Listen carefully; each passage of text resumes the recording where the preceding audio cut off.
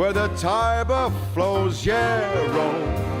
Michelangelo's in Rome, the eternal town of ermine and satin and all things Latin. Rome, like a symphony, is home to the bourgeoisie who put the Roman romantic. That's Rome. It all burned down as Nero just fiddled around.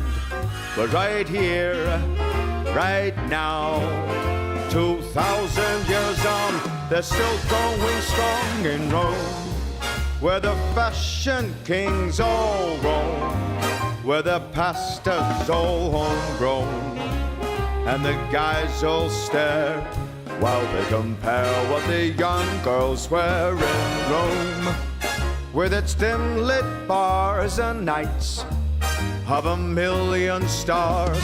So get me across the Atlantic, let's all go land some manic. Who put the Roman romantic? That's Rome. I'm asking, who put the Roman romantic? That's Rome.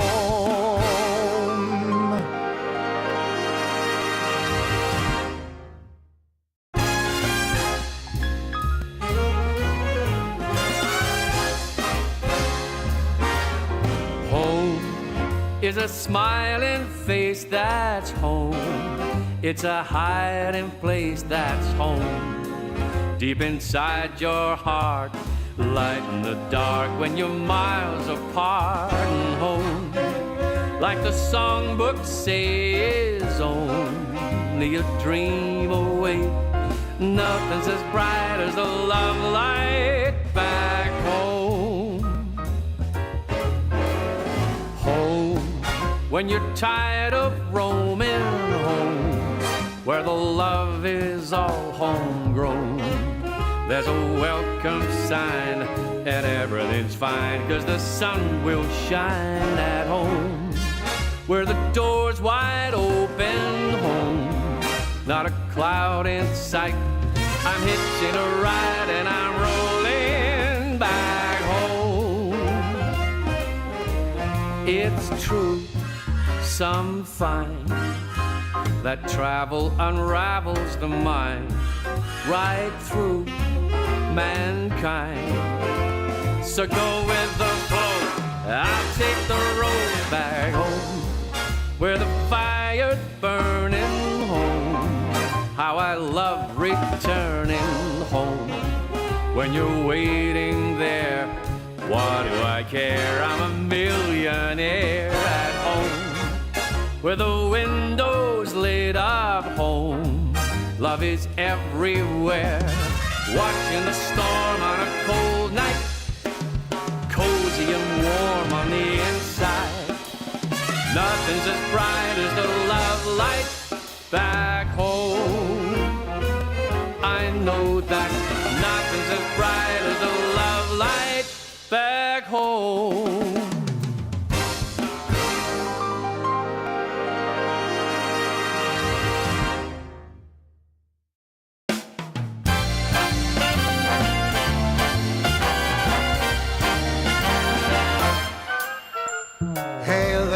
Honey, I've got the money, let's blow it all. Come on, my baby, no if, buts, or maybes, let's have a ball. Let's make the town red with all my breath, there's just no end. If I won the lotto, I'd make my motto, spend, spend, spend. What say that we go take some of my dough, let's blow it all. When it comes to pleasure, don't matter the measure, big or small. Who knows how long this will last? For now, let's have a blast. It's fun, yeah, you know it, so let's go blow it all.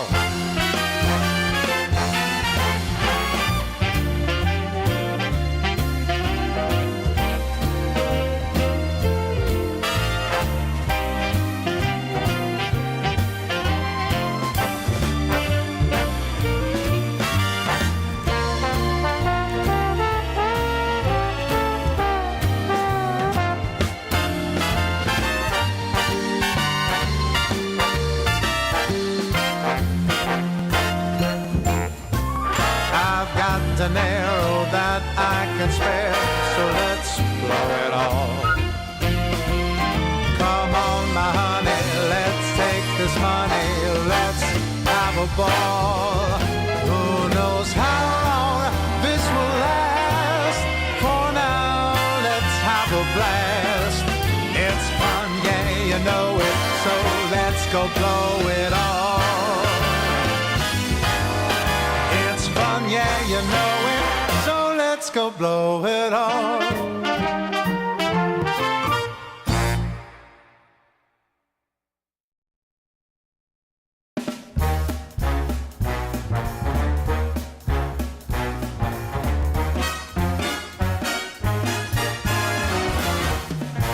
Let's get ready, you know where we're heading. Giving a jive, living a life, we're gonna hit the heights. When that clock strikes midnight, we don't stop till daylight. So banish your blues, polish your shoes, we're gonna hit the heights. But I lose my head, feel my body sway when I hear that Creole music start to play. Gotta find that feeling when your mind starts reeling. Ready to glow, raring to go, we're gonna hit the heights. Hit it, boys!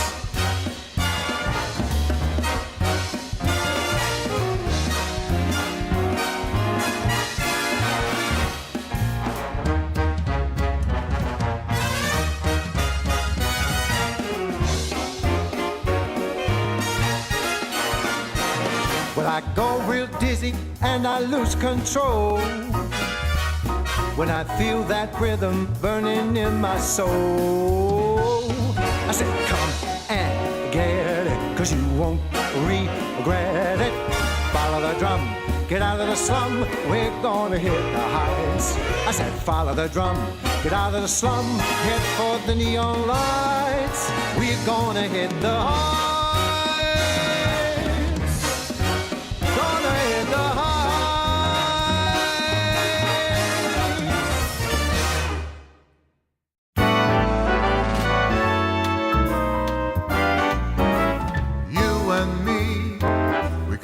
Happy so easily. I got a line to take me back, you see. I'm always loving you. Now and then I'll check out a chick, but I find that when there's really no kick, I'm coming home again. I'm always loving you. You ought to believe me, and I'll just lose my mind. You're making me frantic, please. I'm a romantic needs. I really just can't take these lonely nights. Just stop with your crying. The time's right for trying to make up an end without fights. And now it's you and me. We're happy together so easily. I think you finally believe in me. I'm always loving you.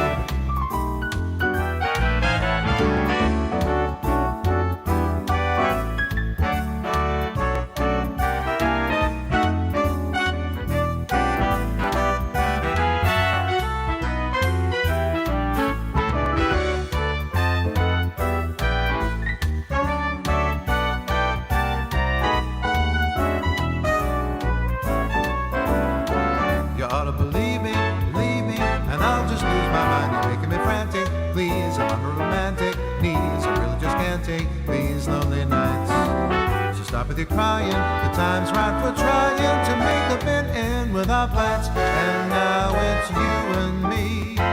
We're happy together so easily. I think you finally believe in me. I'm always loving you.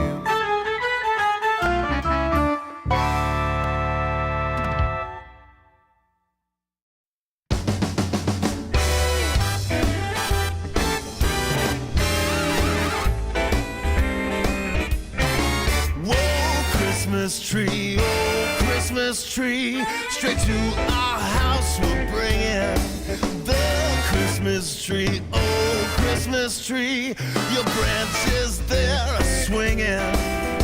It's the time of year Santa's bringing toys to all them good little girls and boys. Oh Christmas tree, oh Christmas tree, everybody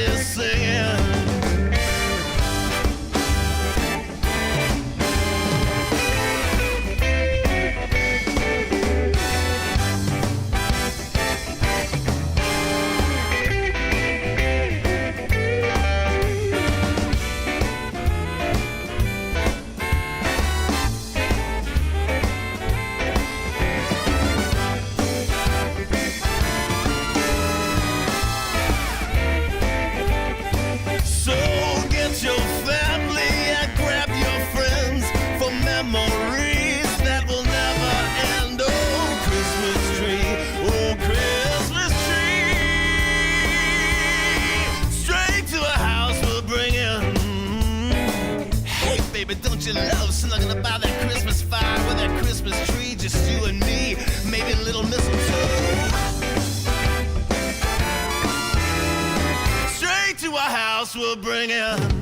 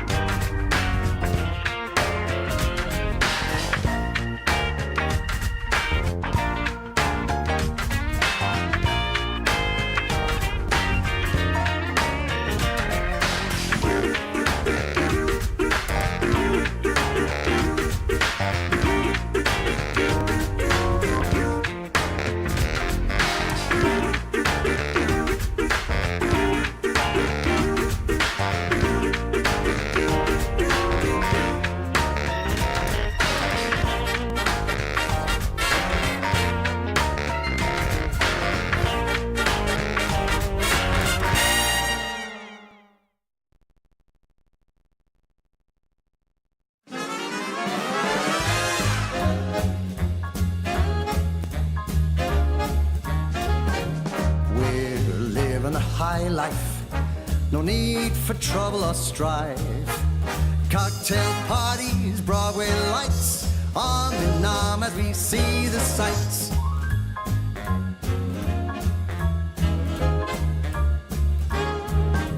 Monday morning we catch a plane down the coast to Saint-Tropez. Wherever we are, it's never the same. Where there's fun and dance, we will play. Living a high life, no need for trouble or strife. Cocktail parties, Broadway lights, arm in arm as we see the sights.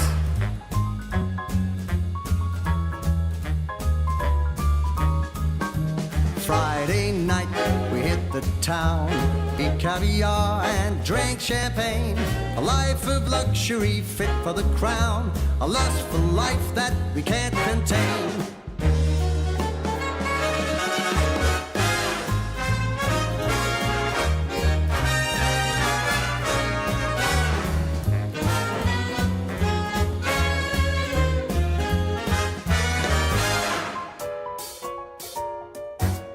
But whatever the party, wherever we land, being with you makes me feel grand. Rags or riches, I just don't care. The love that we share is beyond compare.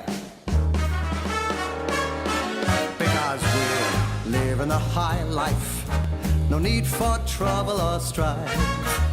Cocktail parties, Broadway lights, arm in arm as we see the sights. As we see the sights.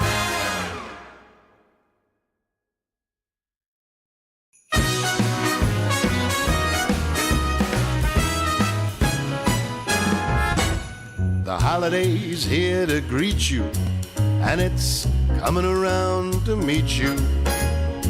We'll let the holidays carry us away. Yeah, it'll carry us away. So, what do you say? It'll make all of our wishes come true. We'll take a winter stroll, footsteps in the snow. Won't you take a winter stroll with me? We'll see the lights on display from Main Street down to the Bay this holiday.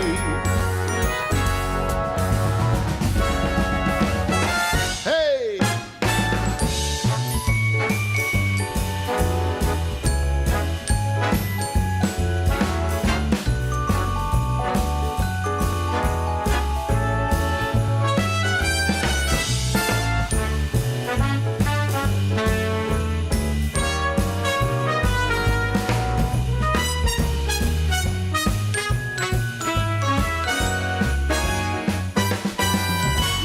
Take a winter stroll, footsteps in the snow. We'll let the holidays carry us away. We'll see the lights on display. Everything starts today. So we'll let the holidays, yeah, let the holidays carry us away.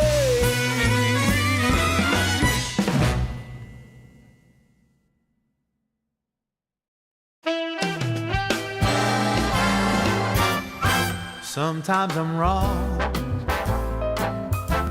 I'm usually right. the reason we get along, We make love most every night. I take it black, And I like it light. opposites do attract. We make love most every night.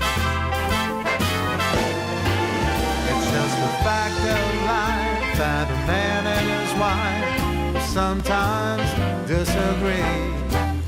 I know it's true, my dear, the resolution's clear. Come on, make love to me. Whether I'm wrong, Whether I'm right, the point is we get along. we make love most every night.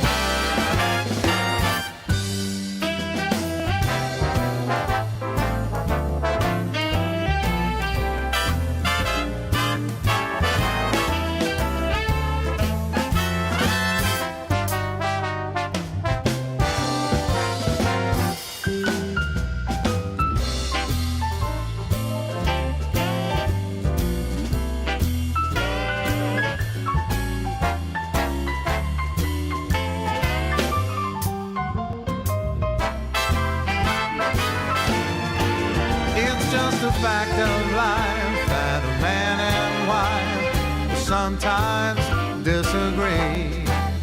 I know it's true, my dear, the resolution's clear. Come on, make love to me. Don't see eye to eye. We never fight. And here's the reason why. We make love most every night. And there's the reason why. We make love most every night.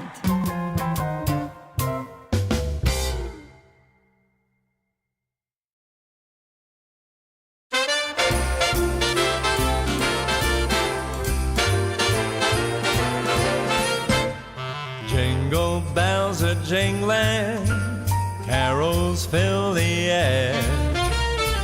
Mistletoe and holly everywhere. Children taking sleigh rides, laughing all the way.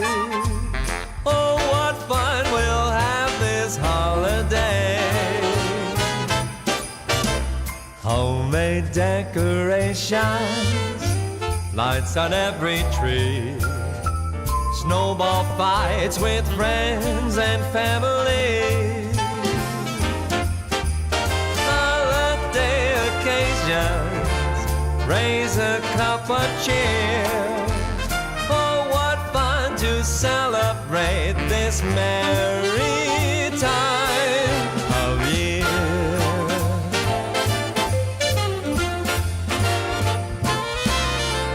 Bells on bobtails ringing, making spirits bright. Come along, we'll sing a song tonight.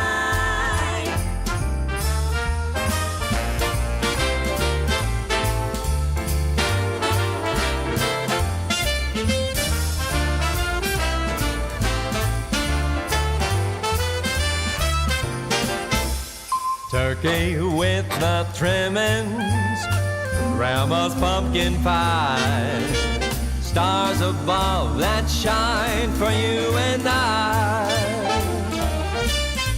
Holiday occasion, friends from far and near. Oh, what fun to celebrate this merry time of year.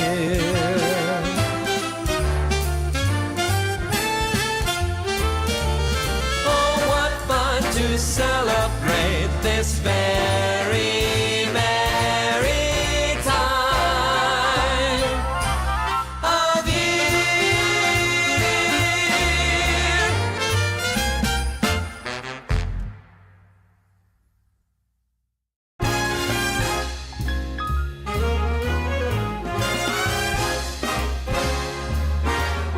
Home is a smiling face that's home.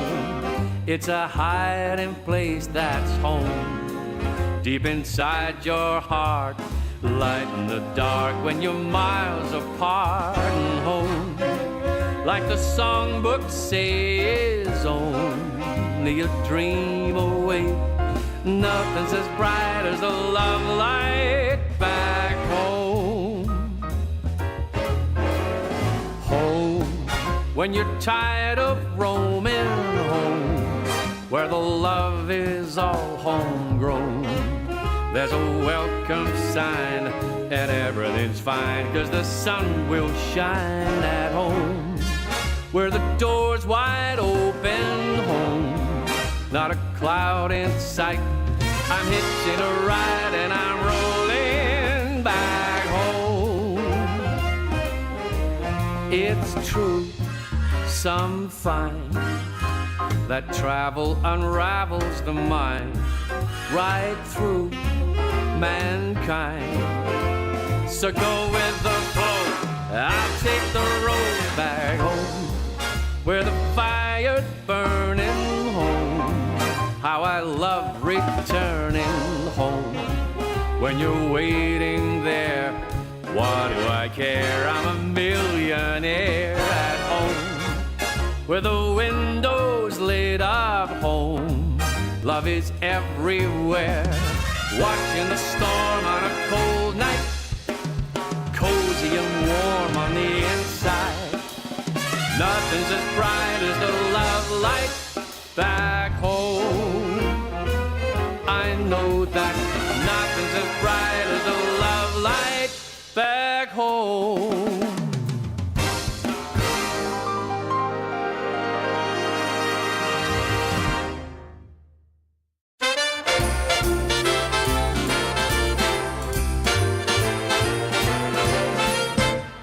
Jingle bells are jingling, carols fill the air, mistletoe and holly everywhere. Children taking sleigh rides, laughing all the way. Oh, what fun we'll have this holiday. Homemade decorations, lights on every tree, snowball fights with friends and family, holiday occasions, raise a cup of cheer. Oh, what fun to celebrate this merry time of year.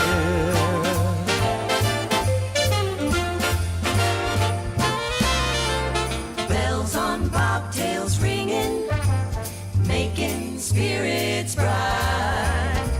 Come along, we'll sing a song tonight.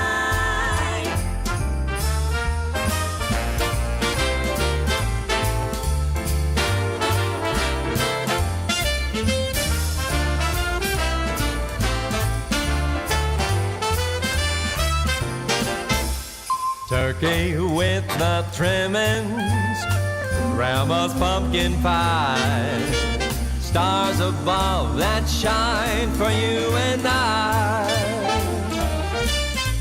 Holiday occasion, friends from far and near.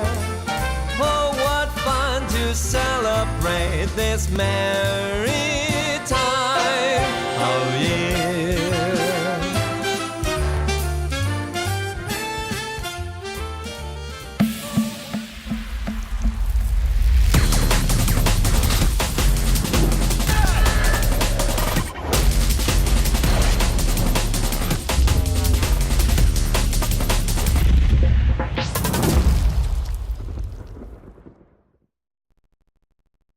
DreamLeague Season 27 is brought to you by DHL.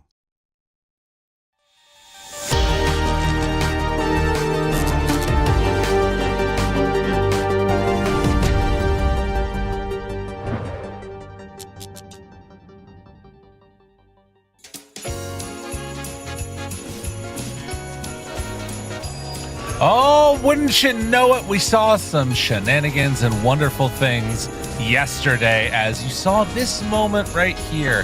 This moment right here was when it was all supposed to come together, when it was all going to be everything that you wanted for Tidebound, and then no.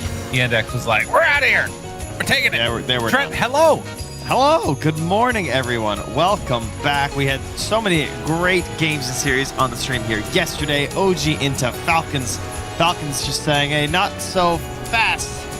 That was the plan, at least. They try and knock these kids down a little bit of a peg here, but it's been topsy-turvy all over the world of Dota 2 right now. I don't know who's winning where. I know we have insane matches here today, which are going to, in fact, feature Falcons coming up here after this.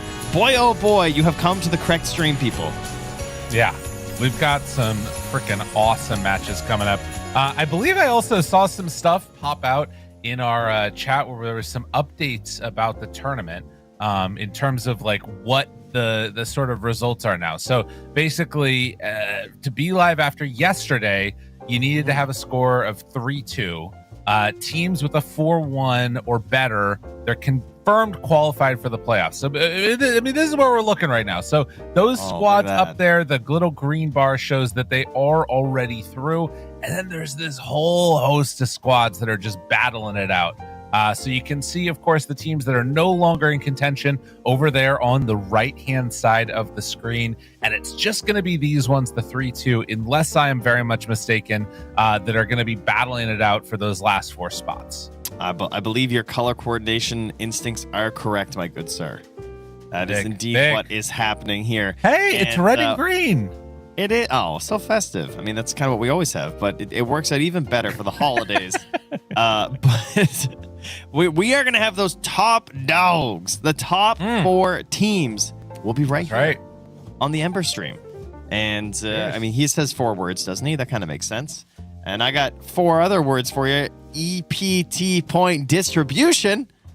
That's what we've got here for you. 21,100 points here in Dream League Season 27, which you can use. I don't know what the value is of an EPT point to cash. I don't know how many kroners or euros or American dollars they're worth. I mean, I know they're worth at least $1 Canadian. I'm sure someone will give you a Canadian dollar for an EPT point, because we'll give you a Canadian dollar if you give us anything. Cool, that's $2 Canadian. I'll give you a loonie. Yeah. Yeah. A loonie. Okay, gotcha. Looney's 1, Tooney's 2. Pay attention. Well, I feel like we've gone over this. Inflation, you know. That's fair. So. Yeah. A loony doesn't go as far as she used to these days. Got to get the toonie, and you'll multiply that a few more, and you get the prize money.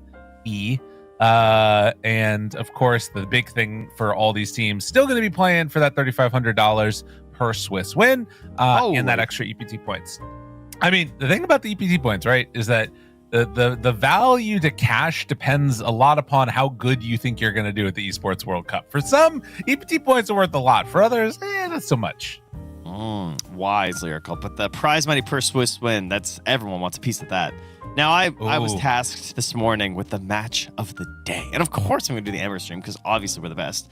And, I almost gave it to you, chatters and general Dota public, of saying OG versus Virtus Pro. I almost said, that should be the match of the day because they're both exciting and up and coming. Yeah. But damn it, give one to the old guard here. Falcons versus Team Spirit. I mean, these two teams, we have teams that just stick together forever now. And it's really cool. And these teams have played together forever. And it's going to be sick. It's going to be good heroes. And they're both qualified, but it's seeding. Right. And that is important. Yep. Notoriously, people struggle at DreamLeague. You really want to just get the best possible seeding you can get because it's a very topsy-turvy tournament. So get your good seeds, bring your best heroes, and I think that's going to be our best match. Yeah, I mean, if you want to harvest a victory, you need to plant the best of seeds. And so getting the highest seed, very important. OG versus Virtus Pro, the match that we are going to be going into this morning. And oh my goodness, Trent, I think that we are going to look at this wonderful squad of players that have brought us so much joy, brought us a decent amount of insanity, and we got to learn a little bit more about them. So let's listen in. 10, we have OG Esports. They're fairly new team, but I think they're all like good friends. I feel like they're playing in like a good environment and they have like skilled players, and that usually means you can do pretty well. Our ninth rank is OG because they are the Davai, or my offlaner, ex-girlfriends. I've ranked OG Esports on the 9th spot. No need to explain. It's OG. Top 10 is OG. This roster is best players from C, and they all try hard from what I heard. So the interview where they said that, okay guys, we're gonna make a team, everyone try hard, and if someone not gonna try hard, we're gonna change them. They're really doing well. And number 10, we have OG Esports. Also, my friend is inside, Adam343, the coach. I respect him a lot, and they are doing quite good recently, so their seat should be higher. Fifth will be OG Esports. And why are they fifth is because they're psychopaths. So we'll put OG number 7. I think a pretty good roster coming from C. Surprisingly for me, they're playing very good. We just lost to them on PGL Wallachia. Very high potential, I think, for them. So they can even be higher than 7, I think. Oh, very, very interesting. Man, I mean, that we gasped. You guys couldn't hear, but we gasped over that one. I mean, here's the thing. Like, you look at this, right? Right now, they are at this stage top 4, right? They're going through. It's guaranteed. This is not what anybody expected, even Falcons. I'm sorry. Can we just... What's that liquid one, please? What does that say? Yeah, I know. Yeah. What does that say? I'm sorry. Seed what? That's true. Seed You're not 18? wrong. Do you know what place Liquid's in right now on the chart? They're 14th, brother. Yeah. All right? You guys... That's rough. Oh, she's in second. I mean, it's crazy. I think that this is one of those moments, too, where, like, you can tell when the rankings happen, right? Because I think, obviously, BGO Wallachia, it was starting to turn things. Blast really changed the dynamic. Well, you know, they might have done this, like, before Blast. 18, Lyrical. They were doing better than them. I mean, you're not wrong.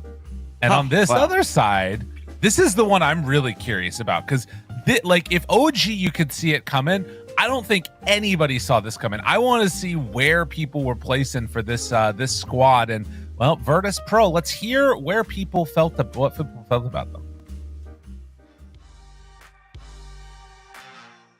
So the Virtus Pro roster, like, we put them on like the bottom 6, bottom 7. They will either bring a really strong idea that's going to be hard to counter by many teams, and they're going to do freaking great, or they're going to bring in an idea that doesn't work, and I think when they have to improvise midway through a tournament, I think that's where they might struggle. Rank 19 is VP. Yeah, probably just based on like the recognized names in VP. Maybe they deserve to be a little bit higher. Again, they haven't really shown anything as a team just yet. So yeah, maybe I would put them a little bit higher, and kind of excited to see how they're going to do with the new roster. I mean, we put Team VP at number 15. Didn't make it through a lot of qualifiers. We beat them in a lot of the qualifiers, so they're not playing many tournaments. Our top 16 team is Virtus Pro because they have Bulba. They still need something to prove on this season. They have good players, good coach. Number 14, Virtus Pro. This team is an assembly of 6 former Shopify Rebellion members all in one melting pot over different iterations, which is pretty funny for me to see. I think Abed is a good upgrade, but they definitely need to put in the work. Need to put in the work, and that they did. You can see here even lower seedings people had for them. Talk about an upset of a tournament, and this leads to the situation where, you know, some of those squads, some of your faves, they might get taken out. It's a very likely possible. I mean, it's a guarantee at this stage. It is. Like, Liquid's already not making gone. through. Yeah, MOUZ isn't through. I mean, it's craziness. Yeah, that is some true insanity right there. I am not gonna lie, man. Jeez. I mean, to be honest, if I was doing my seeding, I also would have had them on the lower end. I was probably closer to the 15-ish for this roster, because I agree with a lot of what they were saying, especially Eki. I think had a good reasoning there of just like, if they come in with a good idea and they're winning their games, they're going to be really annoying. And because you know they've got potential, right? You guys know all these players on Virtus Pro. But if he was like, if they have to adapt, they might struggle. But they did lose 0-2 to Yandex, so I guess there was some adapting that was done, and it worked. Yeah. Well, that's what you want to see. And you know what else we want to see, Trent? What? We want to see a draft. We're getting into the game. Game number 1 right around the corner. I am so excited to see how they do this. I also think for both of these teams, like oftentimes when you get to like the final thing, you might just play a little bit more casual, a little bit more whatever. I think both of these squads want to win out, like really badly, because that seeding I think is particularly important for them, considering like some of the teams that might be towards the bottom. Like you could end up in a situation where, you know, you're having to play against a bet boom in the first round if you get like a rough seeding. Oh, look at this. Polishing the mouse here. Oh, that's good. Making sure it's good to go. That's really smart, actually. Probably should have done that before the game started, but you know, it's okay. Teach their own. That's fine. Well, I mean, it's the draft, you know. He's not busy. Yeah. Who was asking about wireless mouse? Was that Quinn? He was like really intrigued. He was like, "Do you use wireless mouse?" He was like asking some of the players, I think. Were you there for this conversation? No, I wasn't. But I was thinking like I don't trust wireless mouse. Like I wireless everything else, but I cannot wireless the mouse. I can't do it. I need a cord. Yeah, it has to be. I can't imagine I'm living in a world where I could run the battery. Bulba Fly, they are gonna ban the Timber themselves. They had it against your team. I mean, yeah. I guess that's fair. I don't remember Nico playing it a ton. Obviously Yopaj can, but you don't want to pick it that early. And they decide the Shadow Demon's more important. I mean, to be fair, there's been moments where we've seen Timbersaw struggle. So yeah, I'm down with it. This is cool. Does give them the DK if they want it, but I think you take the Shadow Demon over the DK every time. This is very interesting because this is the first draft I can find of OG where they were first pick and Timbersaw was left in. Yeah. They never had to do this except for versus Spirit Game 2. So they did this one other time. They did the exact same thing. That's very interesting. Having first pick. Oh, and they did it yesterday. Okay, yeah. So they are first pick Timbersaw banners now. Wow. Yeah. So that looks like a recent change for them. I mean, if they're banning out Timbersaw, it's because there's like something else that they're prioritizing higher in this first phase. And I think Shadow Demon is that. Like, Timbersaw is insane. You don't want to give up Timbersaw more often than not.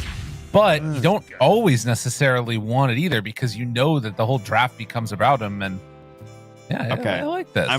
I'm researching. Sorry, I probably should have done this before. But Do okay, it. so it was in their best of one versus Yandex. for Slam. They lost to the first pick Timber, and since then they have banned Timber when first pick. Wow.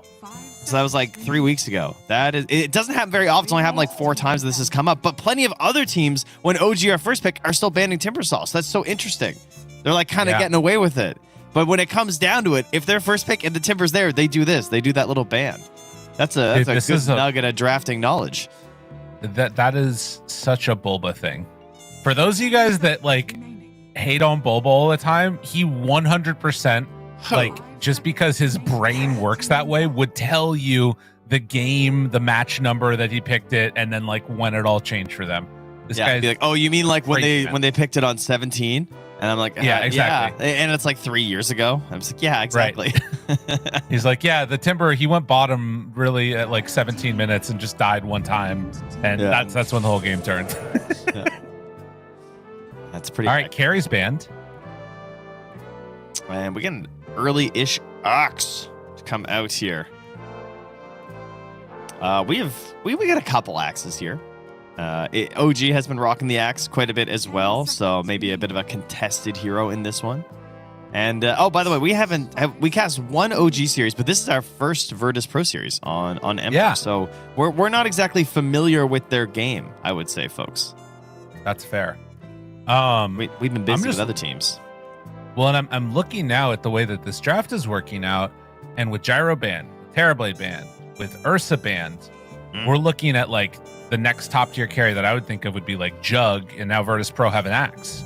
Well, there's also Dragon Knight too.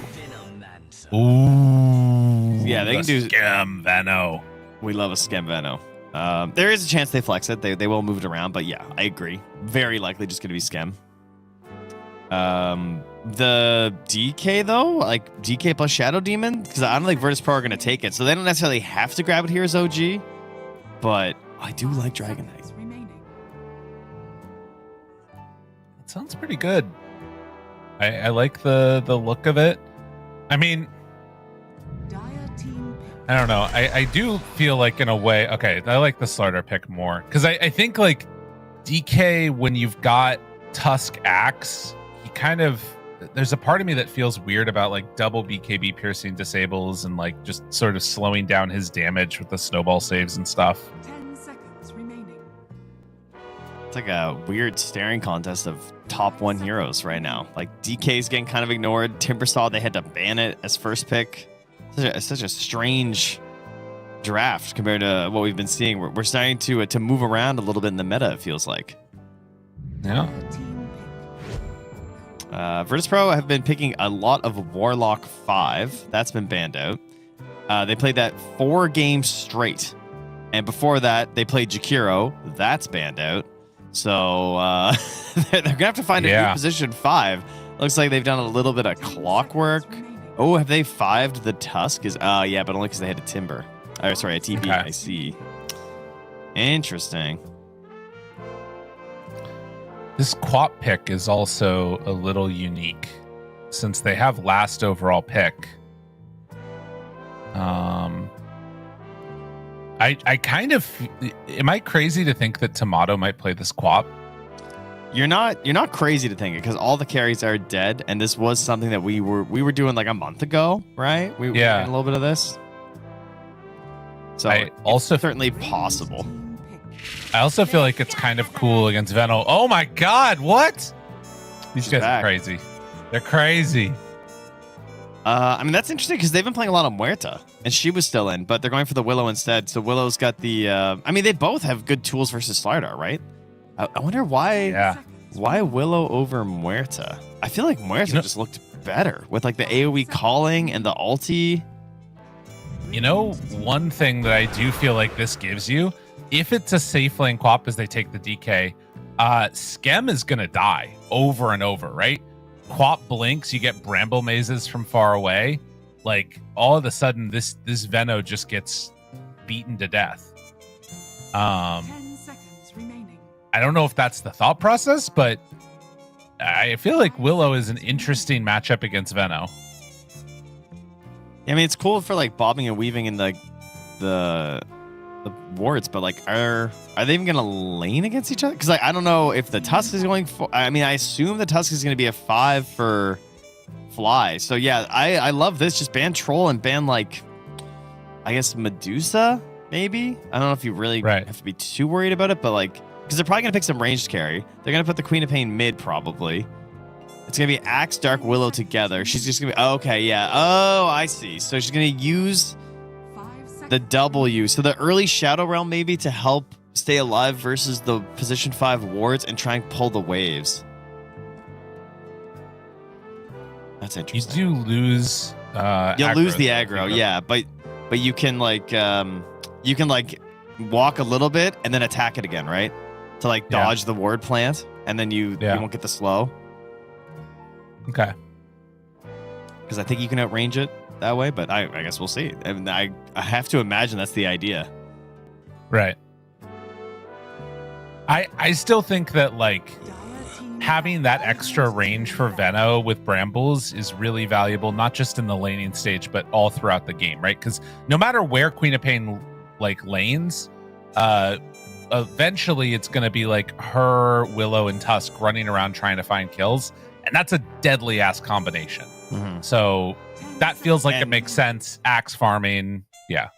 Hellscream is also a Willow beast. When's the last time he actually played it though? I wonder, because I know it's his top 4. He's 111 games. He's really a specialist guy. He has 200 plus Rubik games, 125 Phoenix, 124 Earth Spirit, and 111 Willow. And his next highest after that is like old school support Pango from 2022, because he just loves to spam, and he hasn't played Willow in 5 months. Of course, he's also been kind of AFK for 5 months. He has not been playing a whole lot of Torties, so that's also a bit of it. God, all the freaking carries are banned. Dude, I'm telling you, I want this co-op to be carry. Just slam it in there, Tomato. You're not feeling the deucer? 10 seconds remaining. I mean, I do know that Plague Wards do double damage to Dusa, so no. Got him. Nature's Prophet. Okay, high tempo. Can flex a little bit here, right? Because in theory, you can just put NP mid or safe lane, but it's probably NP mid versus the Queen. We've seen this quite a bit, where the Queens don't even go dagger build. They just go for the screen build instead, because he can just soothing sapling his way out of it. 5 seconds remaining.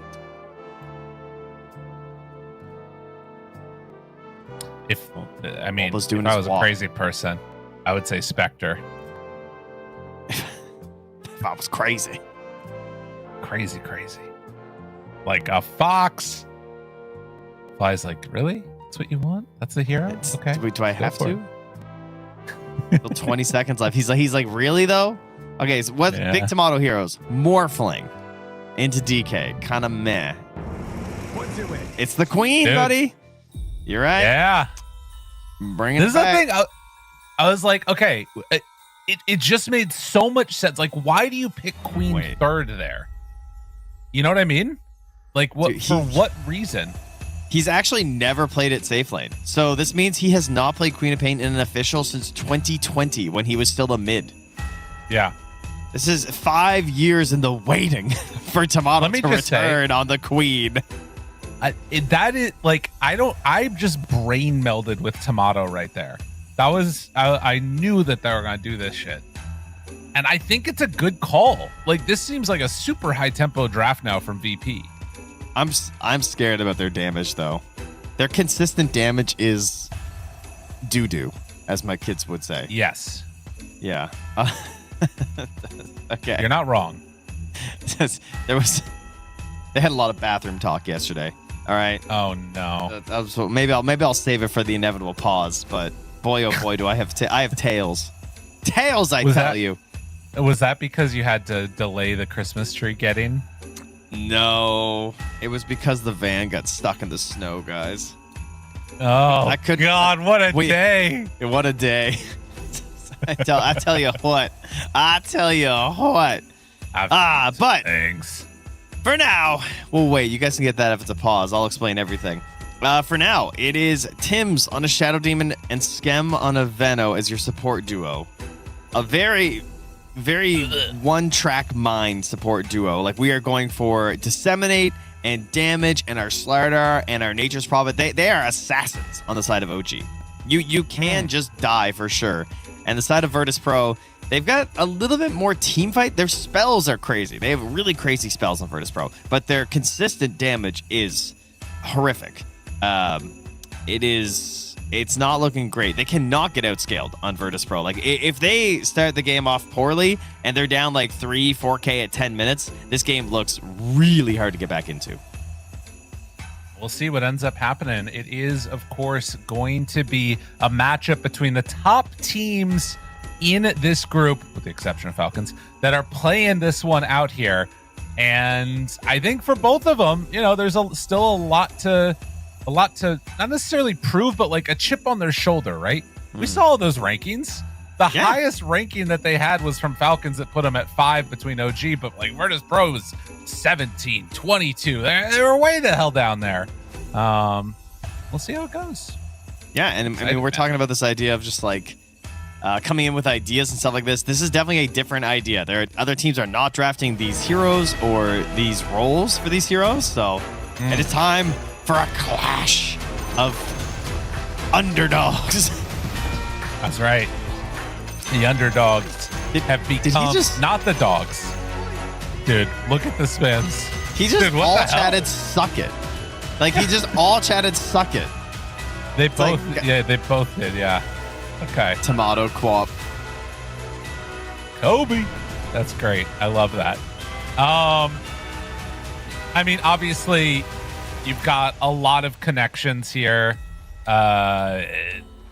Players that have been, you know, battling it out against each other. This OG squad has been in international lands for forever, a large host of them. Then you've got the Abed connection. And it's going to be an interesting one to see how this goes. And who has the most wins for OG in this lobby? Fly. That's actually true. Oh my God. Holy crap, you're totally right. How did I forget about that? It's been so long. I mean, chat was spamming OG versus EG, which made me laugh. Not gonna lie. Yeah, no, it's true. It's back again. Oh man. Well, game number 1 off to the races. Let's see what ends up happening here.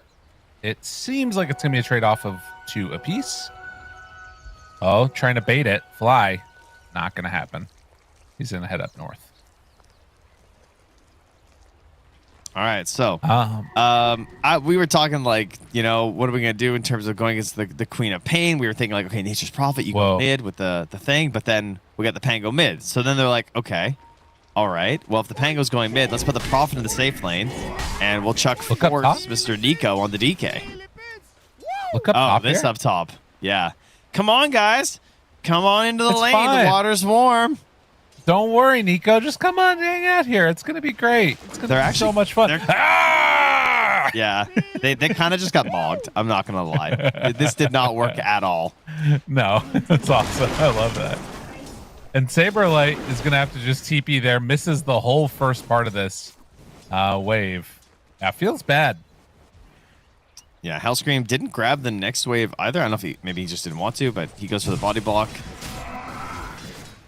Oh, and meanwhile, up there top, they do a really good job. Gonna mess up the wave pull shenanigans. They lose the range creep, and now Tomato can pull the rest of the wave over. Although Fly redrew aggro on that range creep, so that is unfortunate. And bottom Skem is taking some losing trades at level 1 versus Hellscream. Like that's not going to go well for you. Just having the poison sting, he's going to burn through a lot of his regen. He's got 4 more tangos though, and there's also 5 on Hellscream. So these two are ready to just punch each other a lot. And even with the shenanigans, they have built up a really big Radiant wave here. So this is not looking too good for OG down here. Because he keeps healing them too with the last hitting, which is kind of funny. Yeah. Oh, that is interesting. I'll also say I love the innate for Willow. The pixie dust is always a little underrated. You saw Hellscream immediately tango up as soon as he went into the Shadow Realm. And if you do these little trades just around that timing, you actually get like insane value out of your tangos. Yeah, no, it's definitely the way to do it. And this looks really good. I mean, Saberlight, again, he's just holding the point because he's got a nice little wave going. Just getting a ton of free farm. Veno's not harassing too much right now. Feels pretty good. How's that mid lane going? We got Slardar versus Pango. It's Slardar in the river versus a melee hero. You're kind of expecting this, right? Oh, yeah. No, he's having a good time. Abed, not where you want to be at this stage. Does have the wave at least up on his hill, so isn't going to get like ran down and killed here most likely. But it's Pango. You're going to get 6 eventually. Yopaj will get it before you, but still probably fine. What do you think as we see Nico stunning Fly up top here with the TP coming almost in? Wait, there we go. Disruption setup. They might not even need to. There's going to be a snowball to get away, but they have the beatdown, and Tim's going to draw first blood with the Natsumi teleport. Very good. Classic Nature's Prophet. No, I was going to ask, what are the implications when you see the Dragon Knight anime skin? Like, what do you think of the people who choose this as their cosmetic? Yeah, I mean, there are a lot of other better DK skins. Now, it's pretty bad. I don't know, Nico. It's not a good sign. Gotta work on that. No. Yeah. I feel like it's like you just don't care about the hero, I think, if you choose this one. You're not vibing. I see that silver tier up top. I see the anime DK. It's just like, where did we go so wrong as a society? Yeah, he doesn't have another one because he didn't want to buy one because he doesn't play DK as often. Damn, Yopaj running at him in mid on Abed, just bullying back this Pango while they make the rotation over, and Skem is going to be brought down. That's the combo. Yeah, and he's dying in his sea of wards here. But again, it's the Shadow Realm. It's very clever. It's a really cool way to try and battle up against the Veno in lane. And then Skem is very used to just washing lanes on this hero. A lot of teams are just straight up banning this hero versus him because they just don't want to have to deal with this. And I think a little bit of a moment to have a vibe check on Tomato, the carry Quap. How do you feel about it so far? I mean, hey, 2 points dagger. He's feeling good. He feels like he can just stand here, do his thing. It's, I guess, a question of what kind of a build are we going to go for? What's the biggest benefit of the Queen in this game? Is this a Ags game? Is this a I'm playing for big screams game or Sonic Wave games? We used to have Quaps that would go AC. You remember that? Yeah, some right click builds, yeah.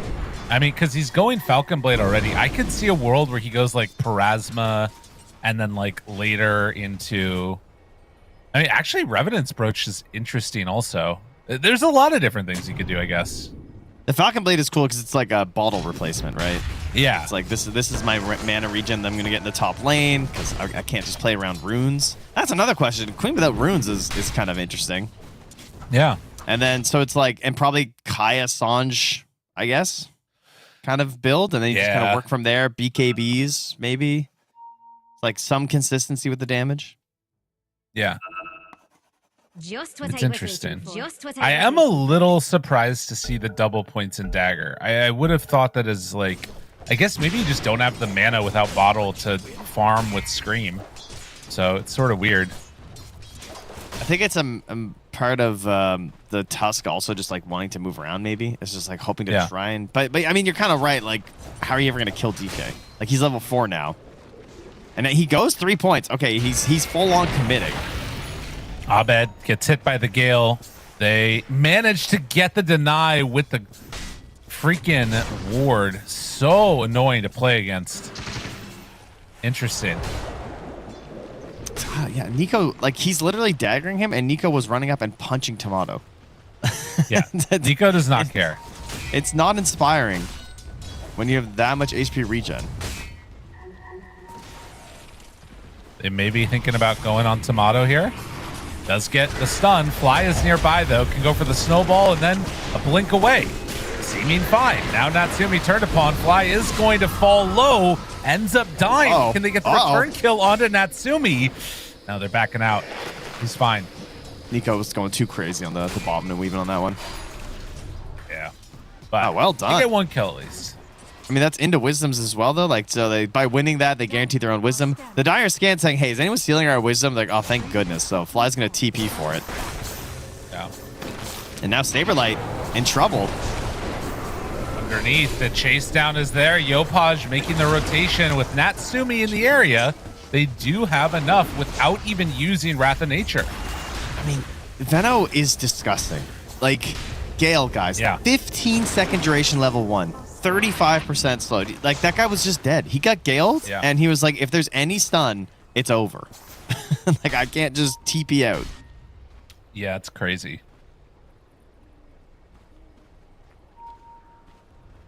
Well, very even so far. Slardar seeming to have the best of it, but it's NP that's a little bit behind. And this is a little bit of an interesting one for Natsumi, right? You'd normally think, okay, you know, you can maybe find this Quap and Orchid or whatever else, but recognizing that without like a real normal right clicker on VP, if he just gets huge on NP, I feel like he wins. Yeah, I wouldn't even worry about it because she's also... Okay. A little bit of a chase down here. They get the stun. Abed explodes. And now just having to get out a TP away by the Dark Willow. OG is starting to come online. VP need to be very careful. Fly's dead. There's nothing you can do here. That's that heroes, triple-digit HP Pango who had already used Shield Crash. Like, he's still at 900, man. That guy was just eviscerated. This was like the biggest fear I had for this draft from VP is this exact situation. Right. Like, what can you do right now? You can do a Scream gank, right? Like a Sonic Wave gank, I should say. That's kind of what you've got. And then you need 6 on Willow to maybe combo with the Axe to do something else. And is Saber like going Helm? He is. So, like, you know, you're going to be grabbing creep waves, pulling those in, all trying to survive. So even if you try and greed right now to like weather this storm, then you also just have a Mjolnir Prophet who's going to start just getting very, very fat. And that's what's strange about it is that, I mean, I feel like Tomato needs to be involved. Oh, He's yeah. also going for this like Maelstrom build. And meanwhile, Nico runs through the Ancients, plants a big old ward, and we got Nature's Prophet, double stacked Ancients and Camps, Observer Ward on top of it. We got big Wrath of Nature possibility. Yeah. Big juicy nukes. I'm pretty sure none of their heroes do anything now on Virtus Pro. Now, there is a dire ward spotting this, but like, who cares? You can watch us farm this. That's fine. I've seen it before. This is the NA way. Just keep farming. Farm your troubles away. It'll be fine. That's right, yeah. I don't think these farmers are going to get a bailout, Lyrical. It's a rough one. Ain't no doubt. Tim's is doing a little pull action now. Oh, Yopaj, what are you doing? Nothing touches the He's fine. like my venom. Smoke under ward. Okay. All right, here we go. Smoke under the ward. They draw the line. They're coming for Tomato. If there is not a chance to turn this around, I don't think you're going to find one. Is the team going to respond to this, or is Tomato's just bailing? I mean, they're not coming. Dude, Tomato, that was so close. The blink reveal. He's crazy. He's crazy, dude, man. Stone cold. That's nuts. Oh, and now they scan, walk so out they of know. last hit. No, Fly! Oh, no! Ugh. Look out, they're here, guys. Oh, no. Wait, what? He blinks in? Bro. Tomato, what's going on here, man? What is going on here? The roll-up, maybe he can do something to catch and kill Yopaj, but I don't think he has the damage. Like, it's just not there. Do they have enough to kill Yopaj even? Yes, they do. Okay, now Nico low, not quite low enough for the full finish. They're respawning and running back in with Husk now. I mean, Natsumi did TP in here. Needs to find vision. He can't chase it. It just ends up being a 1-for-1. Well, 2-for-1. I mean, that was pretty good, I guess, right? Like, this could have been worse, considering Fly just goes down. He's not worth a whole lot. Once Tomato jumped back in, I thought he was just going to get insta-gibbed, but he manages to get back. Yopaj kills him, but, I mean, the roll. This is what they have. They have good spells. Like, they can certainly win a fight like this, but the problem is when these spells are not up, they are just useless. Yeah, that is the main concern that they're going to have right now. And now the gold is stacking up a little bit here. Nico has an armlet done right now. He's just going for a classic farming style. As Scam gonna pop the ulti. They're on him. We'll get the dunk off, but then they lose Abed. This minus armor really starting to rip him up. And now the jump. Yopaj low, but not low enough for a kill. And Tomato is just going to die. T2 is brought down. 4 for 1. OG bringing the numbers. Just the Venom, man. Just it's so hard, especially as these heroes, to win a fight versus that. He did the most damage in that fight and just died. Like, he just threw out his ulti, dropped a couple wards and a gale down, and then his team comes and cleans it up. And as a Venom player, nothing makes you happier than that moment right there, right? I press my ult, I die, my team gets all the golden XP. I am the Banana Mancer. It's fine. I don't care if I live. What do I care? I'm a little banana peel, like squeaking around on the ground, all stinky and greasy. I mean, he is a monster. And this is like something that we've seen for a while now from him. He keeps doing this. Yeah. I mean, this is why teams ban it. Like, they had one good moment versus in the lane, and you're like, aha, I've concocted the solution to Veno, and then he's like, I don't care. Well, the plus side is that we're there for a curse. So the caster curse alive and well. just you wait. Just you wait. Oh, Hellscream. Yopaj is coming. Yeah, see? And wait. He's getting away. Hellscream survives through it. Okay. I'm sorry. Wait, what? I mean, he did his little getaway move. It's very strong. Abed. Chase down. Natsumi. All of a sudden, I mean, OG losing a couple of heroes here and there that probably shouldn't happen. Now just going to roll out on Abed. Getting out of trouble. Going for the rune. Trying to buy more time. Gets a little shield crash. Love. And Yopaj decides not to chase any further. And now there's a snowball. Tomato is nearby, but Fly is just going to be brought down. I love this bug. The Dragon Knight. Oh, Tomato? Oh my god, dude. Yopaj is a killer. Yeah. We got stunned to DK, knockback stun. It's even better when he's in his dragon form and he's like running on his tail. Yeah. Yeah. I mean, Tomato, he's going for the Mjolnir build, so we've seen this before from the position ones. I feel like Fly was playing this, where you just go like, a farming item. Makes sense. I thought maybe they were going to like double down on the battle form with like Sanjin Kai and just kind of play it more of a brawly type, but he's basically saying like, I will be the anchor for our team. I will find the gold, friends.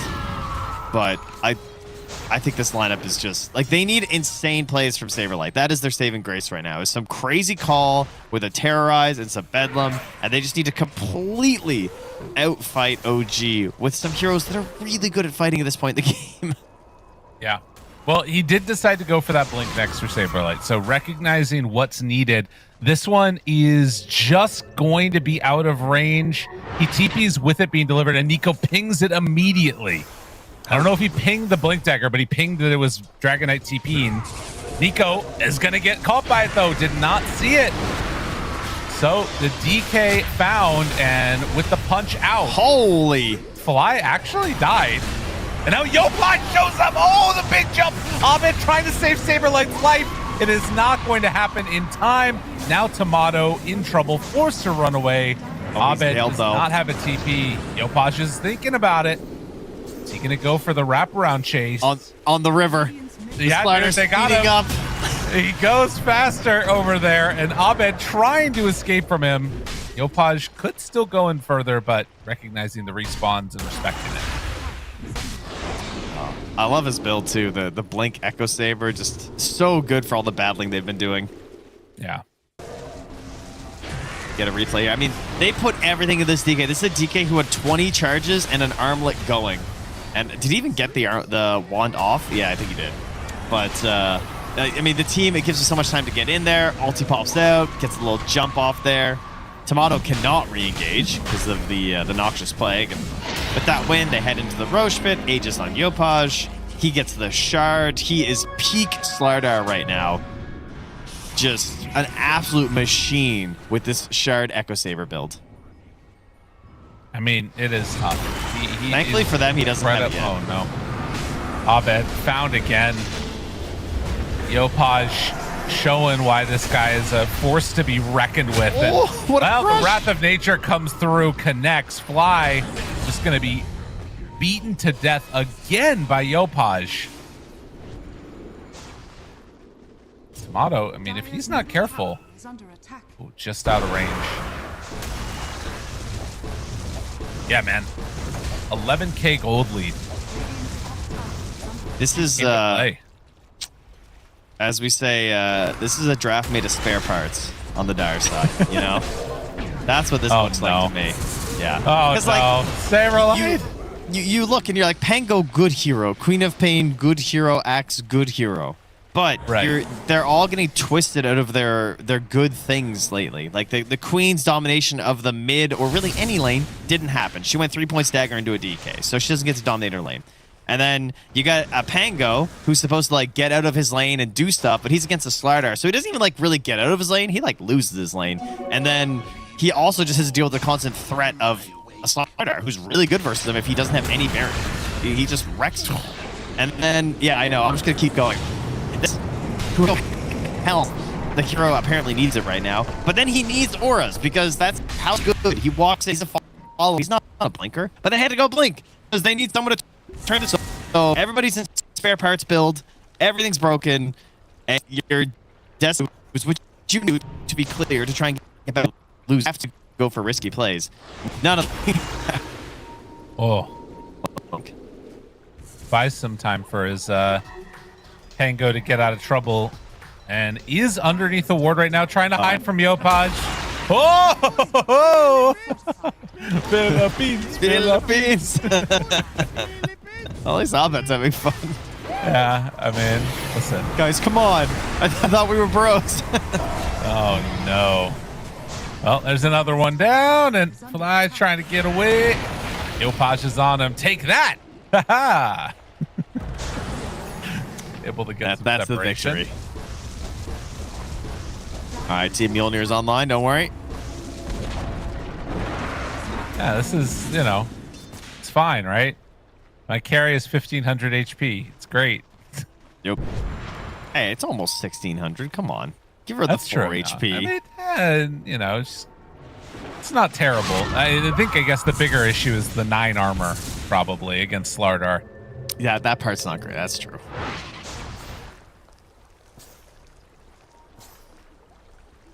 Yeah, that actually doesn't get solved for a while, or like ever. The armor issue? hero. Yeah, there's a reason some, you know, agi heroes can be good carries sometimes. Uh-oh. Listen, you're the one who said it. You wanted this. You voted for this Tomato Queen of Pain. All right. I didn't want it. I intuited. I could sense a disturbance in the force.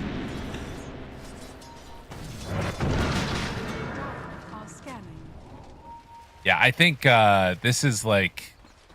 The problem is you really do need everybody to like win a fight on VP for anything to go well. And OG I is think you just need like, everybody to get a gank. Yeah, honestly. It's not even a fight. It's like if they want to kill Nico, I feel like they need all of them.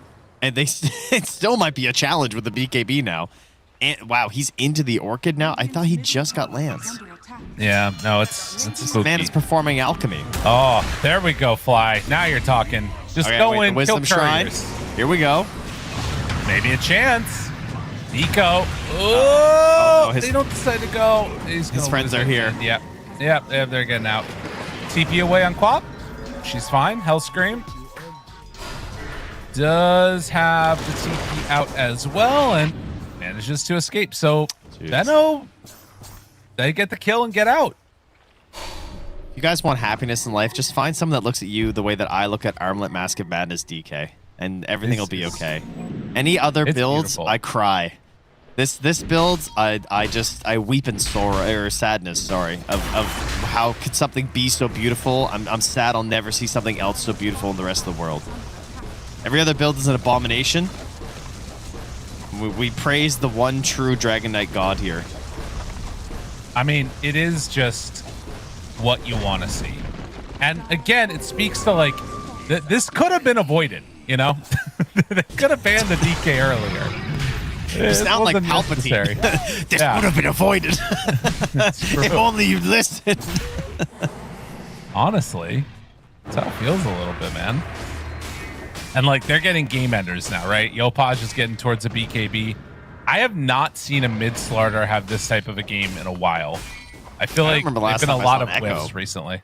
Yes. Yeah. I feel like people are struggling to like find the good items, and then they're like trying to decide between Ags or BKB, and Yopaj just looks, I mean, to be fair, he's just in a rolling game with a Nature's Prophet. Yeah. All right. It's here's a easy to look question. good. So, you know, it's pretty clear OG are doing good. The question is, if OG win, does Abed do a Philippines as they GG out? Oh, yeah. Yeah. 100%. Okay. Yeah. No, I mean, this is Helping where you out have the to squad. mentally just say, oh, we're qualified. It's fine. Okay, here we go. Yopaj into Saberlight. Big 3 play. heroes. This guy's got to be dead. Oh, Abed was given a lot their way, so they got to give one back. And now, jump forward, silence. Oh, Fly with the save onto the creep that's going to die. Should be able to blink out afterwards on Tomato. And Fly going to give up his life for that one. So All right, nice a save. 1-for-1. That was perfect. That was an excellent snowball save against the Orchid, because he had nothing. He was just dead on Tomato. Why do I keep cursing them, man? It keeps happening. You're so powerful. Apparently. I didn't think so. There you go, Abed. It was scary how close he was to getting away on Yopaj, though.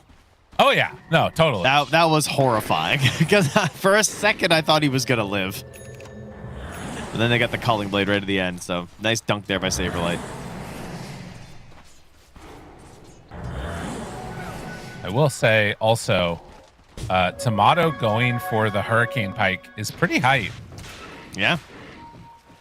Some survivability, trying to find some solution here. Kind of scary, though, because it just delays a Dispel even further. But, you know, you can kind of outplay your way, I guess, from an Orchid with a good Hurricane Pike. Mm-hmm. Scam trying to get into a Glimmer. No vision at the moment, but VP obviously having an anticipation that they're in the area, trying to find a bit of a wraparound now. If they go too far, they're going to walk into a ward, though. So Saberlight now seen, shows up for a minute on the ward. The rest of OG's coming down here. They're going to jump. Fly does have a snowball save. Now Nico off to the side. They get the call only on to Tim's, but it's a decent one to get. The unfortunate thing is Tomato is basically dead as Yopaj tries to run him down, manages to get the blink out. Oh, and the root from Hellscrape to save his carry's life. Yule's Scepter lift up. I mean, again, the highlight here is that Tomato didn't die with the other cores. Yeah. I was also just watching Tomato as I'm slowly seeing the other portraits fade to black at the top of the screen. It's like, but Tomato lived. Yikes, man.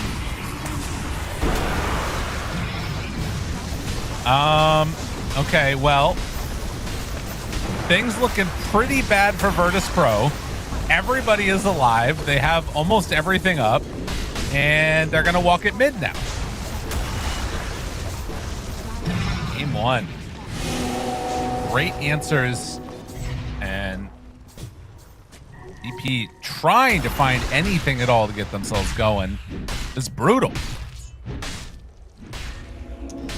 They're sticking with it, though. I will give them that. I can't say many teams would still be doing so. I mean, poor Fly, dude. What is he, level 9? My guy's never even seen a talent. 26 minutes in. That's brutal. I mean, he's got some drums. You know, the build-up is slow. You get where you need to go. Just in the back, beating the bongos, you know? Someone's got to hold the rhythm. And I mean, Natsumi, you know, we always have that big question, Mjolnir or Orchid. He's like, why not both? If you're this rich, just make it happen. Make all of their lives sad. They even scan to see if they're coming in. The thing here is it's like, I don't even know what I don't think there is an item that like solves any of these problems, right? Even like Rapier Tomato, you're like Rapier Queen of Pain. Who cares? It's like you're getting the spell lamp maybe, and it does not feel good. All right, 5 blade mails. Okay, all right. There, that's the. That's a DK, man. He don't care. 5 blade mails. Natsumi goes down and you insta GG. I like that. All right, smoke up. Getting prepared for the GG call. Roll up. Aghanim Scepter on Pango. Finds the Venom. Oh my god, he jumped into all of them! He says, you want to shit on me? Fine, I'll do it myself. Now they pull in the Queen of Pain. Tomato is gonna go down. Not able to be saved by the Tusk. Everybody's dying. Saberlight trying to TP back, but GG is called. Abed called it first. No Philippines. Where's the Philippines? Oh, well, he did tip Natsumi. Nico Philippines.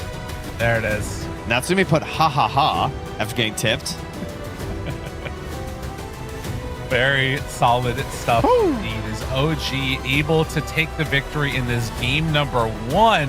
An unorthodox draft coming from Virtus Pro, and it gets punished heavily. OG are so back, guys. They are.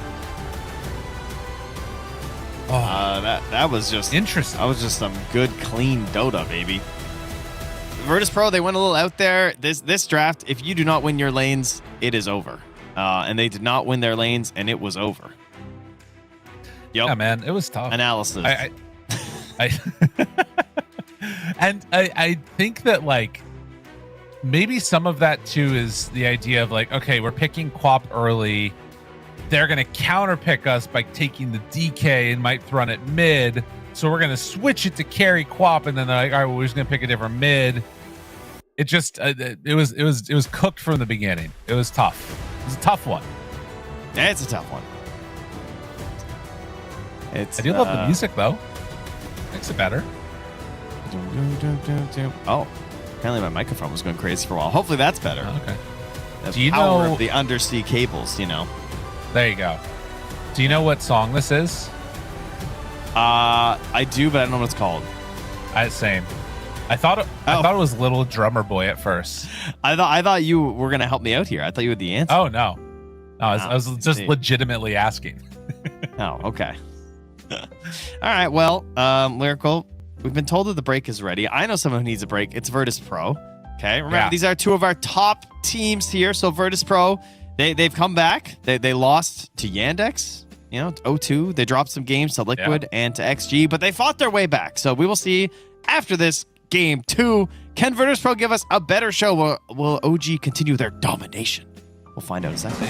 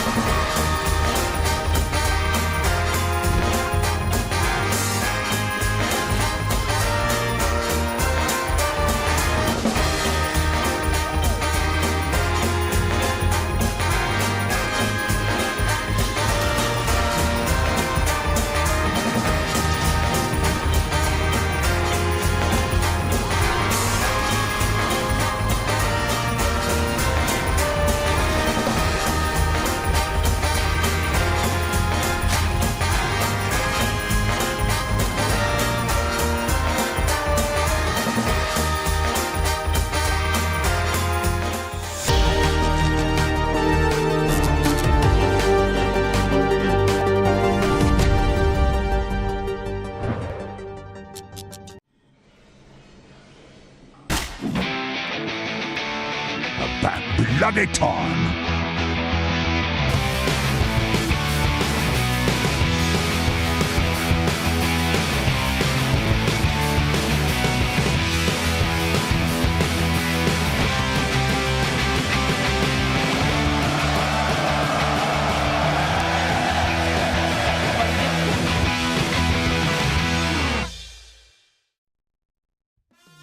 Всем привет! We're in Serbia right now, more specifically Belgrade, for our bootcamp for the Dota team. We're gonna play DreamLeague Season 27. Right now I'm gonna show you around the different houses that we have to prepare for the next tournament. This is house number 9, where, come in. This is the kitchen, where a lady comes and she cooks different types of food according to what people like or what they request. This is the big fridge, full of delicious protein. This is the dinner room, where we come here for breakfast. And we have usually eggs. People love protein in this house because they're all addicted to the gym. So we tend to have eggs, some pastry. We don't spend much time here. It's mostly just for 5-10 minutes breaks that we take in between scrims, or just talk a little for breakfast and lunch. Follow me. Let's go to see where the action happens. House number 10. Welcome to house number 10. This is the main house of the bootcamp, where we have all the computers and where we practice almost all day. Let me show you guys.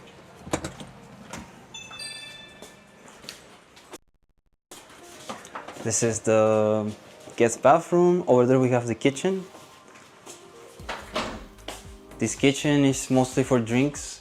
We just get tea, coffee, and the water's over here. I think this is some protein powder from someone, maybe Avid, I'm not sure. So this is all drinks, no food allowed. Now this is the main bootcamp. This is coach number 2 computer. This is coach number 1 over here. Watching some replays. This is our manager Fesser. He's sitting next to the fruit area. This is where we have all the fruit. Just a quick snack, you know, as gamers we love bananas because you need fast energy that doesn't like slow you down. So banana is the perfect snack for this. All the computers that I was talking about, everyone's working really hard, especially that guy over there. I think he's working really hard. Over there too, just a bunch of hard workers. Don't disturb them, guys, they're really busy. Myself too, really, really busy right now. Yeah, we don't really use the backyard. Right now it's not accessible. Come to the rooms, let me show you. So here, I cannot show you the insides of these rooms. This is Hellscream's room. Over here we have Avid. We've pretty much separated. It's like 3 players, 1 coach one side, 3 players, 1 coach the other side. Avid came here first, so he took the nicest room, this guy. And I'm over here in the 2nd floor. This is the 2nd floor, I guess, or 3rd floor, I don't know. This is my coach room, 2nd coach. He's sleeping right now, I think. I share bathrooms with him. This is my room. Wait 1 second, I gotta clean up.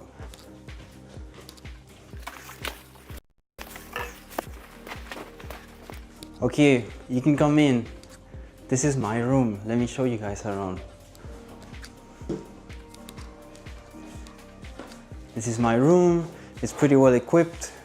I have a nice balcony where,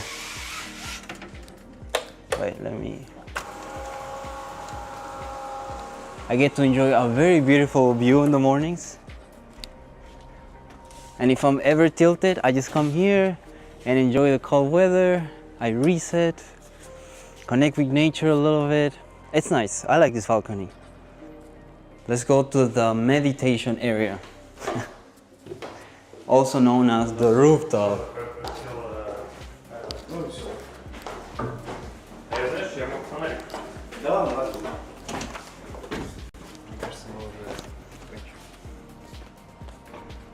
The rooftop.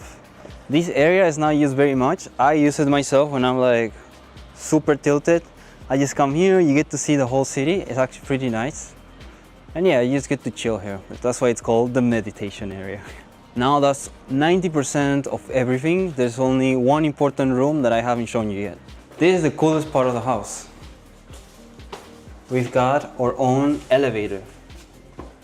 It's pretty handy when you have like your hands full of dirty clothes and you need to go to the laundry room, which I'll show you soon. When coming to my room, I use this with my luggage because there's no way I'm gonna carry my heavy luggage like 3 floors. So the elevator is actually used quite a lot. Not daily, but when it matters. Okay, let's go. -1. Let's go. It's a small elevator, but it gets the job done. So.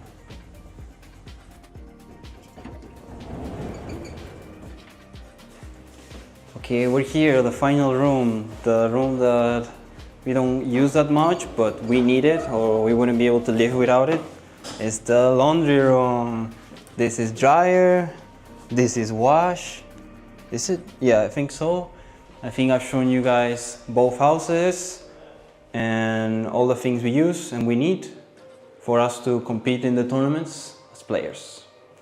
I hope you enjoy your bootcamp.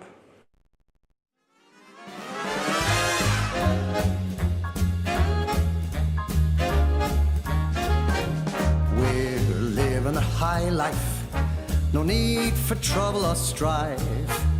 Cocktail parties, Broadway lights, arm in arm as we see the sights.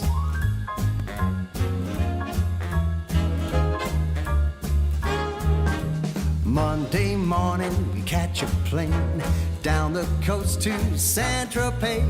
Wherever we are, it's never the same. Where there's fun and dance, we will play.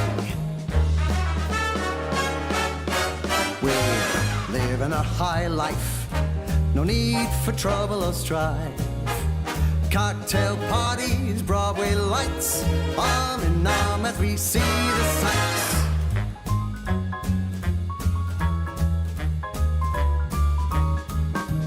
Friday night, we hit the town, eat caviar and drink champagne. A life of luxury fit for the crown, a lust for life that we can't contain.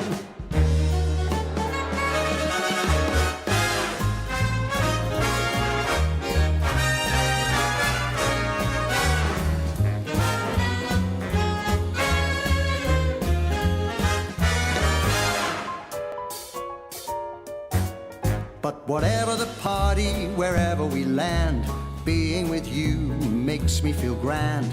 Rags or riches, I just don't care. The love that we share is beyond compare. Because we're living a high life, no need for trouble or strife. Cocktail parties, Broadway lights, arm in arm as we see the sights. As we see the sights.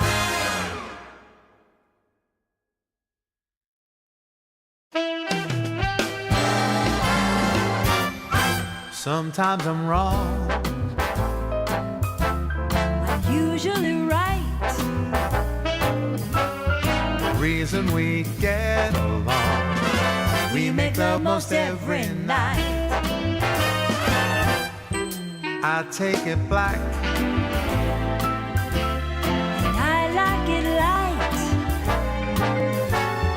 opposites do attract. We make love most every night. It's just a fact of life that a man and his wife sometimes disagree. I know it's true, my dear, the resolution's clear. Come on, make love to me. Whether I'm wrong,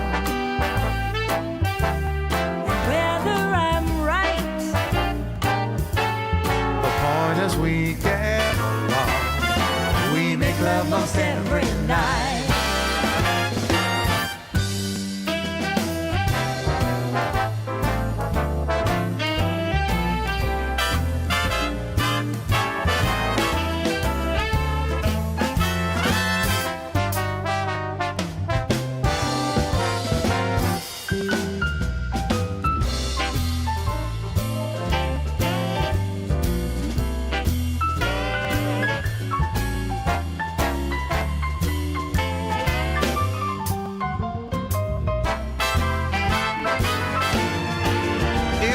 a fact of life that a man and wife will sometimes disagree.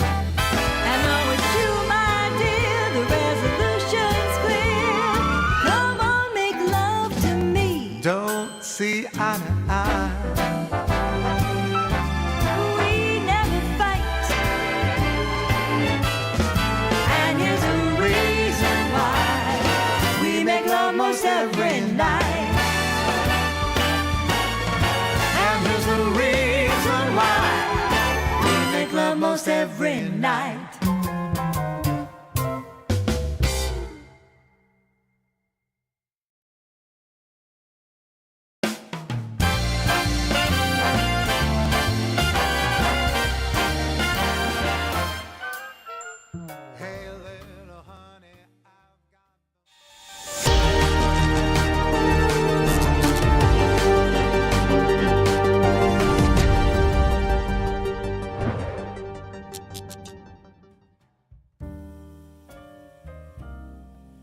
What's happening, everybody? We're back again. Game number 2 right around the corner. We got 10 players in the lobby, and we should be starting in just a moment. Trent, I did just see that the all of the OG players have their profile pictures set to the handshake with No Tail and Fly. So that's the memes. They keep on flowing. So sometimes you can just keep going back to the well.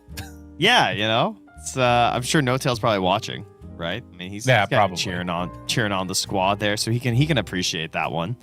So yeah, it's pretty solid game 1, obviously for OG. I think they should be pretty happy. They should be happy to be memeing. And for Virtus Pro, I was reading the match thread and I found the copium, which was apparently game 1 always goes like this for Virtus Pro. You and I, we have not been blessed with Virtus Pro on our stream, and we've been so busy watching other games, we haven't seen what they're capable of. And I have been told that this is always what happens game 1. Don't worry about it. Don't worry. Just you know, eyes down. Don't think about it anymore. It is going to be a switch up this time, so VP will be the ones with the first pick overall. And I mean, to be honest, like the whole strategy, it felt like from Virtus Pro last game was like, we're going to give them Timber, and then we're going to counter Timber. And then OG was like, okay, well, we're going to ban the Timber, and we're going to take the Shadow Demon. And then we're like, oh shit, they played us. So everything from that point felt like it was kind of just going crazy. I want to see what happens with Virtus Pro when they get a more normal draft. Yeah, and that'll be Radiant again, right? I looked yesterday. I saw Radiant Die were just straight up 50-50 throughout the tournament. So I guess that it's all about the picks. Well, I mean, who knows, right? No one ever really knows. That's the real truth I've learned over the years. No one's quite sure what the answer is. It looks like Dyer's 1 win up right now, guys. 73 wins, 72 losses.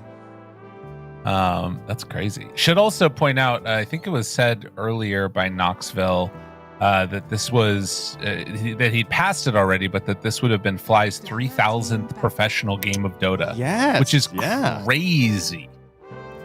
Especially because he started later coming from Han, anyways. Yeah, I can remember him being like a newer player, which is, I mean, the consistency as well is pretty ridiculous. So yeah, big props to Fly for sure. And this is a new one. When it comes to first overall picks here on the Ember stream, we have never seen a Ursa first overall. I can guarantee you that.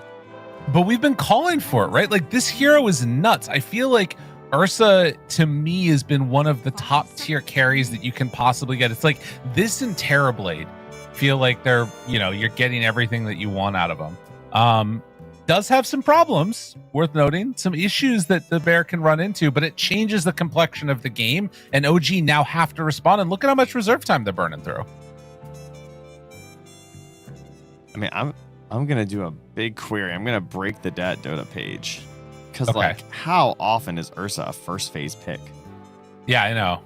It's not often, and you're going to tell us exactly how often it is. Oh, the problem is I can only get... Well, I can't. It's not going to work. Oh, wait. All right, no problem. First overall pick. Yes! And then the other answer! All right, let's go. For those of you that missed it on the Ember stream, the past couple of days, we have had an affinity for Primal Beast. If you have not seen Collapse on this hero, it is disgusting what you can do. And I want to see if Nico has the sort of capability of emulating that type of a play. Could also be a Yopaj hero, but it's going to be something to watch for. I love Primal Beast right now. I think this hero is so good. Yeah, he is the mascot of the Ember stream for sure. He's been our guy, even when he's losing games, which frankly he has been losing a couple of the last ones. But he just looks incredible. We're seeing the earlier pickup of the shard into just combo damage, disgusting. What have you preferred, the offlane or the mid? Interestingly, I actually kind of like the offlane against Ursa in particular, because what I've seen a couple of times happen is with like as a roaming support, Primal gets 6 before Ursa, and then you just kill him because he doesn't have Enrage to deal with the Pulverize. Yeah, I would agree. Because the support is often pulling the waves as well. And they like just feed the waves to the beast and off they go again. So yeah, he gets 6, he pulverizes, and we get ourselves a good start. So that's probably what I'd be angling for as well on OG. But they, of course, do have the last overall pick, so you get the double bonus of the Primal Beast flexing away. And if you are first overall picking the Ursa, you are definitely banning the Veno. That must have been tempting. They must have been thinking about picking the Veno instead of the Primal Beast there, because that's just too funny. It would have been pretty hype. But a wise decision, I think, to go with the Primal. I mean, again, it's a situation where I wonder if Virtus Pro is like anticipating that they're going to take that hero, and OG. I mean, just in general, a drafting philosophy of not giving, not taking what the other team is giving you, right? Like, because they probably have a plan for it. Virtus Pro, they have not been Chen gamers either throughout this event, so I was kind of curious about that one. They've largely been banning or ignoring it in plenty of these, and OG, of course, we've seen plenty of great Chen gameplay from them. But for now, we're gonna get the Shadow Shaman. Okay, Bro. we got Lion versus Crystal Maiden twice yesterday, guys, and the day before. That was pretty insane. And now we have the Shadow Shaman returning here with a Hex versus the Ursa. Very useful. I'm just gonna say it, and listen, I'm willing to be crucified on this one. We don't need a patch. Like, look at this. Look at what's happening. We got first phase Ursa. Now Shadow Shaman gets taken here.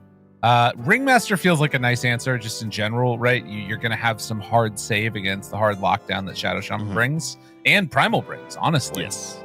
Yeah, the single target save is pretty ridiculous.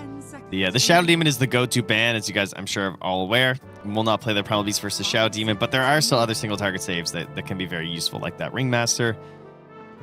And probably want to just grab their 5 here as well.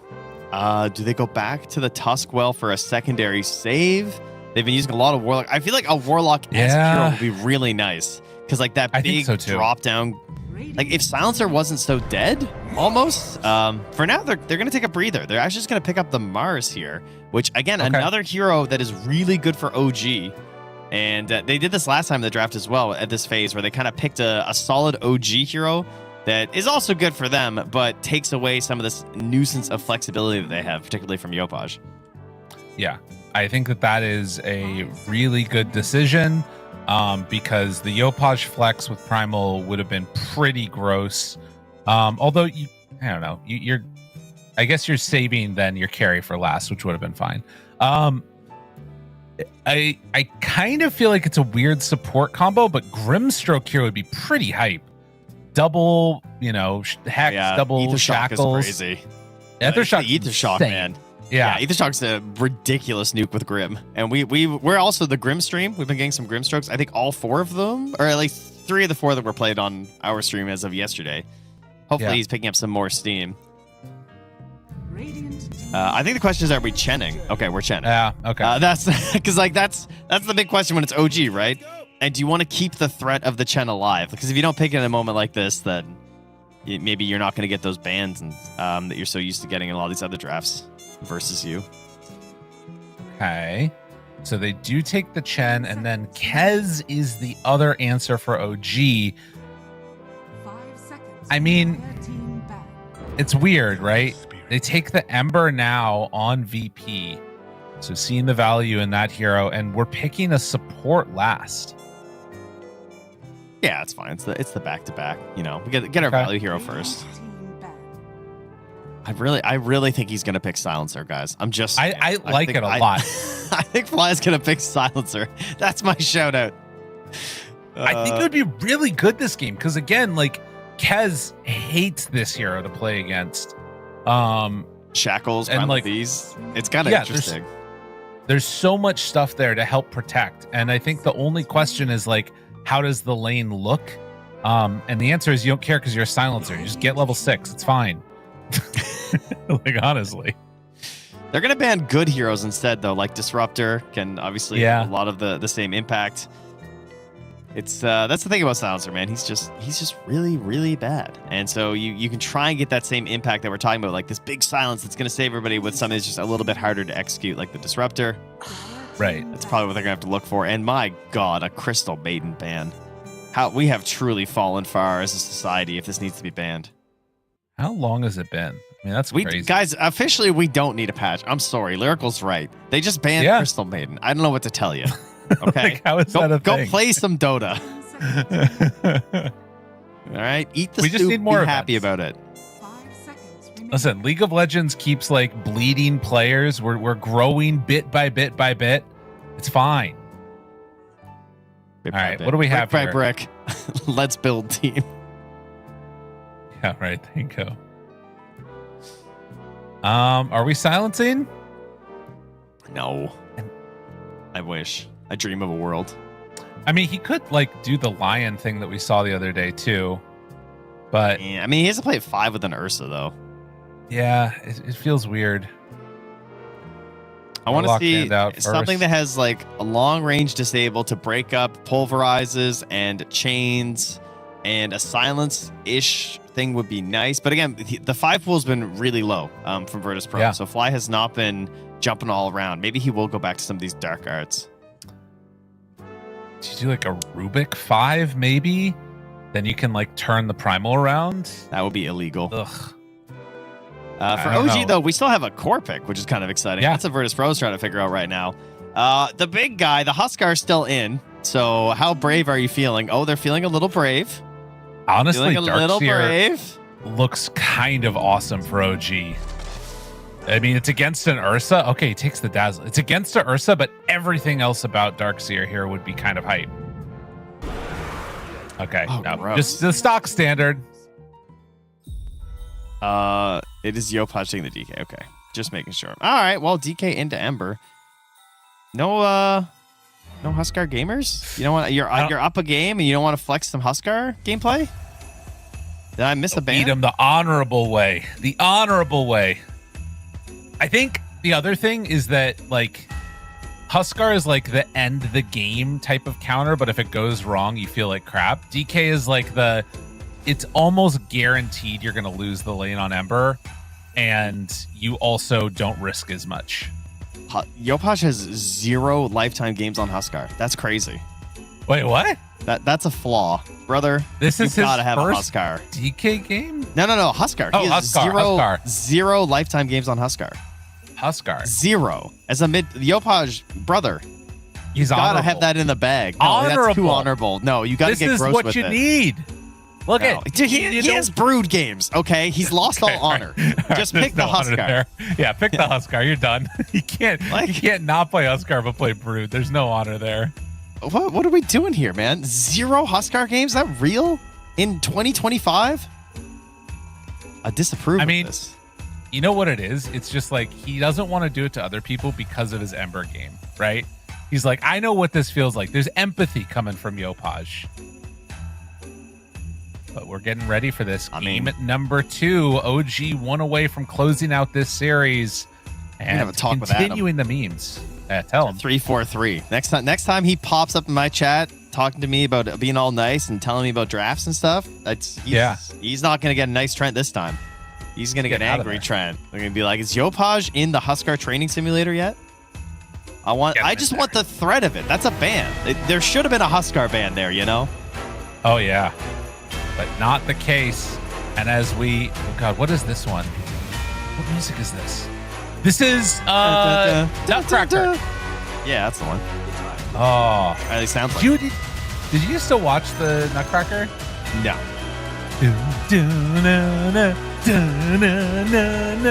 Oh, it's so good. I had Charlie Brown was a big one in my household, which, you know, I did. Did you notice in Chengdu there was a lot of Charlie Brown stuff? Also in the airport, I kept running into Charlie Brown IP. What the fuck are you talking about, dude? No, I'm What not do you joking. mean? Dude, I saw like 5 different people with fucking Snoopy and Woodstock stuff, and I was like, thought probably I was losing my mind. I was like, did they just get peanuts? Like, no, you know what it is? Charles Schulz is making some bank over there. They're just very cute. That's what it is. Good luck only to Yopaj. I love that. That's so good. Me? Ask him. Okay, and Skim. yeah. Skim. Damn it, dude. Another suck it. These guys are memers. That's what you want to see. Well, hopefully Virtus Pro can have a better time. Draft-wise, better draft or worse draft than the last game, Lyrical, for old Virtus Pro? I think it's You're better taking overall. Too long. They had safe lane queen. You're taking too long.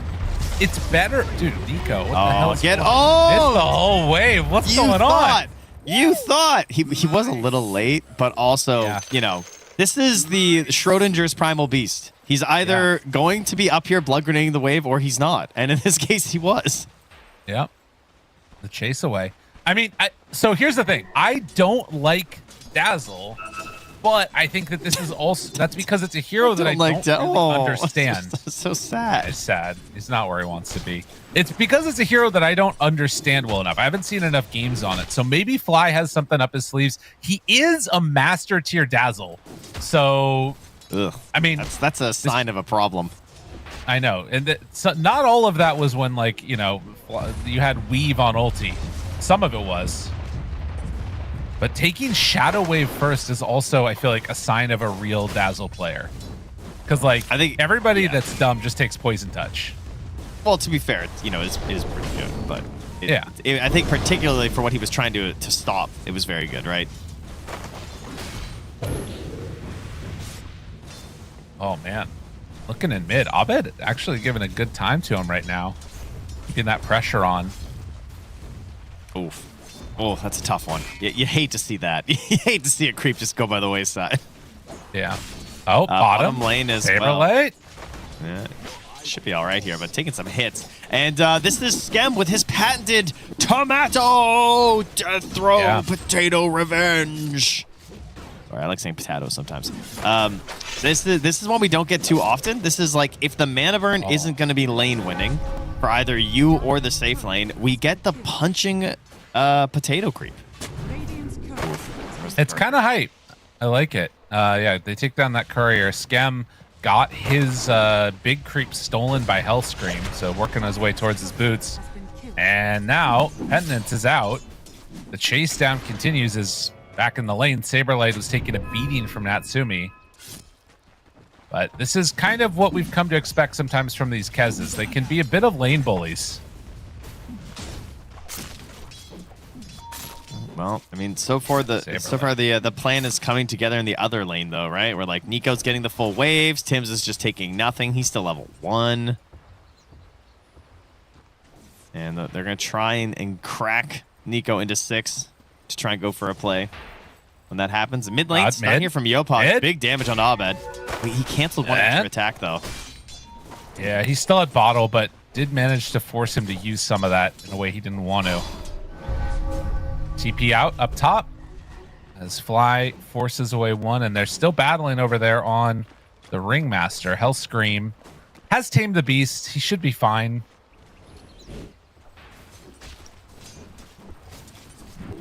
And Yopaj will run again at Abed and make him feel uncomfortable, as he's wont to do. Man, they're not able to get this lane back on the bottom side of the map because he just keeps body blocking it as Ringmaster, despite the sentries.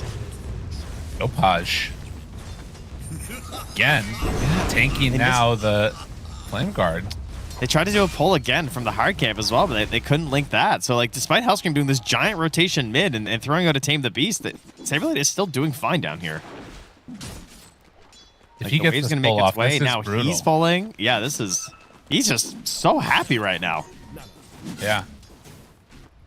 I mean, the downside is that he's still down in CS because it's Kez doing Kez things. Is Abed able to take away that water rune? There is still one up top as Tim's makes the movement over. Fly getting ran at here, and the Dazzle will go down. Nico drawing first blood on the Primal. Good start for the Beast here. And again, on the path to trying to get high XP first. Tomato is actually almost into level 4 because he's also getting quite a bit of solo XP up here. So this window where we've seen these Primal Beasts punish the Ursa, maybe not going to be quite as easy as they would have hoped for. I mean, this is also a pretty big wave coming in, though. Yeah. Yeah, that might make the difference. We'll see. Bottom lane, again, Hellscream. Just the battle over this small camp, so ridiculous. Saberlight, what a nice spear angle. That was sick. And now Skem in trouble. Would not think that he was going to get caught there. They bring him down. Saberlight might end up dying to that. Sees the Falcon Rush. Echo Slash. Done. Unfortunately, not a first blood. Maybe not worth trading off there. Like, he's still going to get the wave under his tower here on Natsumi. Awesome spear, though. I mean, Skem was not ready for that one. Neither was I. I thought he'd get pushed too far back for a follow-up, but managed to get a perfect angle onto that tree there.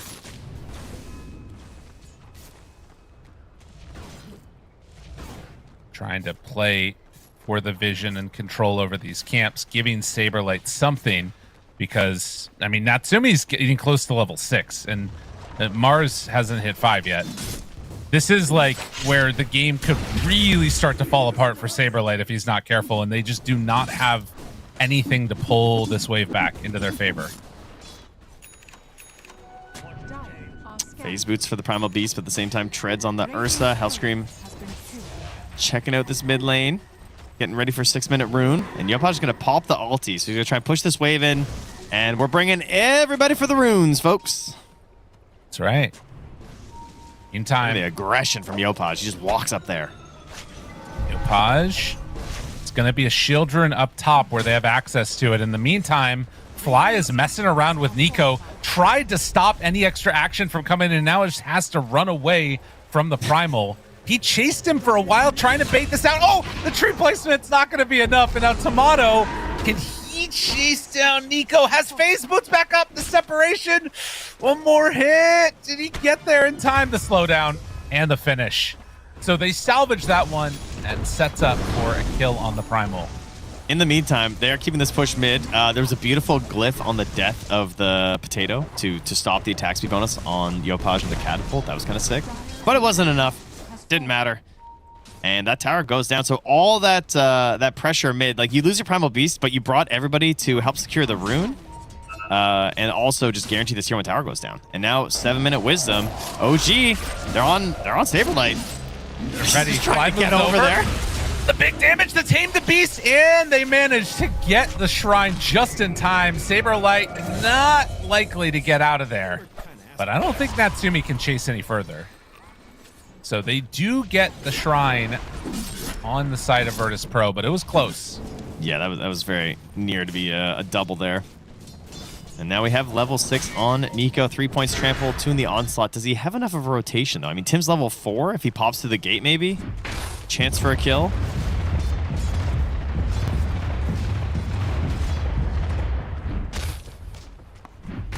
I mean, that's going to be sitting down bottom. He's got 19 charges. He has raindrops. Like, you can just leave your Kez and go make some plays, I think. Yeah. And it does seem like that's what they're going to be doing now. But it looks like the call is maybe to head towards mid. They're stacking up right now on Hellscream and runs into Tim's, finds the real one. Feels bad, man. Oh my god, are they going to take this too? Oh, OG. Nice little stack. Yep. The steal. They know what's coming. All right, well, your Ember is broke as a joke. We even talked about it. Abed has nothing this game. Nico is coming in and taking his farm. He just has to watch this. He does have a high damage support in the Ringmaster, but you know it's not until you get levels and Tame the Beast. He's got 2 in the Impalement Arts, so like there's not even this like slight Bola Tame the Beast play where you can actually get something into the wheel. It's looking real rough. This is looking really similar to game 1. And Yopaj, he's going for the Blink build. I feel like they could just chill, to be honest. I would not hate it if he just went armlet. Yeah. Because, like, you know, what are we blinking for? What are they going to do? I don't know. I mean, I do think that he's so far ahead that they probably can just blink kill Abed with, like, maybe just Tim's. And certainly, it does open up the fight a lot for Natsumi, so I'm still fine with it. It is a situation, though, where, like you're talking about, if they build these aggressive blinks and try and get active and then they don't connect and kill, then as Virtus Pro, you're going to start to eke your way back into this game, right? Because, you know, Ursa's getting Battle Fury. You know, you're probably going to keep catching waves constantly on the Ember. Saberlight is my big worry still, like what ends up happening with him. It feels tough for a Mars when you don't get much here. And he's actually going to TP in now. Can't quite connect, though, onto Nico. And yeah, he does commit for the blink on Yopaj. So it's an interesting dynamic because you're buying this blink dagger to try and keep up the aggression, but you're doing it into double saves of the Grave as well as the Ringmaster. So yeah, I feel like, you know, chances are, like, blinks work both ways, though, right? Because, like, it also gives you a chance to just find the savers in the back, which is always nice if you have the aggressive vision. And I think as long as Natsumi is willing to join in on these engagements on the earlier end, then this will work out pretty well. As look at this deep ward, just spotting Saberlight just out of range. Yeah, he felt like he was safe. And Hellscream now moving in, trying to get a save. They missed the Impalement Arts, but the Tame the Beast combination and the spear. Yeah. Where's your blink, buddy? Yeah, oh, no. This is DK with blink. What did I tell you guys I love last game? I love Armlet Mask of Madness. I love it dearly. Every DK mid for the past 6 months. Buy blink, go gank. If you don't have a Skywrath Mage, just put it back in the box, man. Just put it back. This is such a common problem. And they had everything. They have the ward, they have the idea of what they're doing, but Natsumi's a little far away. He should just be farming into his Deso. Well, Saberlight will be brought low to this, but Fly with the Grave and everything else behind him, they don't feel like they can really make that move. And again, this is where things start to feel really sketch, right? Because Nico also, he's trying to get towards this blink dagger on Primal. You're building items to fight, and if you're not taking fights, if you're not winning fights, it is Virtus Pro catching up. And that's kind of what we're beginning to see, unless something changes soon. Tomato's almost at Battle Fury. Saberlight does have a long road to that blink dagger, though, and that's probably the item that gives them a chance to do something. I mean, I guess you could say the Spirit Vessel. Like, if Abed can just be really crafty here with his remnants and his bolas, he now gets his first point in Sleight of Fist, so he's got a little bit more to play with now. That's good. Yeah. Blink dagger done. Fly making some stacks. Saberlight. Spear goes out, and then a quick little runaway. Pick up a little Lotus on his way out. Even Tim's is still not 6. Wait, he's 1 XP away, man. 12 minutes in, we got no level 6 supports. All right, he's there. Oh, sorry, Tim's got it. Scam plus 6, my bad. I mean, that's a Chen, though. He's just farming. He's got his Ghoul Assassin. He's got the crew. Moving on in now to gate out this Ancient stack and give their supports level 6. Oh, get it on so Fly, close. not quite Hellscream. Oh, Tim's, well, with a Really? fresh 6, he knows what to do. Really? Okay. Well, tower going down. Doesn't even I'm try gonna for the try. deny. Listen, he's like, listen, I gotta get whatever farm I can. I need this blink dagger. I don't care about a tower. Radiant's middle tower is under attack. Smoke up, Hellscream, Abed. They've got a Wheel of Wonder ready to go. If they can find and kill Kez, that would be clutch. Natsumi getting close to having the Deso done. Has it flying out right now, Dire are scanning. but is not underneath the ward. He's going to pass right into that area, but they're not finding him. Well, they scan. They got nothing. Meanwhile, up top, they're trying to go on him. Tomato does not have it range. Turns with the flower, and there's the Shallow Grave. Now trying to chase and kill Nico. They get him. Abed. Another Spirit Vessel charge ready for him. We got to give a lot of credit to the Dire supports, I think, because they have been there for the saves on these Blink plays. Like, this is that's essentially the primal Blink reveal, right? That's his first aggressive attempt on the Ursa. It fails from a TP Grave. Bottom as well, same thing. Blink, TP in. The numbers are just being there from the side of Virtus Pro, and they just pull apart the Chen. Yeah. The aggression just has not panned out for them. And now, you know, you're going back for this Mask of Madness on Yopaj. So now he's going to have some more farming capability. He can just blink in, pop it, and just try and get off as much damage as he can. And maybe the next fight looks fine. And maybe they have a Hand of God, and this will all be okay with a Natsumi Deso, because Tomato's certainly in a problematic spot right now. Yep. Well, Tomato backing away, still hanging on to that Enrage. And now Dazzle shows up, but is not going to get there in time. He tries to turn onto Natsumi. Backing out, holding the Enrage, who's still invis on him, manages to find it in the silence. It's a kill. Is that full? That's full solo, right? He doesn't share any of that. Yes. Oh, that's massive. Yeah, that's a very nice kill for Natsumi. Abed's getting chased by the Croakers, man. Where's the little frogling when you need him? Help! Be careful. Things are spooky. Radiant's bottom tower has fallen. So they lose the Ursa, lose the Dazzle, and OG taking down that top tier 1 tower. Now with Deso online and all of the blinks, they can take those fights, but we'll probably see OG keep that aggression up, I would imagine. This is, it feels like everyone's just thinking about this Roche Pit right now. Kind of like Dire smoking in towards it. They have the blink on Mars. I mean, what's missing? DK form's about to run out. But Pulverize is up. Hand of God is up. Even the Snakes are up. This isn't a free initiation here by any means for Virtus Pro. No. Tomato showing mid. Scan is out. Scan.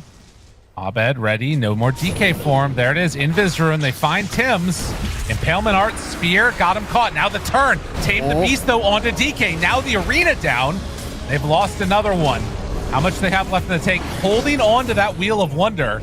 Now they find Scam. So these fights working out perfectly as they take down 3. And if they want to, you can just run right into the pit. Those are the worst feeling engagements in Dota. When you kind of seem like you knew everything. You know what they want. Yeah. You know it's an Ursula on it. You know they're thinking about Roche. You're sitting here, you're camped out, you're waiting. You've thrown down your sentries, but you can't do anything. And this was really well played by Virtus Pro because they overlap perfectly with the end of everything. Like, Saberlight waits for it to make sure like there's not going to be snakes drop down. There's no random disable afterward. And they just can't get into the fight with anyone else to help. So they're going to get themselves an Aegis now onto Tomato's Ursa. Nico was nearby, but couldn't find any sort of a way in, or at least any value play into that part of the Roche Pit. Is he going to make his way away here? I was worried he was going to stop for a camp, but he's going to be good. And Virtus Pro are back. They've done it, folks. Yeah. I mean, it is a really strong window for them now. Oh, no. Tomato's going through. Nico knows this, but I guess with the rest of the team nearby, they're going to be able to be fine getting out of here. Is there any chance that Nico shows? Now they see that camp is dead, so maybe having an idea that there's people around. Saberlight spots him. Oh, what? He's ready, dude. He was so ready for that. He just wanted another reason to just spam the voice line. Well, that must be what it is. Now you're stuck in the waiting for Kez items part of the game. Yeah. Where you're waiting for eggs and you're waiting for the BKB to be done.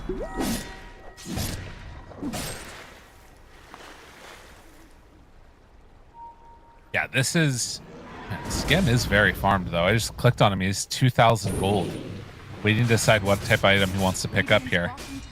The question is, like, is the mech the most valuable item, I guess is what he's trying to consider right now. I mean, there's an argument for Glimmer being pretty solid in this one. A Lotus, theoretically, but that's pretty aggressive, I would say, for just basically dealing with Ember. Right. Surely it's just mech, right? Like, I mean, maybe. Like, whoa, there's a big jump. Oh, whoa, my God. got him caught. And Natsumi dead. Yeah, they had everything ready. They put down some early vision. You know where Kez is going to farm. Natsumi instantly pings it. Like, yeah, they got vision here. But they brought the dust. They got their stuns. He even got the parry off, but it wasn't enough. Jeez. Yeah, I mean, this is like what we kind of were talking about earlier, where you get into this just weird scenario now, and if you're not careful, you can just lose heroes around the map. They're going to try and pressure with the Chen creeps, but he has to back out. And Fly, having Holy Locket almost completed, also means that any attempts they make can potentially get turned rather rapidly. And they've got the victory feast too, so you've got like kind of double, triple save going on here. Yeah, you've been noticing that they do these arena kills, and then no one else follows up on the side of OG because it's just like, oh, like we're fighting now into victory feast, and we've already lost a hero. Because I feel like sometimes the Mars plays go down and people just like jump right back in, but they're not looking like they want charging on Nico after a moment like that. And Skem, he goes for the drums build instead. Yeah. So, I mean, solid in the fights. Obviously, really good with a Dragon Knight to go a bit aggressive. Saberlight. It's going to lower. Oh, they broke him, dude. Saberlight spears have been clutch, and pulls him back in. The hypnotize damage onto Nico. Tries to TP. Not gonna happen. First hit bash. Saberlight anyway, gets the better of him that time. How many in a row is this?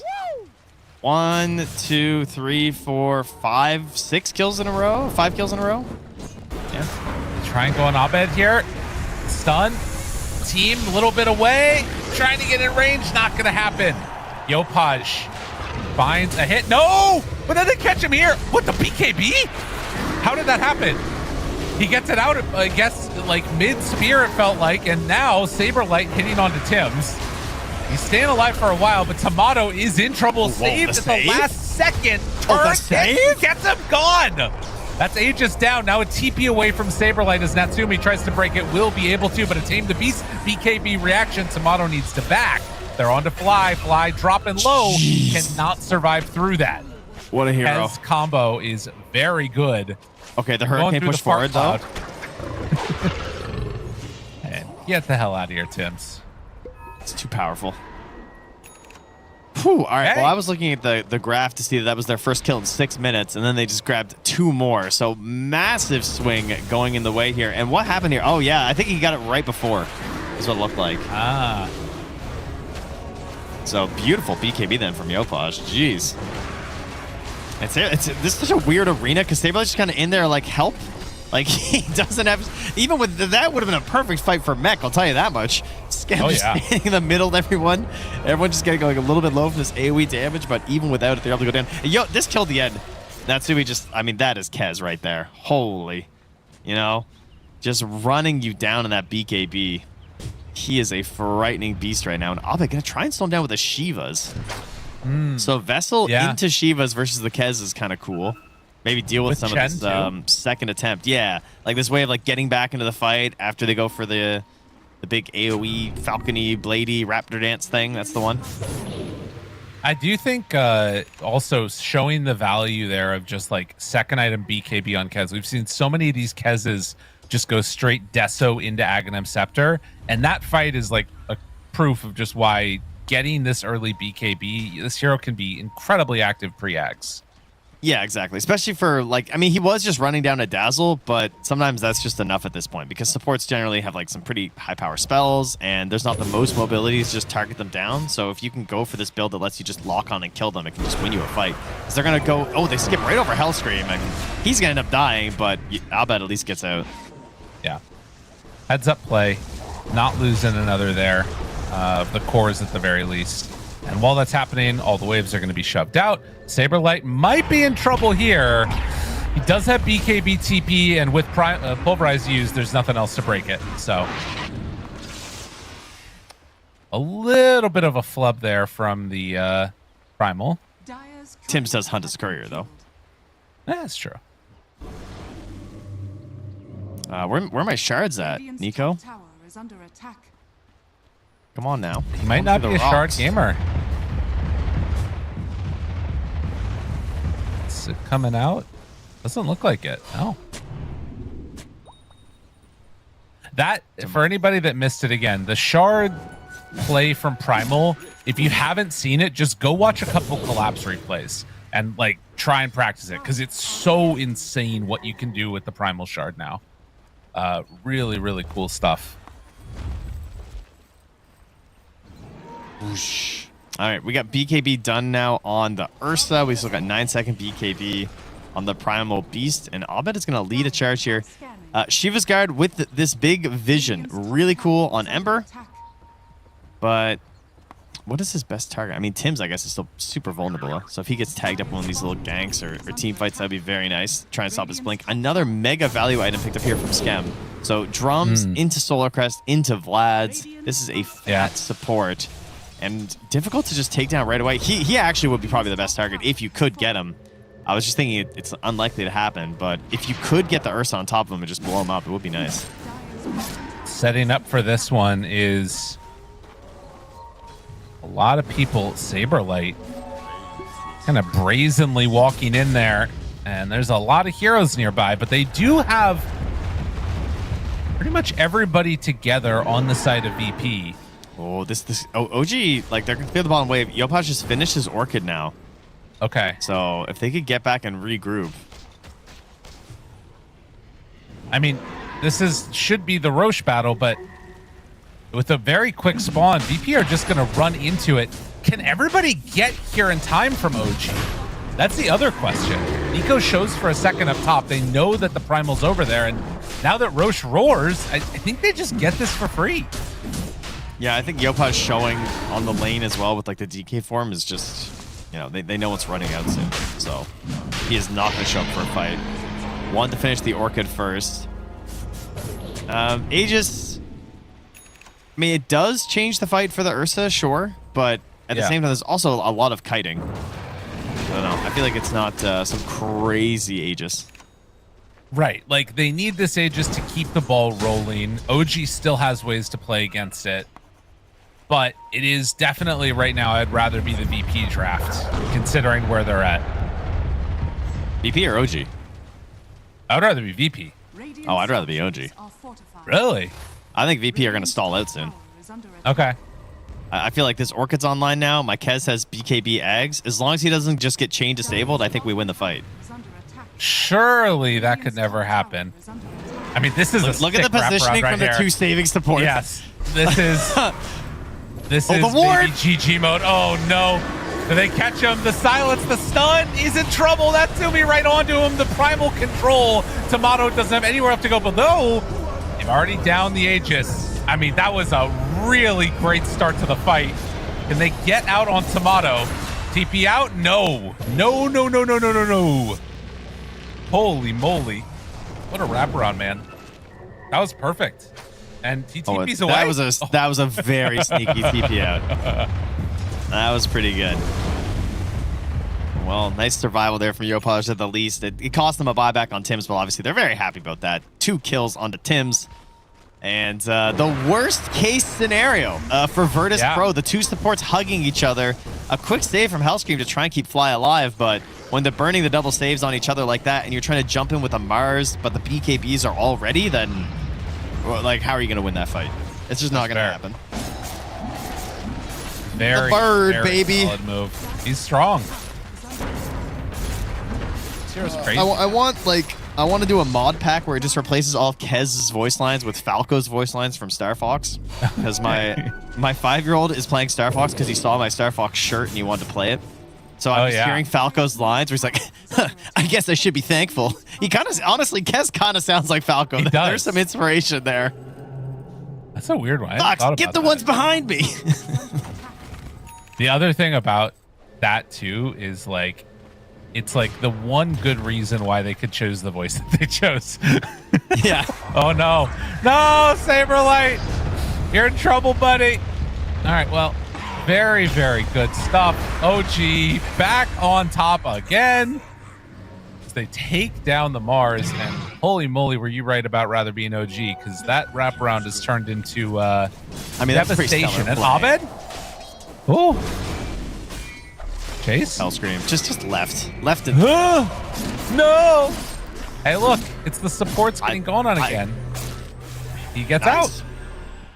I thought Yopaj was close, but his blink was still a second away, so. Good save. Help each other. Look at Skem, though. He's just like pushing the whole top lane up here. He's farming camps with his little army. He's, like, He's got 3,000 gold they again. still think I'm picking us the board hero. Like, what is going on? It's the Skem Chen, man. We're not going to see it again. I keep saying that, and then we keep seeing it again, so I don't know. Yeah, it doesn't seem right, does it? What glorious item will he go for now? A later mechanism for himself, it would appear. VP are heading up to the north, while OG are going for a smoke play through bottom here. Oh, is that a Blink Dagger too? Oh my god, Kez really wants to throw some hate on these supports. But I think they're trying to set up for the Tormentor. They need the most glorious bash of bashes that have ever bashed from Tomato in these fights. Yeah. Because they are going to be focused on the supports. They're going to be after them. There's going to be BKBs popped from these Radiant heroes as they see Saberlight coming in. And Tomato's just going to have to bash him. Oh my god, he's dying to the Tormentor. Oh god, no. and they've already used Grave. Tomato BKB TP. They have a way to break. Oh, yes, they do! Because that's just what this hero is. Are you okay? Man. Oh, jeez. Yep. About time to pack this one up, I think. Why did he take 1,300 damage from the Tormentor? That seems excessive. Was it just him and Ursa? Is that what happened? Well, I don't really know, to be honest with you. Saberlight. He's saving it this time. Pulverize at the ready. And Nico catches it. Wait, what? Oh, the cancel and the kickback. Oh, man. Yeah, and he started the TP immediately after. That was nice. All right. Abed does not appear to care. Now on to Yopaj. Natsumi is right behind. There's the spear. Blink forward. Got one caught. Now Saberlight in a lot of trouble. Will get saved for a moment by Hellscreen while the Grave already got used. All right, guys, relax. Quit the shenanigans here. They're chilling. It's fine. Unnecessary rabble-rousing, if I had to say.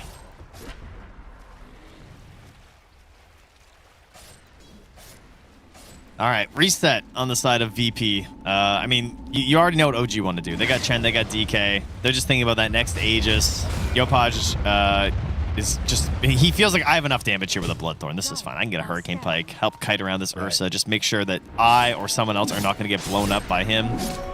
I mean, they have buyback on the Ursa when they come for this inevitable high ground push, but I guess we should be thinking about the Roche fight itself. That's an AC on a Chen. Okay, yeah, I think we know their plan, guys. Oh, jeez. I mean, if he ends up catching, like, friggin' Ember even, I feel like he might just kill him if Abed's out of Remnants. I'm sorry, and what point in the draft did we get this again? This was like third, fourth pick or something? Yeah.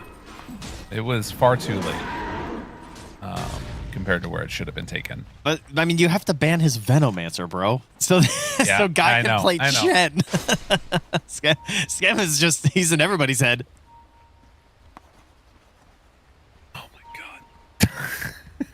That's a good point. They did say the Veno is more impactful. The Veno is more scary, and I'm not so sure about that one. Veno's mental damage. Chen, at least you know what's going to happen and stuff, and you've seen it from other people. But, I mean, it is frustrating to see him have more items than your Mars. That part is rough. I'm not going to lie. But that's just every Chen game. It's just where we get. And, like, you know, if Mars ever does get to this Hex, then maybe things will look better at that point. Bro, he's had that Hex queued up since my kid was, like, 1. Like, that. I know. I don't even remember. He queued this thing up so long ago, and then he's just... It's like a little portrait on the wall. He'll never be able to reach. Everybody is getting so much armor now too. With the AC on Chen and like Nico just got a Shiva's guard. And like damage wise from OG, you kind of have like a little bit of mixed damage with Abed, but he went Lincoln, so he's not even really doing that much. I don't know. This is tough. All right, but no, Lincoln's we're reveal. We're online. We're online. Okay. Lincoln's reveal. They're in. They jump. They try and control. Grave is there. He's already fine. Fly is dead. Okay, now Tim's does get brought low, and the jump. Oh my God, the damage from Nico is insane. Did they kill Tim's? They're not killing Tim's. Tim's is not dying. Oh God. What? Where did they go? It's. Look at Primal's damage in that fight. This fight recap is nuts. Jesus. He onslaught and pulverized and trampled everyone and roxed everyone somehow. Yeah. All while jumping a saving support as well. Oh, I mean, just pack it up. I mean, when you're all grouped together like that, this is why we've been saying that Primal has looked like one of the best heroes of this tournament right now. This hero is so nuts. And Virtus Pro gonna lose their base here in game number 2. OG on the verge of continuing forward on this hot streak that they've been on. It's so hot right now.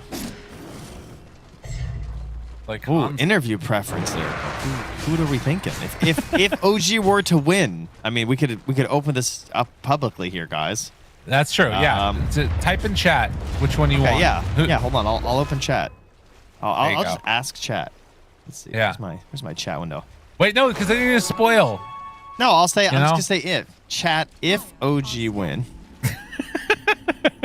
OG win 2-0. Who should we enter? Nico's back at it again. Tomato, he gets the BKB off. Wait a minute now. Wait a minute. Okay, never mind. It's over. Tomato is dead. Don't need to wait anymore. There's Yopaj finding more. All right, you got to be quick. Answer quickly, chat. That is going to be a dead Abed. Please hurry.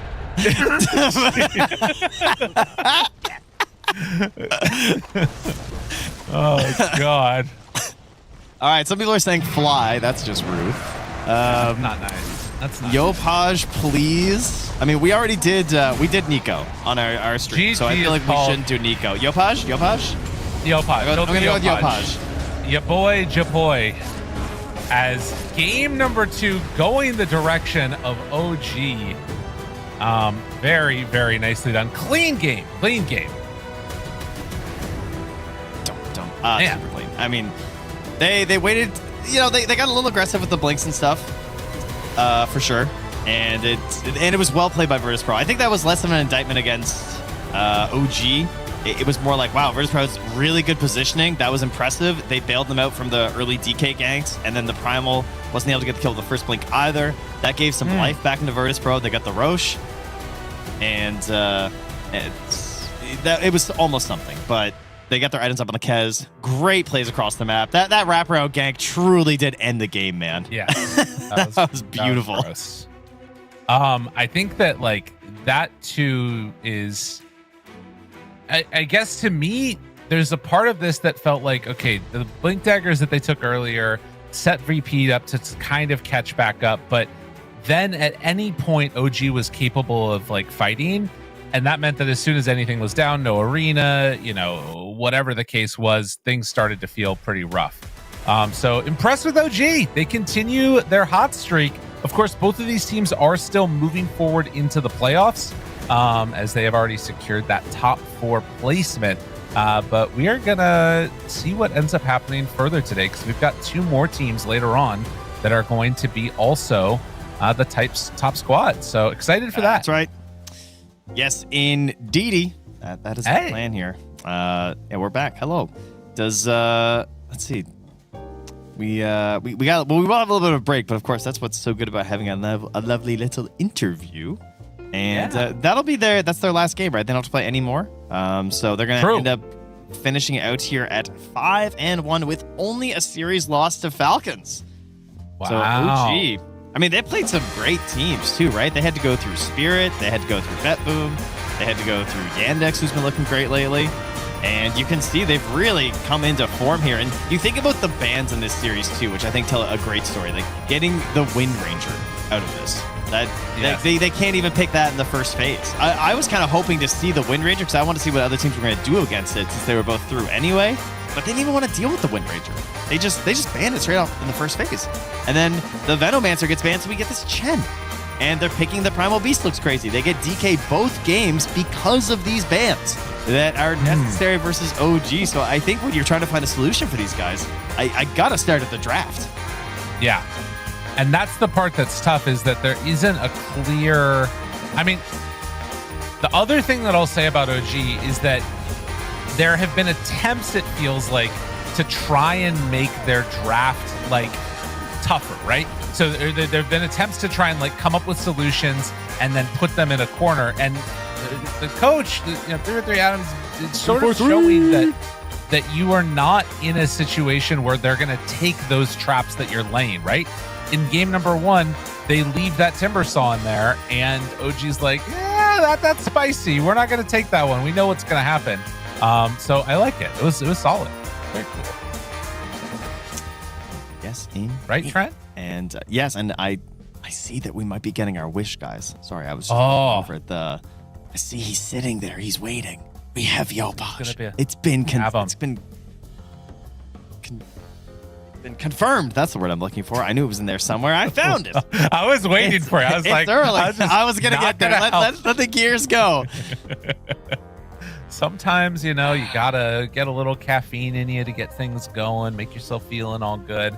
But yeah, it's at least for me, been a pleasure to see this squad really come to fruition and get a team out of Southeast Asia that has like shown consistent success across multiple rounds. And look at this.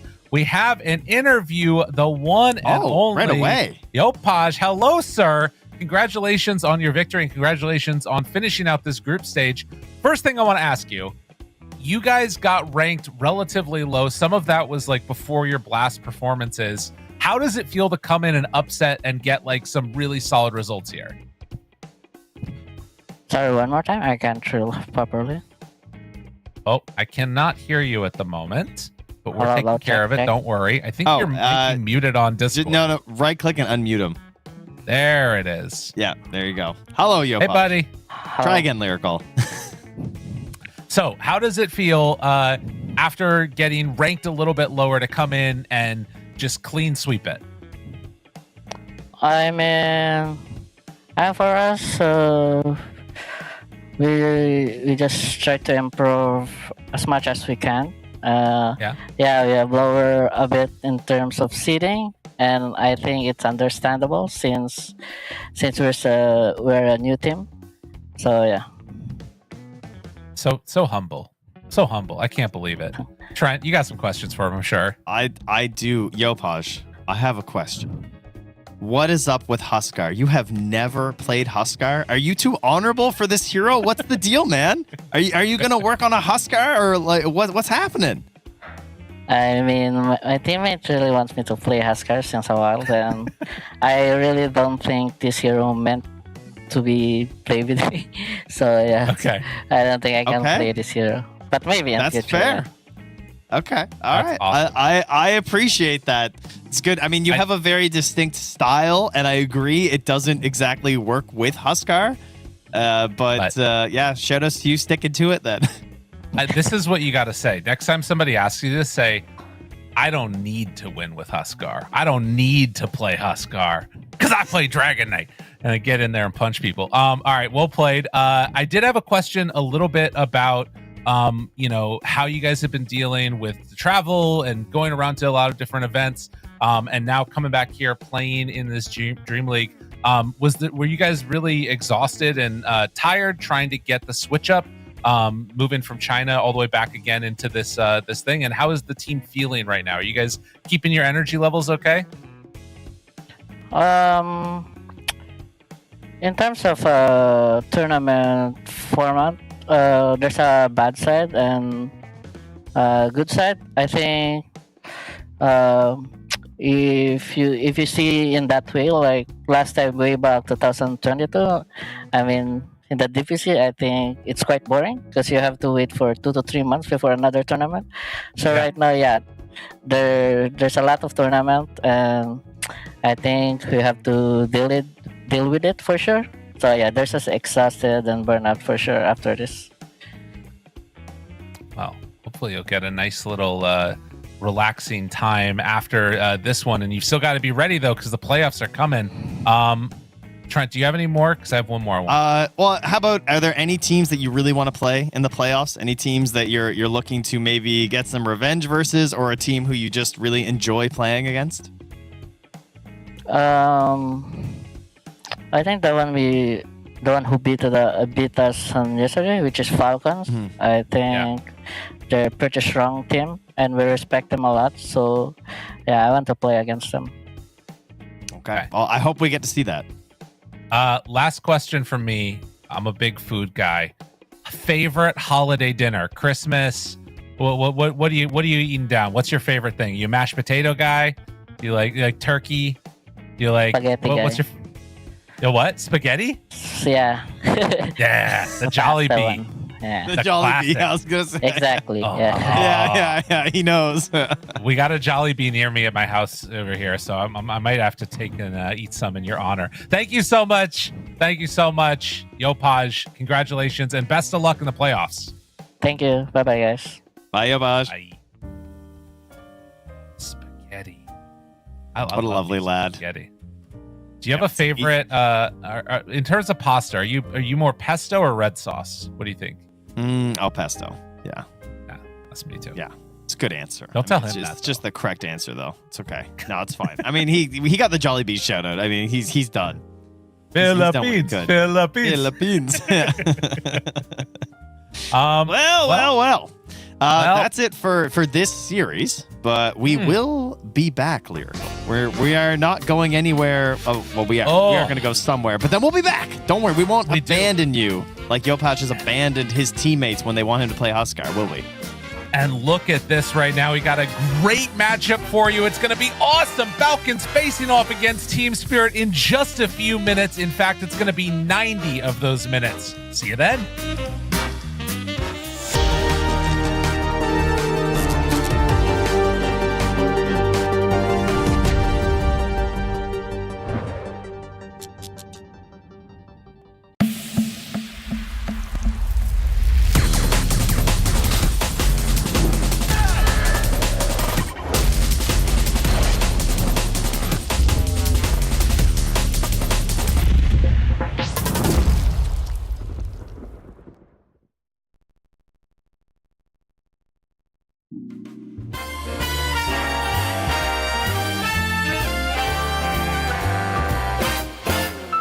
From young and old to rich and poor, there is one thing that I know for sure, guaranteed, someday you'll fall in love. Yes, Cupid has his ways and means.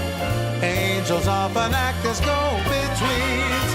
Take it from me, someday you'll fall in love.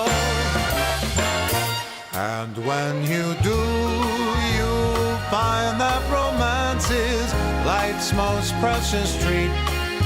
Who knows, it might be the next girl that you meet.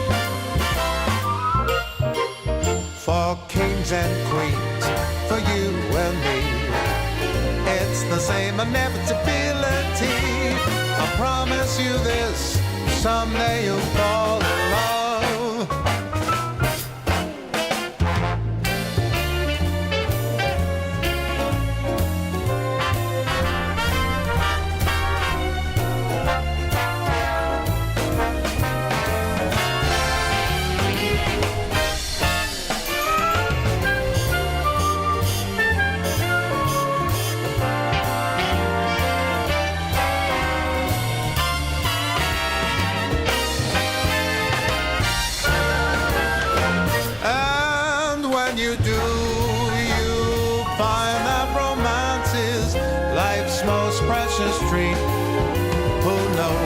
Might be the next girl that you meet. And if you think passed you by. There's no need to frown, I'll tell you why. Wait and see, someday you'll fall in love. I said take it from me, someday you'll see, you're gonna fall in love.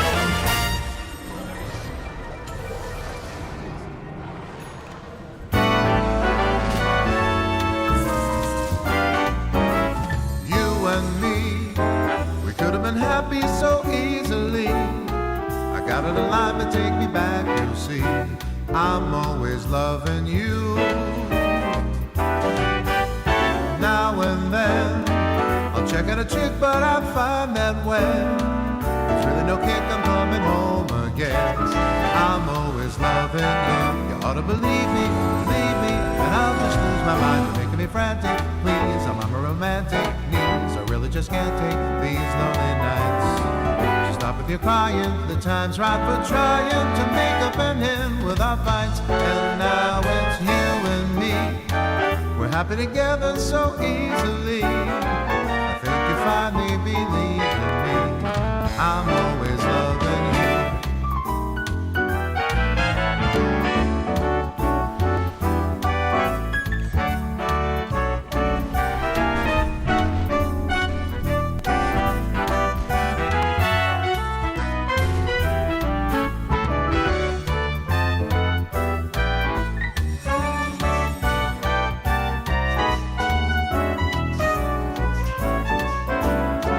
You ought to believe me, and I'll just lose my mind. You're making me frantic, please. I'm on a romantic knees. I really just can't take these lonely nights.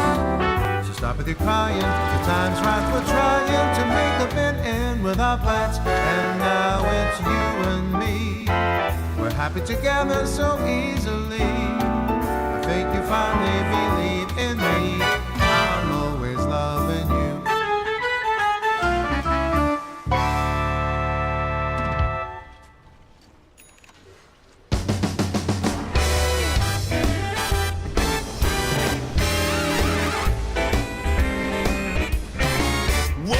Christmas tree, oh Christmas tree, straight to our house we're bringing the Christmas tree, oh Christmas tree, your branches they're swinging. It's the time of year Santa's bringing toys to all the good little girls and boys. Oh Christmas tree, oh Christmas tree, everybody's singing.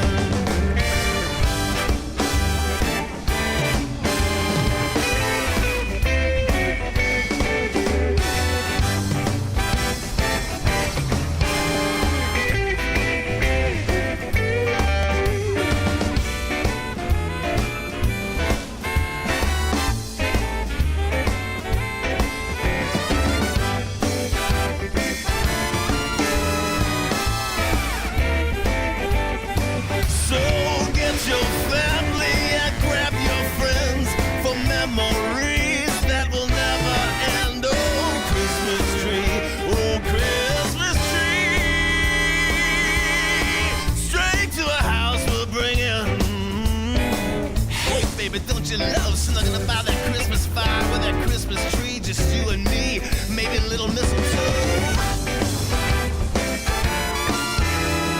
Straight to our house we'll bring it.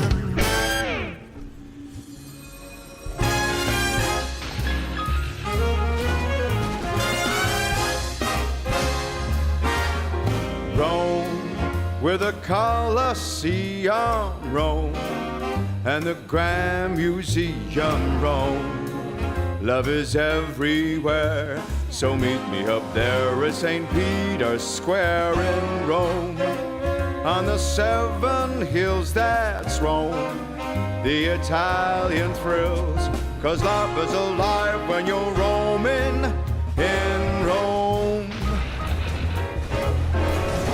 Rome, where the Tiber flows, yeah, Rome. Michelangelo's in Rome, the eternal town of ermine and satin and all things Latin. Rome, like a symphony, is home to the bourgeoisie who put the Roman romantic at home. It all burned down as Nero just fiddled around. But right here, right now, 2,000 years on, they're still going strong in Rome, where the fashion kings all roam, where the pastors all homegrown, and the guys all stare while they compare what the young girls wear in Rome, with its dim lit bars and nights of 1,000,000 stars. So get me across the Atlantic, let's all go land some manic who put the Roman romantic, that's Rome. I'm asking, who put the Roman romantic, that's Rome.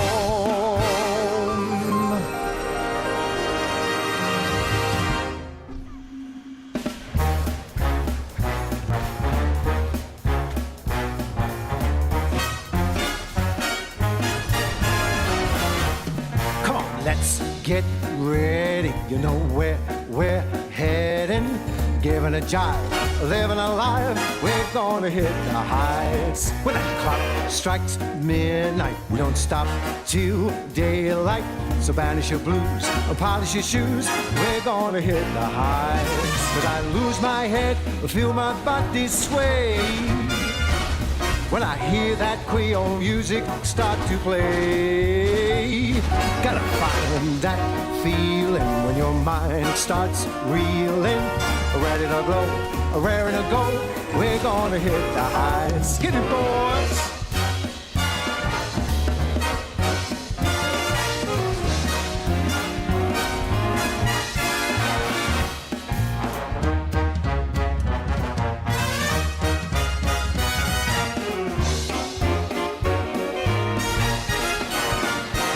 Well, I go real dizzy and I lose control when I feel that rhythm burning in my soul. I said, come and get it, 'cause you won't regret it. Follow the drum, get out of the slum, we're gonna hit the heights. I said, follow the drum, get out of the slum, head for the neon lights. We're gonna hit the heights. Gonna hit the heights.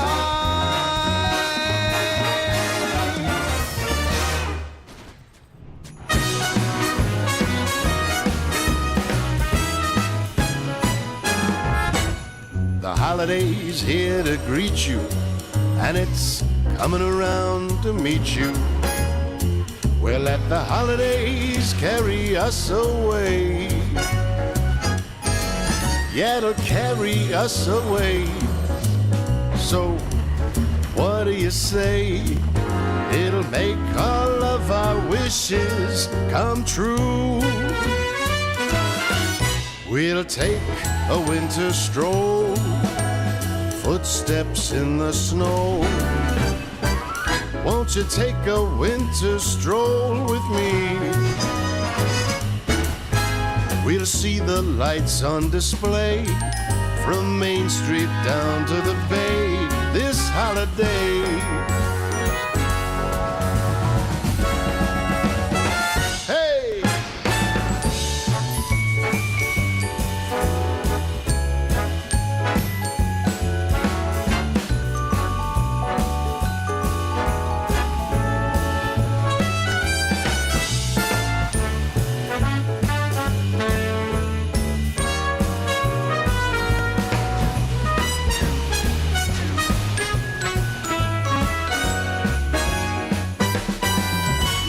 Take a winter stroll, footsteps in the snow.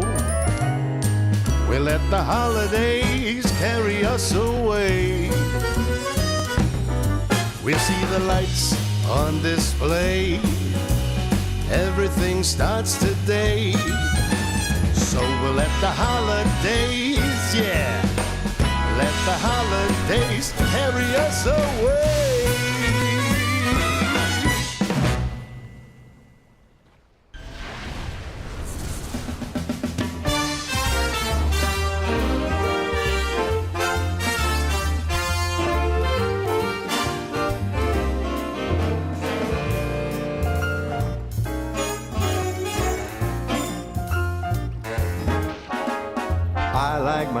is over easy.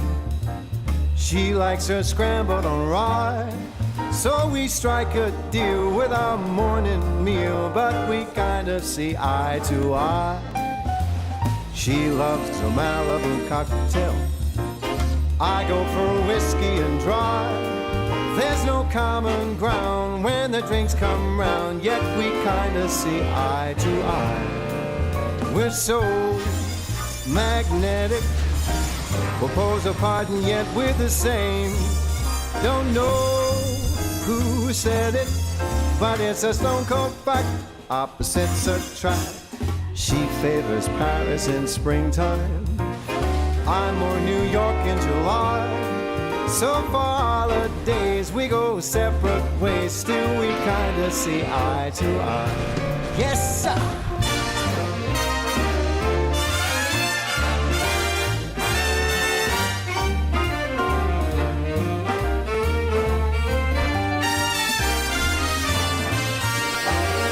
We're so magnetic. We'll pose apart and yet we're the same. Somewhere I read it, but it's a stone cold fact. Opposites attract. I like Vivaldi and Mozart. Cole Porter songs make her cry. So we just divide on the music side, yet we kind of see eye to eye. We don't analyze, we just compromise, and we kinda see eye as we give it a try. Yeah, we kinda see eye to eye.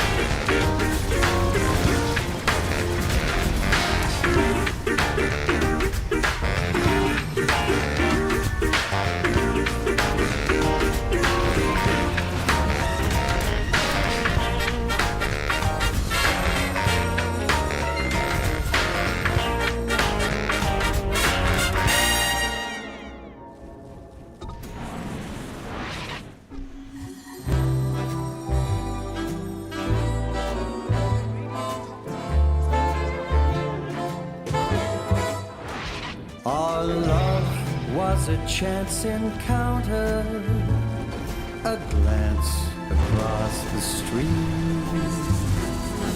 fleeting moments Two strangers meeting that swept me off my feet. Golden leaves under an autumn sun. We talked about the movies and how your life begun. Our lives weave together through all kind of weather, and our hearts grew strong. Our love was a chance encounter, a glance across the street. Fleeting moments, two strangers meeting that swept me off my feet. The buzz of traffic, the bright city lights. You talked about marriage, who you'd invite. We talked for hours and I brought you flowers, and our hearts grew strong.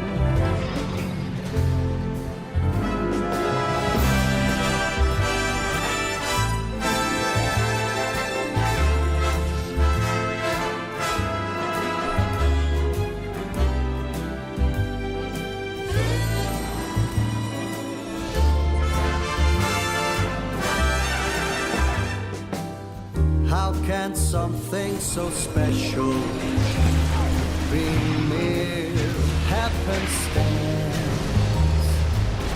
Was it destiny calling, or just life's little dance? Our love was a chance encounter, a glance across the street. Fleeting moments, two strangers meeting that swept me off my feet. That swept me off my feet.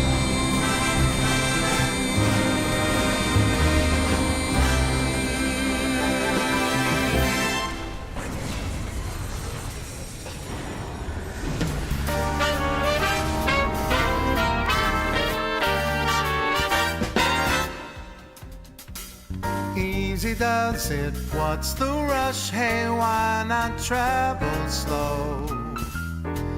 Let's just take our time and then we'll see. Easy does it, makes it such a nice long way to go. Day by day we'll have fun, you and me. You know some things don't move by force. Let's let love run its own sweet course. Easy does it naturally.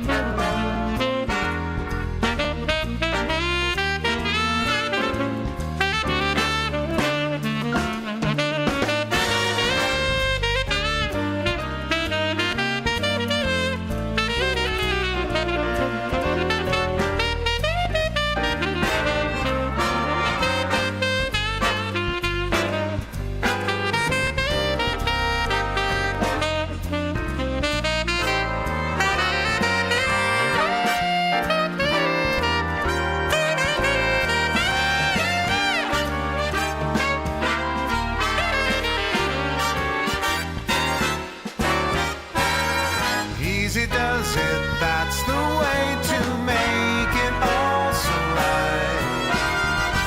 This is how I knew that love should be. Easy does it, every day means every single night. We'll be lovers, this I guarantee. Let's keep the tempo slow, not fast, 'cause that's the way to make love last. Easy does it naturally.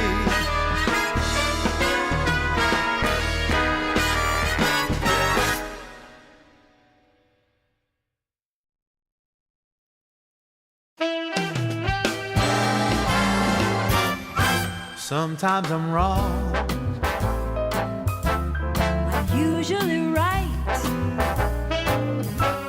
The reason we get along, we make love most every night. I take it black, And I like it light. opposites do attract. We make love most every night. It's just a fact of life that a man and his wife sometimes disagree. And though it's true, my dear, the resolution's clear. Come on, make love to me. Whether I'm wrong, Whether I'm right. the point is we get along. We make love most every night.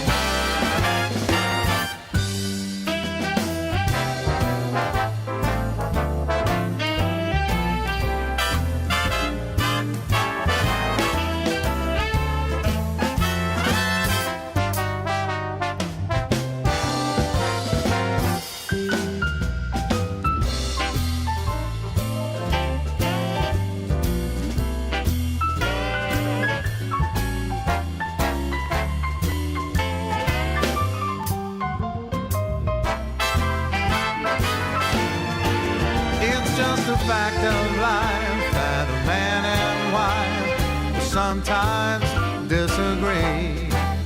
And though it's true, my dear, the resolution's clear. Come on, make love to me. Don't see eye to eye.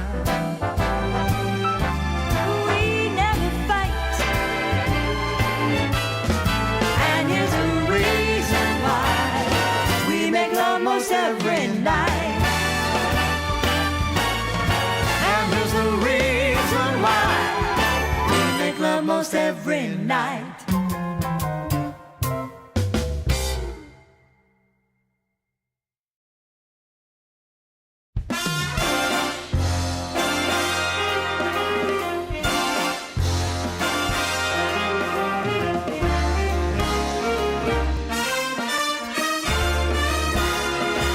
One night in New York is like a lifetime anywhere. Dancing in the dark up in Central Park or the bright lights of Times Square. This town is champagne.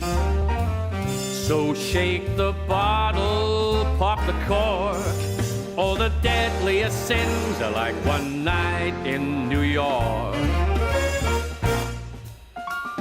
Put on your silk and your satin. We're stepping out in style. We'll be the toast of Manhattan, cruising the Golden Mile. This town is alive. Go wild and let your money talk. Any man can be king and reign one night in New York. All right.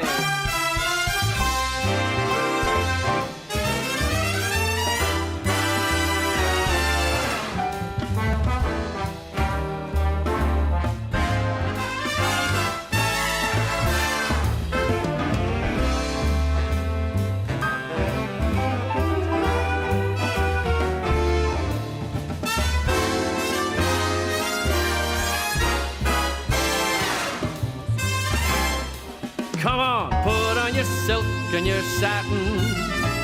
We're stepping out in style.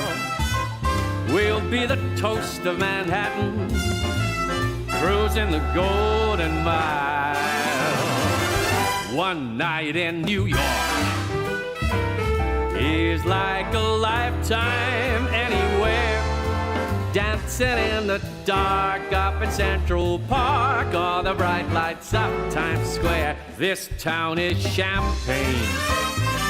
So shake the bottle, pop that cork. All the deadliest sins are like one night in New York. Don't you know all the deadliest sins are like one night in New York?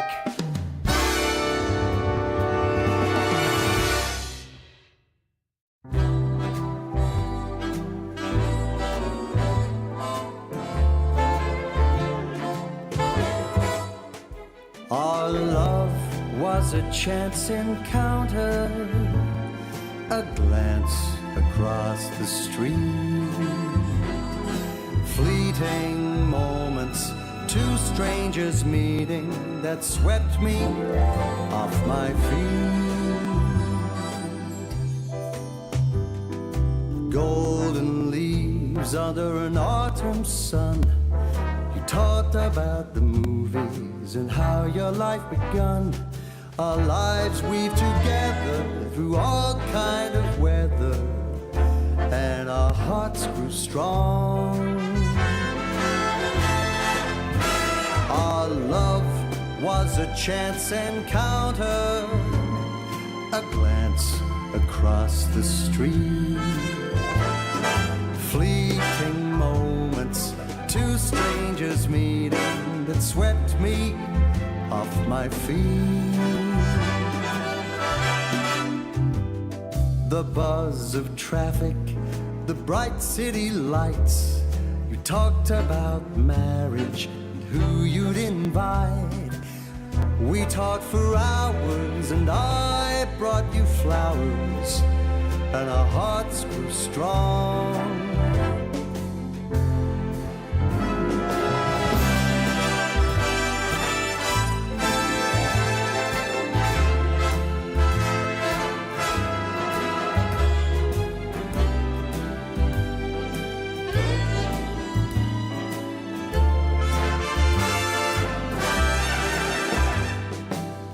How can something so special be mere happenstance?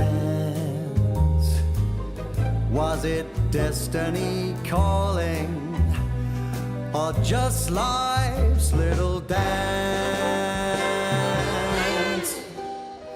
Our love was a chance encounter, a glance across the street, fleeting moments, two strangers meeting that swept me off my feet, that swept me off my feet.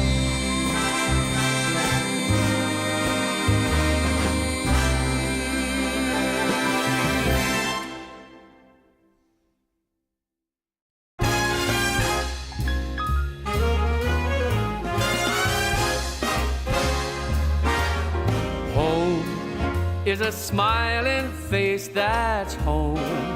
It's a hiding place that's home. Deep inside your heart, light in the dark when you're miles apart. And home, like the songbook says, only a dream away. Nothing's as bright as the love light back home. Home, when you're tired of roaming home, where the love is all homegrown. There's a welcome sign and everything's fine, 'cause the sun will shine at home, where the door's wide open home, not a cloud in sight.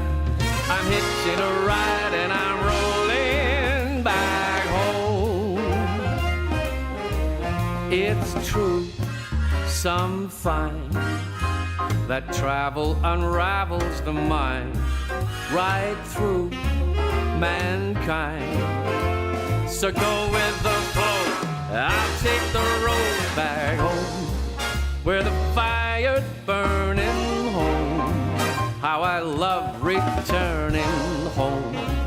When you're waiting there, what do I care? I'm a millionaire at home, where the windows lit up home. Love is everywhere. Watching the storm on a cold night, cozy and warm on the inside. Nothing's as bright as the love light back home. I know that nothing's as bright as the love light back home.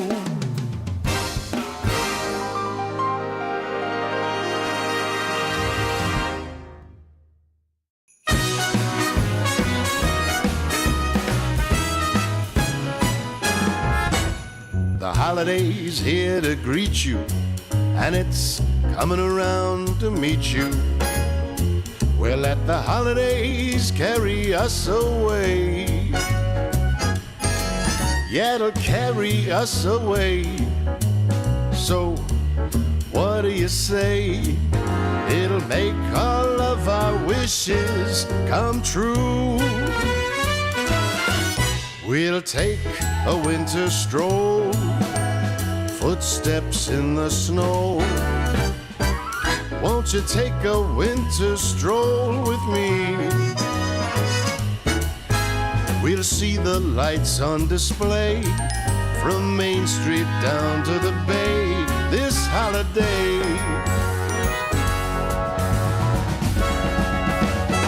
Hey!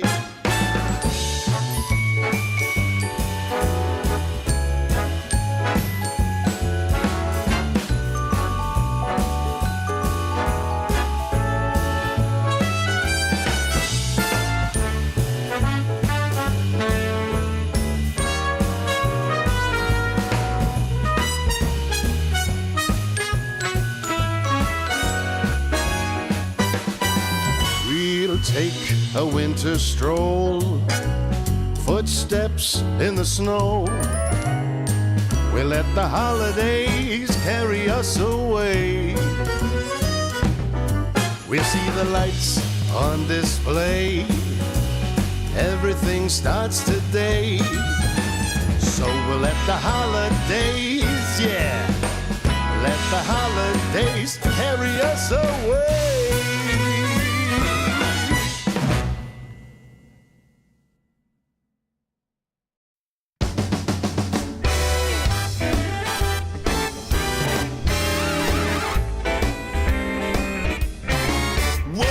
Christmas tree, oh Christmas tree, straight to our house we'll bring it.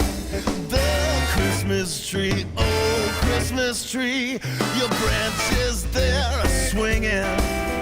It's the time of year Santa's bringing toys to all them good little girls and boys. Oh Christmas tree, oh Christmas tree, everybody's singing.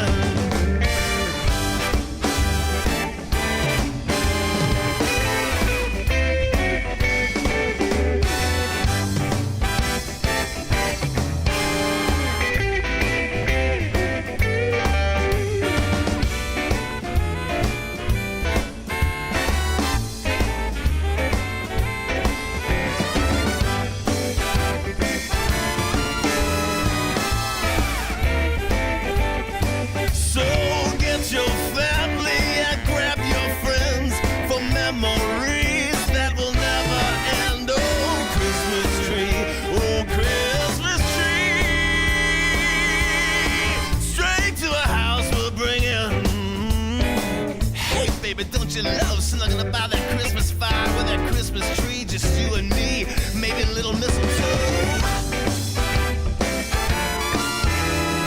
Straight to our house we'll bring it.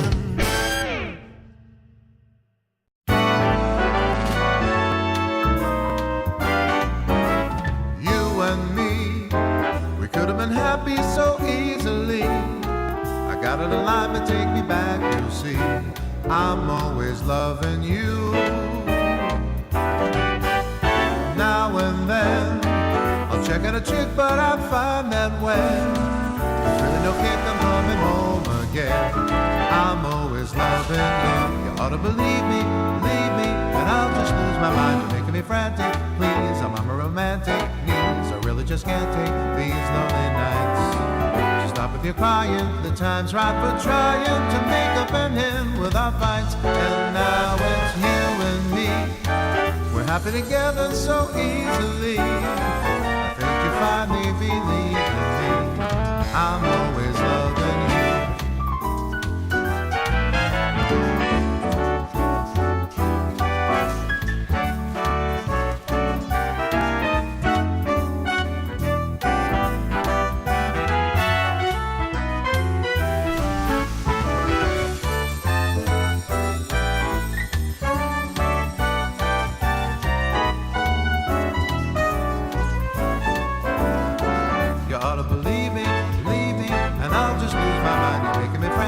please. I'm unromantic needs. I really just can't take these lonely nights. So stop with your crying. The time's right for trying to make a fit in without fights. And now it's you and me. We're happy together so easily. I think you finally believe in me. I'm always loving you.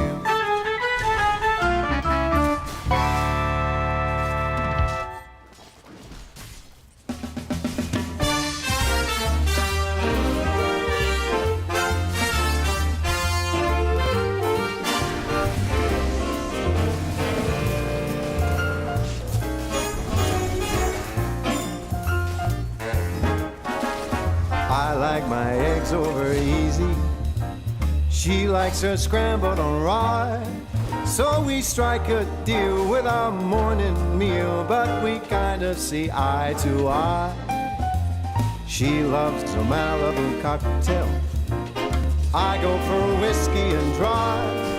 There's no common ground when the drinks come round, yet we kind of see eye to eye. We're so magnetic. We'll pose apart and yet we're the same. Don't know who said it, but it's a stone cold fact. Opposites attract. She favors Paris in springtime.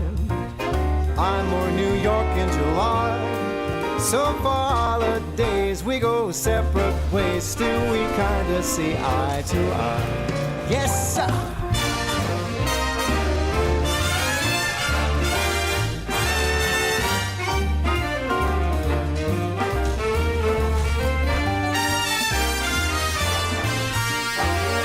We're so magnetic. We'll pose apart and yet we're the same. Somewhere I read it, but it's a stone cold fact.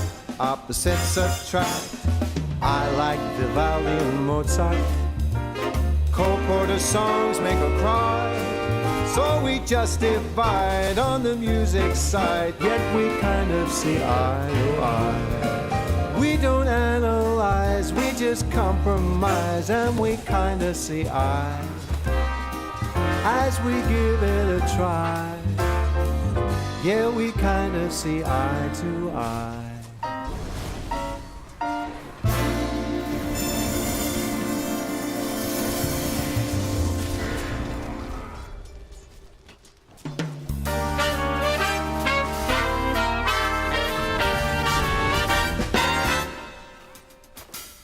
Easy does it, what's the rush? Hey, why not travel slow? Let's just take our time and then we'll see. Easy does it, makes it such a nice long way to go. Day by day we'll have fun, you and me. You know some things don't move by force. Let's let love run its own sweet course. Easy does it naturally.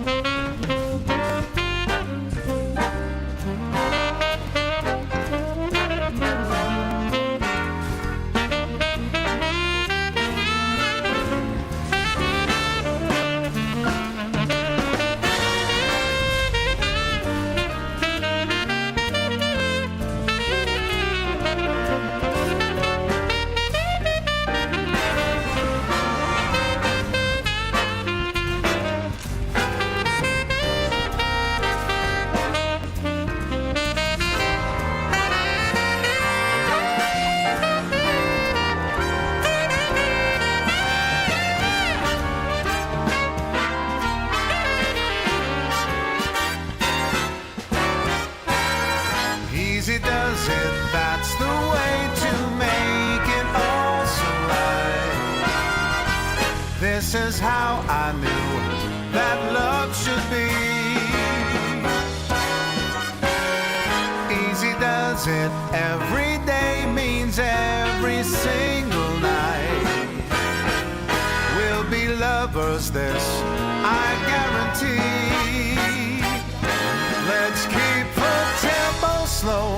fast, 'cause that's the way to make love last. Easy does it naturally.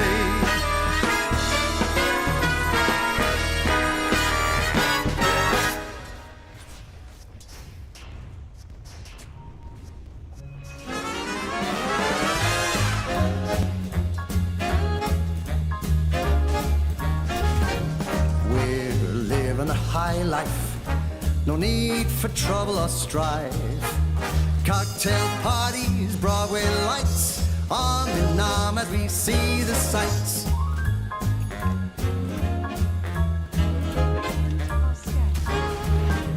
Monday morning, catch a plane down the coast to Saint-Tropez. Wherever we are, it's never the same. Where there's fun and dance, we will play. We're living a high life, no need for trouble or strife. Cocktail parties, Broadway lights, arm in arm as we see the sights.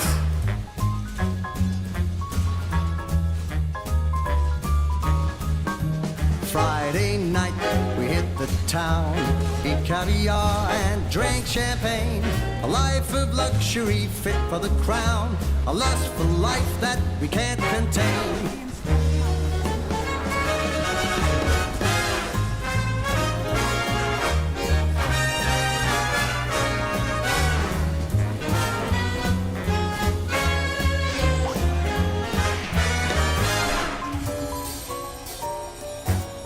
But whatever the party, wherever we land, being with you makes me feel grand. Rags or riches, I just don't care. The love that we share is beyond compare. Because we're living a high life, no need for trouble or strife. Cocktail parties, Broadway lights, arm in arm as we see the sights. As we see the sights.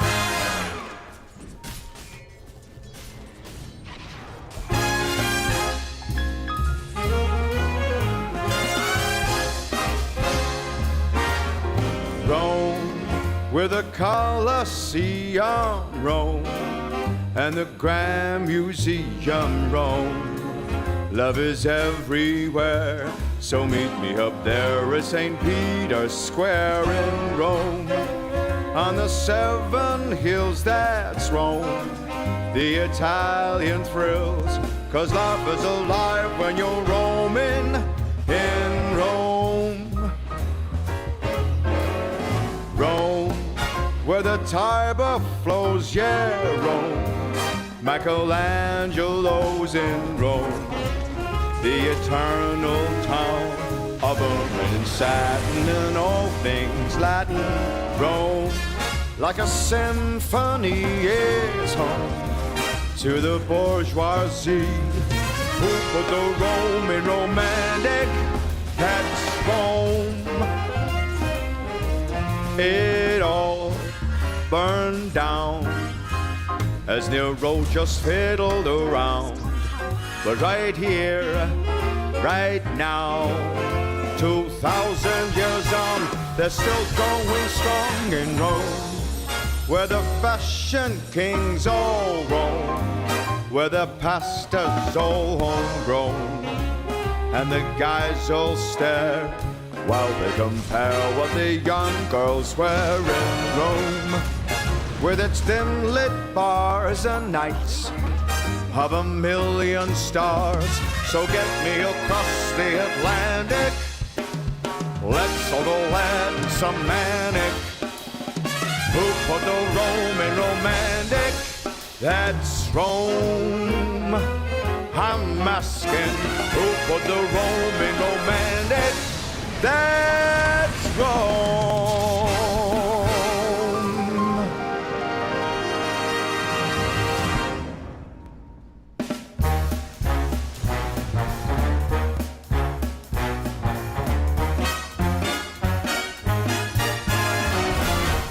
Come on, let's get ready. You know where we're heading.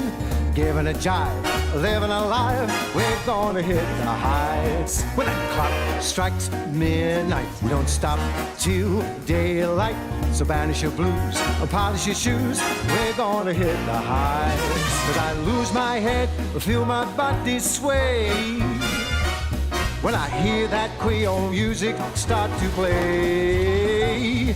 Gotta find that feeling when your mind starts reeling. Ready to blow, raring to go, we're gonna hit the heights. Get it, boys!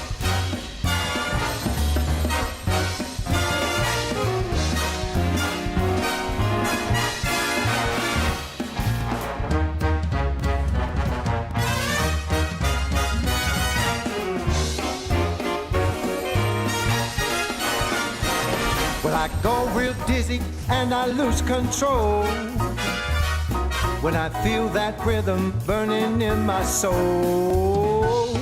I said, come and get it, cause you won't regret it. Follow the drum, get out of the slum, we're gonna hit the heights. I said, follow the drum, get out of the slum, head for the neon lights. We're gonna hit the heights. Gonna hit the heights.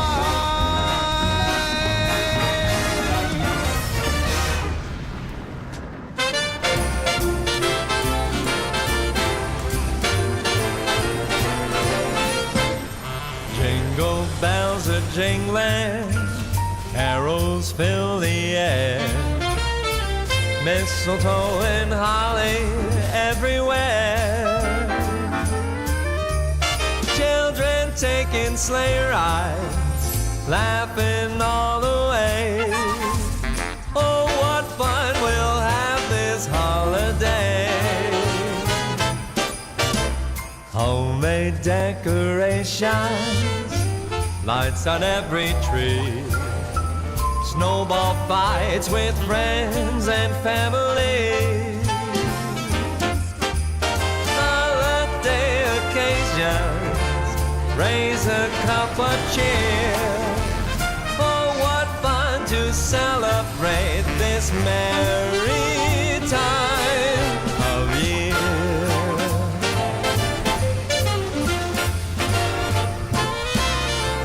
Bells on bobtails ringing, making spirits bright. Come along, we'll sing a song tonight.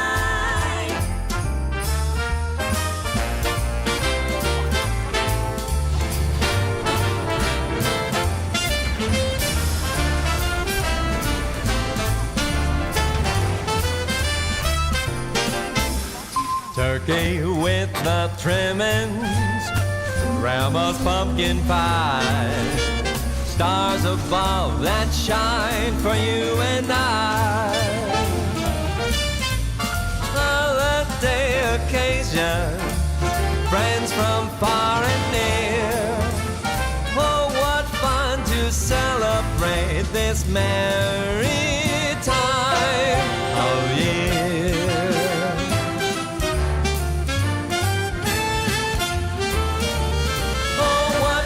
To celebrate this very merry time of year.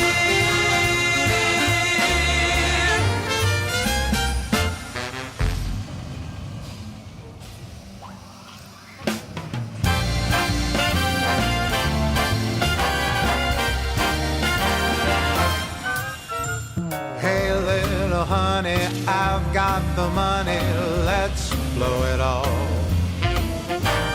Come on, but baby, no if, buts, or maybes, let's have a ball. Let's paint the town red with all my bread, there's just no end. If I won the lotto, I'd make my motto, spend, spend, spend. What say that we go take some of my dough, let's blow it all. When it comes to pleasure, don't matter the measure, big or small. Who knows how long this will last? For now, let's have a blast. It's fun, yeah, you know it, so let's go blow it all.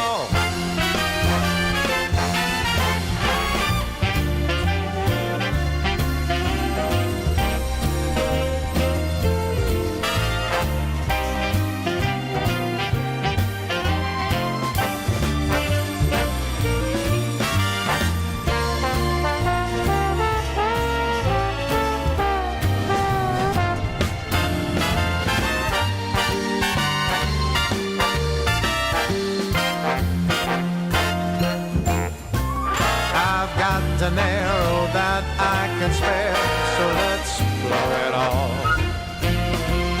Come on, my honey, let's take this money, let's have a ball.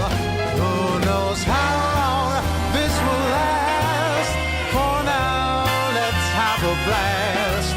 It's fun, yeah, you know it, so let's go blow it all. It's fun, yeah, you know it, so let's go blow it all.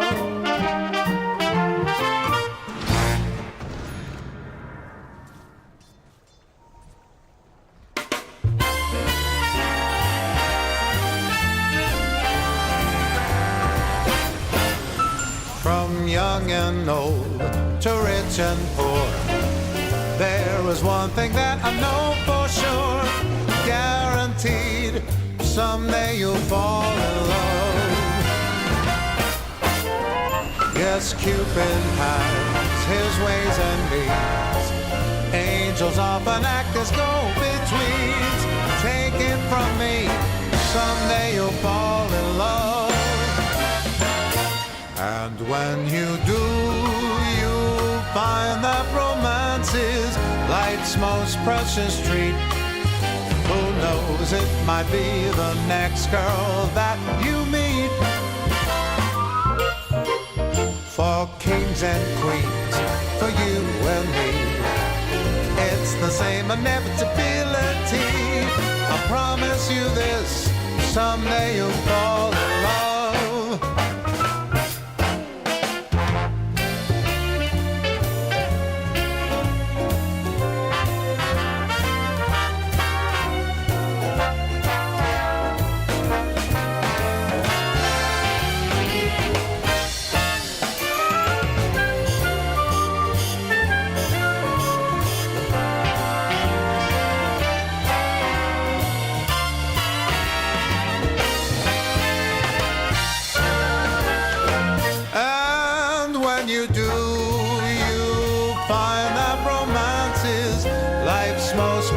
Street. Who knows, it might be the next girl that you meet. And if you think love's passed you by, there's no need to frown, I'll tell you why. Wait and see, someday you'll fall in love. I said take it from me, someday you'll see, you're gonna fall in love.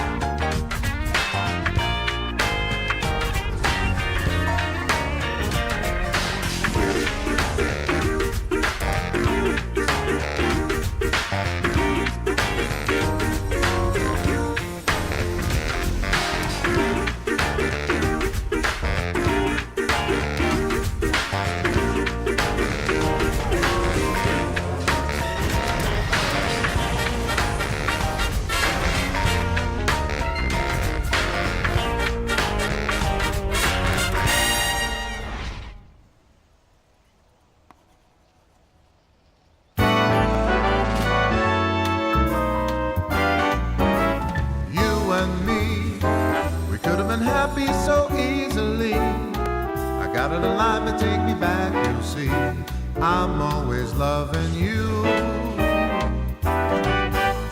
Now and then I'll check on a chick, but I find that when there's really no kick, I'm coming home again. I'm always loving you. You ought to believe me, and I'll just lose my mind. You're making me frantic, please. I'm a romantic needs. I really just can't take these lonely nights. So stop if you're crying. The time's right for trying to make up and end without fights. And now it's you and me. We're happy together so easily. I think you finally believe in me. I'm always loving you.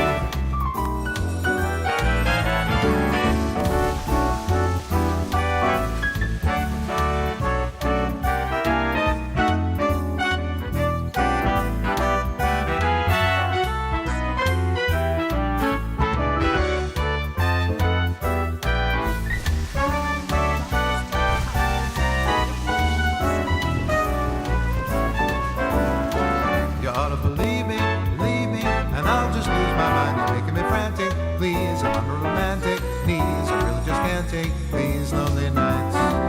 So stop with your crying. The time's right for trying to make up and end without fights. And now it's you and me. We're happy together so easily. I think you finally believe in me. I'm always loving you.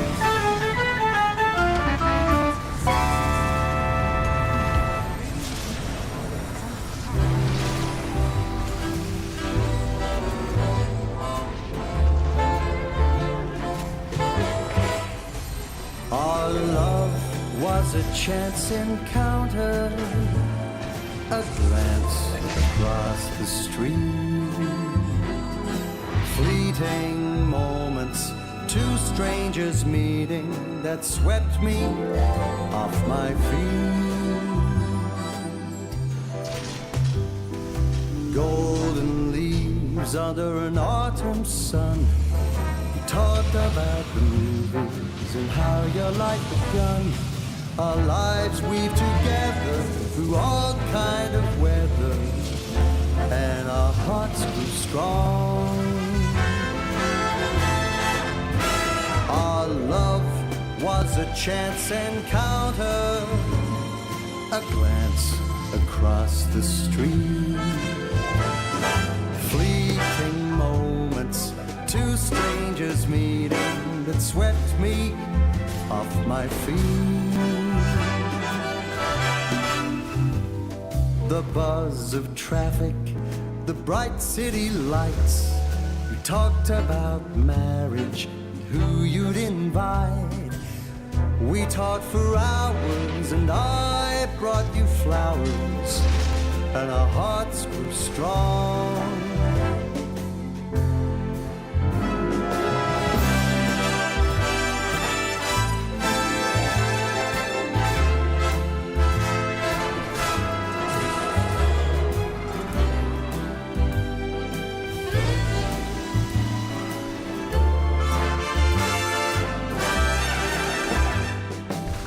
How can something so special be mere happenstance?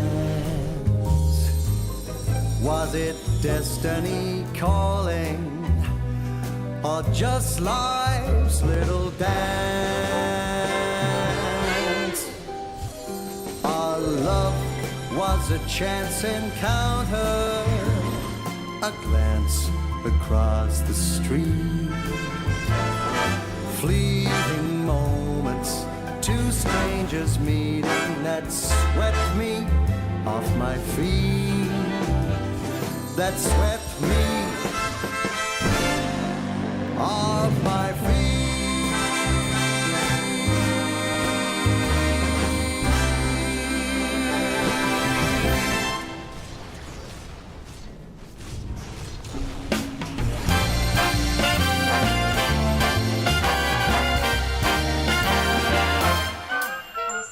Hey little honey, I've got the money, let's blow it all. Come on, but baby, no if, buts, or maybes, let's have a ball. the town red with all my breath. There's just no end. If I won the lotto, I'd make my motto spend, spend, spend. What say that we go take some of my dough, let's blow it all. When it comes to pleasure, don't matter the measure, big or small. Who knows how long this will last? For now, let's have a blast. It's fun, yeah, you know it, so let's go blow it all.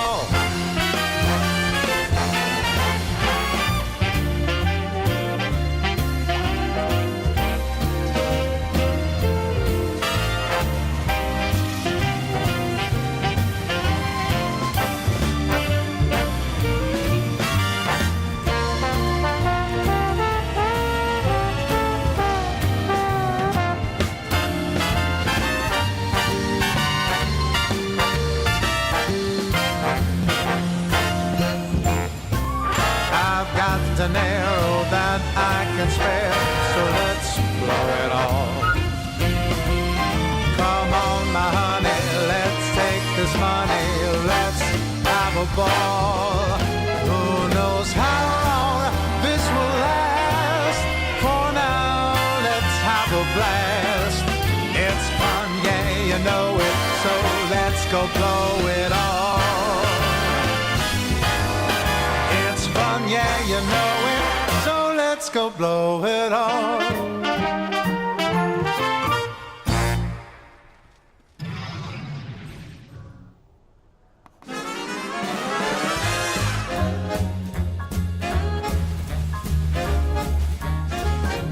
We're living a high life, no need for trouble or strife.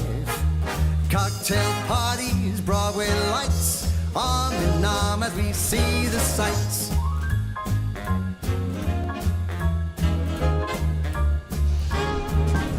Monday morning we catch a plane down the coast to Saint-Tropez. Wherever we are, it's never the same. Where there's fun, dance, we will play. We're living a high life, no need for trouble or strife. Cocktail parties, Broadway lights, arm in arm as we see the sights.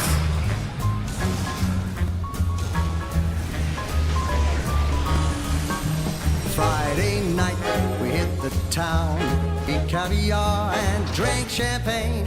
A life of luxury fit for the crown, a lust for life that we can't contain.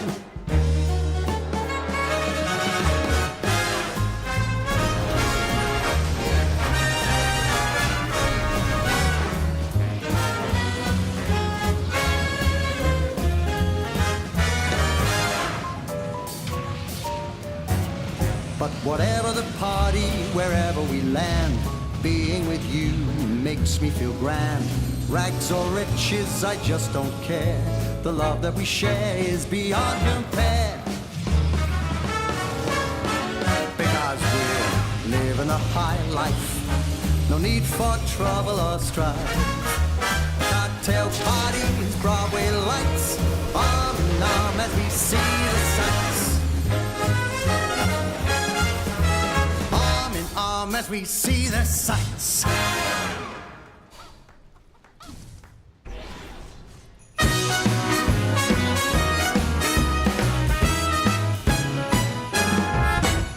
The holiday's here to greet you, and it's coming around to meet you.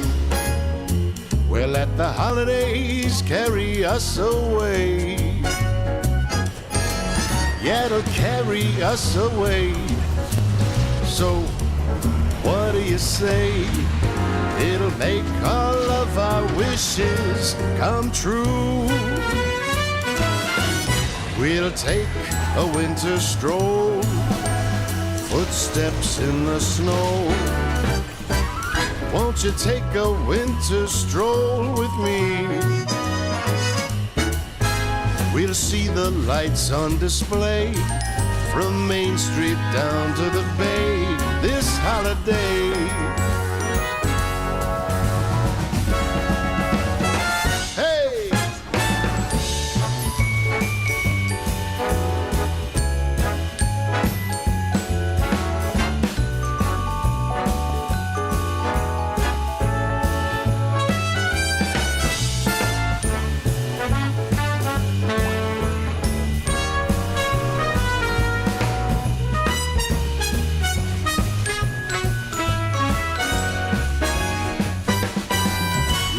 take a winter stroll, footsteps in the snow. We let the holidays carry us away. We see the lights on display. Everything starts today. So we'll let the holidays, yeah, let the holidays carry us away.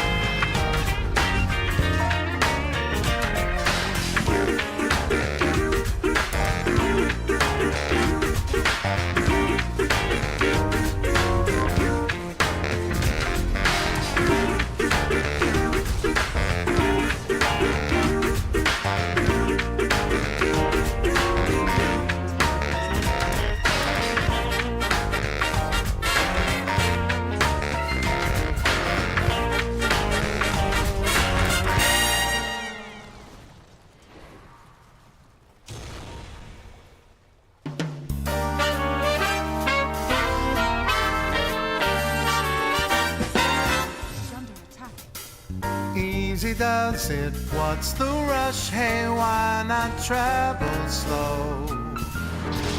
Let's just take our time and then we'll see. Easy does it, makes it such a nice long way to go. Day by day we'll have fun, you and me. You know some things don't move by force. Let's let love run its own sweet course. Easy does it naturally.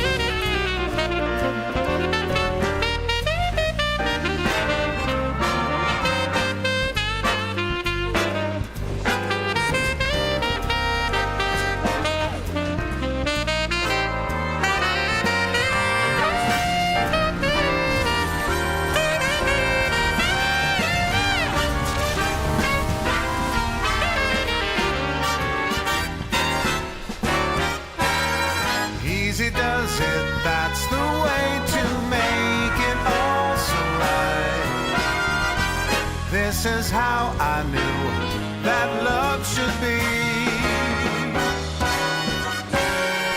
Easy does it every day, means every single night.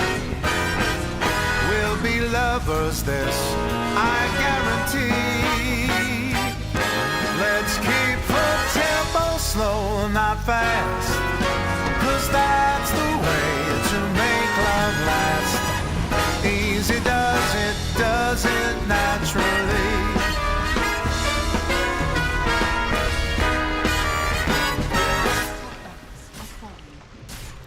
Dire's middle tower is under attack.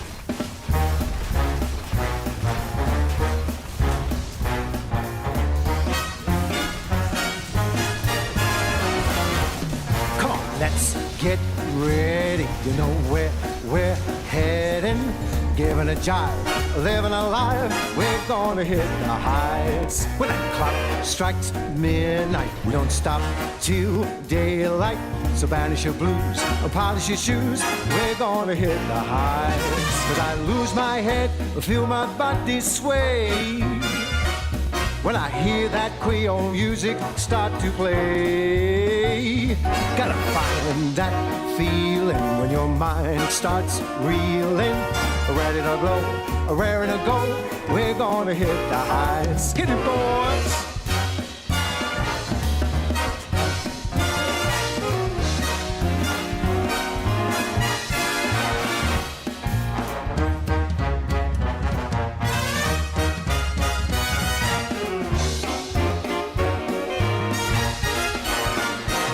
When I go real dizzy and I lose control, when I feel that rhythm burning in my soul, I said, come and get it, 'cause you won't regret it. Follow the drum, get out of the slum, we're gonna hit the heights. I said, follow the drum, get out of the slum, head for the neon lights. We're gonna hit the heights. Gonna hit the heights.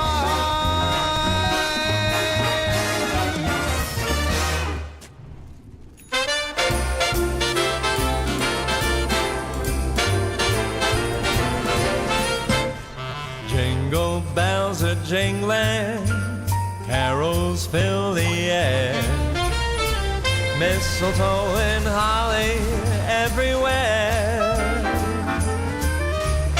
children taking sleigh rides, laughing all the way. Oh, what fun we'll have this holiday. Homemade decorations, lights on every tree, snowball fights with friends and family, holiday occasions, raise a cup of cheer. Oh, what fun to celebrate this merry time of year.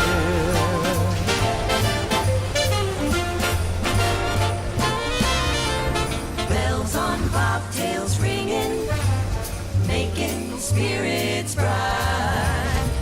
Come along, we'll sing a song tonight.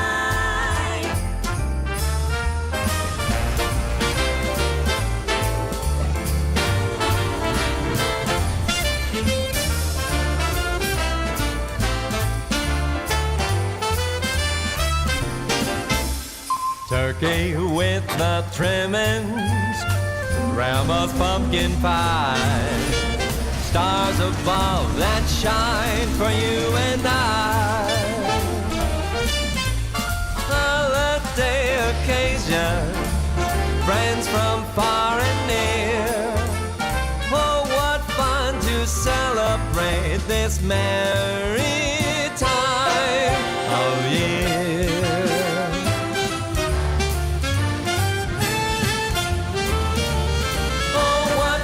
To celebrate this very merry time of year.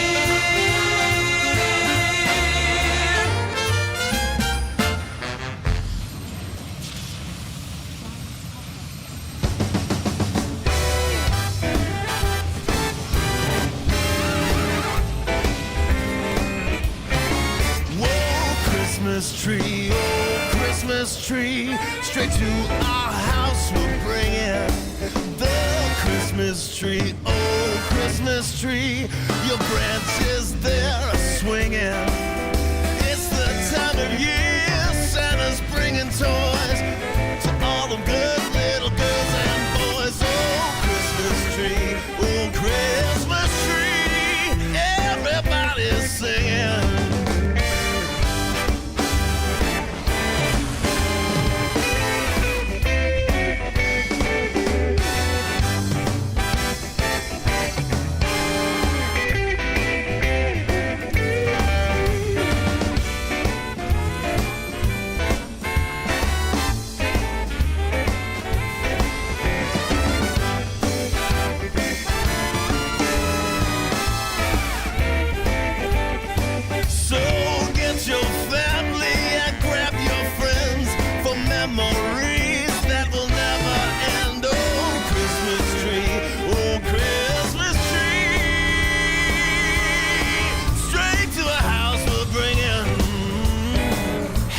But don't you love snuggling by that Christmas fire with that Christmas tree, just you and me, maybe a little mistletoe.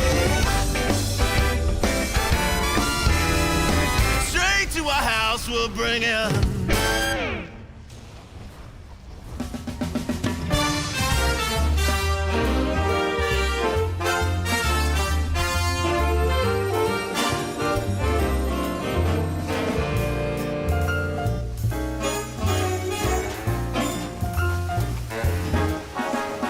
I like my eggs over easy.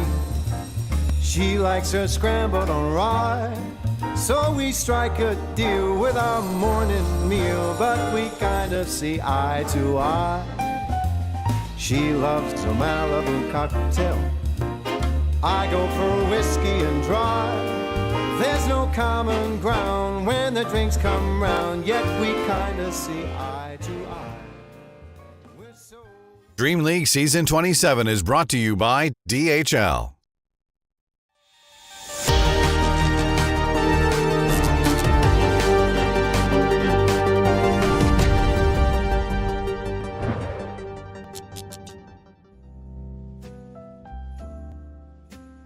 Hello, everybody. How's it going? Putting my glasses back on. It looked cool for a moment for myself, but it's not actually that cool. Trent, we've got a match coming up here. It is Team Spirit facing off against Falcons. How you doing, sir? Oh, I'm doing great. I was just tuning into the lobby chat right now. I know. Where Skitter wants to come to Dagestan for 2-3 years, and you trained me Dota, so I stopped being shit as Skitter. So he wants some knowledge, apparently. Well, I mean, they did win TI, so I don't know who he's learning from. John Whipples, that's the real one. John Whipples. Well, he moved to Dagestan apparently. Yeah, he's not here today though. No Whipples here in this matchup. It's Falcons versus Spirit. You guys already got to see a little bit of the top tier teams of OG versus Virtus Pro. Sentences I didn't expect to be saying this DreamLeague. But now you get the other top teams. Falcons, as Lyrical just said, the TI winners. My goodness, look at the smile to indifference face, dude. Can I just say, we saw Malrine in China. My guy gets so depressed when he can't play pubs. He's like a caricature of a human. Like he just sits at the table, he puts his head in his hands, and he just like, and he like looks up and goes, I can't play pubs. Trent, his head goes back down. Trent. Then what? We have to be quick. We have a video we need to play about the seeding. I'm sorry. I want to hear more about Malrine, but after this video. So at rank number 1, we have selected, no surprise to anybody, Team Falcons, who have certainly proven themselves as the premier Dota 2 team. It's going to be tough to see whether anyone can actually figure out a solution that hasn't been tested to take them out. So rank 1, we ranked Falcons. They are obviously the favorites in every tournament they play right now. 1 TI, still looking strong after that, so number 1. rank 3 is Team Falcons because they've been consistent and I think they're like a top 3 team. So we put Falcons number 1. I mean, basically it's one of the best teams right now. They just won finals against us and they could win last finals. Obviously, probably the best team. So we ranked Team Falcons as first position. They got like 3rd, 4th place or something last tournament, but still, it's Falcons. You have to give them one. Let's be real. I think it's the obvious choice. It's the obvious choice. It makes sense. Obvious. The freaking save. That's a He lot of doesn't points. know. He doesn't know. They could win Blast Finals too. It didn't end up happening that way. Real quickly, I do need to say there's like a dynamic going on. Number 1 seed across the board, except for Nemesis, because they're crazy. And the Index, I guess. But the other thing to keep in mind about this is that it is now a situation where they're going to be facing off against Spirit. And I think that these two teams are massively different in terms of like their mentality going into a game. Amar just typed into lobby chat, relax admin, no need to say anything. They're going to lose like every other team, as you can clearly see. No doubt guy who can't play so-called his best hero 2 want to win versus me, the original. He's trash talking before we're even into the game. It hasn't started yet. And Spirit, on the other hand, they're very chill, very relaxed. Yeah, they're not saying a thing. He's not able to goad Collapse into this one. I assume he's talking about Mars, would be my guess. Yeah. That would be my assumption, the Collapse Mars, which, I mean, he just won yesterday. When they were down 0-1 against Paravision and they need that win, Team Spirit, they give Collapse the Mars and he delivers. So I don't know what he's talking about. Can't play his hero. I mean, I tell you, there's still a whole lot of respect for Collapse around the scene right now. Well, let's see how the respect goes for the team as a whole, as we're going to see how everybody ranked them as well. Team Spirit in our list goes to number 2 because I think Spirit is like either the best team in the tournament or like the most mid team in the tournament. You never really know, but I feel like they have a good track record in DreamLeague. Put them in number 2. Think they're gonna do good. They're gonna make it to finals. Team Spirit is at 3rd, judging by the Wallachia and previous Blast. Number 4, very good results again. Very solid team.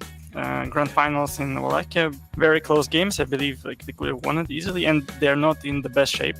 Our 3rd rank is Team Spirit because they don't have me Poshka, so they are 3 now instead of 1. Yeah, we put Team Spirit number 3 because they just played in the finals against MOUZ. Obviously a good team. There's no some hidden meanings. We rank Team Spirit as a top 3 team because they're kind of weaker as Team Falcons and Thunder Sports, at our opinion, but still at top 3 it's kind of nice result for them. So we put Team Spirit on number 6 is because we have very good respect to all Team Spirit players. We will never count them up, but other teams are way more stable. But Team Spirit can always show up. Team Spirit can always show up, but feeling like there are other teams that are more stable is the call from the Cult Bros lineup. They did rank them the lowest out of everybody. OG was the next one up at rank 5. But you can see like amongst the consensus number 1 pick, Team Spirit, I think that there's that recognition that they could beat Falcons in any given day. It's just what type of Spirit is going to show up.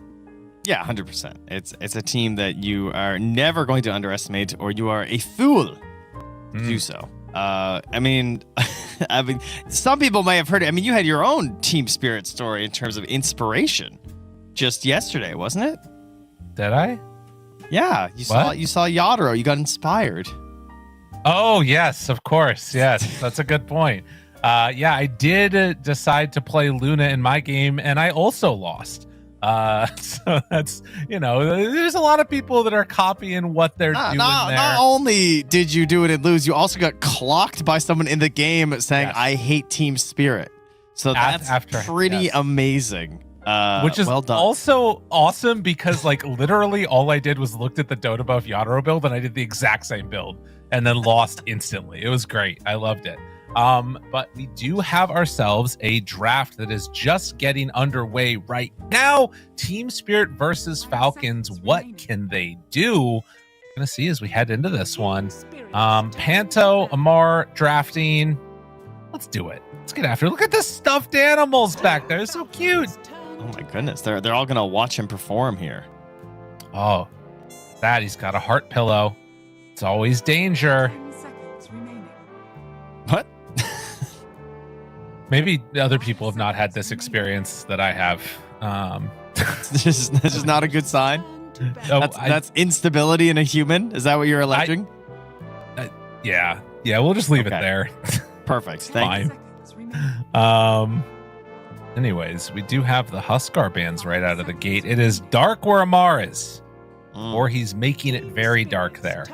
But he looks like a villain, ready to take that mantle up of villainy. Villainry, even. Yeah, was that the word? That would be villainy. Yeah, I don't know. I just thought it sounded funnier. Okay, gotcha. Yeah.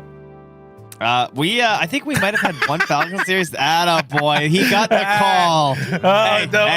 There's gonna be cams on. You're gonna need some. Yeah. Okay, sorry. Can you get me into the lobby? I don't really want to. 10 seconds. What'd you say? Sorry, what did I my miss? headset. Yeah, don't worry about it. 5 seconds remaining. Sneaking, the professional. Oh yeah, taking a deep, long sip. That's some good stuff. Okay. Alrighty. Wow. Goodness. And then there's Yadar. Dude, jeez. This is a true gamer moment. He's got Pringles cans behind him. His hair's going crazy. He's in a hoodie. I love this. Oh, I'm horrified. One of us. Now I'm spirits winning. Look at that face. That's the face of a man who wants to win. I love that. Damn. Okay. So where were we here? Bands. Timbersaw still in the pool. Whoop, whoop, whoop. Alert, alert, alert. What? But they have first pick on Team Spirit. Will they pick it? That is the question. I think they ban it. Let's see. With their first pick before, have they ever had a chance? They have. They took it versus Liquid for a win. I don't see any games where they're banning it with first pick. So history says they will take it and probably ban Jakiro. Unless they go for a really hardcore Timbersaw ban instead. They did lose with it when they first overalled it versus Paravision, though. I'm glad to see Falcons are banning Primal. That, to me, feels like it makes sense. I think that's probably, like you talked about that Paravision game, that's why they're not taking it right away. They're thinking on it. So much reserve time. It is. Dude, the I Gambit. guess you don't have last, so it's not as bad, but like this really puts a lot of pressure on that phase out of after this when you do your second and third pick. And they ban it. Oh. Yeah. Disgusting. They're shook.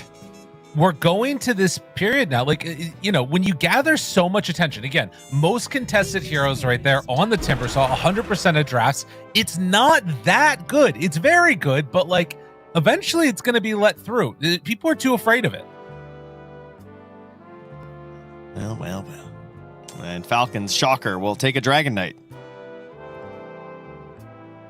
Now, and I think Falcons, they've dropped a few games this tournament. They dropped a game to Passion, going for an early Huskar pick. They dropped a game versus Paravision with a Spirit Breaker in their shoutouts. They did, of course, win the series. And they also dropped one at Pipsqueak, +4. So Falcons are looking really inconsistent through this tournament. Despite being up here versus Spirit, that's not great. That's a lot of dropped games. And on the other side, though, Spirit have also gone 2-1 versus Na'Vi, 2-1 versus Liquid, and then get 2-0 by OG as well. So, but both of these teams are certainly dancing around a lot in terms of like trying to figure out what is their best strategies. Well, and you think back to Blast Slam also, they lose to Yandex. That to me feels like it was some of the beginnings of all of this stuff going poorly. As Yadar is going to rejoin us here in the drafting area. But since then, it's been some amount of inconsistency across the board. Of course, the travel back from China also can be a little bit of wrecking havoc on the body. And I think, based upon the stuff as well, they're not boot camping, right? Like, it seems like everybody's in their own place. Yeah. Yeah, versus Spirit, which are obviously all grouped up here. So a little bit of a buff there on their side for sure. So the lobby chat worked? No. Yeah, we're going to get a Mars? We might. The thing I really feel is that the idea here is like, okay, Jakiro against DK. They knew that it was going to be given. So what's the other answer that Team Spirit are going to run to try and deal with this DK? Are they going to try and like give it such a terrible lane that he's forced to other places? Are they going to try and like run fast tempo before DK comes online? What's their way to play it? Oh, they get rid of they take one of the better options, I would say, in the DK. I mean, they just pair so well together. This is exactly what they did versus OG. You know me, I love Skywrath Mage and Dragon Knight. I think it gives so much value to the mid DK. I permit early blinks if you want on a mid DK with the Skywrath Mage because they just sync so well together. And Mallory was busting out a ranged mid playing the Nature's Prophet in their win over OG. My man is expanding his horizons and winning games on them. I don't believe it. I don't believe it at all. There's no way. Not against Spirit, man. It ain't happening. You think they're too ready for the ranged Malrine? He's got to go his ways of the powerful melee hero? I think so. We need to see some Sand Kings. We need to see some Shakers. Primal, obviously, he can't do. That's already gone. Spirit, incredibly low on reserve time. 18 seconds left at this point. Well, Lyrical. You and I, we did see them play versus a Dragon Knight. I don't know if you remember that he was in that game. It was a Necrophos, but instead we're getting a Viper, and I feel like that's going to fulfill the anti-DK role here. God, all right, are we gyrocoptering then after? If they do that, it's like you need so much control out of your last pick. I mean, their initiation's going to look pretty rough, though, I will say, on the side of Spirit if they go for a gyro. Yeah. Not that that's... I mean, that's what mid lane's for. You can certainly make up for it, but they'll have a bit of a big hole there, I would say. Viper's interesting, though, because it's not a hero you really want to jump into with even DK Sky. It's like, you got to get in and out real quick on the Viper, because if there's any decent heroes at rotating, you can certainly get punished going for that hero. So we have not seen a ton of Viper, but we have seen other green heroes that Yadro has played. Is there any world in which this is a Viper carry? You think back, he played that Necrophos. That was dog crap. No. You don't think it's going to happen? No. Okay. I certainly hope not. Because here's the thing. Yeah. It's either him or Collapse, right? Do you like it on Collapse that much more? I don't like Viper. No, it's Laurel or Collapse. It's fine. It's okay. You think it's Laurel? Okay. Yeah, they're just gonna try and match the DK. If it's DK safe lane, or if they, if they can be certain of that, then I think that's how they're gonna play it. All right, so Mars is, he's come out. Amar said, "My hero. Yeah. This is my guy. I'm gonna play it." Did he all chat him again? No, nothing yet. That's a good shout. Not yet. Too busy drafting. Dude, if you're drafting an all chat, that's the next level play. That's what I want to see. I've seen him do that. He was pointing out heroes that were left. With the last pick left, he was telling the other drafter what hero he left in. Oh my god. Yeah, it was mega toxic, and they didn't pick it either.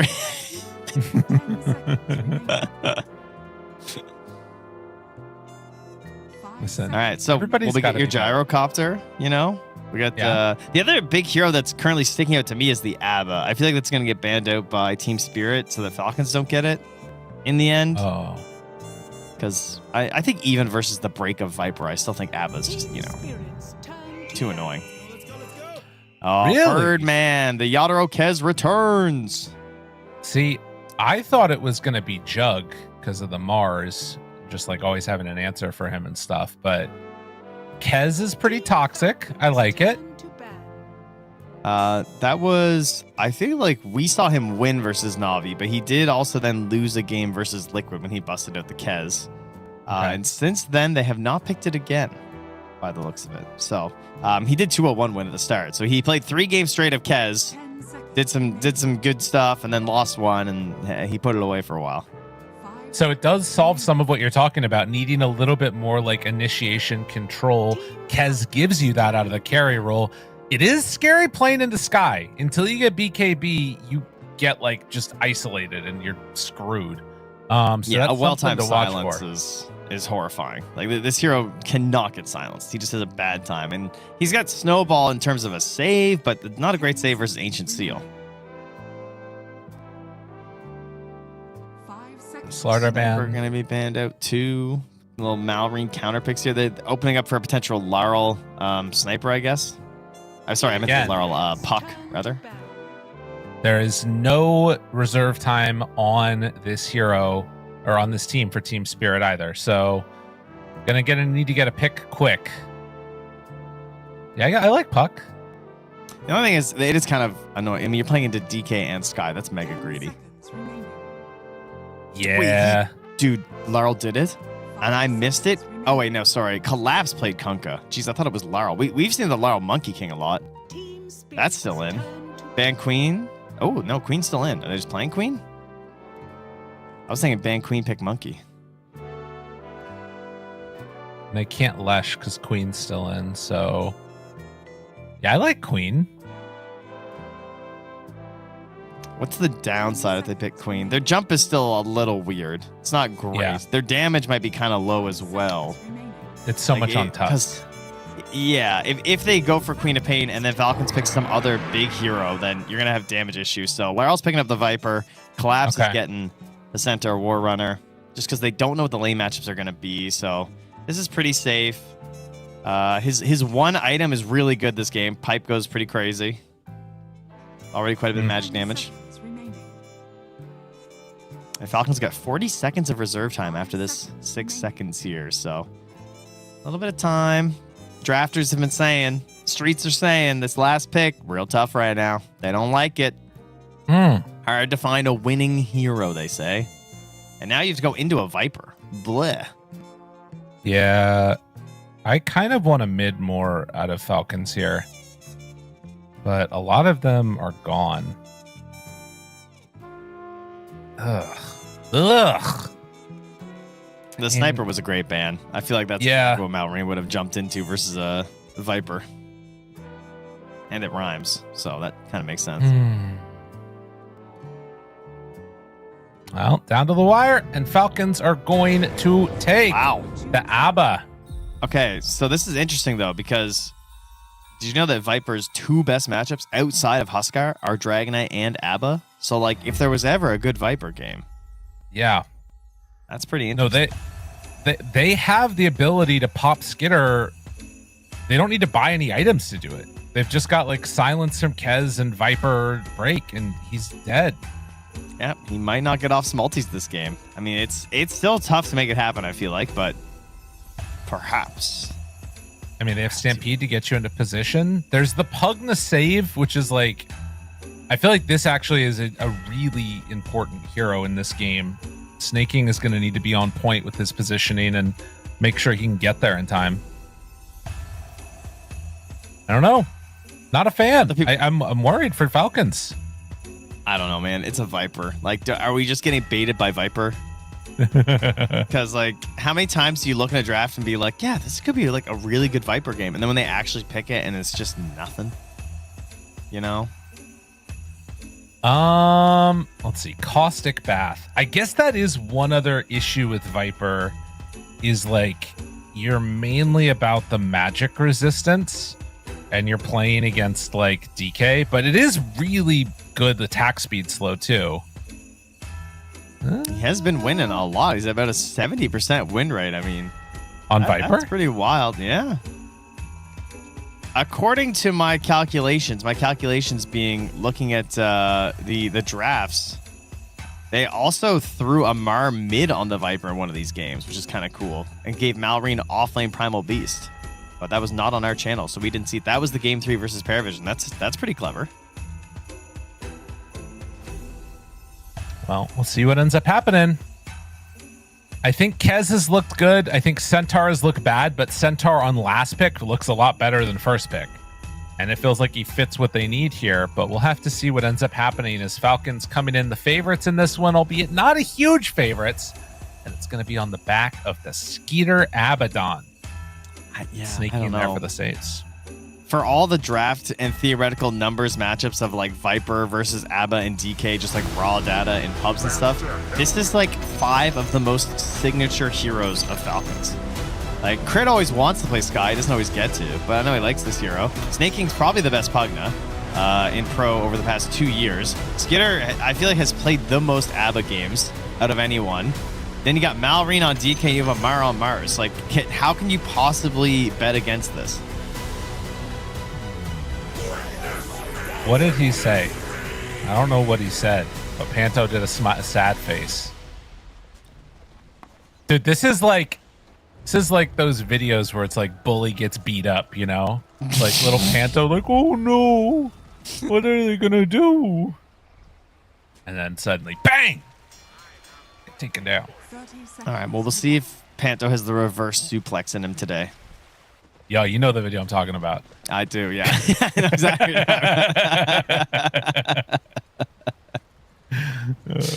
Yup. All right, we're scouting out here. Kez, Mr. Yadro doing a little run around here with Amar. They're just doing loops together, trying to figure out where the other one is as they try and battle for a bounty. Skeeter. Up. Getting stomped. Getting jumped. Decrep. The body blocks from Rue. Oh, it's pretty. Oh, it's pretty. Do they have the damage? No, Rue! Wasn't meant to go like that. Oh, the body block's the other way now. Oh, no. Oh, collapse. Collapse, run. Crit's going to kill you. Chase down is there, and Team Spirit lose it. Oh, good. Well, that wasn't great. No. 2 for 2 on the runes. At the very least, but yeah, not good, not good. Laps will return to the top lane. The voice lines are spammed. And we got a Dota game. Love that. Malrine already taking some harassment here in the mid as Snake King is going to stop any pulls from happening. That's what you love to see. A little decrep action. But yeah, Laurel is he's making this feel uncomfy for Malrine. That's for sure. Well, you gotta get your Predator going, you know? It's important to keep it up. Huh, huh. Keep on stacking that innate damage. God, what a gross hero. Meanwhile, pretty awesome. Bottom lane is just lane shenanigans. Yado's got a double wave coming in. He's holding it off to the side as the next one comes through. Camps are blocked here. Crit very low here as they try and get some aggression back onto Panto, but has to be careful in the trades of Jakiro, you know? Oh, yeah. Well, and Yado's still holding that lane pretty good position. So far, seems to be having a nice time against Amar on this Mars. And a little courier kill. That was Tangos. And that was Tangos for both of them. Wow. Oh, Snake King was going to be so smart if he got that Null Talisman. Very important to get that one taken out. They have a salve on Spirit in the top side. Is down bottom again. Just sort of keeping our eyes on Crit being the main one that could either make a kill happen or end up dying if he's not careful. And guess what? Panto brings him down. Spear back. Does not latch to the tower, but still going to take a lot of damage from Amar. Now Amar, he might be too far forward.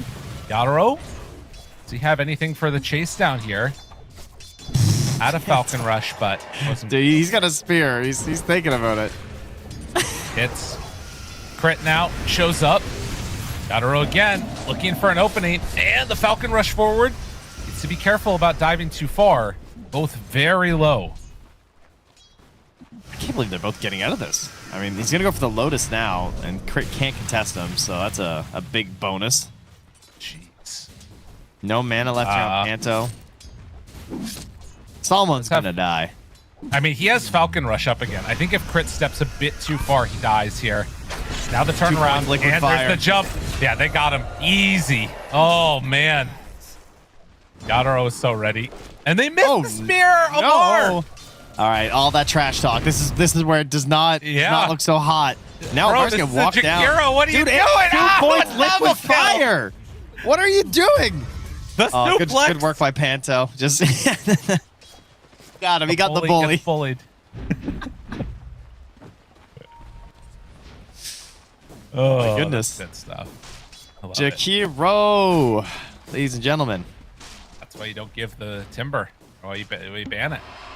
Yeah, just get Panto Jakiro just winning you a lane, and Yadro just smacking his lips here. 25 and 6. Oh yeah, feeling real good. The big boy, Panto comes back in and immediately cause some issues. I just picturing you laugh. You saying that to Yadro like face to face. It's like, oh, you're a big boy.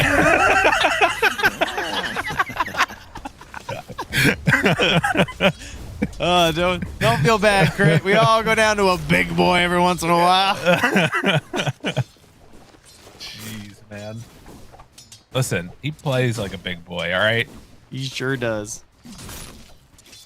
Oh, God.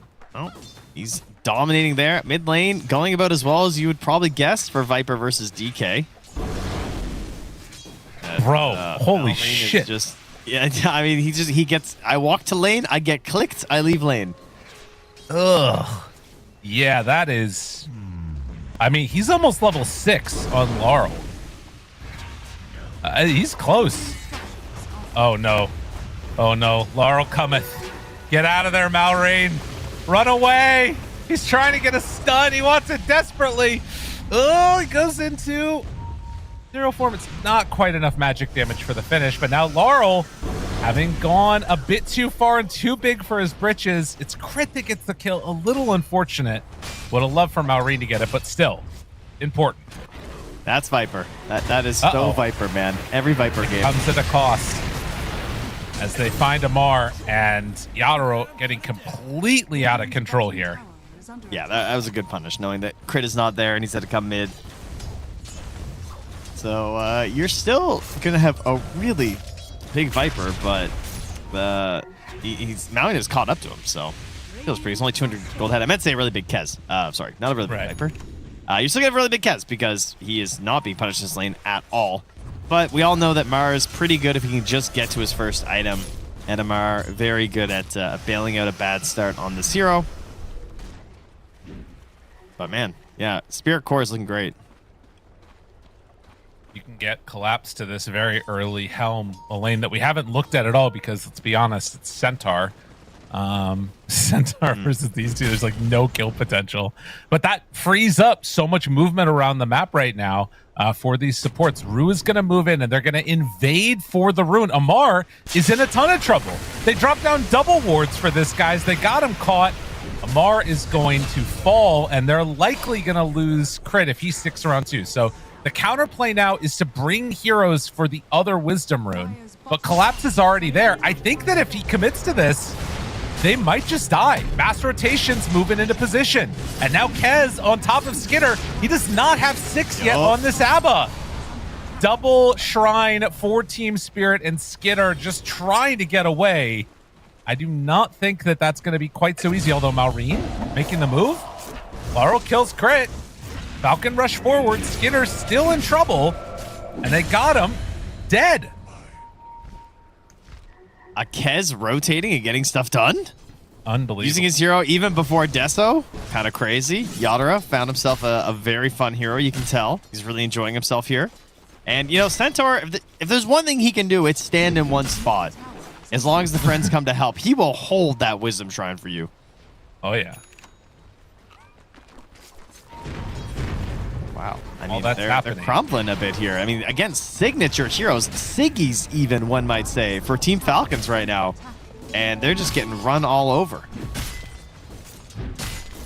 It is a bottom tier 1 tower denied while they're pressuring up here on top. Snaking, hoping to find a little bit of wave counter shove with the Nether Blast, but it's not really amounting to much of anything here. What's Bro doing here? I mean, he's gaming. I don't know. He was trying to get whatever experience he can, I guess. He's you know, snaking, hoping to find something. Creeps will die. I mean, he made it out alive. I'll respect it. 2,000. Laurel, yeah, Laurel considering the old boots of travel on the Viper. I'm always a fan of the Atos when you're like really stomping, but we're very much in a bots ags world these days.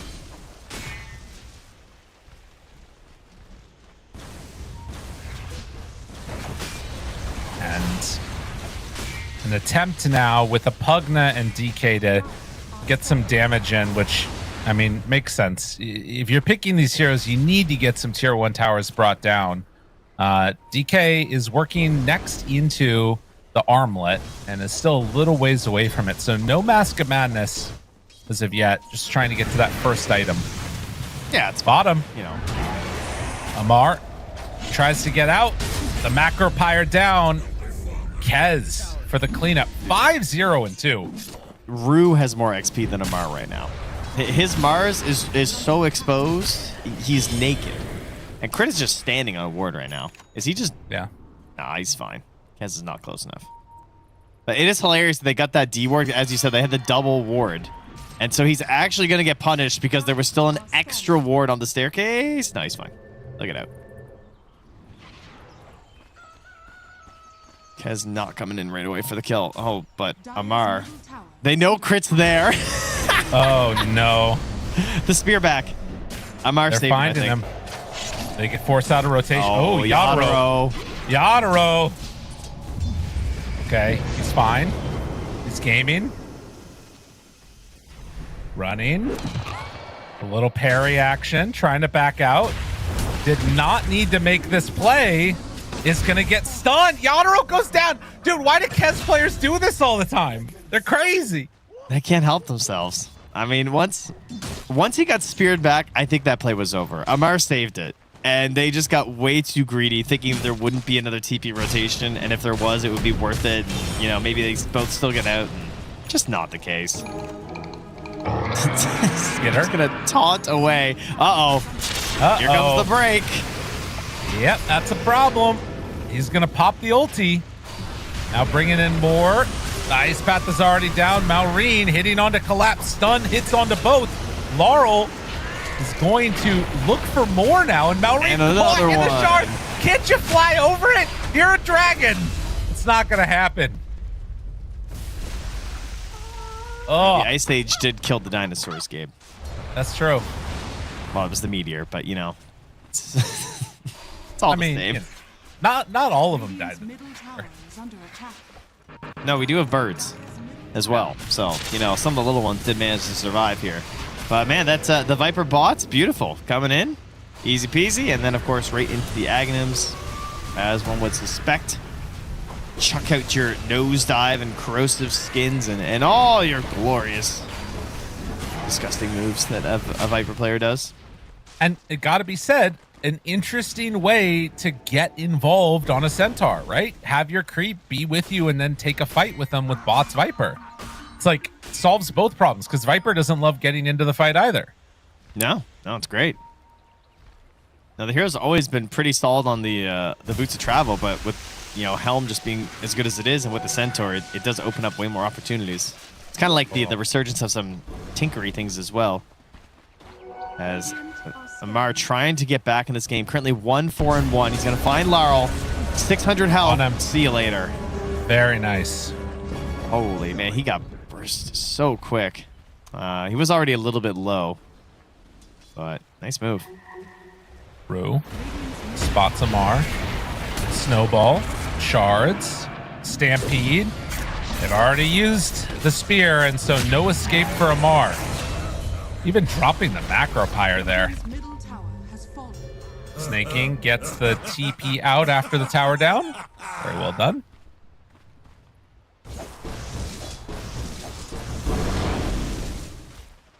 This is the best way to win against Falcons, man. Because one thing about them is they are relatively predictable intentionally with their draft. Like, they want to say, hey, we're going to pick these heroes if you don't ban them. And we're going to flex the same 3 heroes around to a couple different roles. And you're going to respect it. And we're going to... But, like, I mean, it's not often you see DK Mars ABBA given, right? Yeah. Totally. And to have a 3K lead at this point is very, very impressive from Team Spirit. So see if they can just keep that momentum going here. Obviously, Viper, a hero who stalls out pretty hard if you die a couple times. And Crit is finding these little plays on the side. He's gone off. He's going to try and steal the Wisdom. We'll see if he gets away with this. So far, it's looking pretty good. We often have a scan that'll occur where they scan right about now, then TP, but they're going to be too late. So this is nice. Yeah. Team Spirit double Wisdom. Going to lose out. That's really just big. a freebie too. They're not contesting. He just gets in and gets out. Yeah. Yeah. Now there's the scan. Too Right. late, guys. Oh my God, are they gonna go back for it now? Did it hit red? No, I don't think so. Oh. It might have at the Fine, very go end. I for it. might have missed it. Well, regardless, Deso done for Yadro and trying to get into the Aghanim Scepter next. It looks like it's going to be a move up to the north side of the map through the Twin They're Gate. going to collapse his creep. So he's going to run in with the creep. They're going to have the Viper TP. They're going to try and catch Skitter either. They think he's either along the top or coming to this wave, but he's actually safe in his own jungle right now near Malrine. Oh no, Malrine. Malrine's taking that camp. Skitter, you got to go up and farm the top. Trust me. It's fine, bro. Just go top. Yeah, Crit's definitely eating this one. Yeah. Hey, Crit, could you just go catch that wave of the tower? No reason. Oh, yeah. It's fine. Oh, yeah. Little ice path. Nope. You see him on the creep. They want a bigger kill. Interesting. In the meantime, Laurel, at the very least, because the boots of travel, like, he's ready to engage here with the Centaur creep, but he's just farming up stacks. Rue. Fine snaking. So they will try and chase down this Pugna, who will get caught in the shards. Doesn't work, buddy.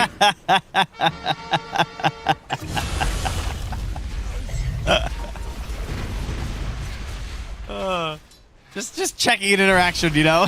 Yeah, it's fine. It says doing an attack, but we should probably make sure with the show. It's like, yep, no, it's an attack, yep. Not happening.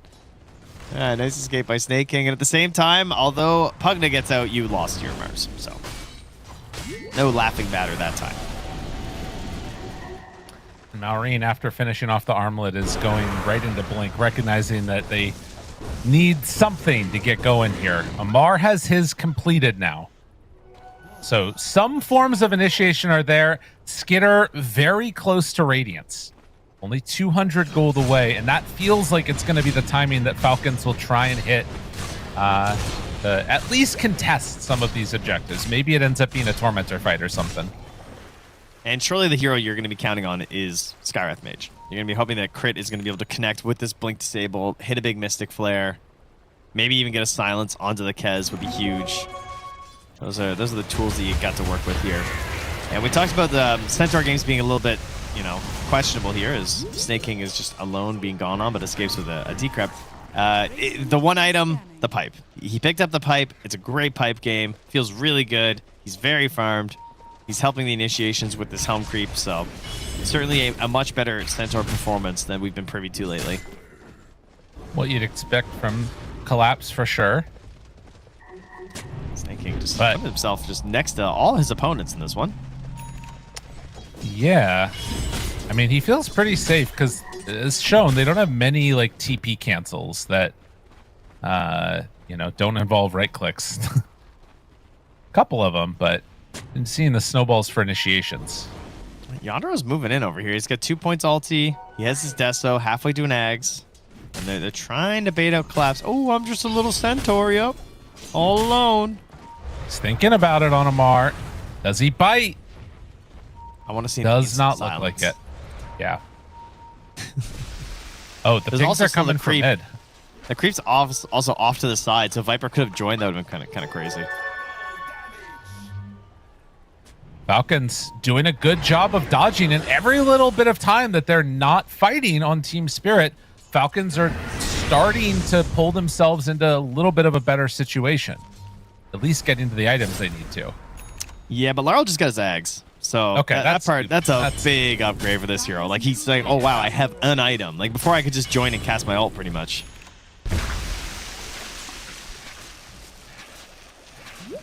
Of course, the toxic or caustic bath rather facet. So everything working that much more effectively now. Yeah, he needs that nether toxin down if he wants to try and survive through like the Mystic Flare and everything too. Right. But there's a blink on Collapse too. They are ready here. Just waiting for Yadro really to finish his Ags in 500 gold. Now, ideally, you get Aegis with this, right? Because if you ever go this Ags Desto, you put Aegis on the... It's like a TA. You put Aegis on the Kez to then farm into the BKB. Right. And Falcons, not wanting any part of this right now, is just going to continue the farm on. Snake King almost has Force Staff. So again, you've got like some defensive things that are starting to come up a bit. Crit is just kind of going damage, you know. He's gone for this Kaya now, but is going to be punished as Collapse jumps onto him. Stampede, the little chase is there. He's gone. But the wraparound, no Stampede now. Buyback is there for Crit. Do they want to take this fight? I don't know. I mean, what's the purpose of this fight? Does it get you anything? Like, I don't know if it does. Should you set up for a Tormentor, or is that even contestable right now?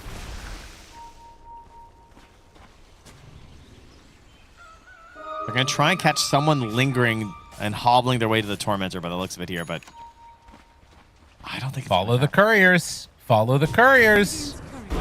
Or kill the courier. Yeah, they just can't, I don't think. I think they just got to back and push mid. I don't think there's any way you're contesting Tormentor. You just got to go across the map and get as much farm as you can right now. Crit's got his AoE Arcane Bolt thingamajig, so he's going to start farming his way up, try and get a little bit more damage with the Kaya. Snake catches a wave mid. DK farms some of their Ancients, so... I mean, it's not a total loss to just give it up because they fully recognize exactly what Team Spirit were up to, but Team Spirit are just connecting on everything. Yeah. And Ags Kez is a scary time. Yeah, Maureen, after going for the Blink Dagger, now also has Mask of Madness. And looking for it. Oh my god, Rue. Right on him. Yep, they knew right where that guy was. Tries to get out. And Crit Force Staff to the low ground. We'll find him too. And they get Snake King. Blink. Have shards. Have shards will travel. Oh, just on the outside. Nice. Good, yeah, good horizontal maneuver there by Snake. But the Wisdom Shrine was still up. Oh, what a win. The Radiant one's still there as well. So now it's going to be probably Team Spirit getting both of those.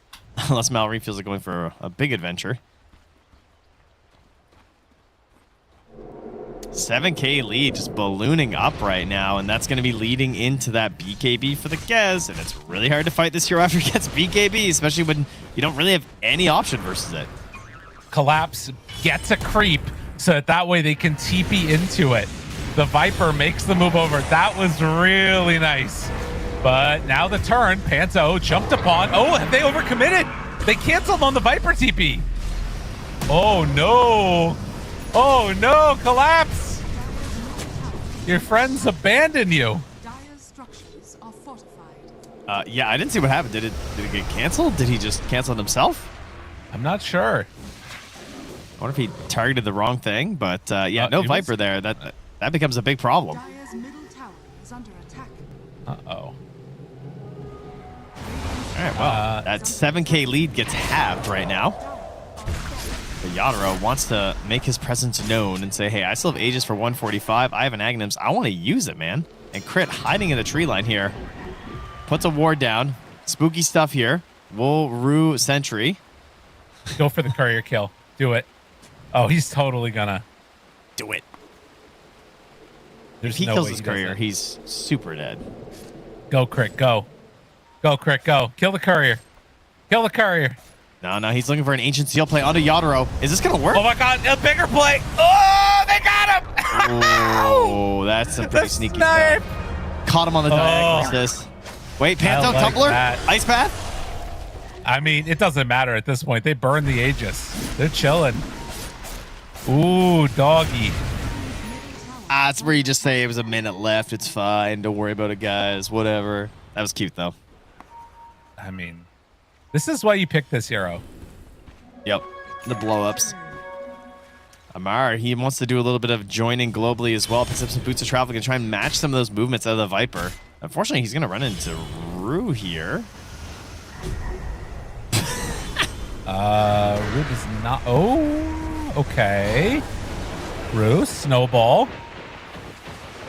We'll have a blink up, but can't manage to get it. Yeah, not getting into that one, is he? Dude, this is crazy. Like, this is the thing. Falcons, they're pretty far behind. Aegis on Yadro, ready to try and clean up the game. And then, like, they find just this little moment, a tiny little moment in the game where they can punish, and suddenly, like, all the momentum is out of Team Spirit sails. Well, I think partially it's the burden of execution on Team Spirit to even be going for that play in the first place. Like, you're hunting an ABBA, which just feels awful. Because, like, probably the last hero you want to have to purposely hunt in Dota. Say, like, oh, we're going to try and kill this ABBA. Let's go find him. Let's get our Viper TPing in on Boots of Travel and comboing it with the Silence, and we're going to kill this guy. It's not a winning formula a lot of the time. Amar, they manage to jump onto him there, keep a creep alive, and they bring it down the MOUZ. Was that with a glyph? Man. How they did that? I couldn't see. I think he had used all of his. Was used. Oh yeah, they did. Yeah. This is the thing. It's like you love to see Dota played between two teams like this that just have really high execution and chance to catch each other out. It's good stuff. Like dagger there now for Skitter. So still pretty tough to bring this guy down. And then he's going to eventually get into his Orchid. It's the same build every time. You know it. You probably don't love it because it's ABBA. And Malreen's going to pick up the BKB. That is the one issue with the Amara's build, going for the Boots of Travel. His BKB is going to be so slow now because of that.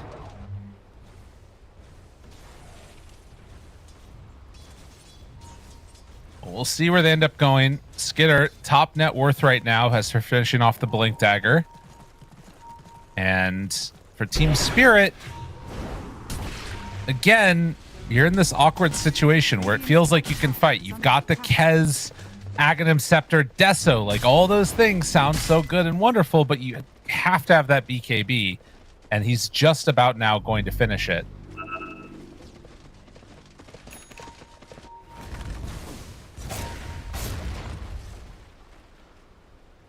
Laurel, waiting to the side with Rue as they head towards the gate. Rue on the hunt. That's Arena down, and guess who? Dude.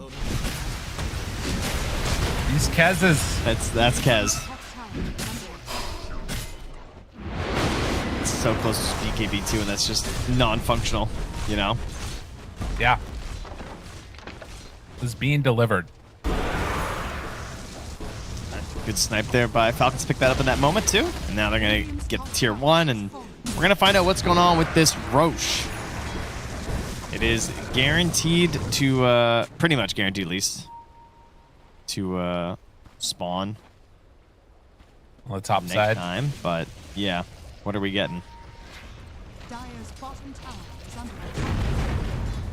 Jeez, Amar already has 2,000 gold. Kill really helping him get back towards that BKB. I say that. Oh, they saw his courier. Right. Okay, they go for the jump instead. Malreen trying to make something happen here. Armlet toggling for all he's worth, but it's not going to be enough. And now Amar, they did see that courier go over. Spear on Rue. Hoping to find a pick. It does not look like they're going to be able to get it.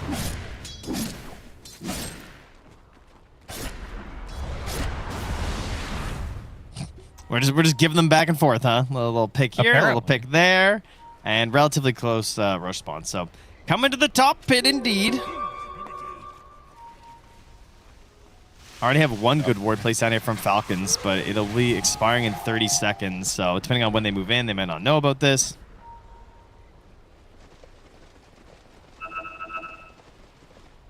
Gem prepped up there as well. Yeah, so Spirit just doing what good teams do. They're going to try and solidify their control over this part of the map. They really need this Aegis on Yadro. I think it just completely changes the way Kez gets to play the game.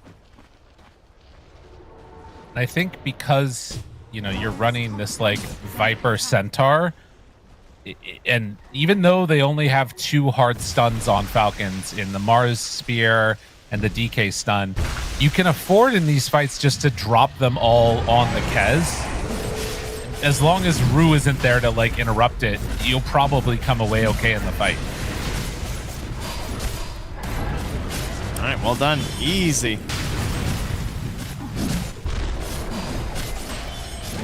Viper, in the meantime, finishes off second component of the Shiva's Guard and an Aegis onto the Kez. What are they going to try and do with this? Spirit has been winning all game in terms of net worth and experience pretty much. The last couple of minutes have looked better for Falcons, but could go either way.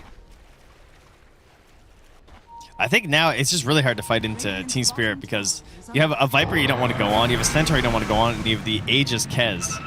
That's really what breaks the idea of how to win these fights as Falcons. So ideally, if you could somehow remove the Aegis before a real fight, that would be great, similar to how they did it before, but now that he has the BKB, that shouldn't happen. So it should be a pretty solid setup here from Team Spirit. Panto, he's closing in on the eggs, 2,000 gold away. That would be huge for him if he can get to that.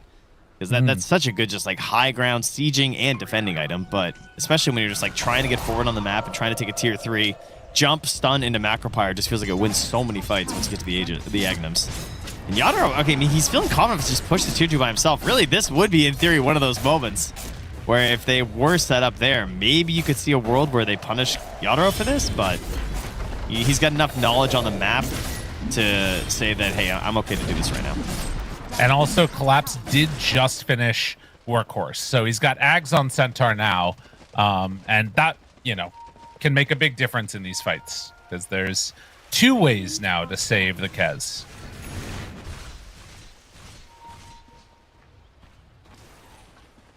Shiva's Guard as well. A lot of tools versus some of these tanky heroes. You got the Predator, you got your Shivas, you got your Kez max HP damage. Well, Skitter, the only one of the cores on Falcons without a BKB, is making his way towards that Bloodthorn. But Team Spirit gonna get a Tormentor for themselves. Pops the Crimson, and they're off to the races. And now he's got big double edge.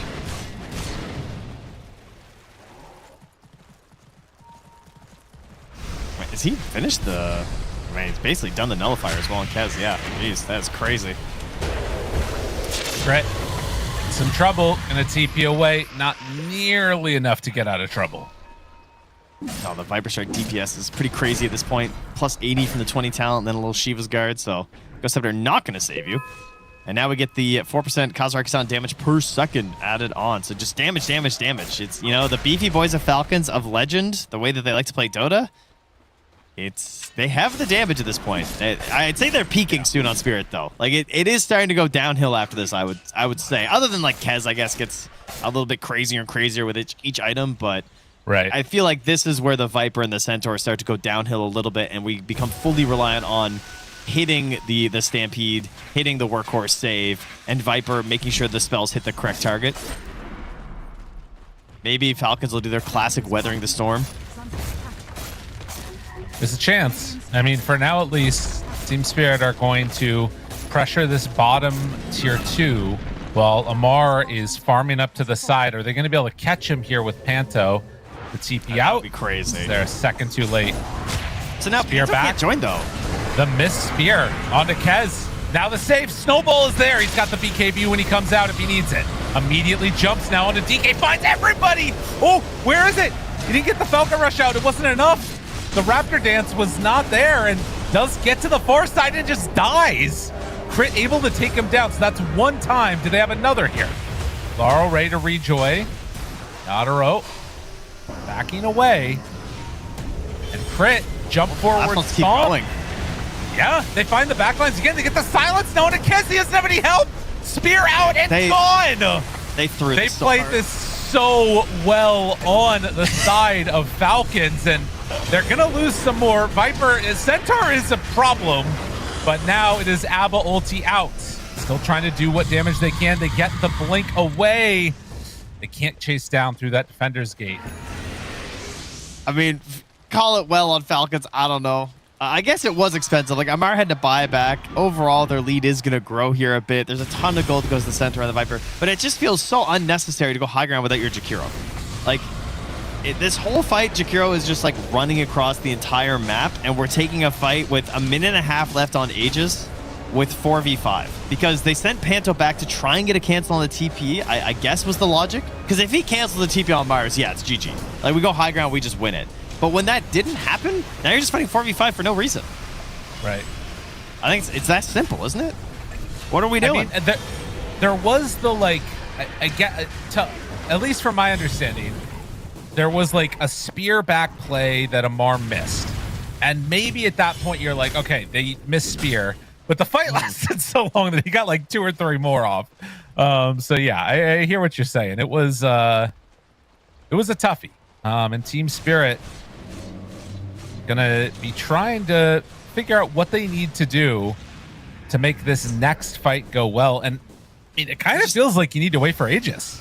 Yeah, exactly. I think you needed Rax with his Aegis because I don't see them getting it without. I mean, they're going to just have to get like a sneaky pick off, and maybe some of this vision that got left behind won't get scouted out. Maybe they'll find someone to just blow them up and they'll get their numbers and they'll go high ground. But that vulnerability of the Kez feels very real still. Yeah. Although it's crazy they're just getting this Wisdom Shrine and like putting this pressure on here without even having the Kez. That's kind of nice. And Crit moving with Snake King and Skitter here. So they have the Blink Bloodthorn. But Yadro is not coming up there. He is going south. Warmer climates. They're actually kind of in position to push now. Amar ready for a spear back. If he wants to, that jump is there, but they need more heroes in the area. Amar, well, he's fine, it looks like. They decrept. Snake King was decrepping him so he could blink spear while decrept. That was an interesting idea. Oh, because so they can't insta counter punch. Yeah. But I mean, they did all of this while Yadro was making his way over here. This is pretty good. Skitter is now TPing. Spear, workhorse. They're fine for the moment. Amar now jumped upon. This is Ag's Macropyre, not really hitting onto anybody though, and well, they are all caught in this. This is so much damage. Out from the Radiant, Yadro tries to run in and do what he can. Nullify onto Pugna. Pugna dead. Now turns his sight onto Malrine. Skitter is hitting to the side, but the Raptor Dance out forces out the ulti from Skitter, and now they're going to back away. Laurel still stunned and ready to chase onto him. Good stomp connection. This was a buyback from Snake King and is not going to be able to keep Skitter alive. Crit now decrept. They back away again. Stun onto Laurel. Do they have any force or anything? Another workhorse. They're out of there. Tusk dead, but Team Spirit get themselves a first lane of Rax and maybe gonna go for more. He's going for the big ones, finding Malrine. No more BKB on Malrine. Means he is dead. And while the Meteor Hammer looks pretty sick, it is not going to matter. As all 5 are gone, Team Spirit hitting incredibly well right now. Crit's trying to salvage this game. If he could kill him, it'd be huge, but he's not going to get Yadro. It's going to be a dieback for Crit. And that might do enough to force Team Spirit back for a moment, but they still have creeps. Amar going to go for a snipe. Oh, you're into Laurel. You can't do it. The caustic bath is too much. Even with a 12k lead going high ground there, I think that was really, really well executed by Team Spirit. I think it's really easy to throw your lead going up for this fight, but they just played everything so nicely. The Lotus Orbs were crazy from Collapse. He did so many tiny things right in this fight. The Lotus Orbs, the workhorses, the way that they sieged with Laurel, willing to put the body up there and just get a lot of spells out before Kez has to reveal himself. And then even backing away. When the fight was still looking kind of okay, he's like backing away with the Raptor Dance, looking for a second initiation. Yadro showing that he really understands a lot about this Kez hero. It's all the in and outs, right? It's a 5-hero arena, but for what? They're trying to wait for everybody to come back in. Skitter, blink, it'll be fine. Yeah, he's not going. That's Megas. Oh, Team Spirit showed up to play.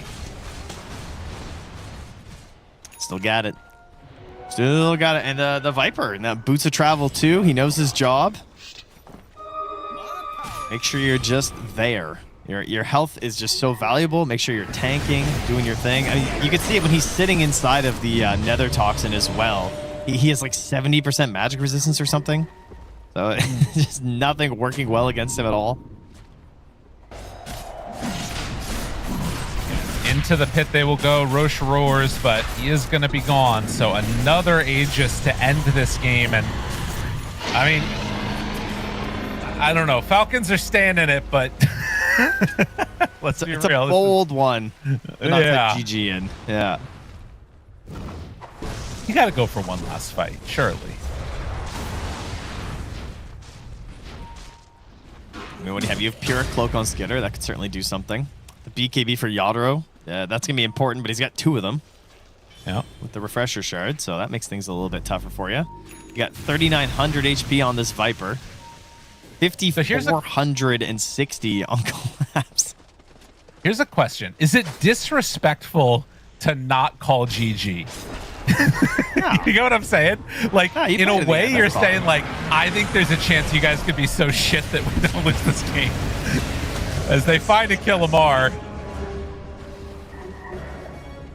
That's going to be a pretty good beat down there. Did you see how big that Nether Toxic gets? Oh, yeah. What is that? Gross is what it is. Laurel lays it down. They've got the Roche's banner. One last gasp, hoping for something. Skitter onto Yadro. Hit him pretty hard, but it's going to be a dead crit. And GG is called as they will manage to take game number 1 in pretty dominant display. Team Spirit. Never not locked in.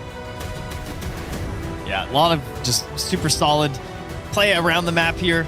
And the I feel like it was like went in stages, you know? First we have our Centaur with the Viper helping to lock down the map a little bit. And then we're just slowly building up the items onto the Kez, consistently being in control of the Roche and the Tormentor. Even if they make a few mistakes in between, they've got the overall game plan still solidly in their favor. And they gave Falcons their Falcons heroes. This is not the kind of lineup you want to see when you're up against Falcons, apparently, unless you're Team Spirit and you actually, fight the enemy that you know. And that is certainly what they did. They know they're going to pick a lot of these heroes. They had an idea against them. And Team Spirit executed it really nicely. And another instance where the Timber Saw gets banned with first pick available, and they end up coming away with the victory. This is starting to become a little bit of a trend of, people giving up the poison pill of Timber. But Trent, we got game number 2 in just a few, huh? Yes, please. I would like some more, Chef. All right, well, we're happy to oblige. We'll be back in a little bit with game number 2. Everybody stay tuned. More from DreamLeague 27 after this.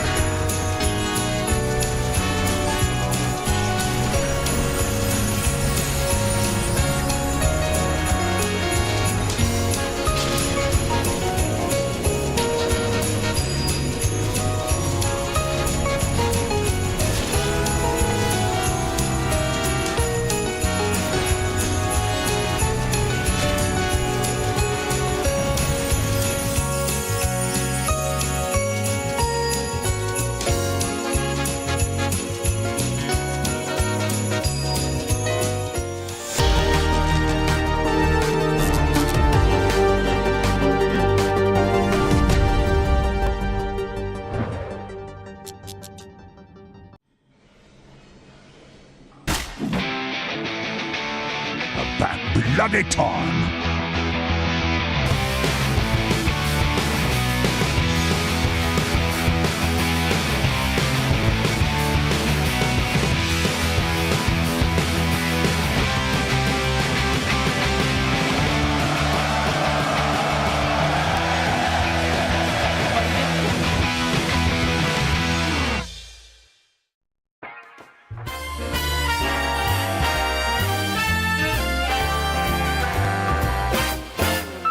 From young and old to rich and poor, there is one thing that I know for sure, guaranteed, someday you'll fall in love.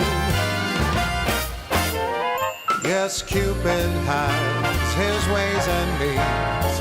Angels often act as go-betweens. Take it from me, someday you'll fall in love. And when you do, you'll find that romance is life's most precious treat.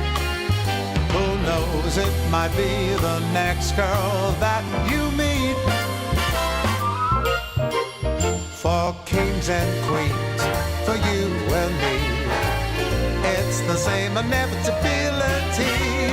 I promise you this, someday you'll fall in love.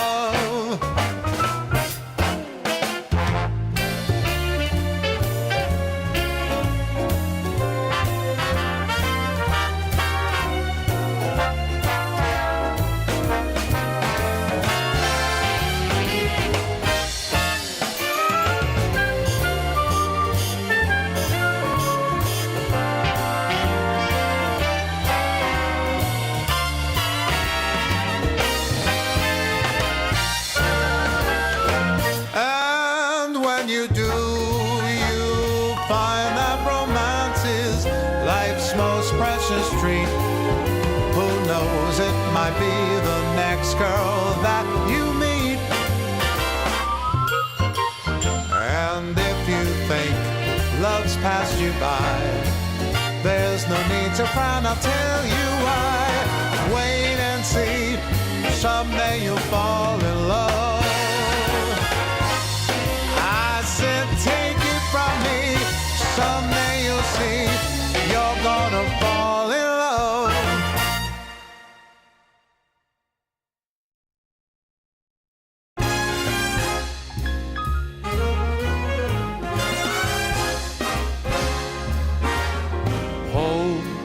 Is a smiling face that's home. It's a hiding place that's home. Deep inside your heart, light in the dark when you're miles apart. And home, like the songbooks say, is only a dream away.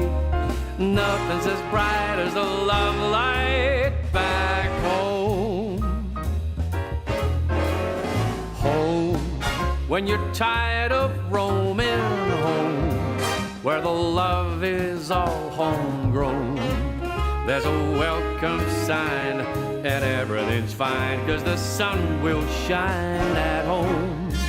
Where the door's wide open home, not a cloud in sight. I'm hitching a ride and I'm rolling back home.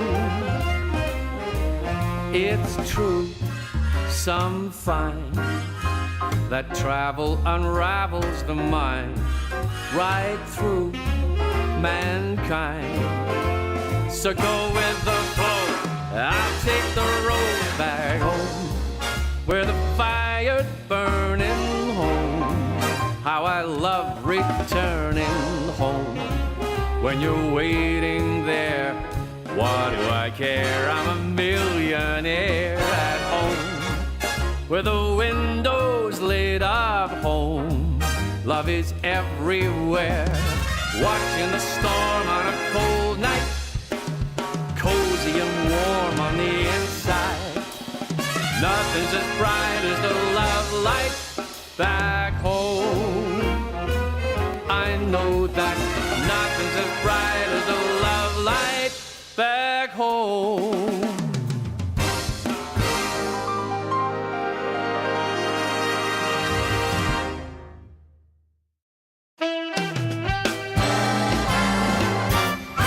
Sometimes I'm wrong,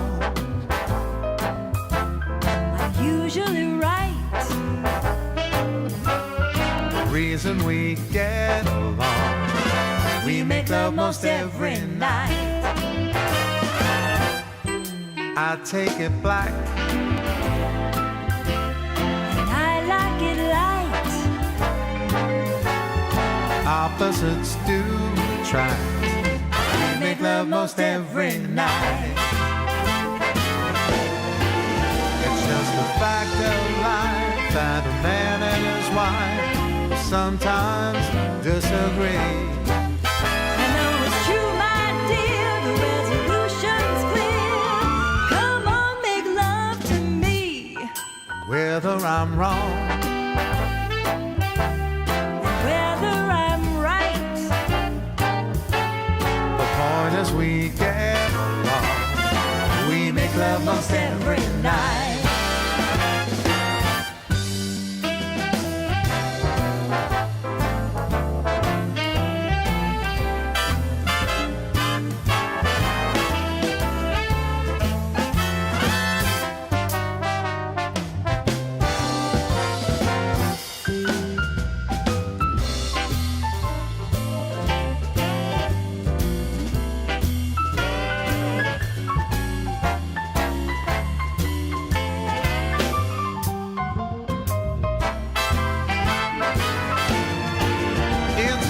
Fact of life that a man and wife sometimes disagree.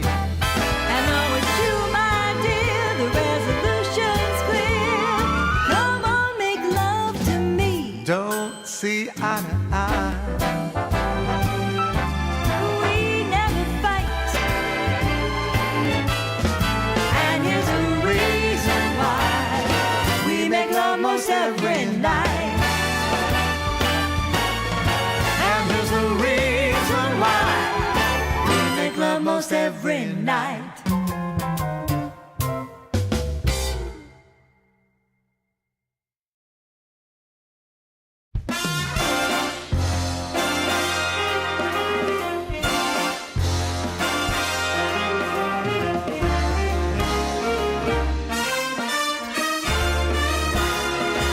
One night in New York is like a lifetime anywhere.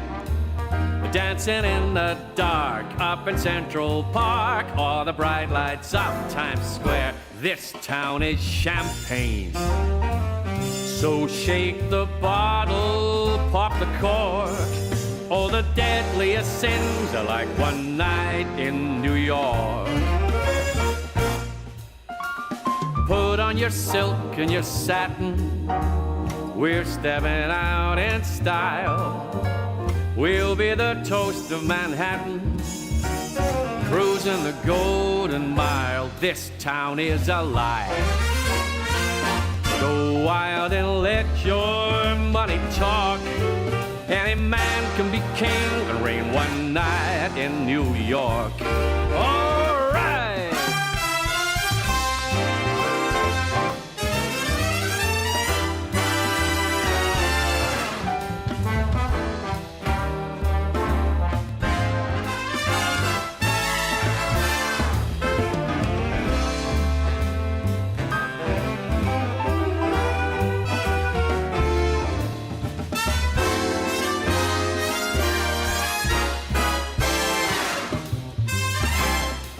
Come on, put on your silk and your satin. We're stepping out in style.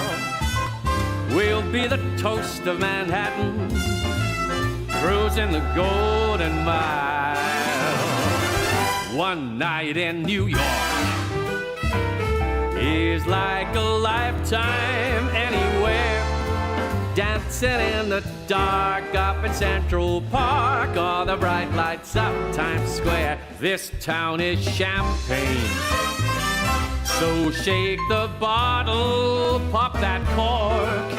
All the deadliest sins are like one night in New York. Don't you know all the deadliest sins are like one night in New York?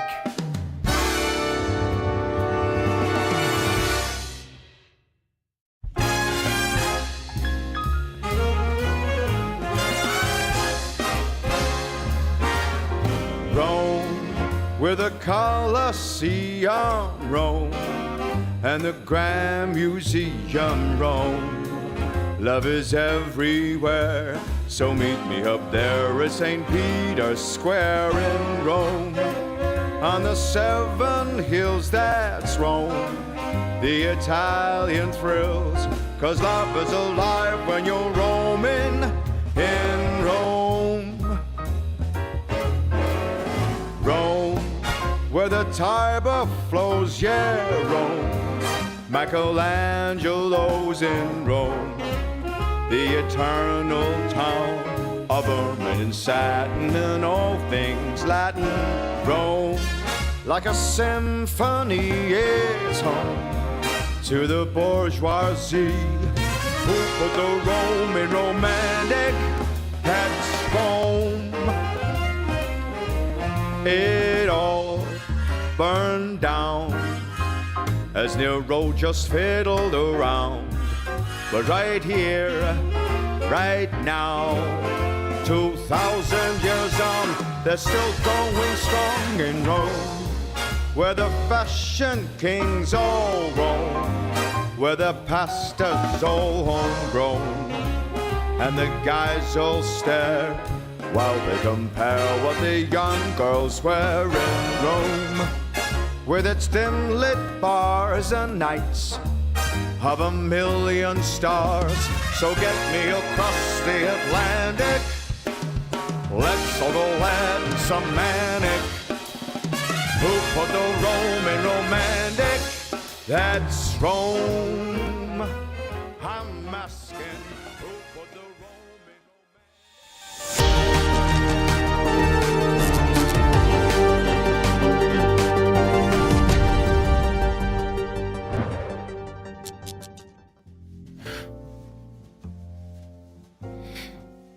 Hello, everybody. We're back. It is game number 2 right around the corner.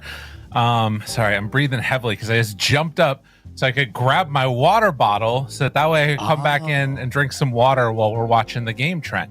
But we're already into the draft. Let's do it. Yeah, I think the stress you are putting our poor producer under. Now, first you're here, and then you're gone, and then you're back, and then the only thing worse than silence is, I'm here, don't worry, I'm here. It's like, I'm expecting you to come back covered in blood and scars or something. I don't know what's going on over there. I did almost slip and fall in the mud. Oh, well, that's good. These guys don't look like they're slipping in the mud. They look pretty relaxed in the player cams. They're pros, man. They are pros. Do you think any of them write pros? Yes, they're pros, unlike me, who is currently eating the rest of my toast. I'm sorry, Trent. Oh, sorry. That's why you didn't like my fun joke about pros. I thought that was kind of good. And then I just got silenced, so I was a little hurt. But whatever, it's fine. Get her. No, it's good. It was really good. With the glasses, he so writes funny. the pros. You know. That's right. Oh. All right. Falcons say if Chen is in, we will pick Chen. That is usually their motto. Seems good. So let it be known. I don't think there's any surprises there. Last game, it was banned, later? Yeah, 11th overall. Okay. And we got no Shadow Demon, but we also have no Primal Beast. We got no Dragon Knight. We got no Jakiro. My goodness, I guess Mars is even coming to mind. Even this early Centaur typically would have been here. He's a little bit out. OG, we saw lost to the bear early from Falcons yesterday, but then when it was tried today, the early bear did not work so well.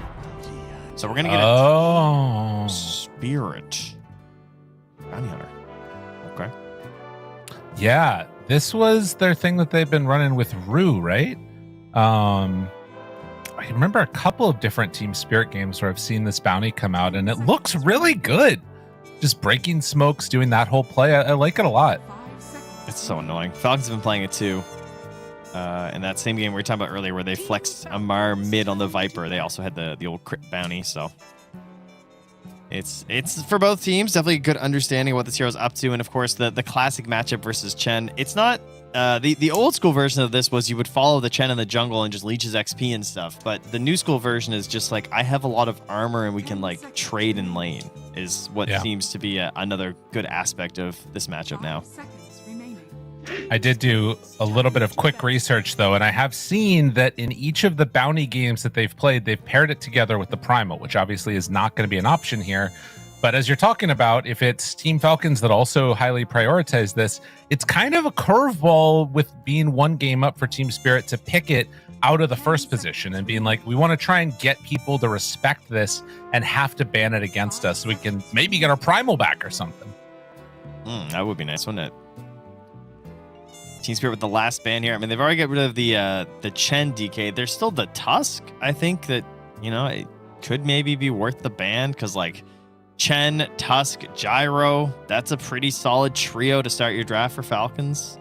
I guess they haven't necessarily been going back for the Gyro that much, but I don't know. Still feels pretty good to me. Yeah, no, I like it a lot. The only thing is they don't have, like, obviously pick into another pick for Spirit.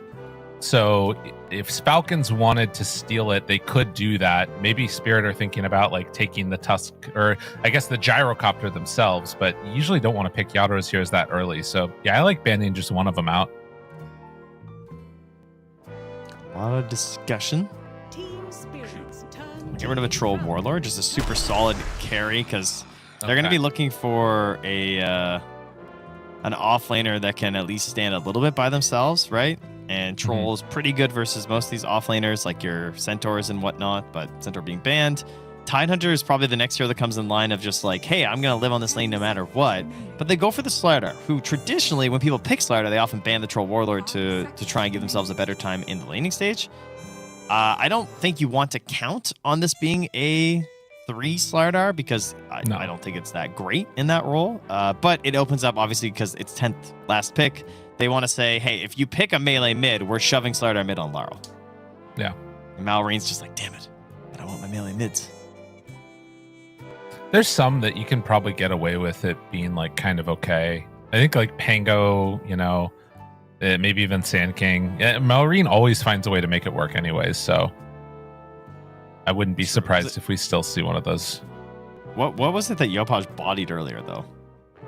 Oh, it was an Ember on DK. Oh, or was it Slardar?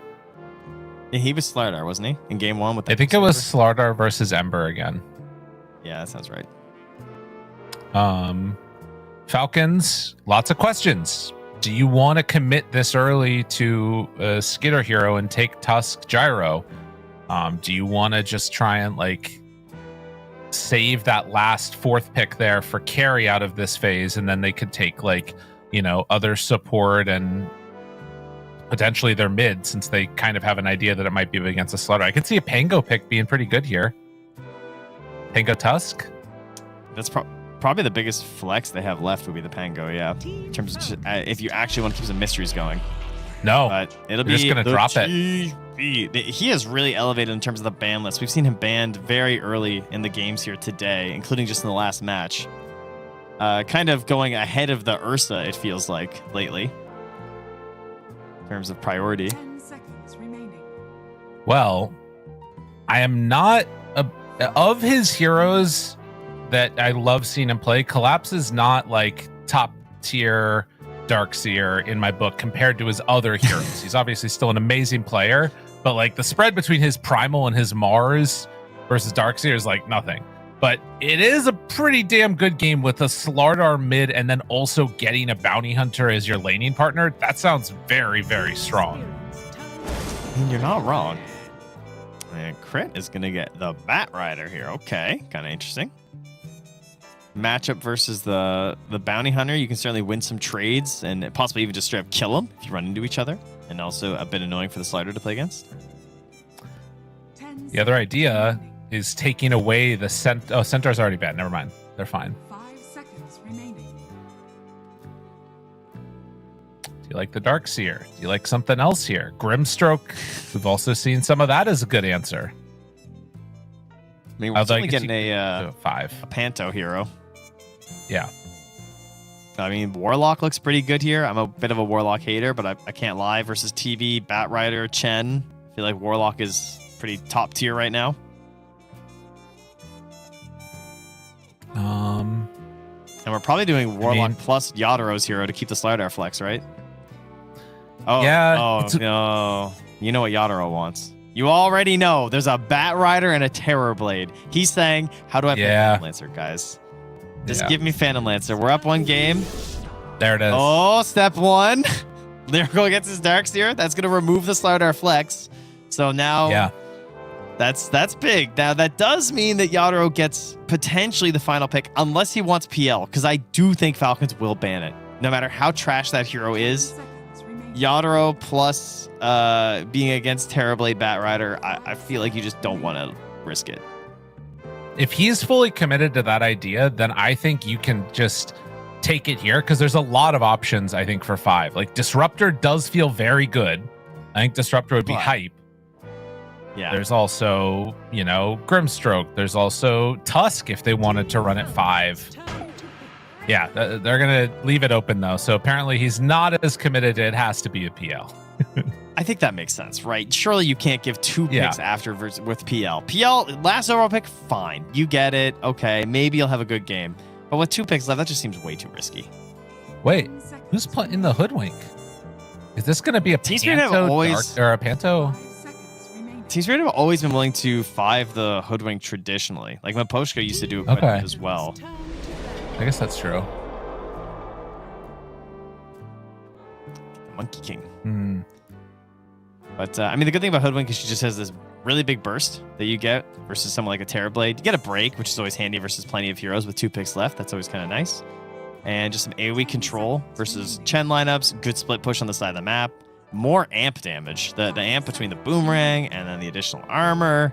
They have pretty high burst potential here, even though they don't have like the burstiest heroes overall. And they go for a pretty sneaky ban in a potential Yadoro Muerta. That would have been pretty cool versus Monkey Terrorblade. Yeah, it would have been nice. Honestly, you could like maybe think about a Jug. Like Blade Fury, Iron Shell against Terrorblade sounds kind of hype. Faceless Void, there's like not much to throw into it, but an Iron Shell on a Faceless Void can do some work. You tend to not be playing together though. This is why I felt like a little iffy about the Darkseer, because I do feel like it leaves you in a bit of a weird situation. Because you have some damage to run around with the bounty and find kills, but Chen kind of mitigates a lot of that. Yeah, you feel like you need like a bigger nuker or something.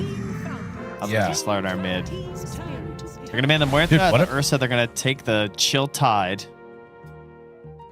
Oh, that's another hero that PL maybe not as hot versus. They could also do the Swapperino and take a mid here. Nah, brother. I mean, I agree. I actually was thinking that as well. Like Yadoro maybe just plays the Slardar. He plays it into the Tide. He goes kind of like a right-click build. Take something crazy to counter out the Monkey. Like a Lesh. All right, that's going to go Weaver. All right, fair enough. I mean, Tide kind of crushes PL, so that makes sense, right? It's like another leash, just like Puck. It's statistically his best matchup, which is kind of funny. For Tidehunter, he doesn't have a lot of great statistical matchups when you just like run raw data of games, but PL is his biggest +1 advantage. And Yadoro can't be tempted. They tried to tempt him into a PL game, but he said no, thankfully, and plays a very familiar hero to Falcons in that Weaver. Yeah, we'll see how it goes. Yadoro, which type of build is he going to go? I know Skitter has traditionally been going when he plays it for the Maelstrom build. And we've seen, the idol of Yadoro, the Ame Weaver, going Deso Shard, which I like a hell of a lot more. Maybe it might be tempted to do something different with Skitter in the game on Terrorblade, but I think Deso still sounds very good. I don't know. I'm kind of leaning Maelstrom, I gotta say. But it's with a Slardar too, though. You're right. Like there's definitely, I'm okay with either build, I think, in this game, depending on, especially how it's going in the game. I feel like it can make a big difference here.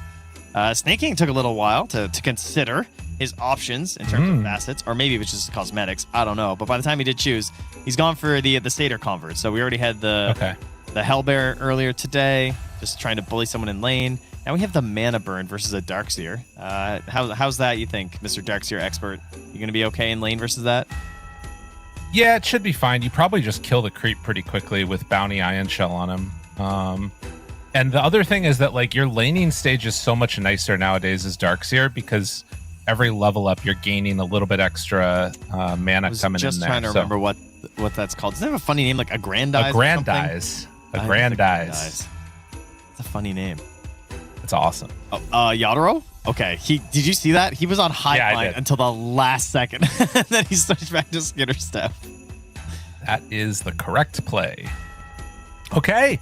Well, game number 2 here. We'll see what ends up happening. I think that there is a chance for Falcons off the back of some solid crit plays. If he can find those clutch catches on several of these heroes, it kind of feels like Team Spirit need everybody to work together for the kills. But we're hopping into this final match potentially for Team Spirit in this group stage if they can find a 2-0 over Falcons and finally break the streak of the only undefeated team. True. Will it continue? Let me see here. What's the recent record? Boy, man. Snaking's been on his tear with Ench obviously for a while. You know, in his last 4 games, he's 2-2 on Chen. But if you just keep going back, it's like win, win, win, win, win, win, win, win, loss, win, win, loss, win, win, win, win, win. The Chen and Enchantress streaks are pretty disgusting for Snaking and Falcons as a whole when they run this hero. And as we just saw from Skem earlier, part of that, of course, is just how stupid fat this hero can get. The game starts to drag on. He's constantly farming camps. He's picking up all these valuable auras. And he's going to find items that give you a solution to what the enemy team has. And in combination with the Tide Hunter, too. Like, we got lots of room for auras in this one. Smoke will break. And the Monkey King, thinking about coming on in for a contest, would be a little bit sketchy to do it. And yeah, Collapse is going to be able to run him off. So it's going to be Rue coming in, taking the other away from Amar, and heading back on his merry little way. But yeah, it's setting up to be position 5 bounty. Kind of makes sense, I guess, that he's playing it with Yadoro in the lane. I mean, they have, you know, role-wise, they're still playing. Oh, wait, Rue's going to Twin Gate. We might just be swapping it up anyway, by the looks of it here. Oh, okay. That's better. Yep. I like that more. I mean, makes sense with the Iron Shells, right? Yes. But Bounty walking into a Terrorblade Chen lane. So again, he's got really high armor, which is nice. Or he starts at 8 right now. Kind of crazy. But he also has physical damage to the Janata, so Skitter is still feeling confident enough to just walk up and collapse. Classic Darkseer players getting punished at level 1. It never ends. Just a bot at level 1. Totally worthless. Wouldn't you agree, Darkseer expert? I am 100% in agreement. This is also the most classic thing ever. Rue gets the creep to body block the small camp. They're going to try and connect it, but it won't hit there in time. So guess what? It doesn't matter because nobody has to lane ever. It's fine. I wonder what that would do to Dota if we changed it so that wasn't possible. You know, it probably just buffs too many heroes that are too good at laning, though. That's really the issue. It would cause a cascading effect of changes that would need to be done to so many heroes.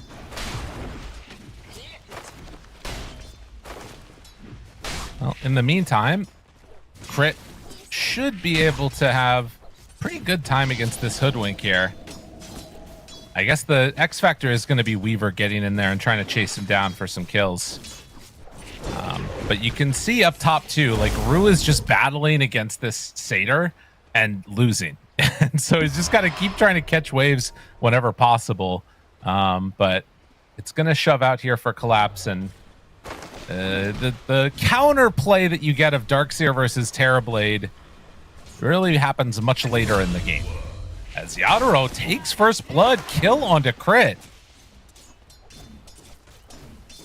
He was getting pretty greedy with his trades for a while there.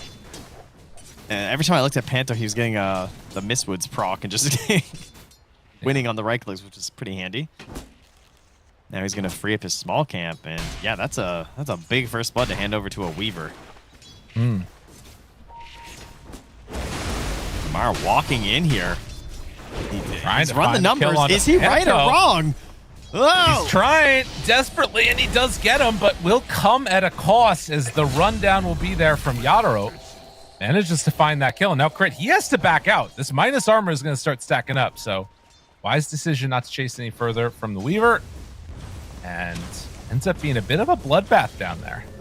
I don't know, giving one back to the Weaver again. His second kill. He's got 14 wand charges and his support coming back to give him some additional regen. So Yadaro very happy to make that trade. Meanwhile, on the other side of the map, Skitter's Courier goes down to Rue. And a big wave pushing into Collapse right now as he gets into that coveted level 3 on Darkseer, where you can finally get a little bit of harassment back with 2 points Iron Shell. That deny. Oh, that would have been huge. Now he can drop it if he wants to. You can see Snake King even timing his mana burn to make sure it's right after the Aggrandize comes in. In mid lane, Malrine brought fairly low. Laurel can keep the pressure on him here. Has a pre-charged bash ready. Won't end up dropping it there, though. But this might be a dive up top. They don't have a glyph, but they have a giant wave and double Iron Shell working. Collapses was running out, though. He doesn't have enough for a second one, so they can't full-on commit onto Snake King. Well, they're moving it through. That is for sure. I think they got him now. They're actually just re-dropping another Iron Shell onto him, and Snake King fallen. Needs some more punches. It's almost enough, and all of that armor on Bounty means it is eventually a kill. Collapse tries to walk back in, realizes he can't do much. It's dangerous playing in this way, but Skitter, this is not what you want to be getting out of your meta. Yeah, no, the trying to get off my tower and watching your support die. Yeah. Meanwhile, down bottom, though, again, Crit in trouble here versus Yadaro. Whoa. Gone. That's a 3-peat here, a streak for Yadaro. Laps needs to get this last hit to rejoin and go again on him soon, because he's going to get mana with it, and then they can dive again. This might be a... Somebody needs to TP to help out top in a little bit, because it's going to start getting really spooky. I don't think anyone can. Right, Chris trying to stack up. He misses one, unfortunately. Trying to stack up and get something set up for the allies. The team is both. Is that what just happened? Okay. Back to the TP bottom. Anto. Rue makes the move. And the slowdown is there. Crit goes down. Now Amar, in potentially more trouble, does have an anchor smash, but as he turns to try and get a kill on Panto, it's not going to happen. Wow. Caught in his stubbies, as she says. And yeah, I mean, we're talking about maybe a rotation to help top. Instead, just Rue hopping down bottom, recognizing, you know, we could keep pulling Skitter, or we could just make things worse on the other side lanes. And that's a TP mid from Yadaro. What are we doing?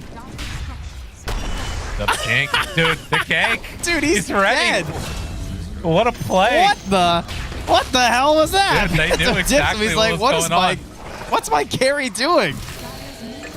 Well, gets a deny there at least on the illusion, but Yadaro making a great move over 6-0-1 on the Weaver.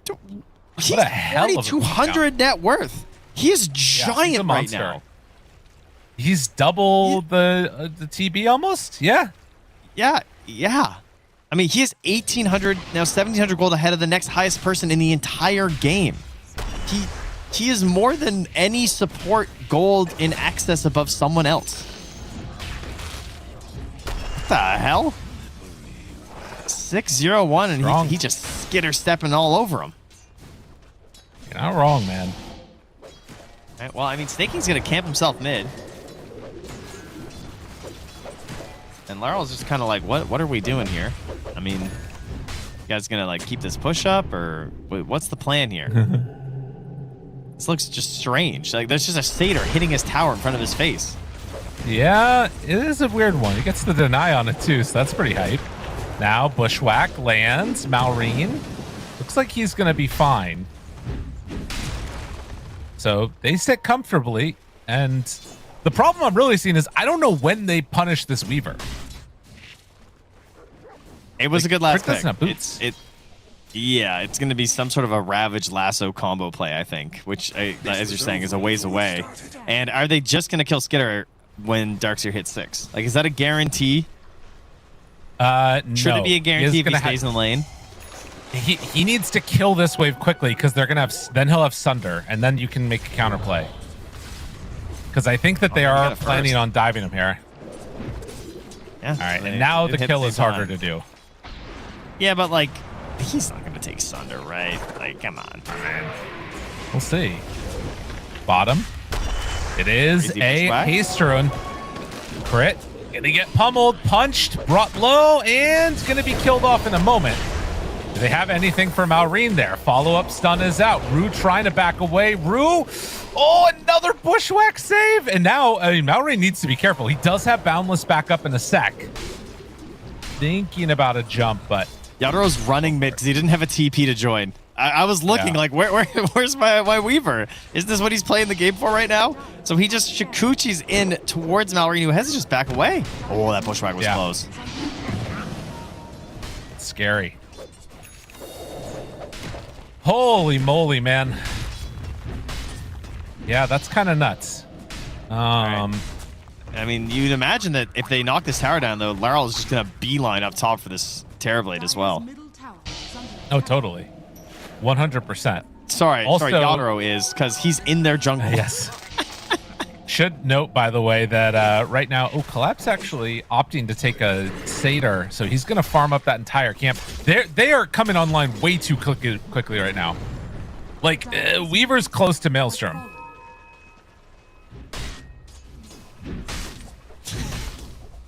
This is a beast. Laryl is like finishing a bracer, and he's like, yeah, I'm having a good game. Yeah. Like, he's fine. Like, he's only 100 gold behind the highest Dire hero. Meanwhile, you just got Collapse and Yadro like Scrooge McDucking in the vault right now. Yeah, and that also was like level 6s for Team Spirit too, right? Because they're building up those stacks. They get cleaned up. They have level 6 on Hoodwink and... Save him! Save him! No! Yadro, that could have been a track gold. There's no time. That guy was just too dead. And beginning to make a move onto Skitter up top. This is my favorite play. The move command on the Terrorblade. As they chase down, looking for a kill. Not going to get him there. We were also watching a kill attempt mid, but they weren't able to land any sort of a play. I think Panto ran out of mana when he tried to do an Acorn shot, like max range, sort of bushwhack into Acorn, and it didn't quite work out. Laps moving over with his creep while Rue is hunting, snaking. Does he realize what's coming his way? Seems like it. And Collapse kills off the Chen creeps with his own Helm creep. Well, Amar, as now tied with the richest on his team, has Phase Boots Soul Ring as he works towards a Vlad's. One of the issues with Tide, if you are not winning your lane, if you are not really fat, boy, you feel like you do nothing. You are a slug who does not get many game-changing items. You're kind of counting on being there for a good Ravage with the right allies to turn things around. And look at Snake King mid. Oh my god. Destroyed. And they see this entire big thing of creeps here. I mean, he's strong. He is incredibly strong. Who needs mana? Just chase this man down. Yadoro's on the hunt too. Malrine trying to get away, but the bushwhack is there. They find the Monkey King and nowhere left to go. They kill him. They're going to chase down Crit now. Oh my goodness. Track, baby, track. Did track and amp damage. He wants to die to the creeps. It's not going to happen. Oh man. Yeah. Hey, but Amar found 3 bounty runes sitting there because Team Spirit have not had to be in their own jungle for so long. And 3 couriers? Excuse me? What? He killed 3 couriers and got 3 bounty runes? Bushwhack. That's hilarious. Well, he's going to get punished for it. As they find Amar, they're going to force out the blubber. They've got a siege shot if they need it. Tidehunter going down as the track. Oh, it got blubbered at the last second. That's so annoying. But that's actually so much gold, though.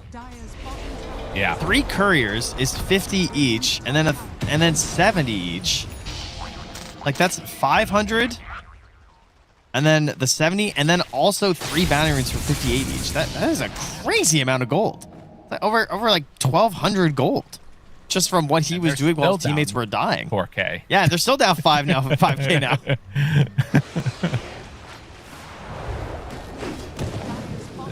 Tells us something about the state of the game. That's for sure. Dire's bottom tower has fallen. Rue taking out Vision, and Amar just trying to get anything going here. Double Bracer, Soul Ring, Phase Boots. Yatoro chases in. They spot Crit, who is low and dying to the blood grenade. Oh, he's barely alive, and Collapse runs in with the creep. Yatoro cleans up. Rue? He is going to be the one left behind, though, as he does not have an easy way out of that one. Dire's bottom tower is under attack.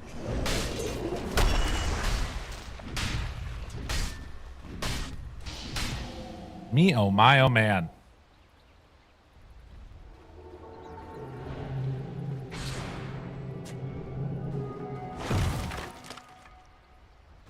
All right, well, Falcons. The good news is you have a Terrorblade, and he's doing relatively okay. Yeah, he's still behind a Weaver, but he is a game controller. He's a game winner. He's the kind of hero that helps to just push things around on the map, try and balance things out, try and get you into a game state where you can contest things like Tormentors and Roshas. But unfortunately, he is surrounded right now by an invisible fish lurking beneath the surface, a catfish, if you will, ready to pounce. Yeah, they got him. And the wall downs, now they have their own version of that game winner that you're talking about. No Sunder as the vacuum came out, and yeah, they're ready to push now. That's a problem. That is a problem. Is under attack. Dire's structures are fortified. Radiant are scanned. You know, this is why I feel like we do not see Terrorblades get picked this early in the draft without a Darkseer ban. I mean, there's so much happening in this game that those two weren't even involved in, you know? Well, yeah. But that part of that is because he could stay solo in that lane and, you know, it put threat on him, and they still had to deal with the fact that there's this bounty hunter running around. That's true. I think the biggest thing is, like, it enables the bounty to go crazy, too. Yatoro also just, I mean, mega aggressive on this Weaver. Not getting punished for it is really well done here. So Amara's going to TP out. They'll be lucky if they can get someone else out of here. Is Malrine. He does not get tracked, so he's going to escape. The Lucene. Has been killed. Yikes. Holy. 17-3. 7K gold lead. Feels a lot bigger than that. Even. Yeah, and I mean, it's just easy peasy stuff, right? Like you're just gonna go like clockwork now for the Aegis pre-Tormentor, go Tormentor after. Life's good. You got Slardar, Weaver, like that thing's going down. If there was ever a world where you could get a Blink Ravage play, Wukong's, you would think it's the the Roshan, but I don't know if they can actually win that fight, even if they started off well. Move in. Got him there. And the chase down Collapse. Tries to move in. Is going to get caught by the Ravage. A lot of damage out, but they got the back wall ready, and they destroy the server. As Snaking is dead, so too is Amar. Yeah, the turnaround's pretty good. Oh, the hurricane, that bird's chasing. I'm coming. He's coming for you. Get out of there, Malrine. He's hurricaning over the cliffs. Oh, that was your Ravage play, which means that is not going to be there when they go for the... well, it might come up just as they're roshing at like 19, I guess. But, I mean, they're trying. They're trying to find that moment, and in the end, it's just Yatoro getting absolutely huge again. Treads, Mjolnir, Shard. He's not even going right for the BKB. He's feeling confident enough to just go straight in for the Dragonlance, which, in combination with the Rewoven, means that his attack range just gets nutty.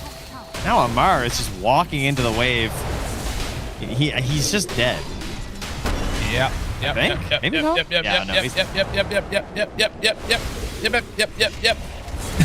Chase is there. And another round of vacuum and death. Team, where's my team? Yeah, that's pretty bad. That is 24 to 22. Ooh. Oh man. Oh doggy. All right, that's a rough toughy. one.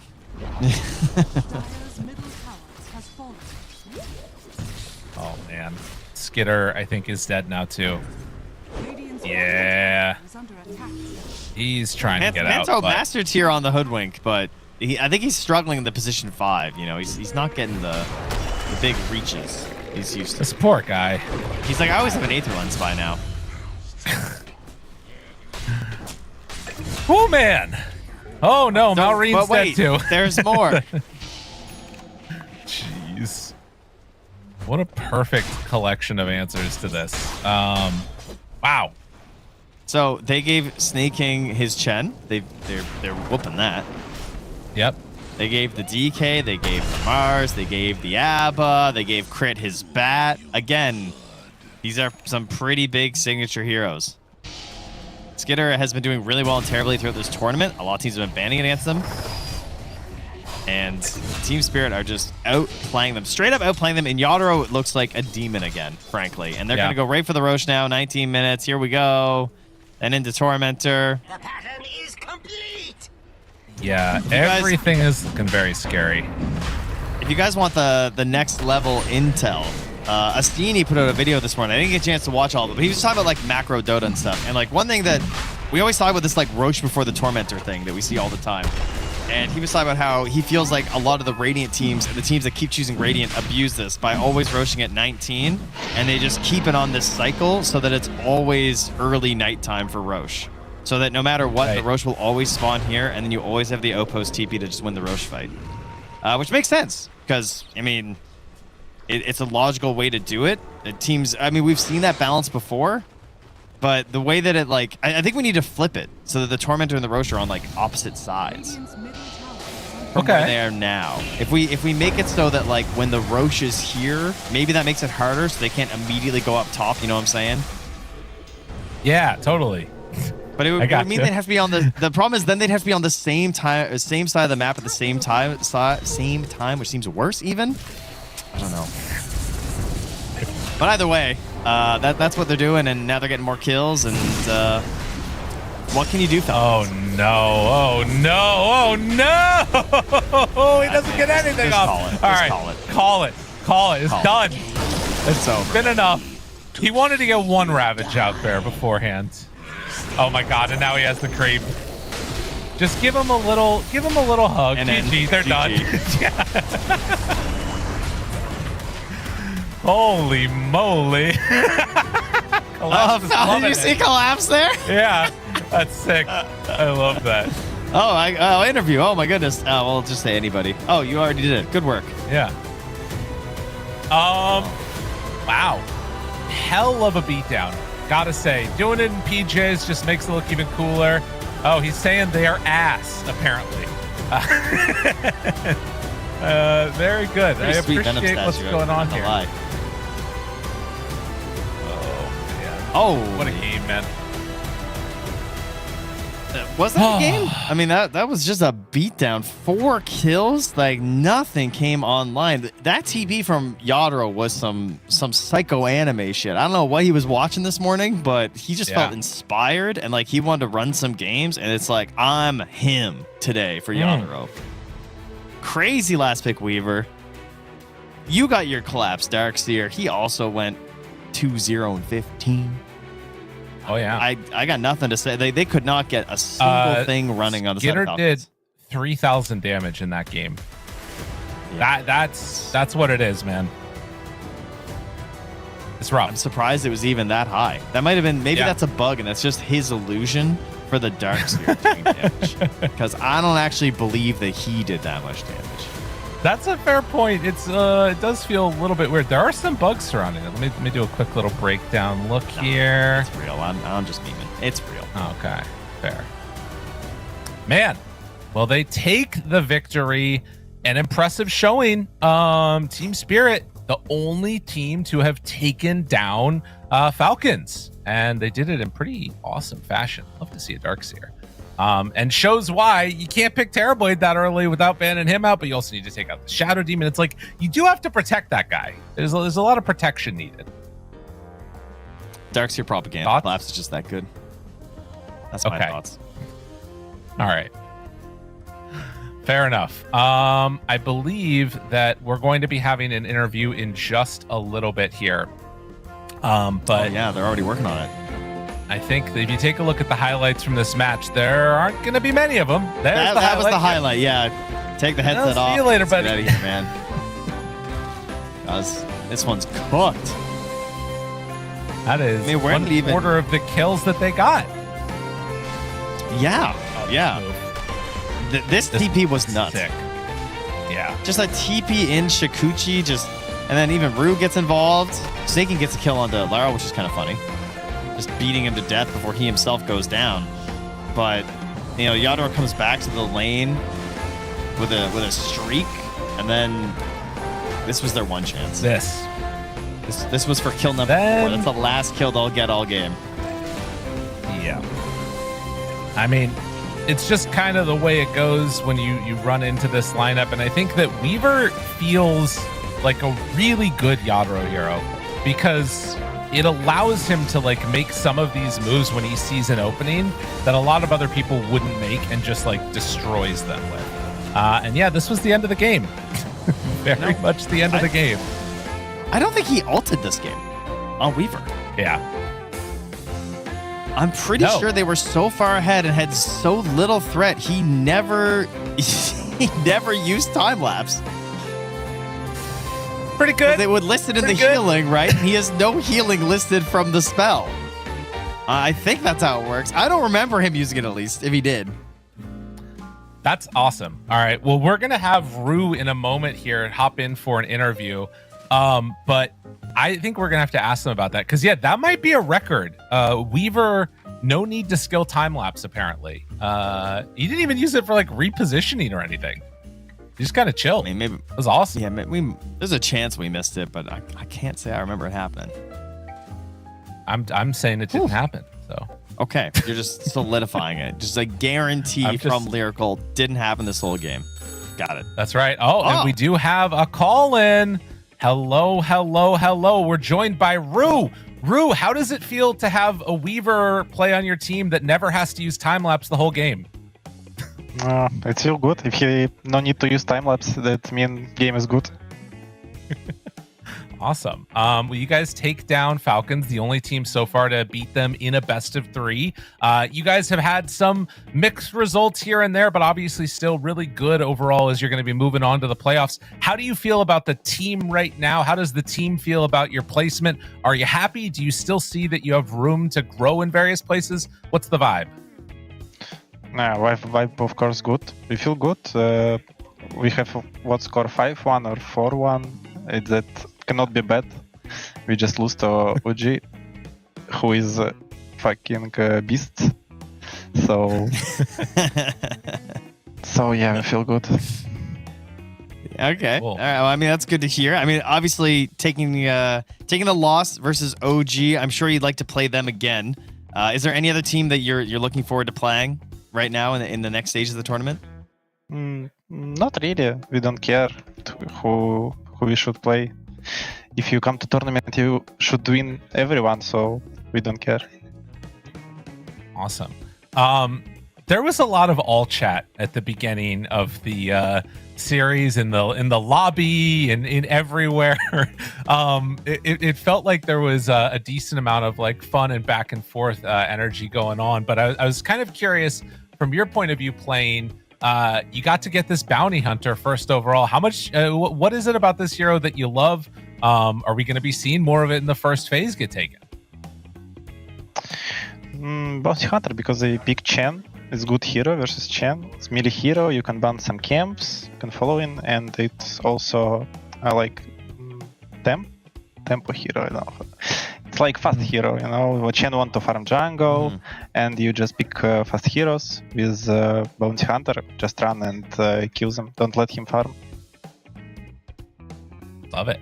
That's good. I mean, speaking of, I guess, heroes maybe that aren't so good, one thing that people ask me a lot is they want to know, like, what do we have to do so that Rubik can be played? Because he feels real bad right now. I know you play some Rubik. What do you think the hero needs? What do you want in the patch? I don't play Rubik like, 4 months. Hero is not too bad in pop, I think, but we just enemy pick Chen, enemy pick Jakiro, and you can't stay lane. You can't came back from lane, so they just rape you. I don't know, just need some lane buff, is just maybe. the problem, eh? Yeah. I mean, your last Rubik game was the Basher versus Wildcard at TI. So, oh my god, pretty top tier Rubik performance. I would like to see that again, but yeah, hopefully we'll get some buffs on the hero maybe.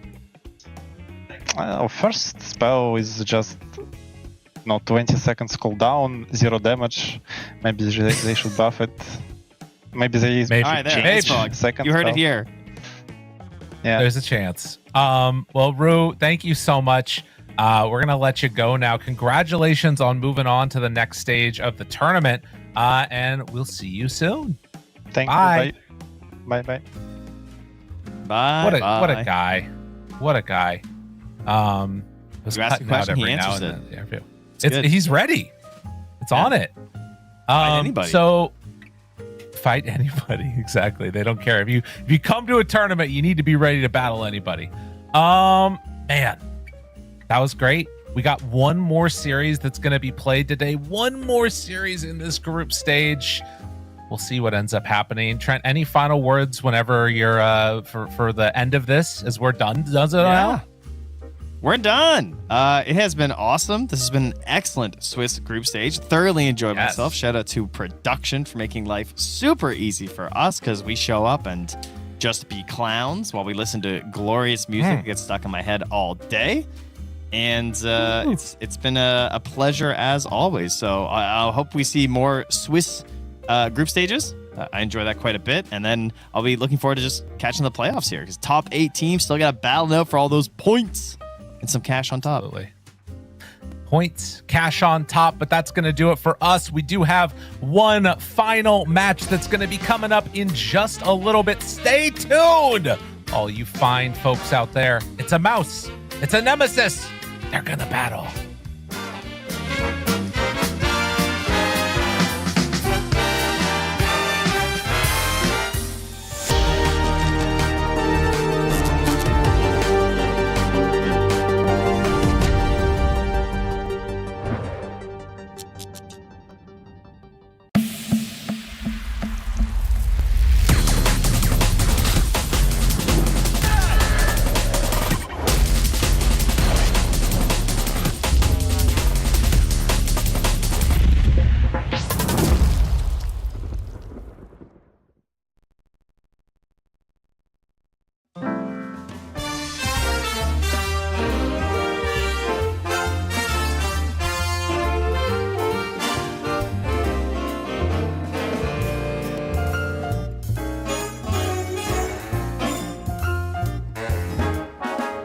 I like my eggs over easy. She likes her scrambled on rye. So we strike a deal with our morning meal, but we kind of see eye to eye. She loves a Malibu cocktail. I go for whiskey and dry. There's no common ground when the drinks come round, yet we kind of see eye to eye. We're so magnetic, we'll pose apart and yet we're the same. Don't know who said it, but it's a stone cold fact. Opposites attract. She favors Paris in springtime, I'm more New York in July. So for holidays we go separate ways, still we kinda see eye to eye. Yes, sir.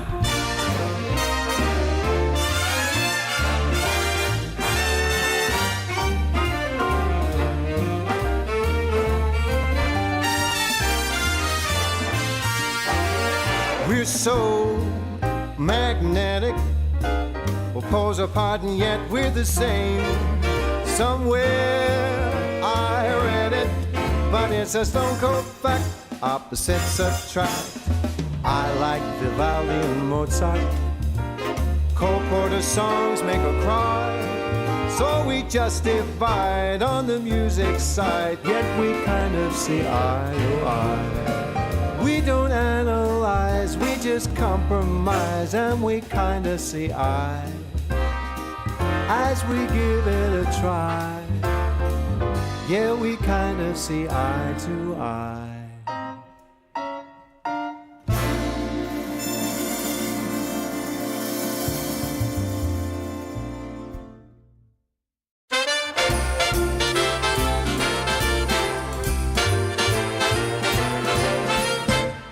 Jingle bells are jingling, carols fill the air, mistletoe and holly everywhere,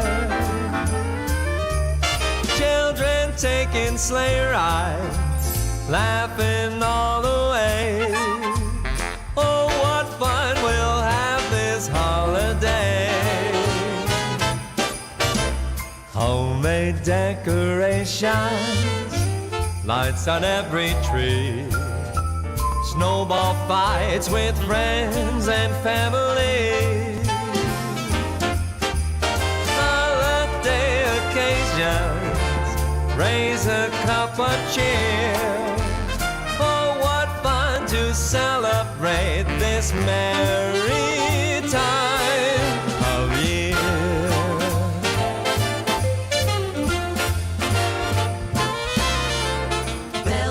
Bobtails ringing, making spirits bright. Come along, we'll sing a song tonight.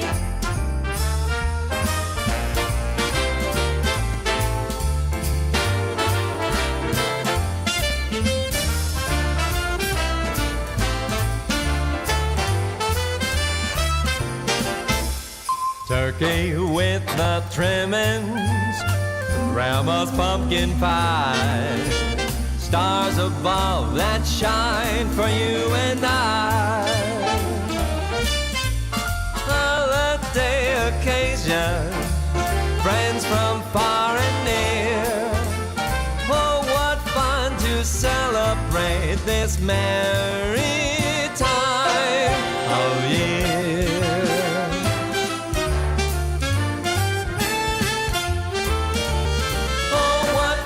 To celebrate this very merry time of year.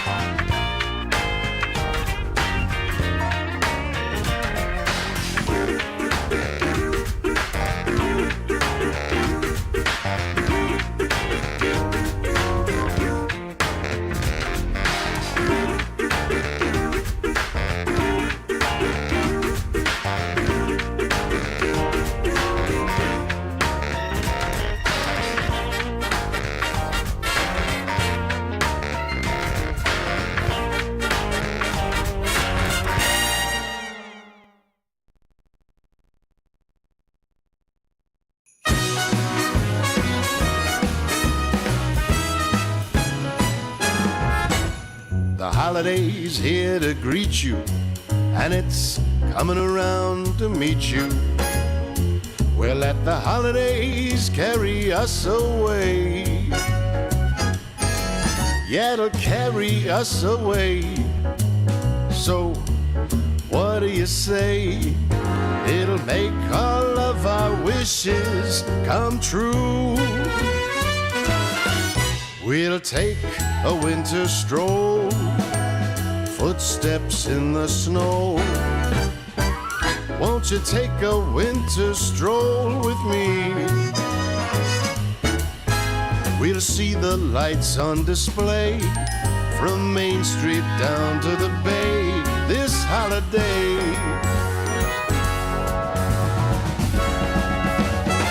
Hey!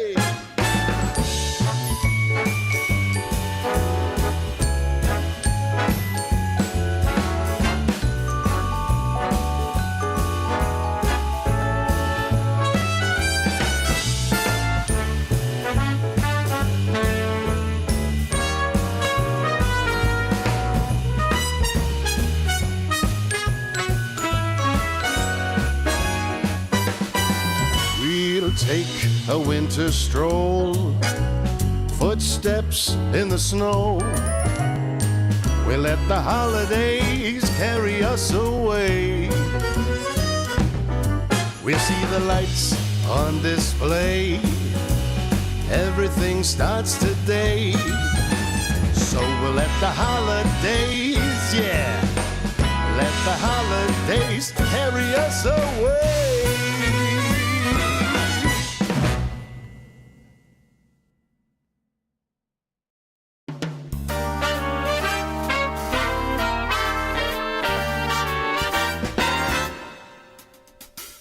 Easy does it, what's the rush? Hey, why not travel slow?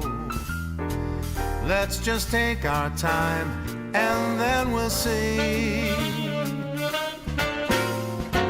Easy does it, makes it such a nice long way to go. Day by day we'll have fun, you and me. You know some things don't move by force. Let's let love run its own sweet course. Easy does it naturally.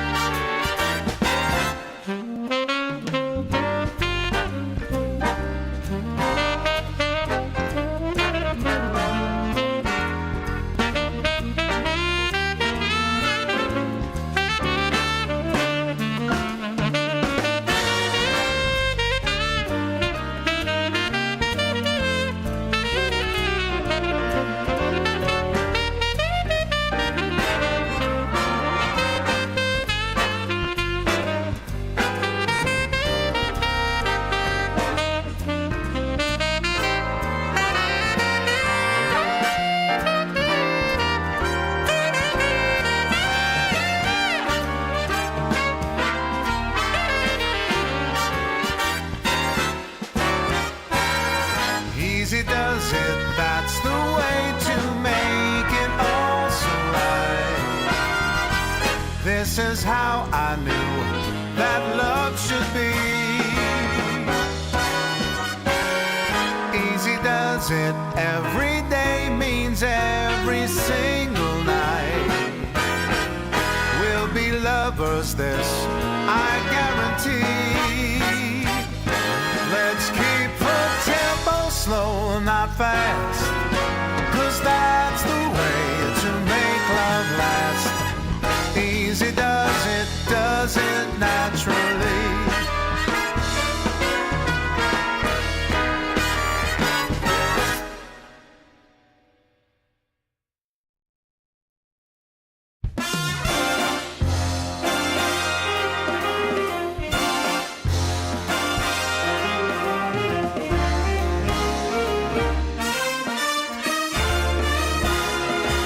One night in New York is like a lifetime anywhere. dancing in the dark up in Central Park, or the bright lights of Times Square. This town is champagne. So shake the bottle, pop the cork. All the deadliest sins are like one night in New York. Put on your silk and your satin. We're stepping out in style.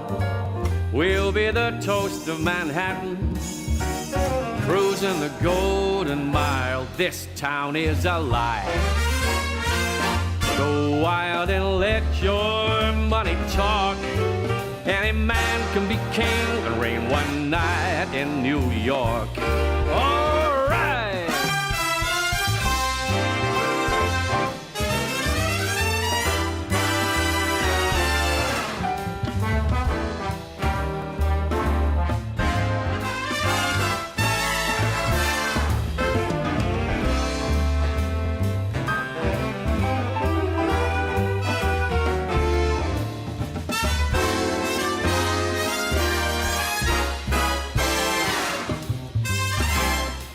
Come on, put on your silk and your satin. We're stepping out in style.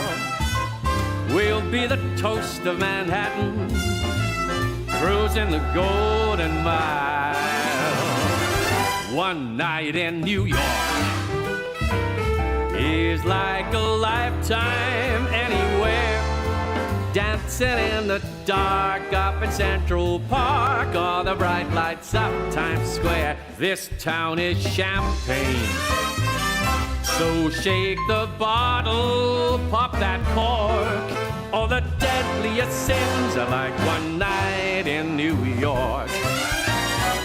Don't you know all the deadliest sins are like one night in New York?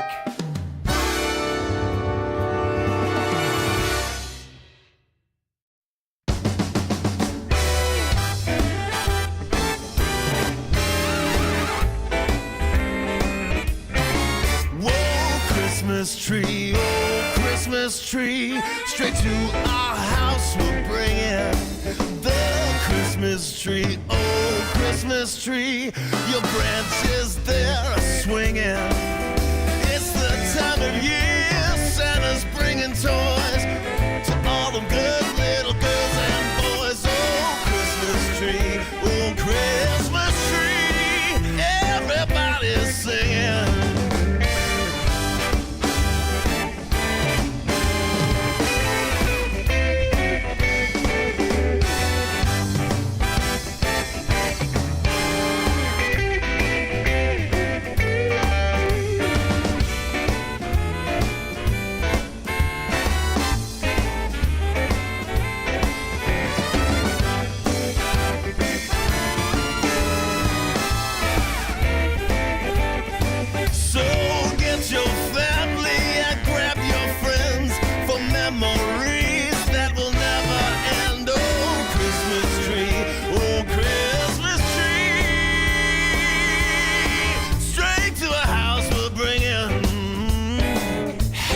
Don't you love snuggling by that Christmas fire with that Christmas tree, just you and me, maybe a little mistletoe.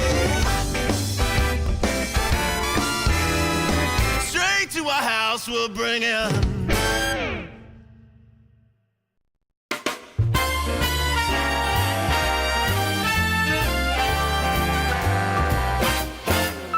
From young and old to rich and poor, there is one thing that I know for sure, guaranteed, someday you'll fall in love. Yes, Cupid has his ways and means. Angels often act as go-betweens. Take it from me, someday you'll fall in love. And when you do, you'll find that romance is life's most precious treat. Who knows, it might be the next girl that you meet.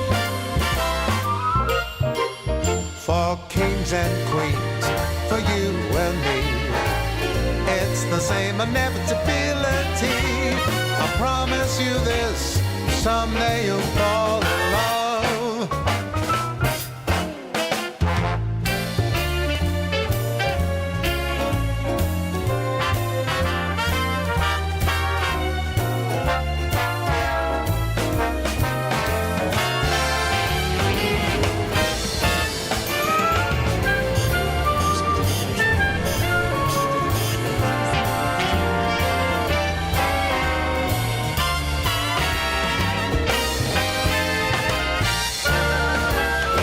And when you do, you find that romance is life's most precious treat.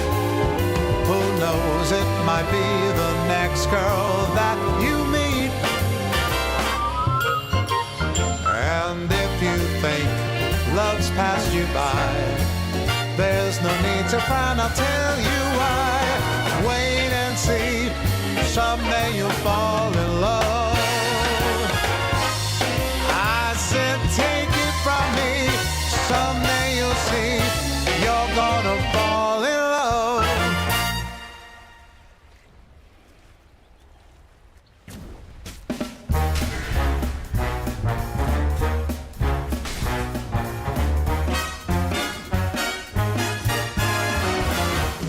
Come on, let's get ready. You know where we're heading. Giving a jive, living a life. We're gonna hit the heights. When that clock strikes midnight, we don't stop till daylight. So banish your blues, polish your shoes. We're gonna hit the heights. 'Cause I lose my head, feel my body sway when I hear that Creole music start to play. Gotta find that feeling when your mind starts reeling. Ready to glow, raring to go. We're gonna hit the heights. Get it, boys.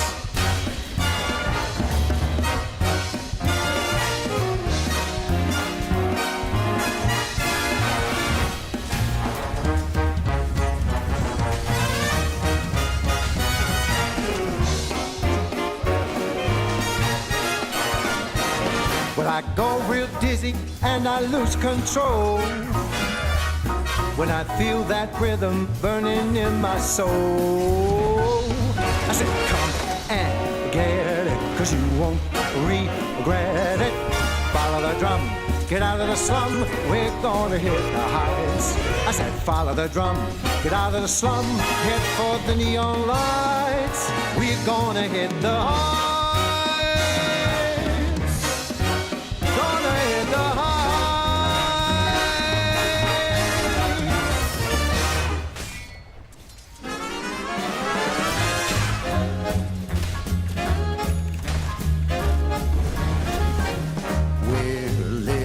High life, no need for trouble or strife. Cocktail parties, Broadway lights, arm in arm as we see the sights.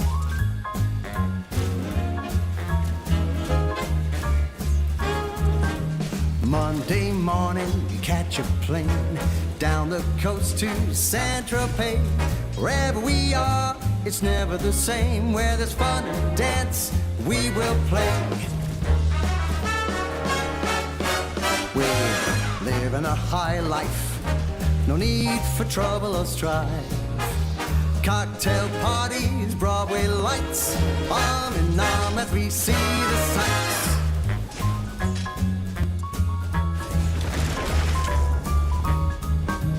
Friday night, we hit the town, eat caviar and drank champagne.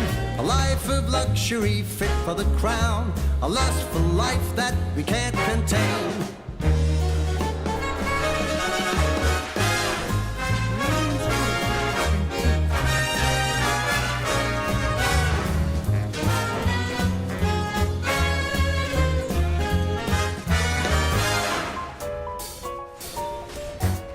But whatever the party, wherever we land, being with you makes me feel grand.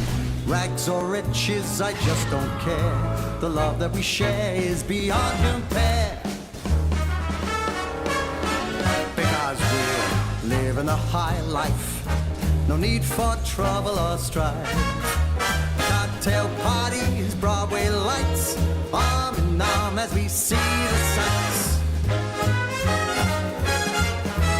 Arm in arm as we see the sights.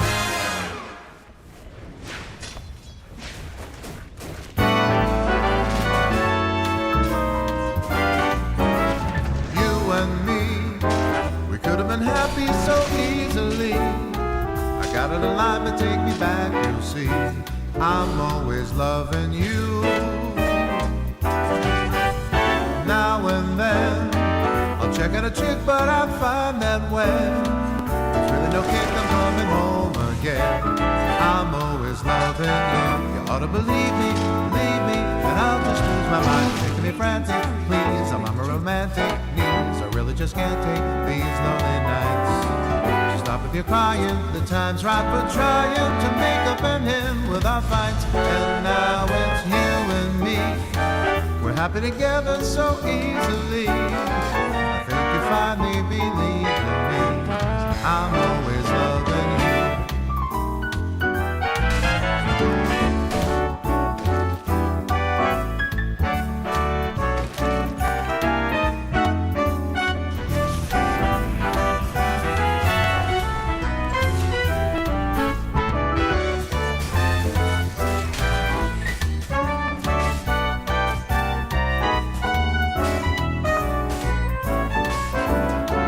You ought to believe me, and I'll just lose my mind. You're making me frantic, please. I'm on a romantic knees. I really just can't take these lonely nights. So stop with your crying. The time's right for trying to make up and end without fights. And now it's you and me. We're happy together so easily. I think you finally believe in me. I'm always loving you.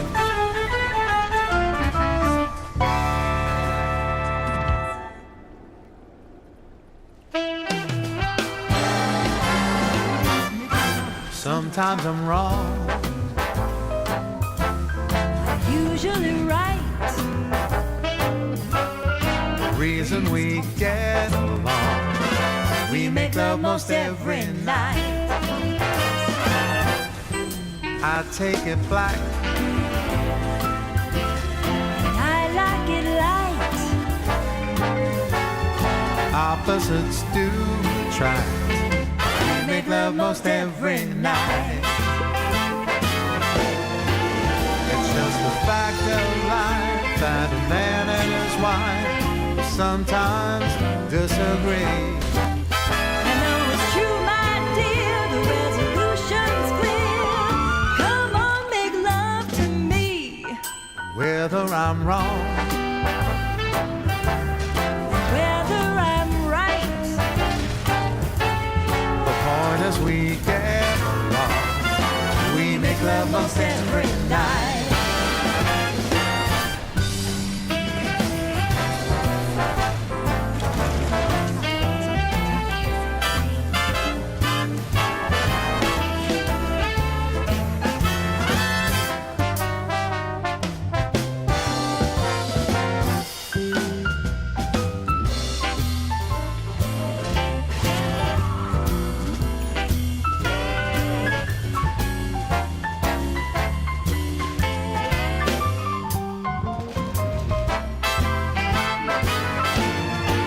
It's just a fact of life that a man and wife sometimes disagree. I know it's true, my dear, the resolution's clear. Come on, make love to me. Don't see eye to eye. We never fight. And here's the reason why. We make love most every night. And here's the reason why. We make love most every night.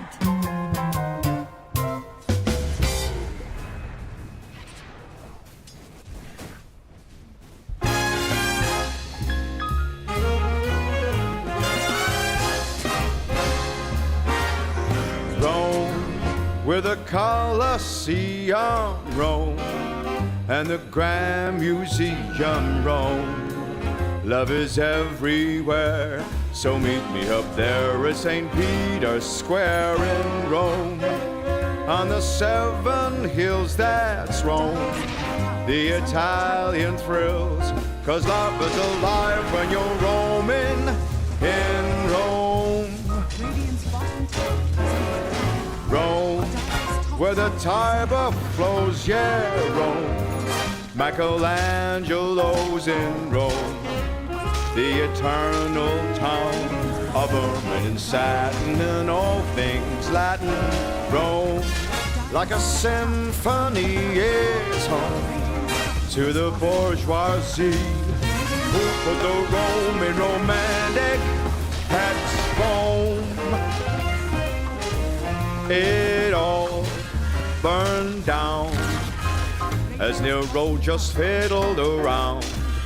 But right here, right now, 2,000 years on, they're still going strong in Rome, where the fashion kings all roam, where the pasta's all homegrown, and the guys all stare while they compare what the young girls wear in Rome, with its dim-lit bars and nights of a million stars.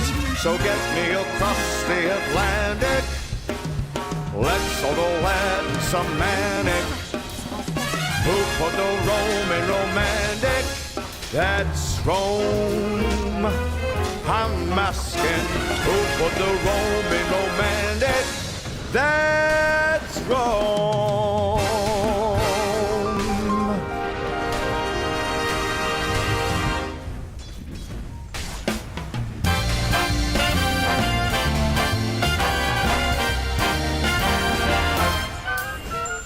Hey little honey, I've got the money, let's blow it all.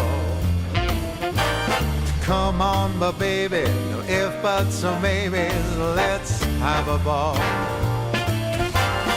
Let's paint the town red with all my bread, there's just no end. If I won the lotto, I'd make my motto, spend, spend, spend. What say if we go take some of my dough, let's blow it all. When it comes to pleasure, don't matter the measure, big or small. Who knows how long this will last? For now, let's have a blast. It's fun, yeah, you know it, so let's go blow it all.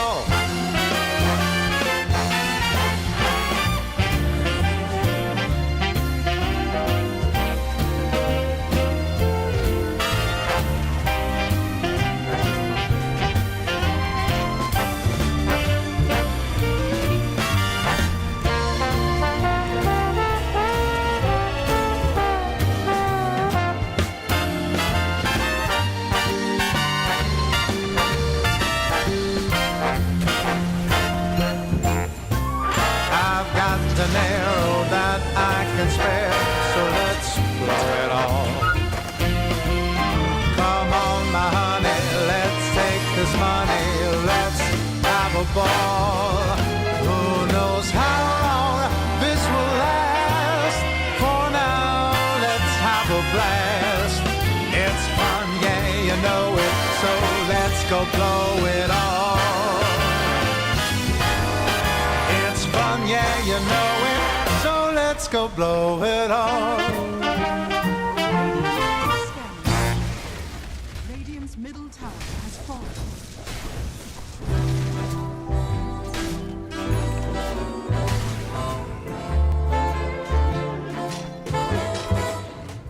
Our love was a chance encounter, a glance across the street, fleeting moments, two strangers meeting that swept me off my feet. Golden leaves under an autumn sun, talked about the movies and how your life begun. Our lives weave together through all kind of weather, and our hearts grew strong. Our love was a chance encounter, a glance across the street, fleeting moments, two strangers meeting that swept me off my feet. The buzz of traffic, the bright city lights. You talked about marriage, who you'd invite. We talked for hours and I brought you flowers, and our hearts grew strong.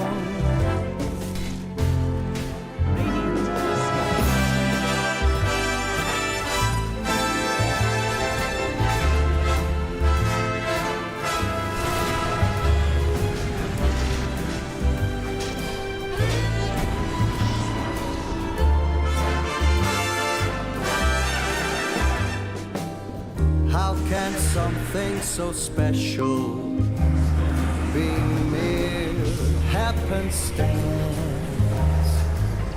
Was it destiny calling, or just life's little dance? Our love was a chance encounter, a glance across the street, fleeting moments, two strangers meeting that swept me off my feet, that swept me off my feet.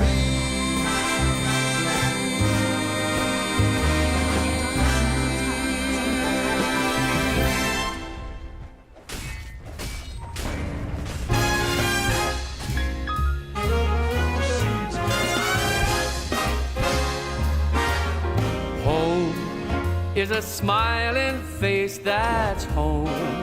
It's a hiding place that's home. Deep inside your heart, light in the dark when you're miles apart. And home, like the songbook says, only a dream away. Nothing's as bright as the love light back home. Home, when you're tired of roaming home, where the love is all homegrown. There's a welcome sign and everything's fine, 'cause the sun will shine at home, where the door's wide open home, not a cloud in sight. I'm hitching a ride and I'm rolling back home. It's true, some find that travel unravels the mind right through mankind. So go with the flow, I'll take the road back home, where the fire's burning home. How I love returning home. When you're waiting there, what do I care? I'm a millionaire at home, where the windows lit up home. Love is everywhere, watching the storm on a cold night, cozy and warm on the inside. Nothing's as bright as the love light back home. I know that nothing's as bright as the love light back home.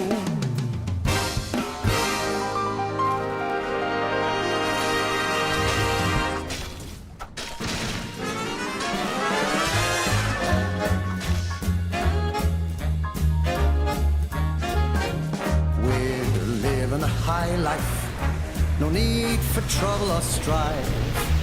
Cocktail parties, Broadway lights, arm in arm as we see the sights.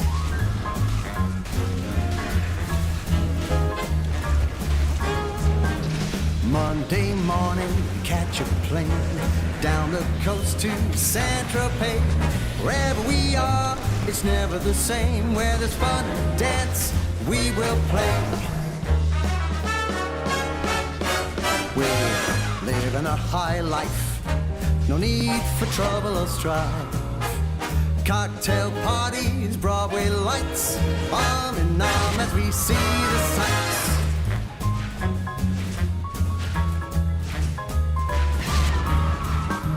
Friday night, we hit the town, eat caviar and drink champagne.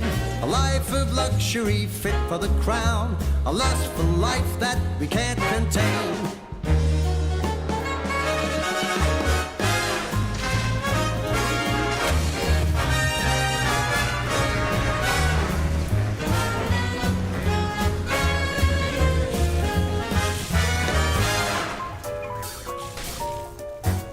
But whatever the party, wherever we land, being with you makes me feel grand. Rags or riches, I just don't care. The love that we share is beyond compare. Because we're living a high life, no need for trouble or strife. Cocktail parties, Broadway lights, arm in arm as we see the sights. As we see the sights.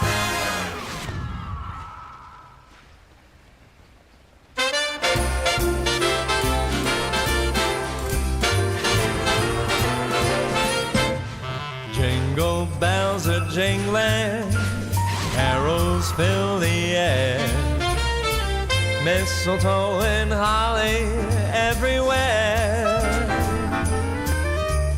Children taking sleigh rides, laughing all the way. Oh, what fun we'll have this holiday. Homemade decorations, lights on every tree, snowball fights with friends and family, holiday occasions, raise a cup of cheer. Oh, what fun to celebrate this merry time of year.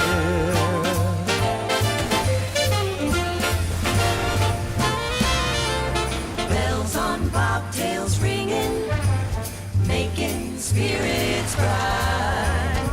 Come along, we'll sing a song tonight.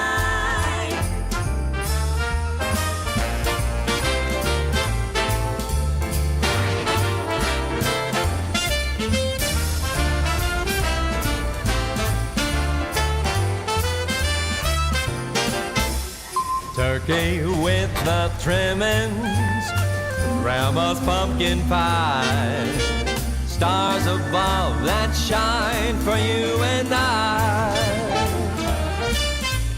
Holiday occasion, friends from far and near. Oh, what fun to celebrate this merry time of year.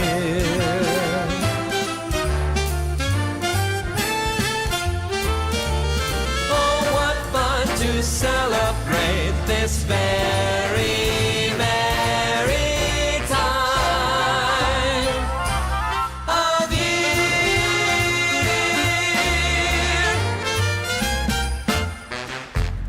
Really? You just did that?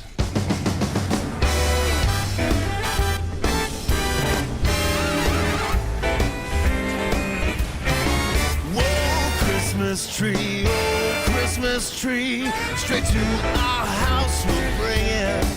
The Christmas tree, oh Christmas tree, your branches they're swinging. It's the time of year Santa's bringing toys to all the good little girls and boys. Oh Christmas tree, oh Christmas tree, everybody's singing.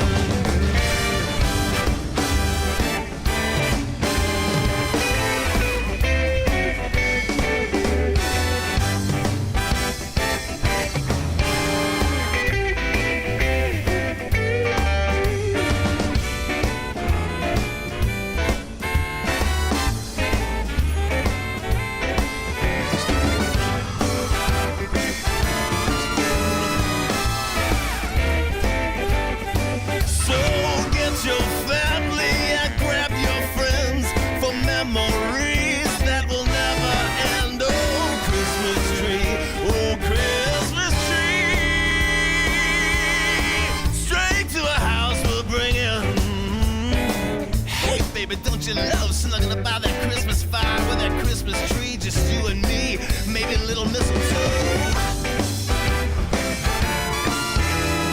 Straight to our house we'll bring it.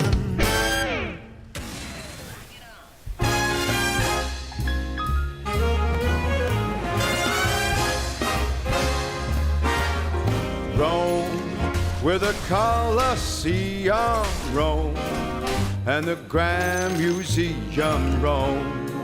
Love is everywhere, so meet me up there at St. Peter's Square in Rome. On the 7 hills that's Rome, the Italian thrills, 'cause love is alive when you're roaming in Rome. Rome, where the Tiber flows, yeah, Rome. Michelangelo's in Rome, the eternal town of ermine and satin and all things Latin. Rome, like a symphony, is home to the bourgeoisie who put the Roman romantic, that's Rome.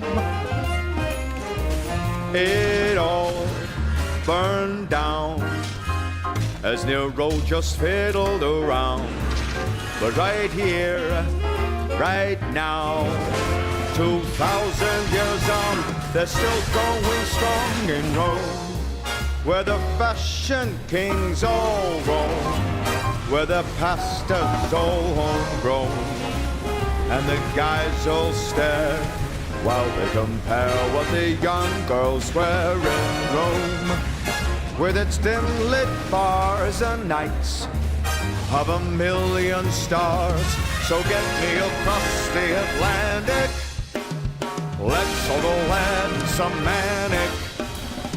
Who put the Roman romantic, that's Rome.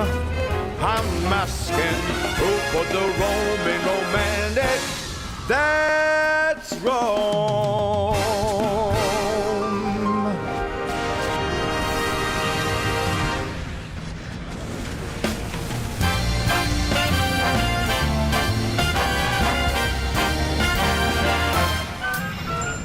Hey little honey, I've got the money, let's blow it all. Come on, my baby, no if, buts, or maybes, let's have a ball. Let's paint the town red with all my breath, there's just no end. If I won the lotto, I'd make my motto, spend, spend, spend. What say that we go, take some of my dough, let's blow it all. When it comes to pleasure, don't matter the measure, big or small. Who knows how long this will last? For now, let's have a blast. It's fun, yeah, you know it, so let's go blow it all.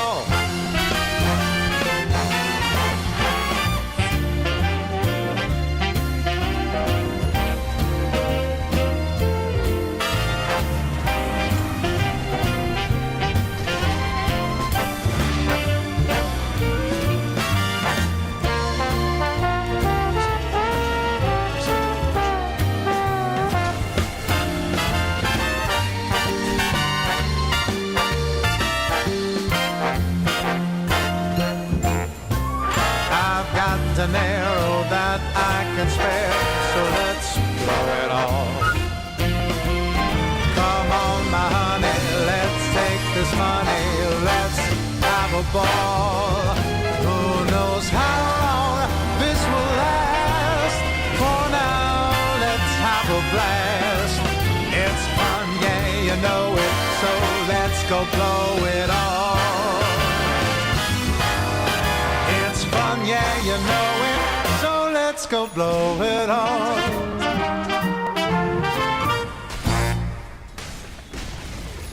Radiant's middle tower has fallen.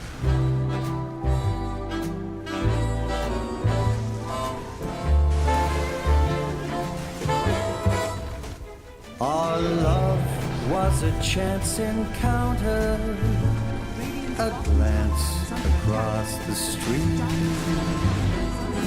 fleeting moments, two strangers meeting that swept me off my feet. Golden leaves under an autumn sun, talk about the movies and how your life begun. Our lives weave together through all kind of weather, and our hearts grew strong. Our love was a chance encounter, a glance across the street, fleeting moments, two strangers meeting that swept me off my feet. The buzz of traffic, the bright city lights. We talked about marriage, who you'd invite. We talked for hours and I brought you flowers, and our hearts grew strong.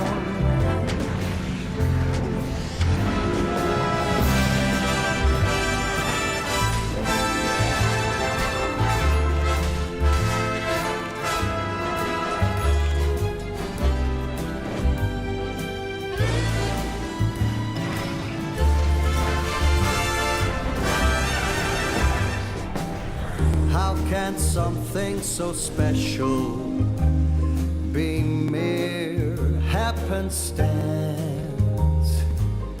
Was it destiny calling, or just life's little dance?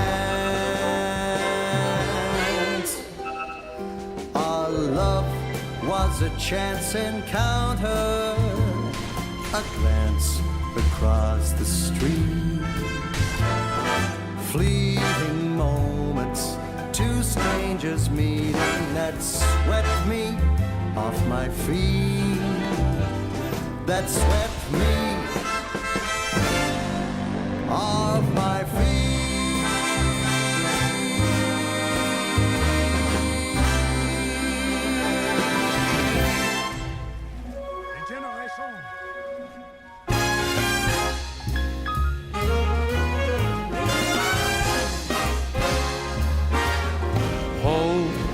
Is a smiling face that's home.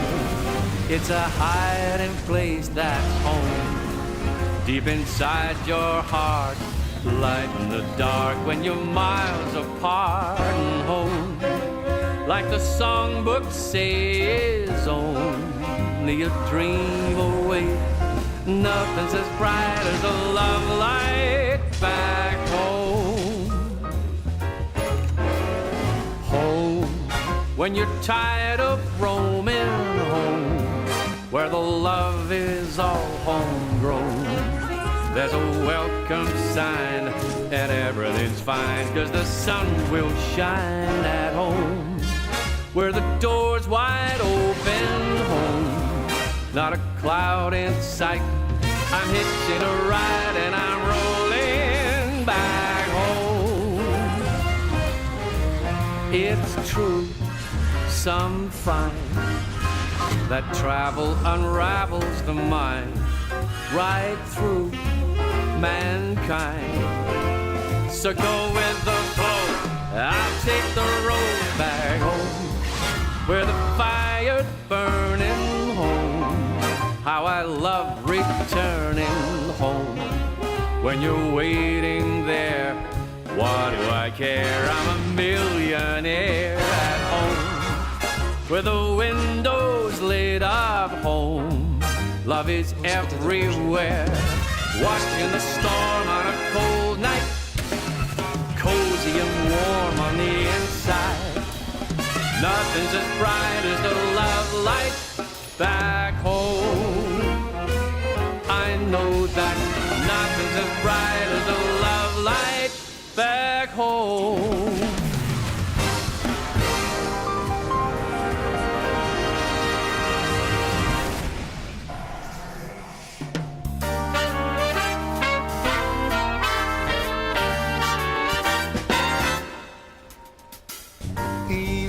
does it? What's the rush? Hey, why not travel slow? Let's just take our time and then we'll see. Easy does it, makes it such a nice long way to go. Day by day we'll have fun, you and me. You know some things don't move by force. Let's let love run its own sweet course. Easy does it naturally.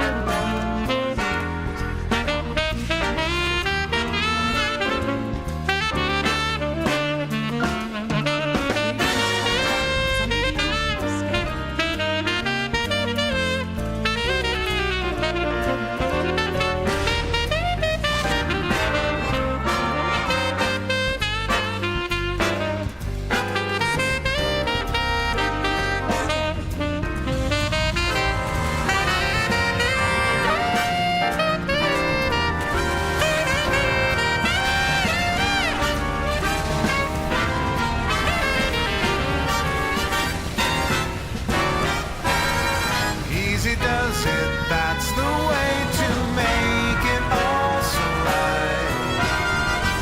This is how I knew that love should be. Easy does it, every day means every single night. We'll be lovers, this I guarantee. Let's keep the tempo slow, not fast, 'cause that's the way to make love last. Easy does it naturally.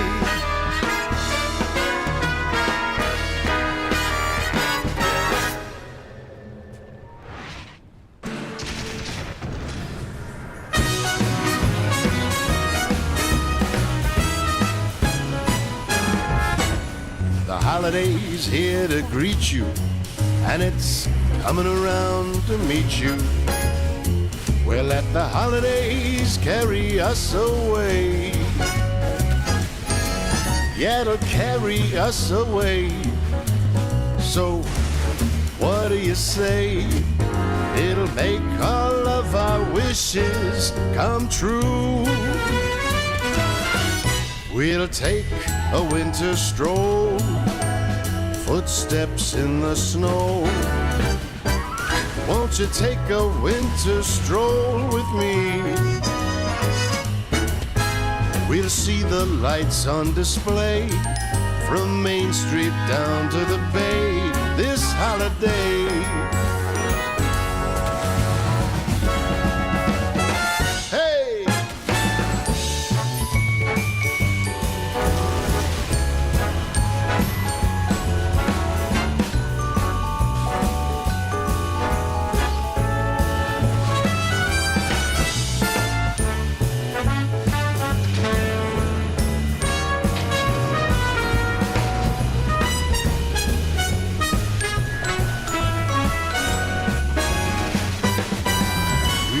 Take a winter stroll, footsteps in the snow. We'll let the holidays carry us away. We'll see the lights on display. Everything starts today.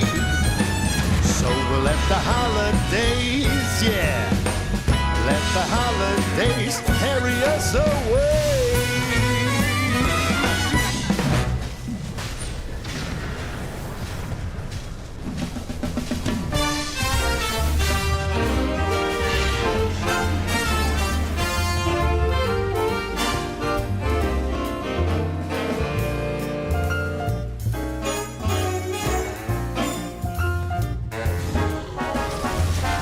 My eggs over easy. She likes her scrambled on rye. So we strike a deal with our morning meal, but we kind of see eye to eye. She loves the Malibu cocktail, I go for whiskey and dry. There's no common ground when the drinks come round, yet we kind of see eye to eye. We're so magnetic, we'll pose apart and yet we're the same. Don't know who said it, but it's a stone cold fact. Opposites attract. She favors Paris in springtime, I'm more New York in July. So for holidays we go separate ways, still we kinda see eye to eye. Yes, sir.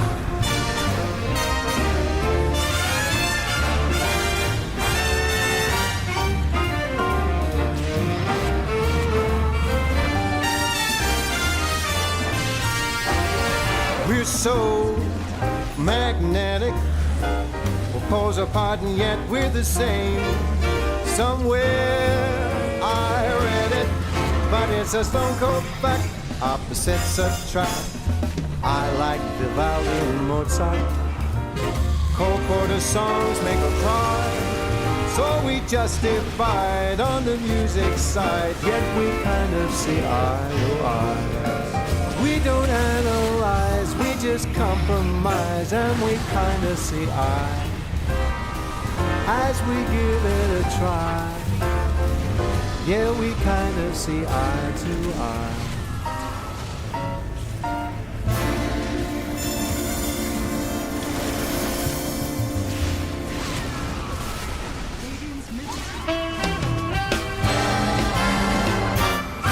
Sometimes I'm wrong, Usually right. the reason we get along, we make love most every night. I take it black, And I like it light. opposites do attract. We make love most every night. It's just a fact of life that a man and his wife sometimes disagree. I know it's true, my dear, the resolution's clear. Come on, make love to me. Whether I'm wrong, Whether I'm right. the point is we get along. We make love most every night.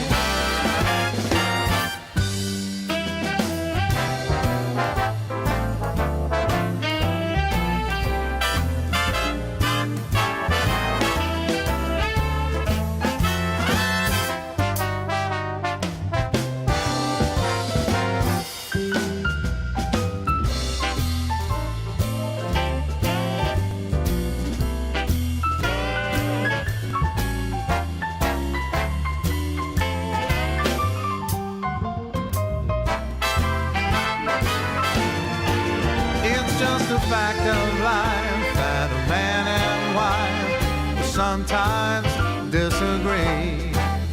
I know it's true, my dear, the resolution's clear. Come on, make love to me. Don't see eye to eye. We never fight.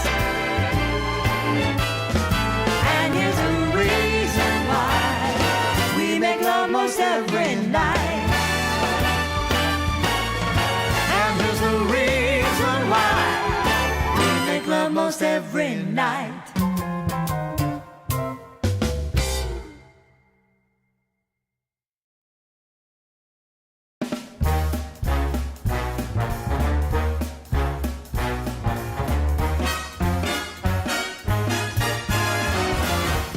Come on, let's get ready. You know where we're heading.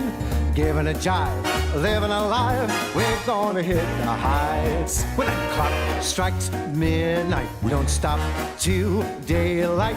So banish your blues and polish your shoes. We're gonna hit the heights. But I lose my head, feel my body sway. when I hear that Creole music start to play. Gotta find that feeling when your mind starts reeling. Ready to blow, raring to go, we're gonna hit the heights. Get it, boys!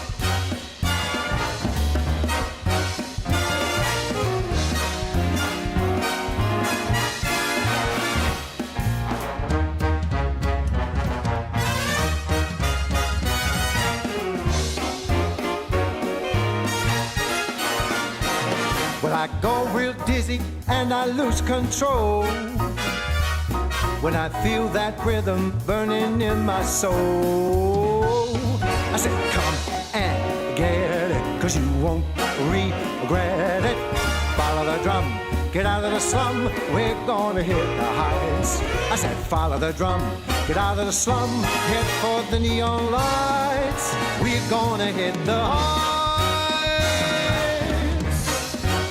Gonna hit the heights.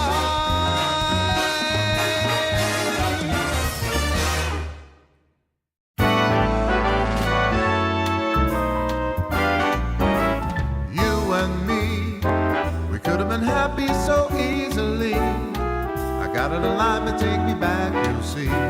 I'm always loving you. Now and then, I'll check out a chick, but I find that when there's really no kick, I'm coming home again. I'm always loving you. You ought to believe me, and I'll just lose my mind. You're making me frantic, please. I'm a romantic needs. I really just can't take these lonely nights. So stop with your crying. The time's right for trying to make up and end without fights. And now it's you and me. We're happy together so easily. I think you finally believe in me. I'm always loving you.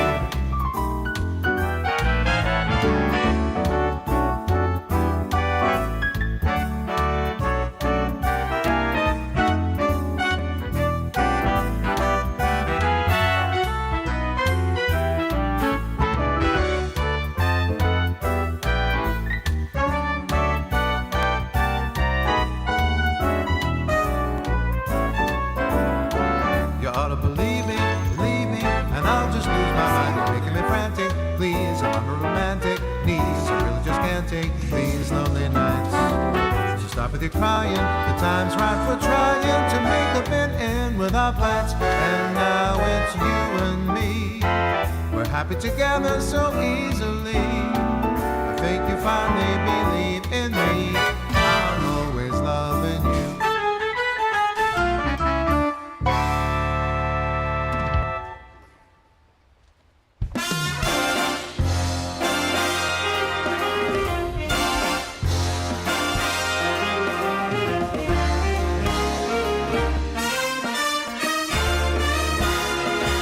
One night in New York is like a lifetime anywhere. Dancing in the dark up in Central Park or the bright lights of Times Square. This town is champagne. So shake the bottle, pop the cork. All the deadliest sins are like one night in New York. Put on your silk and your satin. We're stepping out in style. We'll be the toast of Manhattan, cruising the Golden Mile. This town is alive. Go wild and let your money talk. Any man can be king and reign one night in New York. All right.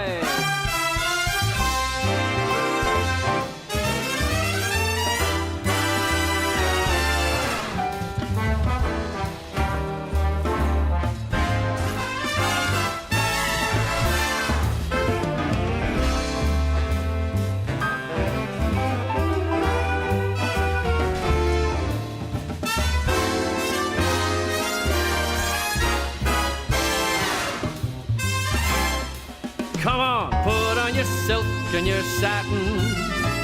We're stepping out in style.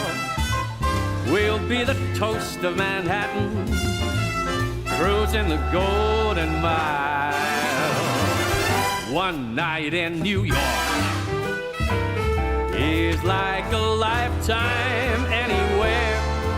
Dancing in the dark up in Central Park, all the bright lights up Times Square. This town is champagne, so shake the bottle, pop that cork. All the deadliest sins are like one night in New York. Don't you know all the deadliest sins are like one night in New York?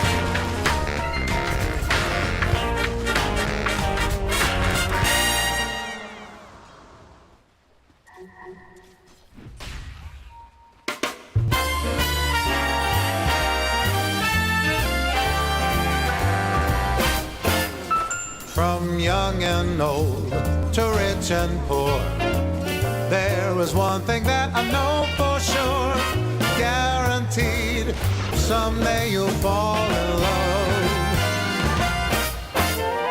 Yes, Cupid has his ways and means. Angels often act as go-betweens. Take it from me, someday you'll fall in love. And when you do, you'll find that romance is life's most precious treat.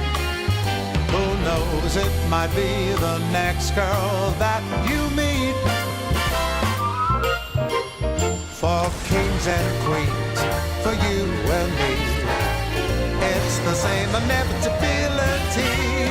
I promise you this, someday you'll fall in love.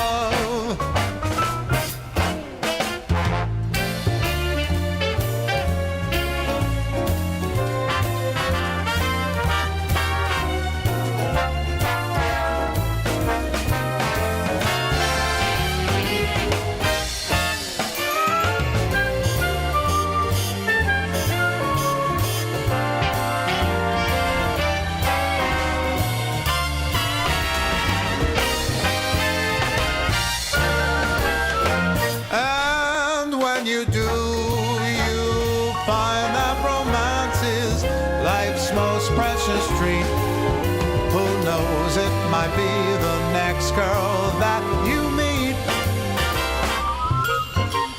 And if you think love's passed you by, there's no need to frown, I'll tell you why. Wait and see, someday you'll fall in love.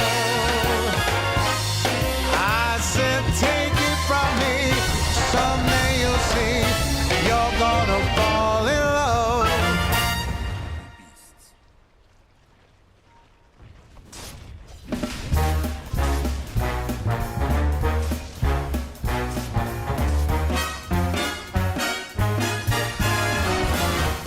Come on, let's get ready. You know where we're heading. Giving a jive, living a life. We're gonna hit the heights. When that clock strikes midnight, we don't stop till daylight. So banish your blues and polish your shoes. We're gonna hit the heights. But I lose my head, feel my body sway when I hear that Creole music start to play. Gotta find that feeling when your mind starts reeling. Ready to blow, raring to go. We're gonna hit the heights. Hit it, boys.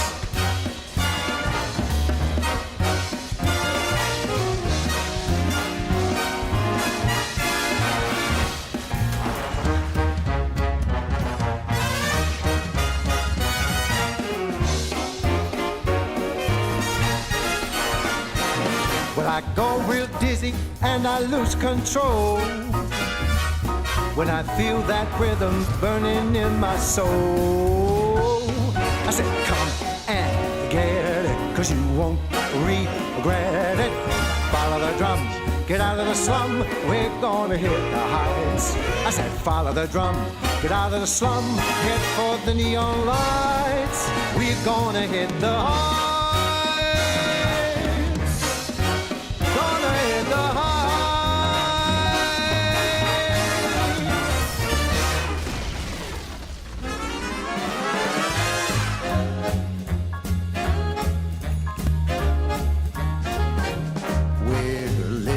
High life, no need for trouble or strife. Cocktail parties, Broadway lights, arm in arm as we see the sights.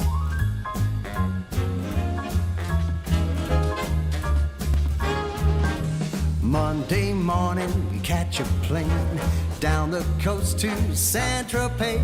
Wherever we are, it's never the same. Where there's fun, dance, we will play. Living a high life, no need for trouble or strife. Cocktail parties, Broadway lights, arm in arm as we see the sights.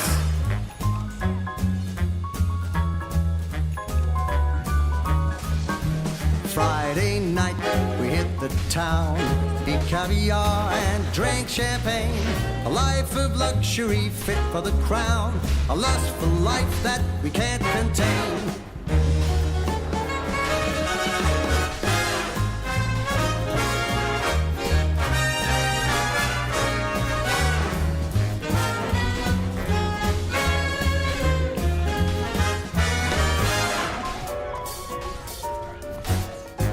Whatever the party, wherever we land, being with you makes me feel grand.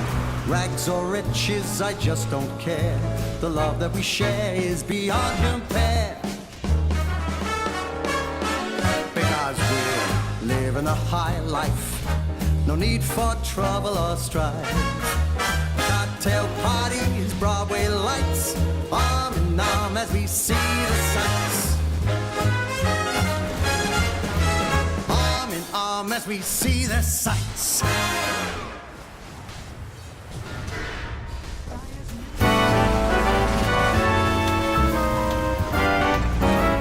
You and me, we could have been happy so easily. I got it alive to take you back, you see. I'm always loving you. Now and then, I'll check out a chick, but I find that when really no kick, I'm coming home again. I'm always loving you. You ought to believe me, and lose my mind, you're making me frantic. Please, I'm a romantic. Knees, I really just can't take these lonely nights. So stop with your crying, the time's right for trying to make up and in without fights. And now it's you and me. We're happy together so easily. I think you finally believe in me. I'm always loving you.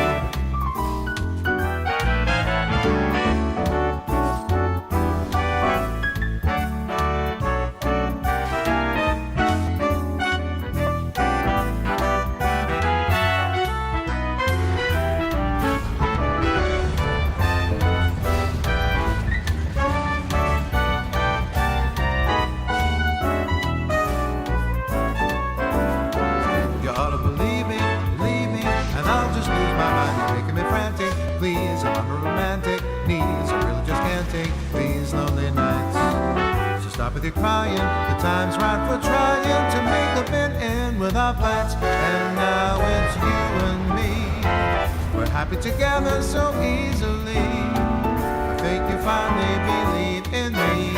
I'm always loving you.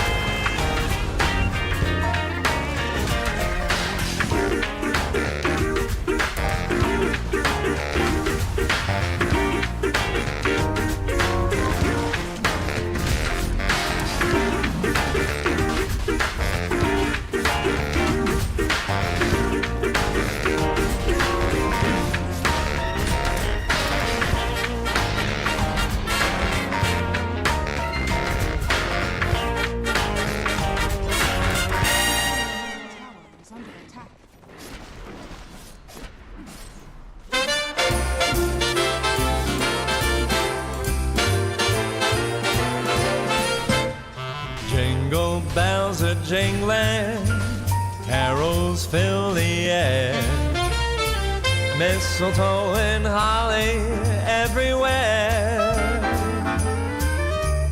Children taking sleigh rides, laughing all the way. Oh, what fun we'll have this holiday. Homemade decorations, lights on every tree, snowball fights with friends and family, holiday occasions, raise a cup of cheer. Oh, what fun to celebrate this merry time of year.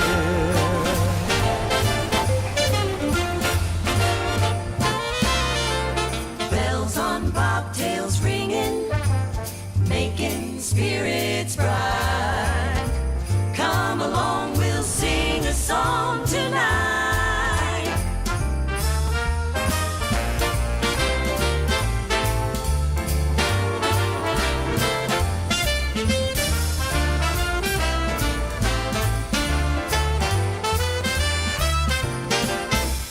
Turkey with the trimmings, Grandma's pumpkin pie, stars above that shine for you and I. Holiday occasion, friends from far and near. Oh, what fun to celebrate this merry time of year.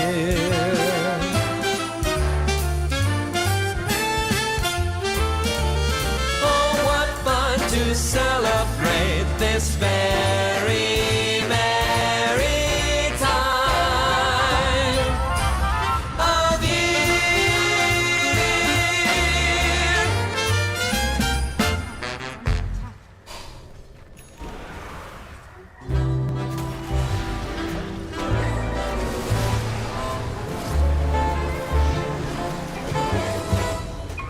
Our love was a chance encounter, a glance across the street, fleeting moments, two strangers meeting that swept me off my feet. Golden leaves under an autumn sun, we talked about the movies and how your life begun. Our lives weave together through all kind of weather, and our hearts grew strong. Our love was a chance encounter, a glance across the street, fleeting moments, two strangers meeting that swept me off my feet. The buzz of traffic, the bright city lights. We talked about marriage and who you'd invite. We talked for hours and I brought you flowers, and our hearts grew strong.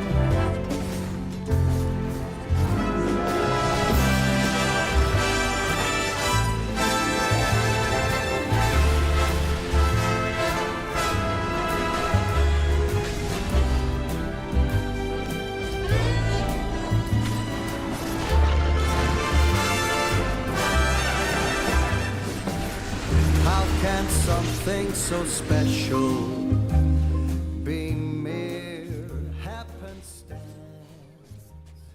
DreamLeague Season 27 is brought to you by DHL.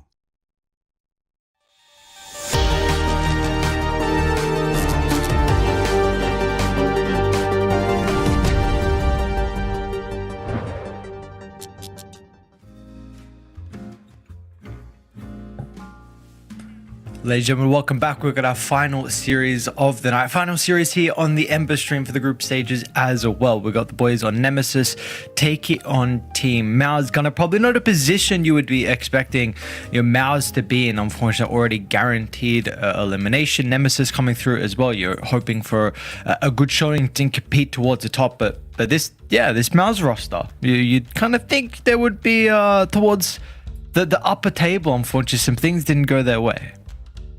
I mean, they just won a LAN, 2 weeks ago? 3 weeks ago? And I feel like that was also with a stand-in, which usually is a debuff, but I think, at least in that tournament, Carry was kind of popping off. And he had a very different hero pool than Celery. And it's one of those things that it just feels bad to always go from kind of being at the peak, winning a lot, to just suffering very shortly after. Especially in such an important format as well. with DreamLeague as a whole. So not what you were hoping for out of the boys on MOUZ, but let's hear a little bit more about them before we get into this series. MOUZ made their return to Dota 2 just a few months ago by picking up a 2-year-old team secret roster of Crystalis, Mid1, Boom, Yamage, and with Celery taking on the role of Puppy 2.0. We're just a couple guys who have played with each other before. We already felt like we were like good in secret, but that blew up.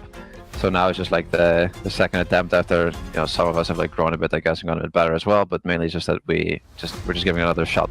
But while Secret failed to make the roster work, MOUZ are off to a flying start. Second place at Fisher Universe 7, third place at Blastland 4, and an incredibly impressive first place at PGL Wallachia 6. I think it's a level that we can expect to play at. I feel like we could have done the same in Blast, but we weren't, probably because we won a tournament before. And then it's a pretty classic thing that like you win a tournament, you think you're good, you go into the next tournament, you suck, you get humbled, and then you realize that you have to just treat every tournament the same. Clearly, Puppy walked so Celery could run.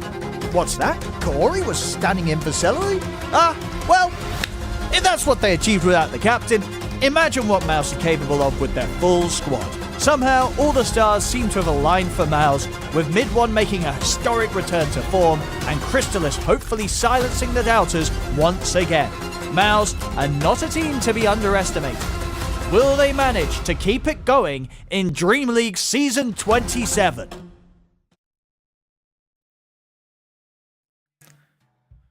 Yeah, unfortunately, we haven't been able to see them continue with the success and the gameplay like, again, we are expecting from this organization, from this roster as a whole as well, which I was just alluding to before, is super important. DreamLeague, to be able to get the better finishes here in DreamLeague 27, sets you off for invites to the later Dream Leagues, to also help with EPT points, of course, making sure you don't play in qualifiers, because it always is an incredibly stacked region over in Europe. So scary stuff for MOUZ. Unfortunate for Nemesis as well. They're also in the same position, which is a position you're not hoping to be in. They do have a stand-in coming through for this tournament in particular with Analog, but Analog, he showcased like a TI. He had a insane performance here. A little bit surprised. There were some surprises with the roster changes, with him being removed from Heroic, but still, you would be hoping, for C and for these boys on Nemesis, that they also were in a position where they didn't have to play a bunch of qualifiers.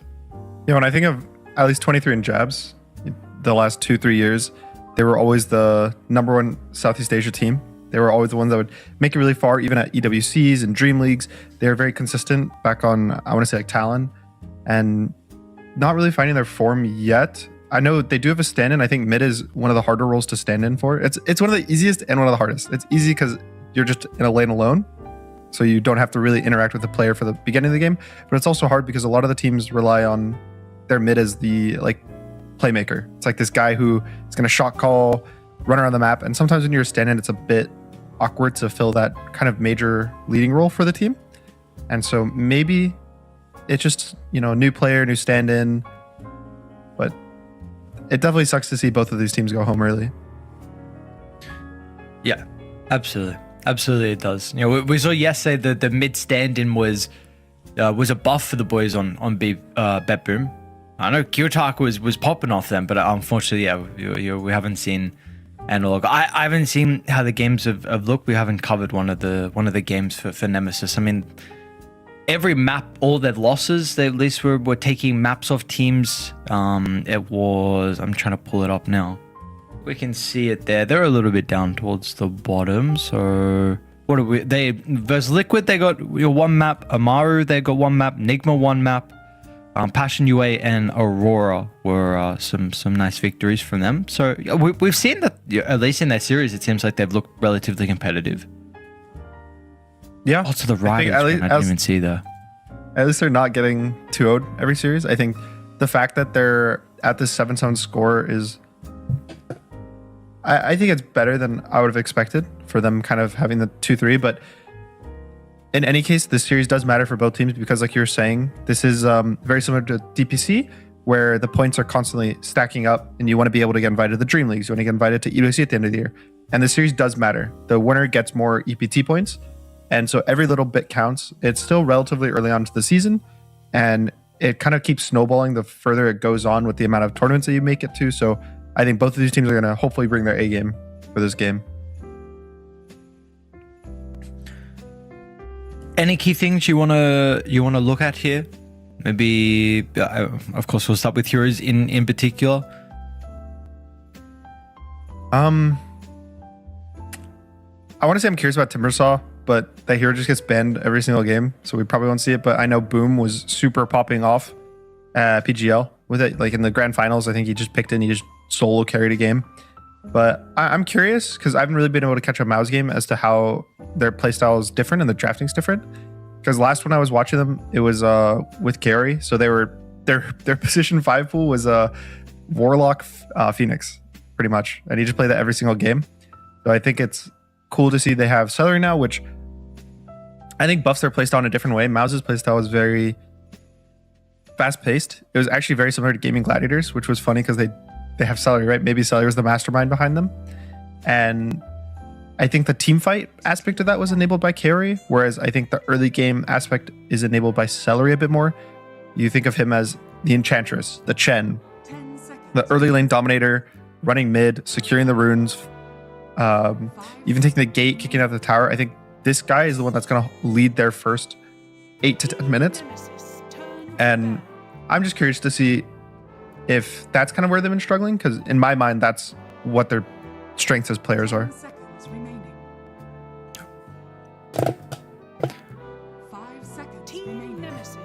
What are some of the heroes that come to mind in regards to the early tempo that you want to see out of MOUZ in particular? I know you kind of mentioned about the Celery hero pool. Is there any offlaners you feel like for Boom that kind of enable this? I think Boom has been extremely successful in his Mars. He's really good at his spell casting. He's always surviving in the lane, like pretty nicely, which Mars can struggle with. It's not the strongest laner. So, like if I'm MOUZ right now, I just want to see them play a very simple MOUZ draft. It would be like Mars in the off lane, Chen or Ench on your 5. You put Chrysalis on like a Juggernaut safe lane. Mid one kind of plays anything. I don't know, he's crazy. He'll actually play any hero mid. I think he played Shadow Demon when I was catching one of their games the last 2 or 3 days. So I can't predict his heroes. And then just have this like nice 20-25 group up. You're already up 5-6k gold. And for Team Nemesis, I think at least with 23, he's always been the more hard carry type of player. Think of like Morphlings, Naga Sirens, Anti-Mage, Terrorblade, stuff like that. So I'm hoping for them that they've prepped for MOUZ and they kind of pick the delaying heroes that are able to kind of take team fights, but slow the game down, maybe a bit of split push, maybe a bit of team fight, but still try to enable 23 to win the game for the team solo.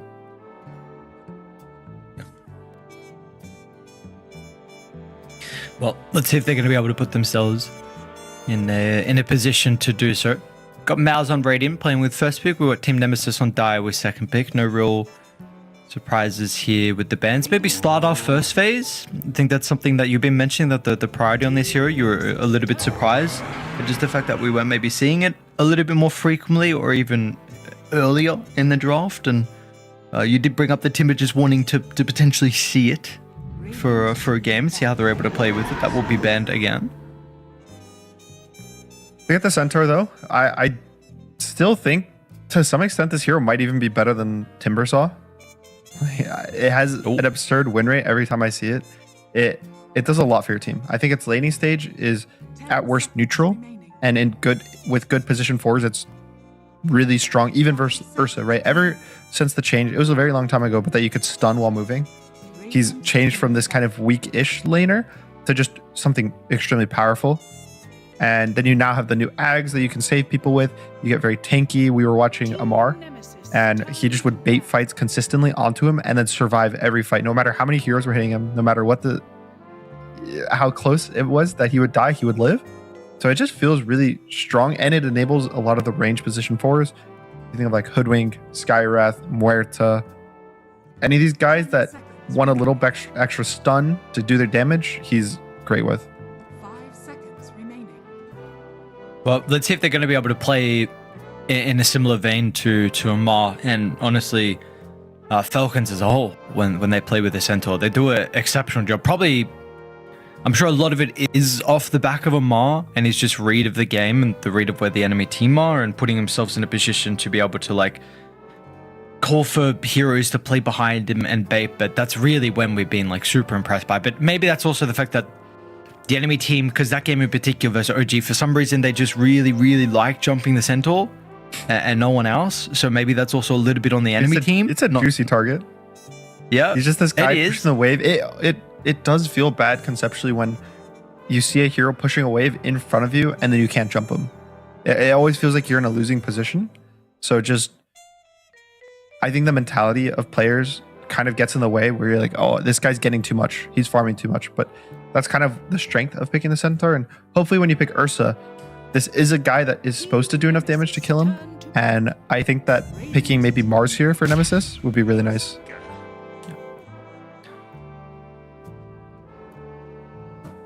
Well, they will get the Tusk at least here for Yokem. Gonna have a melee 4 to be able to play with. Do they flex this at all to their 5? They do. Naman does play Tusk. I just don't know if they have been, because I just don't know if they do. I know. Let me reset. I know Naman plays the Tusk. He plays the exceptional Tusk, but I haven't seen him in his Recently. change to 5. Yeah, because Sure. he again Okay. used to be a 4 for such a long time. So I don't know even if this team then run it though. Okay, well, it's nice flex. I think even having the physical damage for Centaur, a lot of the time Centaurs are a bit low armor early mid game. The only armor they get is from the Helm of the Dom. You don't go boots anymore, so you don't have phase boots. Some people are even skipping blade mail, so it's kind of like this Helm of the Dom into pipe. So having bonus physical damage, even the stun, like having double stuns with punch plus snowball, it gives a lot of time for Ursa to kill, whether it's the 4 or the 5. And I just think the hero's just strong. Having a BKB piercing stun on your support on what, like a 10-second cooldown late game feels really powerful. What are some of the weaknesses with the Tusk overall though? Because it feels like he kind of provides a lot for a lineup.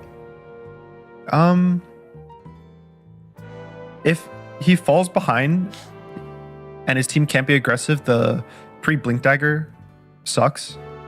When you're just this hero with like brown boots or phase, if you really want to be greedy, and then you just walk at heroes and you're like, oh, we don't have damage to kill this guy because we're down 3k gold, and you can't save people because you don't have your blink, you can't stun, you're kind of just this useless hero. You don't have any long range spells. Everything about you is committal. So the second you fall behind, you suffer. When you get your blink, then you start being able to have a bit more impact.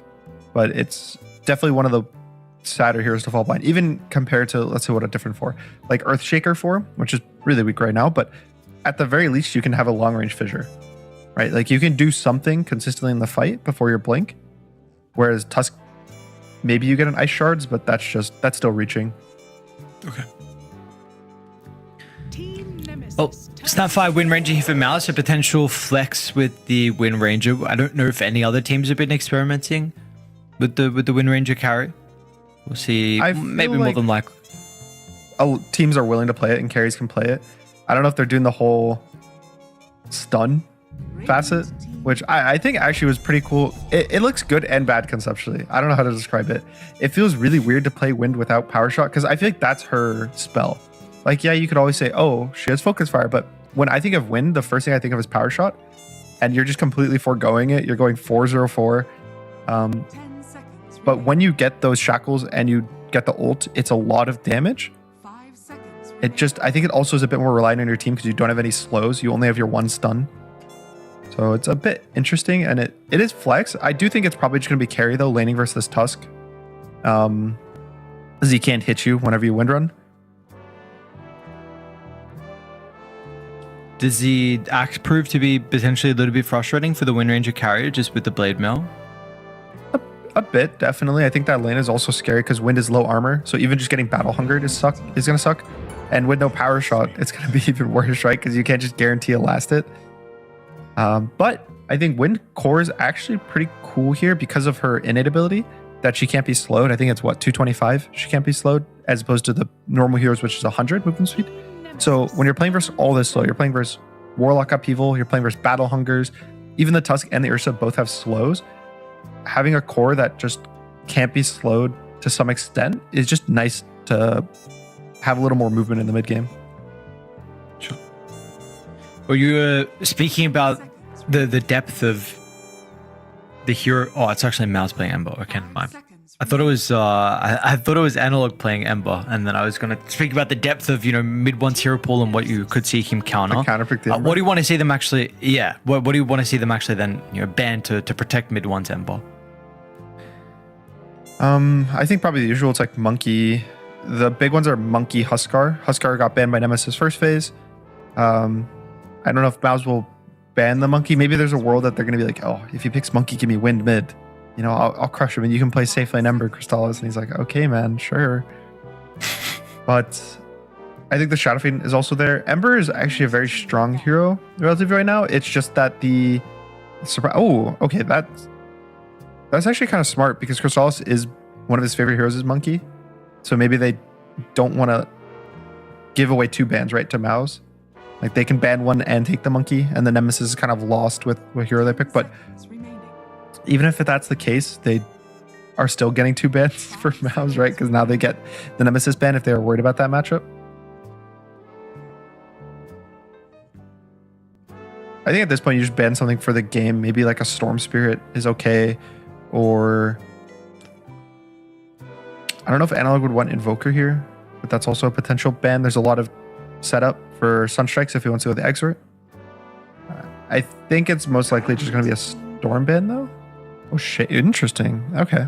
That was like an old school hero. We haven't seen it that much recently. It got a lot of nerfs and it doesn't feel as good to play as it did before, but still good lane matchup mid, and I think stuns are a bit lacking on Nemesis, like the team fight stuns. So it's a pretty good ban. And then to the Templar Assassin. So the Flex the Wind Ranger, Yamich is going to pick that up in the 4. Ooh. Okay. Meepo. The Analog Meepo. Yeah. On Heroic, he really didn't get the opportunity to play it that much because he had Yuma. And I think they would almost exclusively give the Meepo to Yuma. But it's a good matchup versus Ember. Having the roots, it's great matchup versus TA. Having multiple heroes, you're really tanky. Even the Wind, I think you have a True Strike talent still. I want to say at level 20 with Earthbind. And then that's going to enable you to kill the Wind support too. Snapfire doesn't have enough damage. If he's a Meepo player, which I know he is, it's a great hero.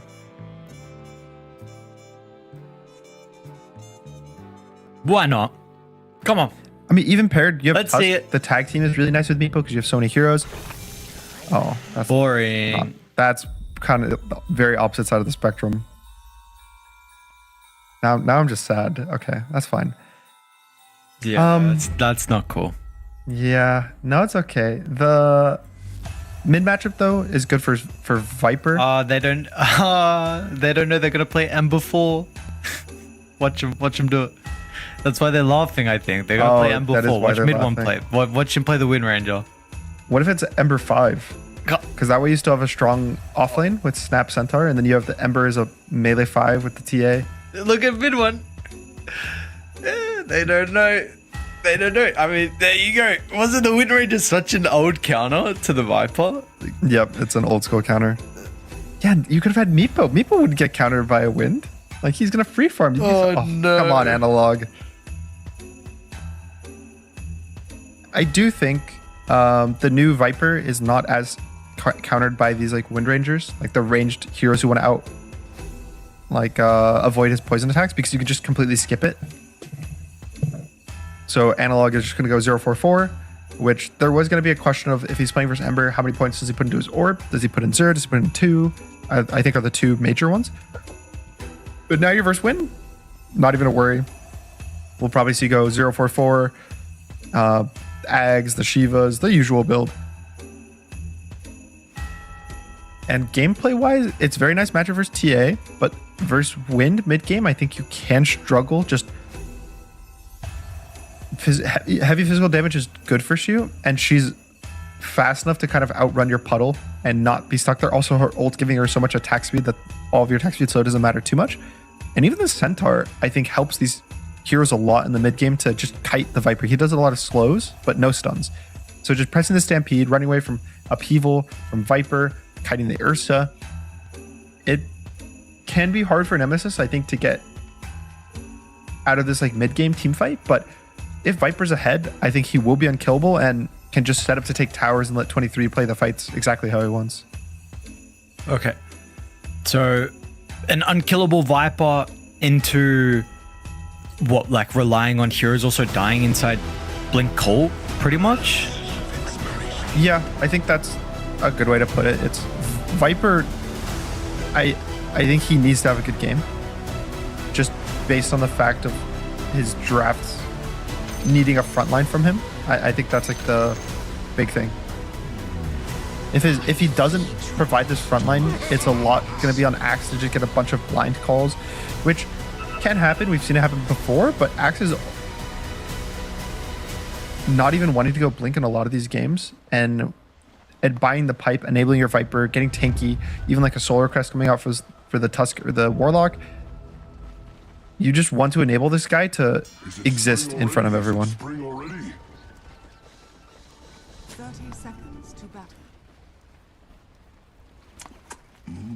Not bad. Not bad. All right, well, let's see. Let's see if they're going to be able to put themselves in a position. And if this cute Wind Ranger as well. I mean, you kind of brought up the potential, right, with the monkey. This is even something you were looking at, like with the monkey to respond to the Ember. You give it over to Crystallis. Mid one takes the Wind Ranger, but this, this time it's a bit different with Yarmich playing it. We've seen the Void Spirit flex to a position 4 at the moment. Yarmich? I don't know about that. Does he have boots? Your cam, does he want to level the stun? So the shards? No. So, okay, something I just want to quickly mention off the bat. Maybe Boom is going to change his mind, but he went Horsepower, which is the no boots facet on Centaur. Very standard, very normal. But he has Phase Boots queued up. And he just bought 6 branches, which you don't really see. A lot of the time the Centaurs are going like Ring of Protections to offset his armor, going Gauntless of Strength. And so just... It's just curious, no? Like, well, the boots are completely useless. Like, it's 500 gold for 0 movement speed. And a lot of damage on bot lane. Both sides taking a big beating.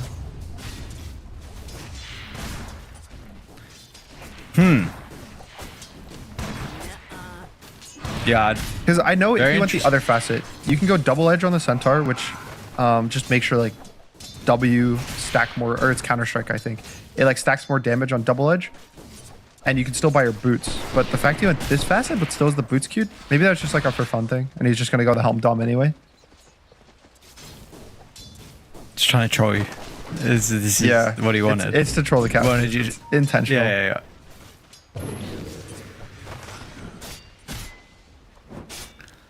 Something about seeing 6 iron branches though to start the game. I don't know. And so to kind of break these lanes down, I think top should be favored for Nemesis. I think Ursa is going to pretty much free farm, but if there was a ranged 4 here, like if the snap was here, for example, I think that definitely, or the wind, I guess it was going to be, I think that the Ursa would be under a lot more pressure, but with the Ember Centaur, you don't really have this like burst damage on a Centaur stun. You don't really have the chip damage from a ranged hero. So definitely going to be more focused on the Centaur, trying to get what he can, farming and denying from the Ursa. But Ursa's still going to come out overall happy. Paired with the Warlock, he's going to have a bunch of sustain so he can take these creeps, just like jungle, pull the waves. Mid is... I honestly don't think that this is going to be a stomp for Wind, which it already is looking relatively even for the Viper. I think that he's going to be in a good position to just pretty much free farm. And sure, I think the Wind will have a good game too, but Vipers almost always in these range matchups are going to out-farm the enemy mid laner. And then bot, this is the most active lane out of all 3. There's definitely going to be kills here at some point. We've seen the Axe Tusk lane with great success. Just the heavy physical damage, the Battle Hunger slow, enabling the Tusk to walk up. And I think Snapfire has been nerfed a bit. It's relatively... It's still a strong laner, but I think that in these all-in situations, it won't protect the T at all until you get the cookie, which he probably won't even get at level 3. That's a level 4 timing, if I had to guess. And so this level 3 is the scary part for bot lane.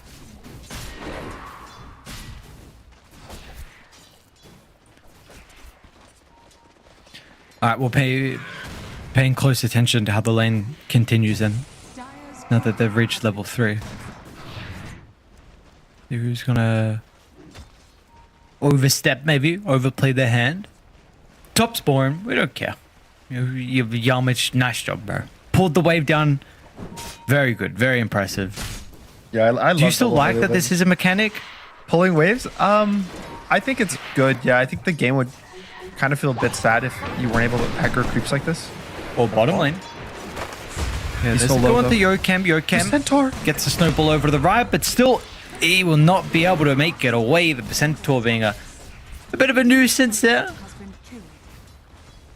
Dude, the Centaur creep has to have one of the highest kill counts of. It probably has a higher kill count than a lot of random supports in the game. Just like securing these random kills in the jungle. Dude.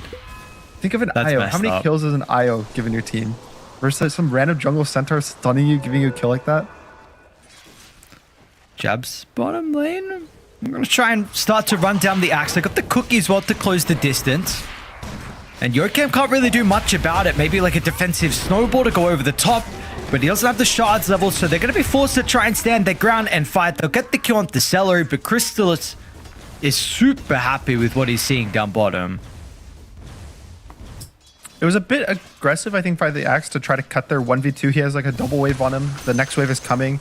And he gets a lot of farm, but I think it would have been a bit better if he's able to just like keep aggroing and bide time for his Tusk. But yeah, now 2 kills here bot. That's setting up to be a really nice lane for the Templar Assassin. And this as well, when you're getting to this level 4, level 5 timer, I think Axe starts to struggle a bit more. The phase boots is going to be a nice timing, but definitely still going to be in the favor of Radiant here. And TA is one of the fastest farming carries I think that you can pick right now.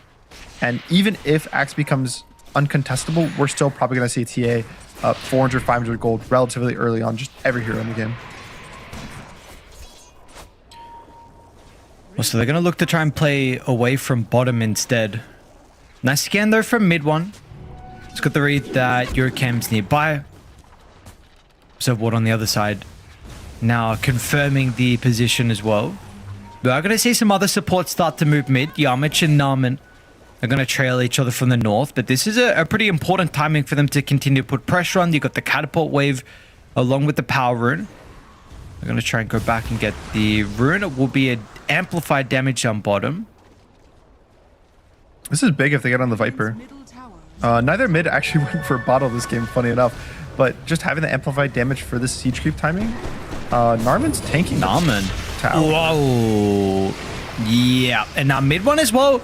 Maybe feels a little bit more free to be able to run towards Analog, knowing that the Viper strike is now on Kud and he can't use it onto the Wind Ranger.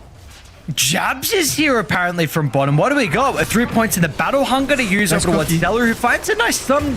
The ultimate's still going from mid one, and mid one, he gets the kill on Analog. He's gonna try and duck away. The Shackles will hold the Tusk back, but he should be able to get in range for the shards, and Jabs' rotation is everything they needed to be able to come out on top in that mid lane. Yeah, I think if they didn't bring that extra axe, they definitely would have struggled in that fight. But still, I think relatively good for MOUZ. They get the Viper, they get the Warlock, they defend their tower through the scary amplified damage timing, and that was a preview of this Viper win matchup, right? Like you press ult and he's just lashed onto the Viper for pretty much the entire 20-second duration of ult, which it did take almost a full 20 seconds to kill him, but he does go down. And the nice thing about this new facet, this new skill build, is you're gonna have a short cooldown stun and you're gonna have a short cooldown wind run, which is kind of normally you have to pick between one of the two, but just having the consistent stuns, you could see how much control he was already having at this level 7. Let's see how his farm's going to be, though, from mid one, because we've been getting a lot of the Maelstrom Wind Rangers, from what I've seen, at least with the carry. I haven't caught any of the other builds, but definitely feels like the Dragonlance might take a bit of a hit to the farming speed. Yeah, I think if I had to get in his mind, it's both of your side lanes are extremely heavy farming heroes that, like, TA is not really going to show up in the early game. She wants to hit creeps. Centaur's also going to get his dom and hit creeps till his pipe timing. So playing around your, like, to also have a farming item as your first one as win is probably not the best. Going for some maybe Diffusal, Dragonlance, just going for pure team fight-esque, I think is the... It makes sense to me. And also, so, okay, I just want to say this quick, sorry. Boom did go boots. Ooh. Which... I don't know, it's just strange, right? Like, this is 500 gold that legitimately doesn't do anything for him. It's a waste of 500 gold. Oh. 23 is going to run up the high ground, empty Yamich. They'll have to stamp it to try and get away. Is enough movement speed to put him out of the shots. And with the Mortal Kiss really is going to far. come through as well. 9 minutes in the game. Celery already has the ultimate. 23 Savage is going to be met by Boom, but the Shackles doesn't connect. Analog steps up to the north, and there's no trees behind the Ursa. So like you said, it is too far, but felt like it could have been far worse considering how deep they went in and with the heroes nearby from Radiant. Yeah, there's definitely an angle that 23 could have gotten caught there. Maybe if the Snapfires was trying to use more ults to slow him and get him low, but thankfully for Nemesis, only one hero goes down, which honestly, stuff like that is usually an acceptable trade. Like, you're forcing enemy heroes to use their spells to bring a lot of resources to the tri-camp, and you're only losing one support for that. And I think also 23, now he's in danger. Top lane though. 23. They know the Enrage is still on cooldown. Absolutely not. They're going to play off the back of the snowball. Even Crystallis is going to come through the portal as well. So the raw numbers heavily favor Radiant. Mid one somehow slips through the shards, but Yamich couldn't. He's just got a thinner portrait. He's able to get that secondary kill onto Yokam. There's no way to get Analog, right? Oh no, they're going to get him. Oh, they're going to... Yep, absolutely they are. Yamish got the chains, extra little bit of control for mid one. Analog tries to see if maybe he can hope to bring down with the Ember, but that will not be the case. And this is the early Why- game, right, for MOUZ. It's Crystallis is taking the gate, they're going top. They have 5 heroes around this top tier 1 at 10 minutes. And then the mid one doesn't even stop. He keeps going deeper into the enemy jungle, and they keep getting these kills. I think that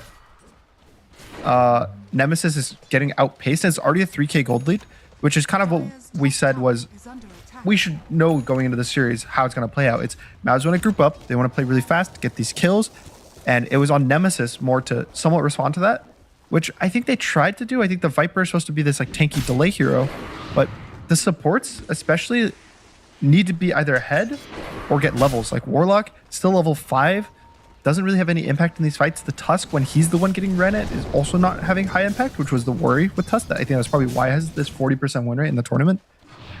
And they need to get something done, probably with this Warlock level 6 timing. It's got to be now. This bottom move. They put a lot of their resources down here. Let's see how they're going to be able to play around it. They'll put jabs on forward over towards the left, though. Mid one. He's already run into Yokam, and they're actually out of here. Enel's going to TP out instantly, but they've ran down the supports. And they're smoking as well. So look how quick they're trying to play, anticipating that maybe someone's over towards a triangle, over towards a mid lane. Smoke's going to pop on the low ground. Yamich with the Remnant has another one to close the distance to Jabs. Jabs with the Blade Mail's going to make it a little bit more frustrating, so they'll have to wait it out with the kisses. Well, that's not going to matter in the end. Now, Analog did close the distance onto the Snapfire, who will TP out and isn't going to tick out to the damage. They might even get some of the remaining Ancients as well, as Chrysalis is here, licking his lips. Yummy, yummy.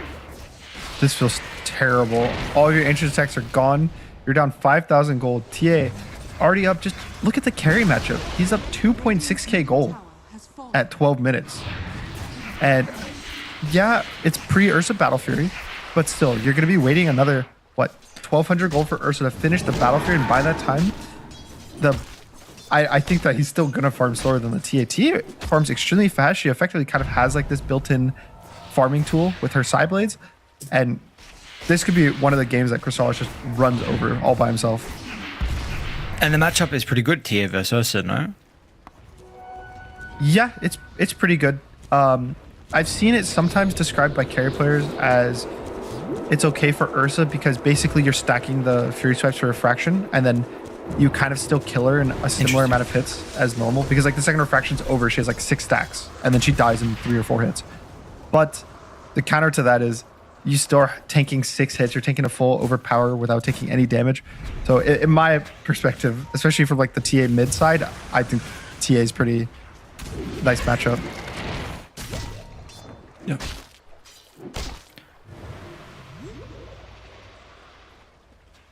Well, definitely is reminiscent of when MOUZ are having some success. This is kind of how the early game looks for them. A 5,000 net worth lead into just starting to completely control the map.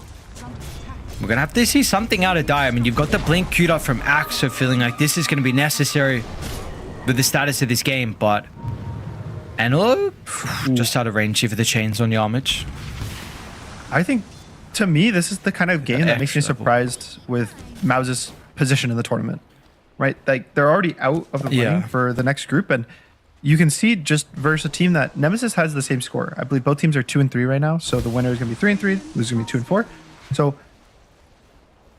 these teams should be somewhat evenly matched, but it feels like MOUZ is just playing way cleaner and doing a lot of the stuff right that you expect to see when you watch the teams that are making it through. Like all the top 8 teams, I think put performances like this. Just maybe MOUZ was struggling to change some stuff up. Oh, can't even get Yamich.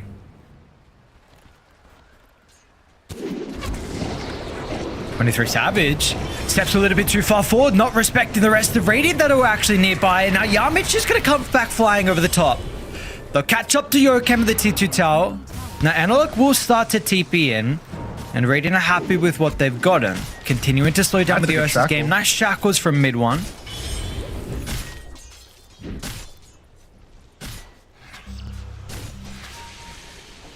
Yeah, he is actually going to go for the Dragonlance Diffusal, so definitely just going this full aggression early game build.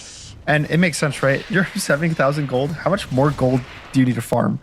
And it's also not his job to be the one farming. I think that if you look at the net worth, it's already just the TA and the Centaur are doing their job of farming creeps. So just be the guy that kills heroes consistently, which I think is one of the things that Bid1 does best, is being these very aggressive heroes that he knows his limits for. He gets the kills around the map and kind of makes space for his other 2 side lane cores.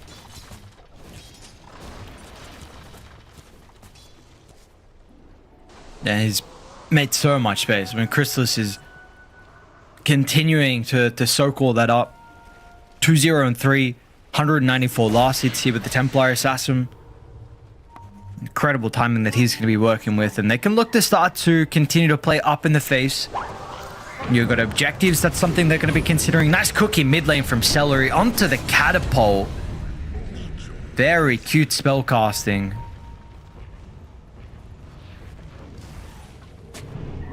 What do Nemesis need to do to kind of come back into this game? I think Axe, so Axe actually went for the Blink Blade Mail build. I was going to say, is he going to go Pipe, Crimson, something like that, but went for the Blink Blade Mail, which I think is good and bad. It gives them like this 2-3 minute window from now. It's probably going to be the Ags timing on Vipers when they choose, that if they win some fights there, they're going to be back. They're going to be getting these kills, these snowballs, but the second that the game lasts another 4 or 5 minutes with this pacing of it, where they're falling behind, they're getting weaker and weaker, that Blink Blade Mail build is going to do nothing. He won't kill anyone. They're going to get way too tanky. TA doesn't even kill herself that well versus the Blade Mail, right? Like, she has the refraction that tanks it up. Even Wind, I think, is going for these like tanky stat items, so mid one's not scared either. Taking to the Wind. Look how aggressive he is. Wow, is this not too deep? Like, is this a fight where you can take on Die? You got the blink on Axe, where is Jabs? They're starting to jump up. He's going to be able to get the initiation onto 3. It's a really good Fatal Bonds as well. But the problem you brought in the draft, how do you stop them from running away? I mean, the Stampede just completely resets the team fight, and cool blink, cool rock. Like, you got nothing now. Your base is in some serious danger. Yeah, I think to me, a lot of it is on the Viper. Probably the Viper pick. I don't even know if it was necessarily his play, because his lane went fine. They tried to group around him mid to take this tier 1 tower, but it's a hard Viper game. Playing versus the Centaur in particular, I think is a pretty rough matchup when your entire hero's identity is, I'll slow them. And they have to stand in my W, but they have to because they're slowed. So just, oh, I click one button globally and my entire team is hasted. And they cannot be slowed. It's just rough. And I think that fight was also, it was before Analog's Ags, which I think is a huge power spike for the Viper. But I don't even really see the work he can get done. Now, he's actually even going to be caught by the chains as well. But the work will still not continue. Now, it's a decent amount of damage over towards Chrysalis. Trying to do their best to take away the first life. They will be able to do so, but are they actually going to be able to make it away? Is mid one holds 23 Savage down. He's going to run the opposite direction. They do get a pretty good call from Jabs. One dunk's going to be out, but where is Jabs running now afterwards? Oh, he's alive. Okay. Chrysalis. 23 went in. Under the cover, the Melt's going to pop out. Yeah, 23 Savage jumping over the top without the enrage. They've cut down Yokam as well. Ooh. I mean, it was okay, right? Like, they get the, what was it, Centaur for Viper? And they killed the Emperor too, right? I think it was a 2 for 1. But then... why did they go? They even got the Aegis. I think that was a situation you could back there, feel pretty comfortable with what's going to happen. You know, in the next couple of minutes, maybe you get another jump like that and there's no more Aegis. And you get the kill. Because 23 lives. Yeah, it was a 1 for 2. They trade Viper for 2 kills and then they choose to go back in with the Ursa, with the Tusk, giving away more kills. And I think that may be just desperation, maybe a mentality thing, but kind of making some big errors in this game. And 11,000 gold might make you worried about the game state. Well, at least they won't lose the Torments. I think Chrysalis maybe messed up a little bit. And they're actually going to be able to catch up to Celery. Never mind. He's got a... Is he got a Force or is it... Yeah, he's got a Force. Oh, did he try to solo kill and he just couldn't? Yeah. Huh. Well, guess as a team. And they are coming though. They're going to try and do their best to respond. Jabs. The first point of contact is going to be able to get the initiation, but it's not the best. It's only under the Ember. Meanwhile, down to the south as well, but the Viper's just gone. No Viper for the team fight. It's a massive Mortimer Kisses as well from Seller, and yeah, exactly right. Yamich doesn't even die.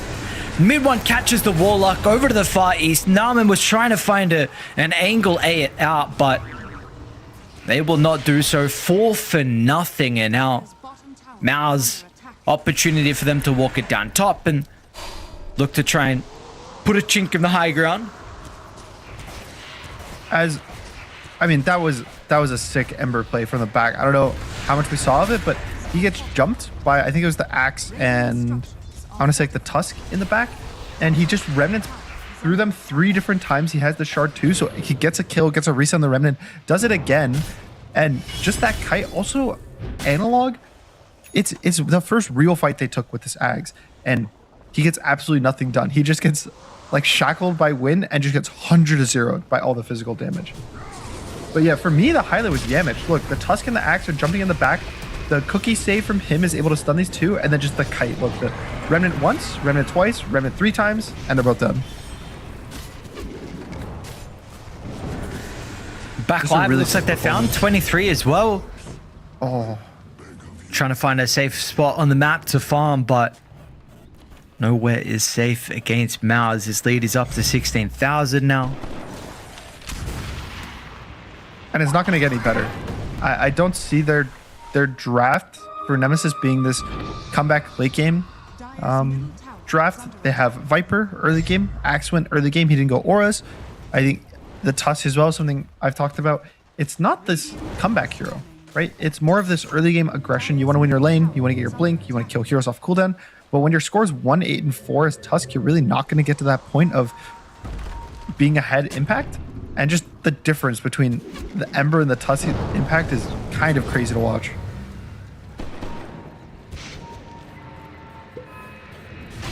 They're going to try and bring everyone back towards the mid lane. Yamich. We'll get a couple of remnants out of him. He's completely out now, so we'll force and stampede. Boom's wanting to run on forward. They still have the high ground ward that's going to see the Warlock a little bit out of position with the Mortimer Kisses. Don't get the greatest amount of damage. They should still be able to surely get the kill onto Namen. Is he going to tick out? Mimble over towards the left side. Another fight's breaking out. Jab's forced to disengage. His blink initiation was off the mark, and they're going to punish him for that.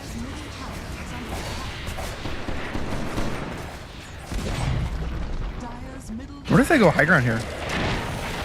The Viper can be a bit annoying to push into his W into the Nether Toxin, but you have two ranged cores that hit very hard. They can just stand outside the range. You have these like melee carries, these Jugs, these Svens. And this is probably just a free Rax. I don't see a way that Nemesis can defend it. They might have been thinking about going for the kill over towards the Viper. Nice punch. Actually stops the stun out of Boom. Analog tries to get away here with a nosedive, but Crystal's going to leap over the top. They'll bring him down under the T4 towers. Mid one will be able to get the force away. Yamich is also playing with Yamich. Oh no, he's trying to get the kill for the extra rem, then he doesn't get it. Boom as well. He doesn't deserve to live. Absolutely not. 24-minute blood grenade. They get the buyback out of Analog 2. He's trying to get onto mid one, but mid one's win run. That puts him out to safety. Now Jabs is trying to find an angle over towards the left. Okay. What a call from Jabs. What a call. Oh my. They got 4. And okay, the crazy thing was I think a little bit because of Yamich's dive, but maybe MOUZ's mentality, they didn't even get the ranged racks. So no buildings killed besides the tier 3. You have your entire team dying. It only cost them, I want to say, the 1 Viper buyback, which he's already paid it all back with the kills that he got. I think it was just too deep. Like, you get these kills. I think you get the Viper here, the Tusk. Maybe you should kill him, but he's going to end up living here. Just walk away. I think Yamich not being able to protect his teammates, using all these remnants in aggressively, actually kind of ends up biting them. A bit of a throw. That's like a 4K swing, 5K swing already, just off the back of that. Also, not to mention the amount of XP that they got, because every single one of the kills was a streak. Celery with 4 streak, Crystallis 3 streak, mid one 6 streak. Maybe 1 or 2 more of those, and we're back to an even game.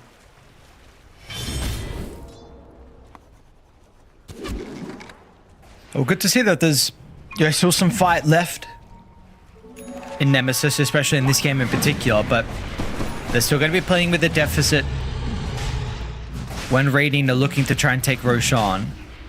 They've got Yurkem maybe in a position to go for some crazy play. We'll see if he's going to be able to time it. They're finding Narmin up on the high ground. They got a glimpse of Narmin under the traps. So the Warlock's going to be caught out of position with no one else remotely close. And with no Warlock, this will guarantee a Roche. No one's even going to look for a snipe as well.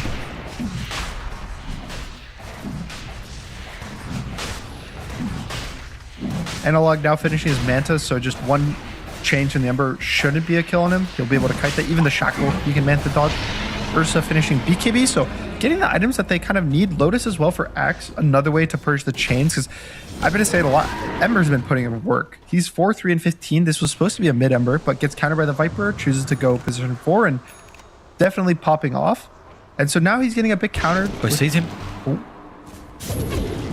He's done. Sure.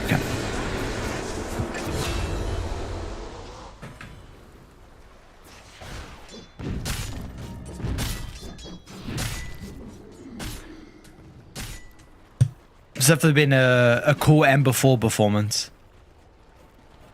And now they once again are in a position to hit the high ground. For MOUZ, this time they will have the Aegis buff, so Crystallis can actually go and dive once. And I think the biggest thing is just don't dive. Like, just hit the buildings, force him to go on you, make the TA the big target. Okay, he's diving. You say that as soon as you do, Crystallis, yeah. Jumps over. 23 Savage will look to try and get rid of the Observer Ward. So he'll keep the banner. Try and get rid of some of the vision that they're playing with. Maybe Analog can get it. He might die as well, though. We'll see. Weird glyph. Just because that Roche's banner's up, so you're not actually getting any of the creeps killed with this glyph. It's just more of a delaying tool. In with the jumper, booms in with the safety. nice What a call. call, but is there any follow-up? Because meanwhile, mid one got a good shackle over towards the right side. Now they're finally going to try and get into the middle, but it's a little bit too late. They got no value out of the call, and it baited them to dive, and that is going to be their demise in the M23. Tries to get some value out of the BKB. Now, you brought up the fact that they should not die, but it looks like now, with the position of the fight, they can do so without any concerns. I think it's just the net worth. If the game was any closer and Axe gets that call, maybe he has a BKB, he doesn't get Yules because of it, the Ursa can follow up, the Viper can follow up. But the second that they do any slight error in the fight, like Axe calls with not all of his damage instantaneously ready to go, Viper getting jumped on the top, like they're diving into, you have to play the fight so perfectly, it's almost inhuman if Nemesis was to win that fight.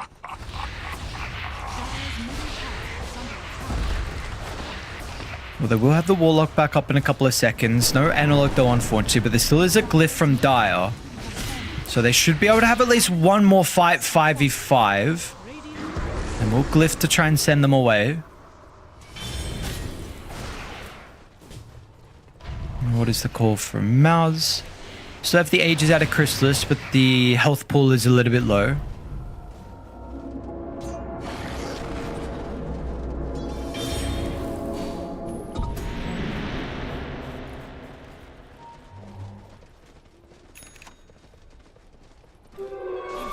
And the nice thing was MOUZ didn't really lose anything with that push. Their only major cooldown is Snapfire ult, and that's going to be coming up at 5. Found 23 Savage out of the base. He's going to burn all the Ursa's mana as well. As he also got to take a team fight without any mana, and with the BKB now not there. Namad's got no rock to be used defensively. Jabs tries to get the call, but the damage has been dealt. It's just not good enough. They split away, making sure there was no opportunity for a multi-man call.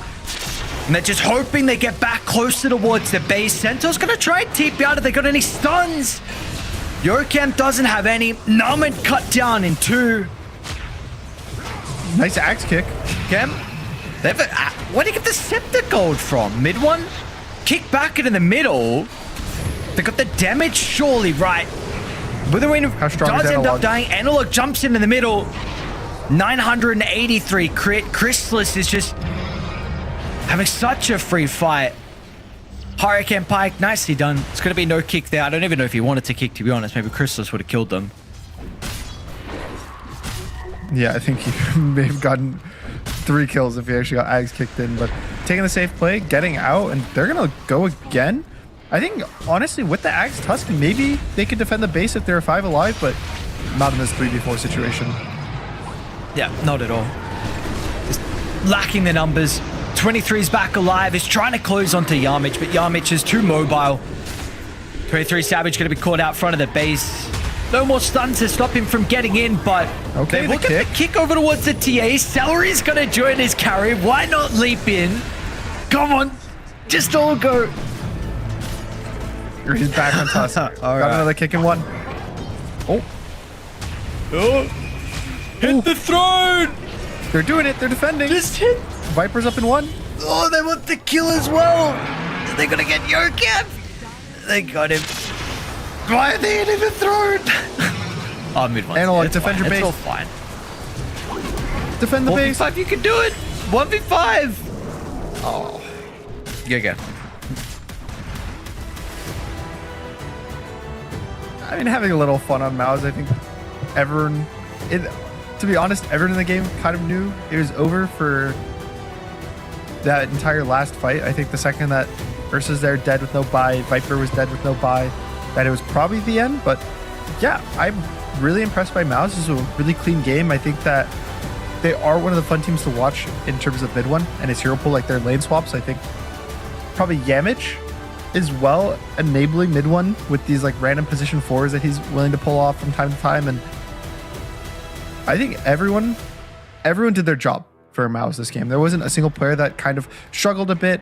Chrysalis crushed his lane, was extremely far mid one as well. Early game impact, I think his item choice was amazing. Boom, just with a really solid lane with double melee versus Warlock. Ursa, you could see some struggles, but Boom and just the support duo. I think that the amount of spells that they cast, the kind of kiting that they did between the cookies, between the chains, it was really nice to watch. Yeah, good performance from MOUZ. A little bit too late, unfortunately, but still, nonetheless, we get to see a game 1 victory from them. And we'll see if we get any cute and exciting things heading into our second game as well here in the final series for these two teams, and final series for us on the Ember Stream. So game 1 done. When we come back, we got more MOUZ taking on the boys here on Team Nemesis. We'll see you guys in a bit.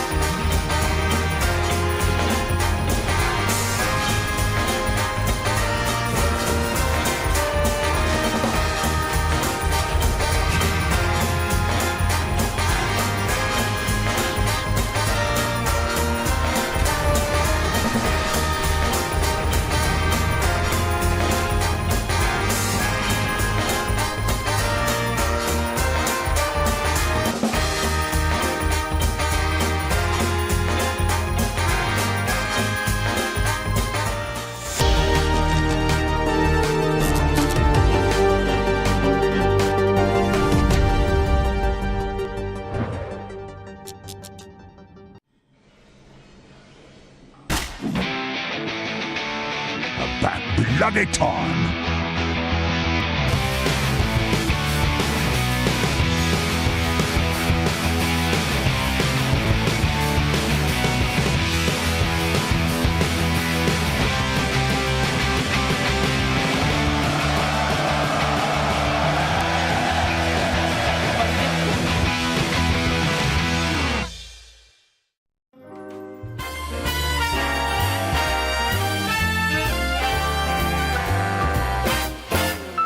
From young and old to rich and poor, there is one thing that I know for sure, guaranteed, someday you'll fall in love.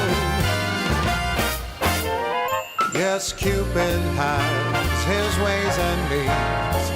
Angels often act as go-betweens. Take it from me, someday you'll fall in love. And when you do, you'll find that romance is life's most precious treat. Who knows, it might be the next girl that you meet. For kings and queens, for you and me, it's the same inevitability. I promise you this, someday you'll fall in love.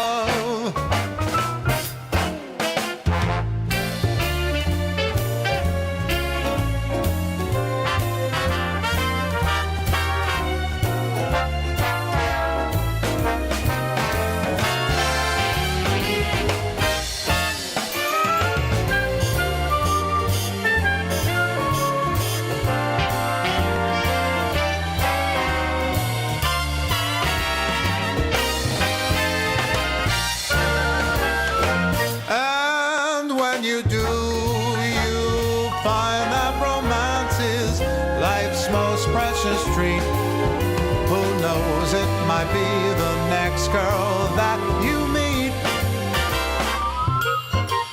And if you think love's passed you by, there's no need to frown, I'll tell you why. Wait and see, someday you'll fall in love. I said take it from me, someday you'll see, you're gonna fall in love.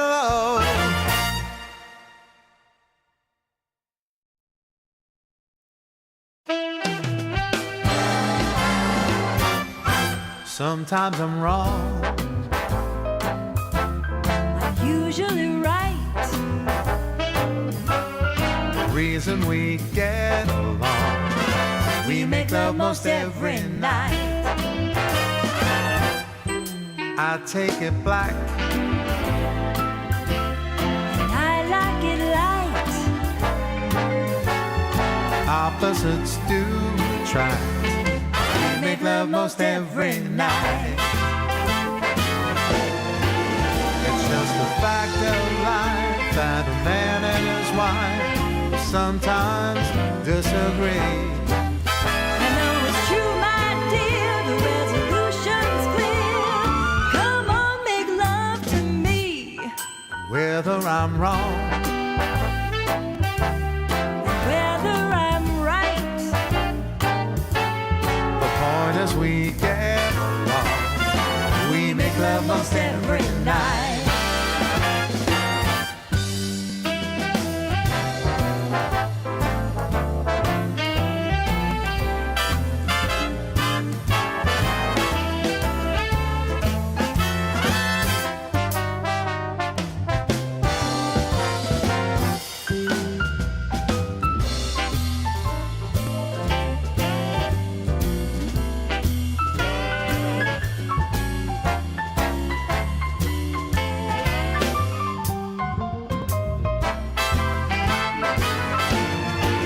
It's just a fact of life that a man and wife sometimes disagree.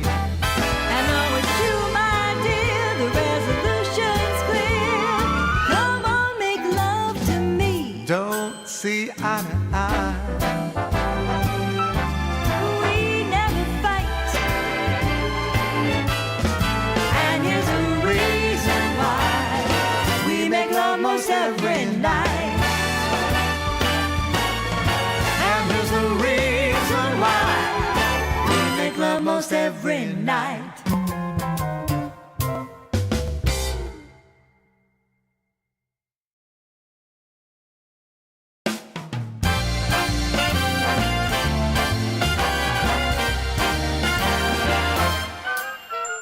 Hey little honey, I've got the money, let's blow it all. Come on, but baby, no if, buts, or maybes, let's have a ball. Let's paint the town red with all my breath, there's just no end. If I won the lotto, I'd make my motto spend, spend, spend. What say that we go take some of my dough, let's blow it all. When it comes to pleasure, don't matter the measure, big or small. Who knows how long this will last? For now, let's have a blast. It's fun, yeah, you know it, so let's go blow it all.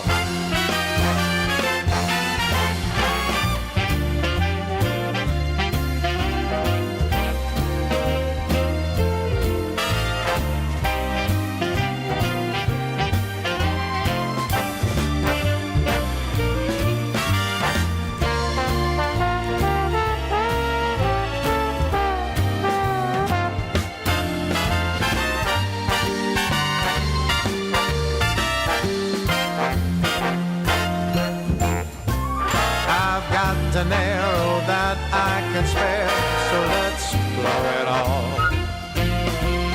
Come on, my honey, let's take this money, let's have a ball. Who knows how long this will last? For now, let's have a blast. It's fun, yeah, you know it, so let's go blow it all. It's fun, yeah, you know it, so let's go blow it all.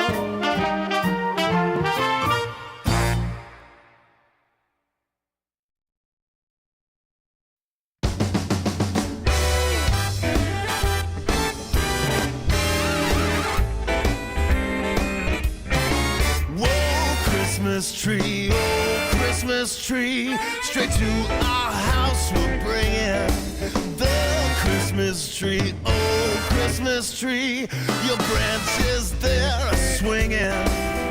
It's the time of year Santa's bringing toys to all them good little girls and boys. Oh Christmas tree, oh Christmas tree, everybody's singing.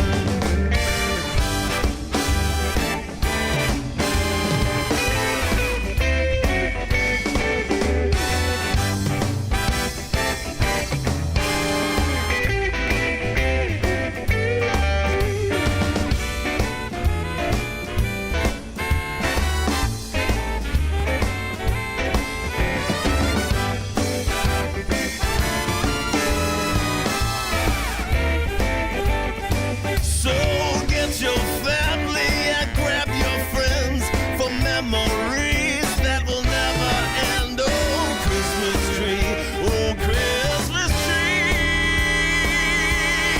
Straight to a house we'll bring in. Hey, baby, don't you love snuggling by that Christmas fire with that Christmas tree? Just you and me, maybe a little mistletoe. Straight to a house we'll bring in.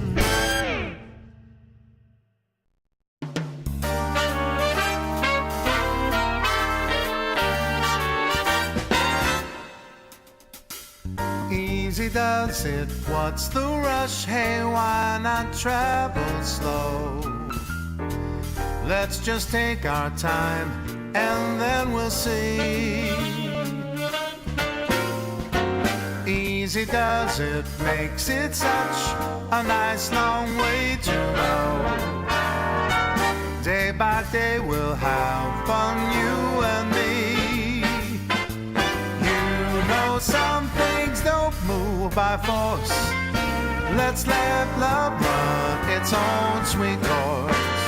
Easy does it naturally.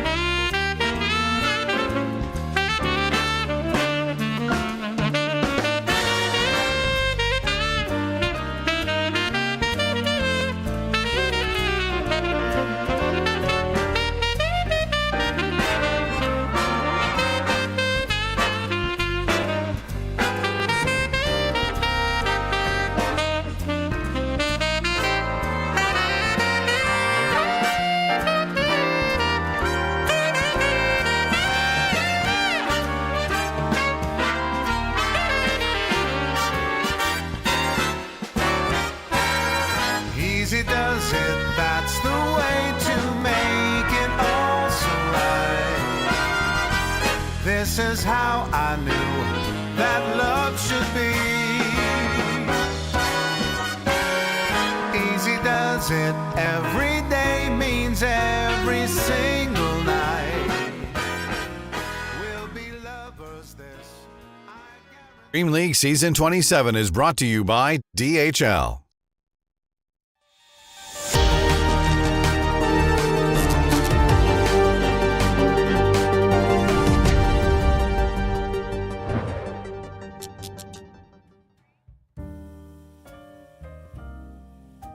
Well, a classic MOUZ performance in Game 1, start to finish, as the early game dominance into the mid-game victory puts them with a lead here, and our final series here of the night, final series for the group stages as well with these two teams. So playing for some EPT points, a little bit of extra cash prize as well for them. So we'll see if Nemesis have what it takes to send us to a Game 3. Yeah, and I mean, I think for MOUZ, there's no big changes that are going to happen in this game number 2. I think you just draft the same way, play the same way. I think Nemesis, again, I didn't necessarily really like. I don't know which part of the draft was, but I feel like something about it was just a bit slow, which you don't want to do versus MOUZ. Maybe it was the Tusk, maybe it was the Viper,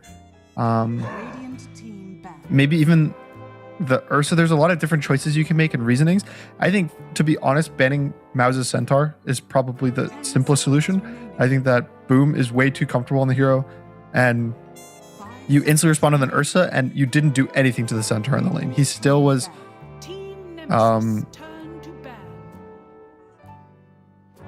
just kind of popping off. Like, boom, destroyed that game from start to finish.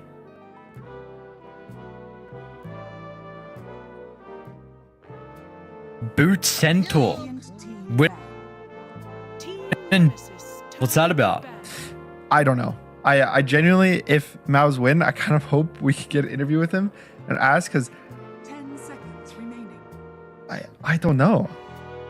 I know, so I have seen people take the other facet versus Ursa, so you can have the ability to buy the phase boots, but effectively with phase boots, you're buying the active plus the armor.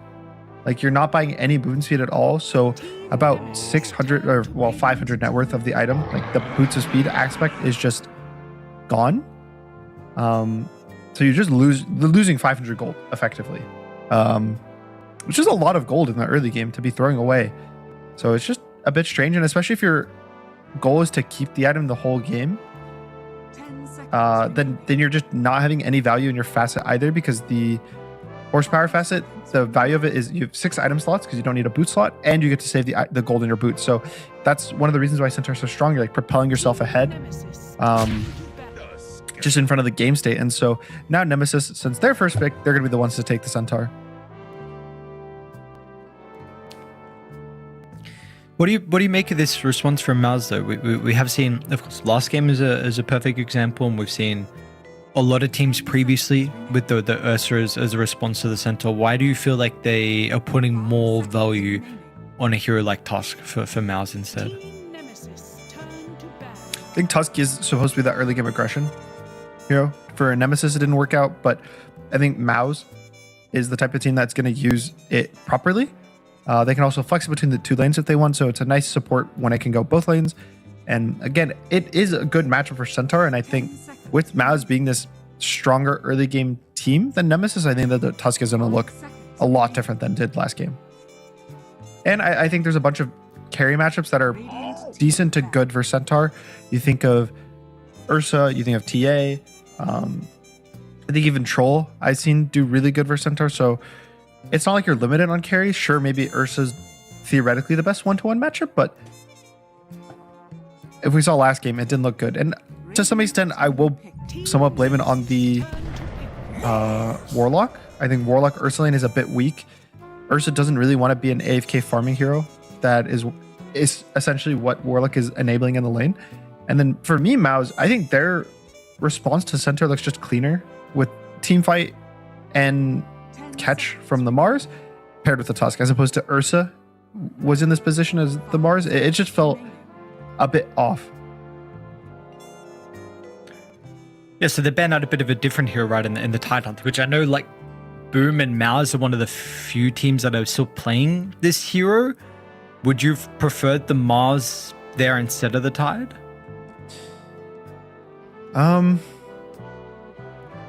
For me, yes. I think that Mars is just significantly stronger hero. I think it's one of the best offlanes consistently. Just having a long range stun, having the huge team fight from Arena just are 2 massive things. Yeah, you still have team fight from Ravage, but it's not the same.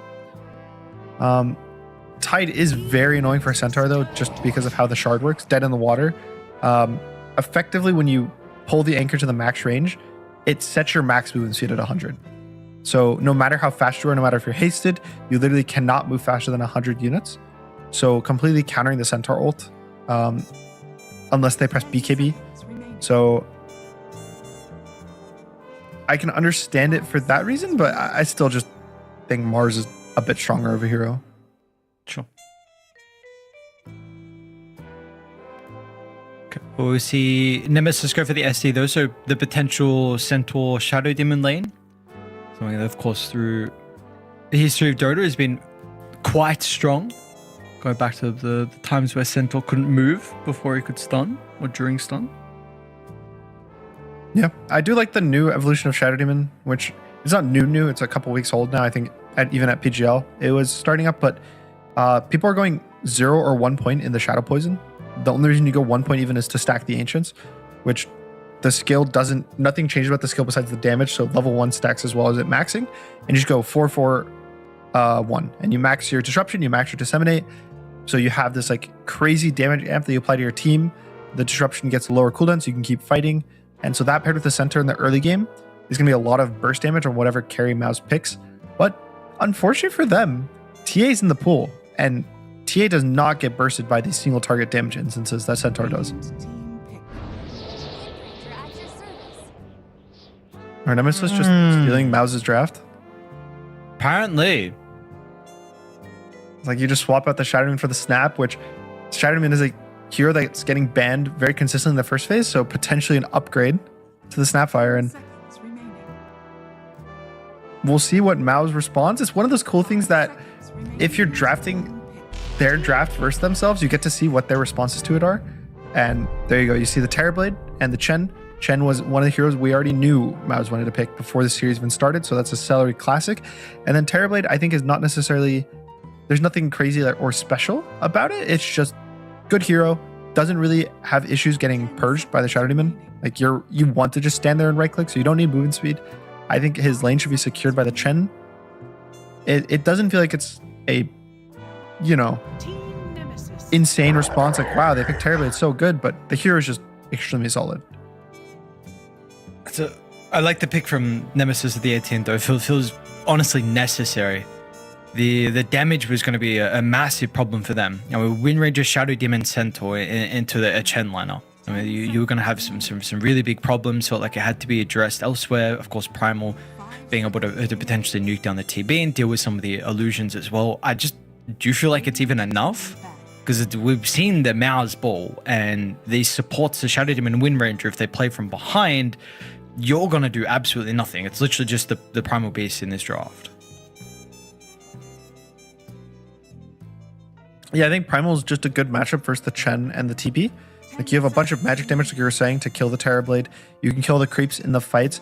The concern is this potential pipe timing for the Chen will be extremely powerful versus Nemesis, because these cores do effectively only magic damage between the Centaur and the Primal, and it's kind of burst damage, right, for both of them. Like, Primal presses Trample, and then he's kind of useless for 10 seconds. Centaur is going to press Stun W, maybe he gets one more W, but then he's kind of useless. It's just right clicks. And so for Nemesis, I think whatever their next pick is, it could be a support, it could be a carry, is really going to have some consistent damage that is obviously, as a carry, it's probably going to be physical, but I would say some physical consistent damage that can kill these heroes through a pipe. 5 seconds remaining. Are there any that come to mind? I mean, I got a wild one, which has not had success, but PL or Naga. Is that too slow, though? The PL in particular. I mean, gameplay-wise versus MOUZ, yes, but matchup-wise, it's very good versus what MOUZ has. Even, especially the Naga, I think Naga's going to be able to push out these side lanes pretty nice, deal with the Chen creeps. You have the Song to reset the arena fights, reset the meta fights. Just these illusion heroes are really nice matchups versus Terrorblade because he never gets the AoE damage. And MOUZ is lacking in damage too, right? Like Chen, relatively low damage. Mars, relatively low damage. So trying to kill these like 3k, 4k HP illusions in the fights is going to prove to be a struggle for MOUZ. And the main reason why I bring them up is because I still think Nemesis does want to pick these late game scaling carries that I don't think 23 had the time for in the first game. Like, he was really pick Ursa, got pressured pretty heavily. So it's a bit sketch to do this. Like Illusion Hero, just because of how slow they are comparatively. But to me, if it's Nemesis's playstyle, and I think you just trust and hope that Centaur's a good lane, Primal's a good lane, your supports have decent early games, and you're the ones being in the driving seat. What do you think for mid one in a draft like this? We're speaking about the last pick for 23. What do we want for mid one?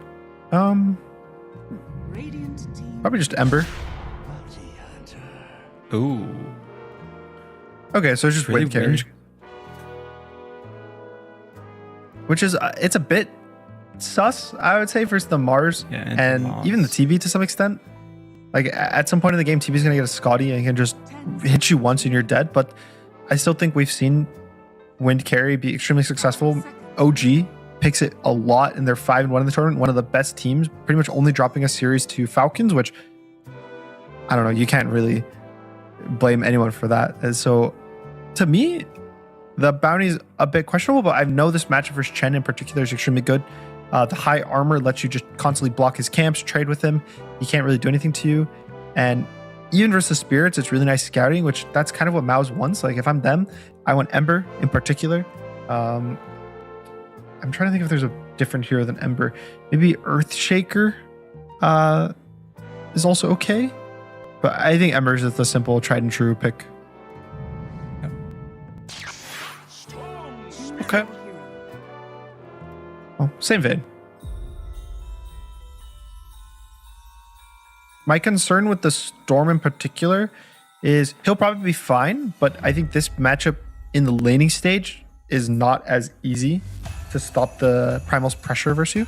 So if Bounty's able to kind of break free from his lane, which he should be able to do early game, like the Centaur's laning versus Chen, which means that Jab should have a pretty okay time.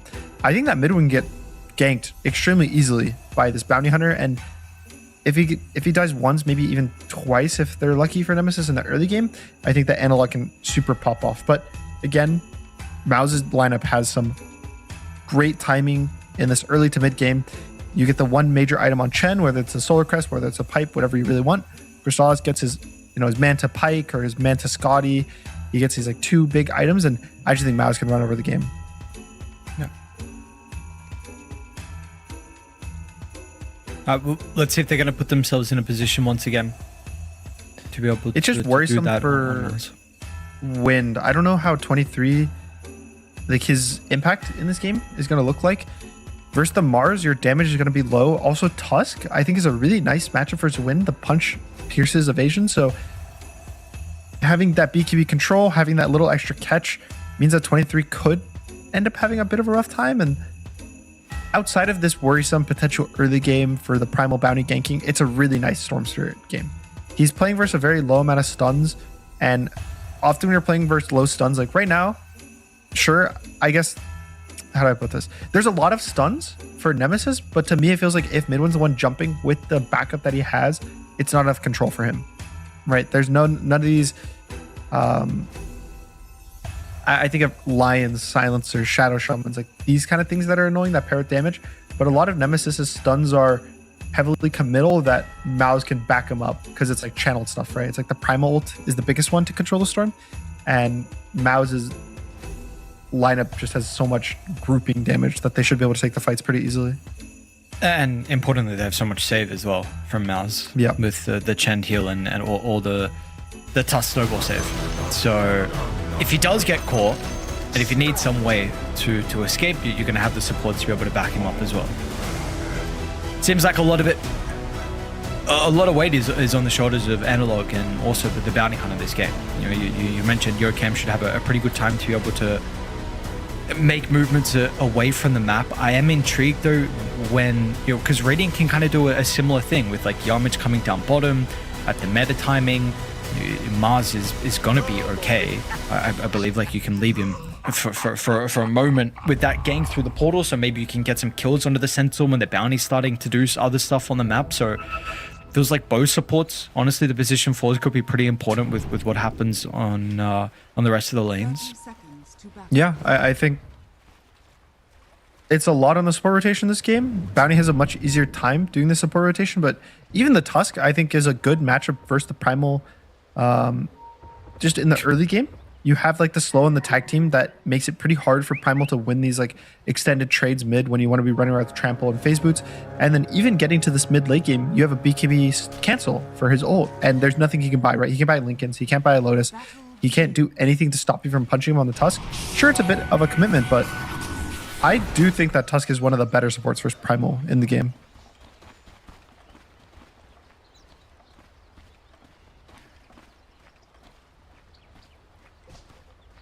No, let's see how it's going to be able to play out.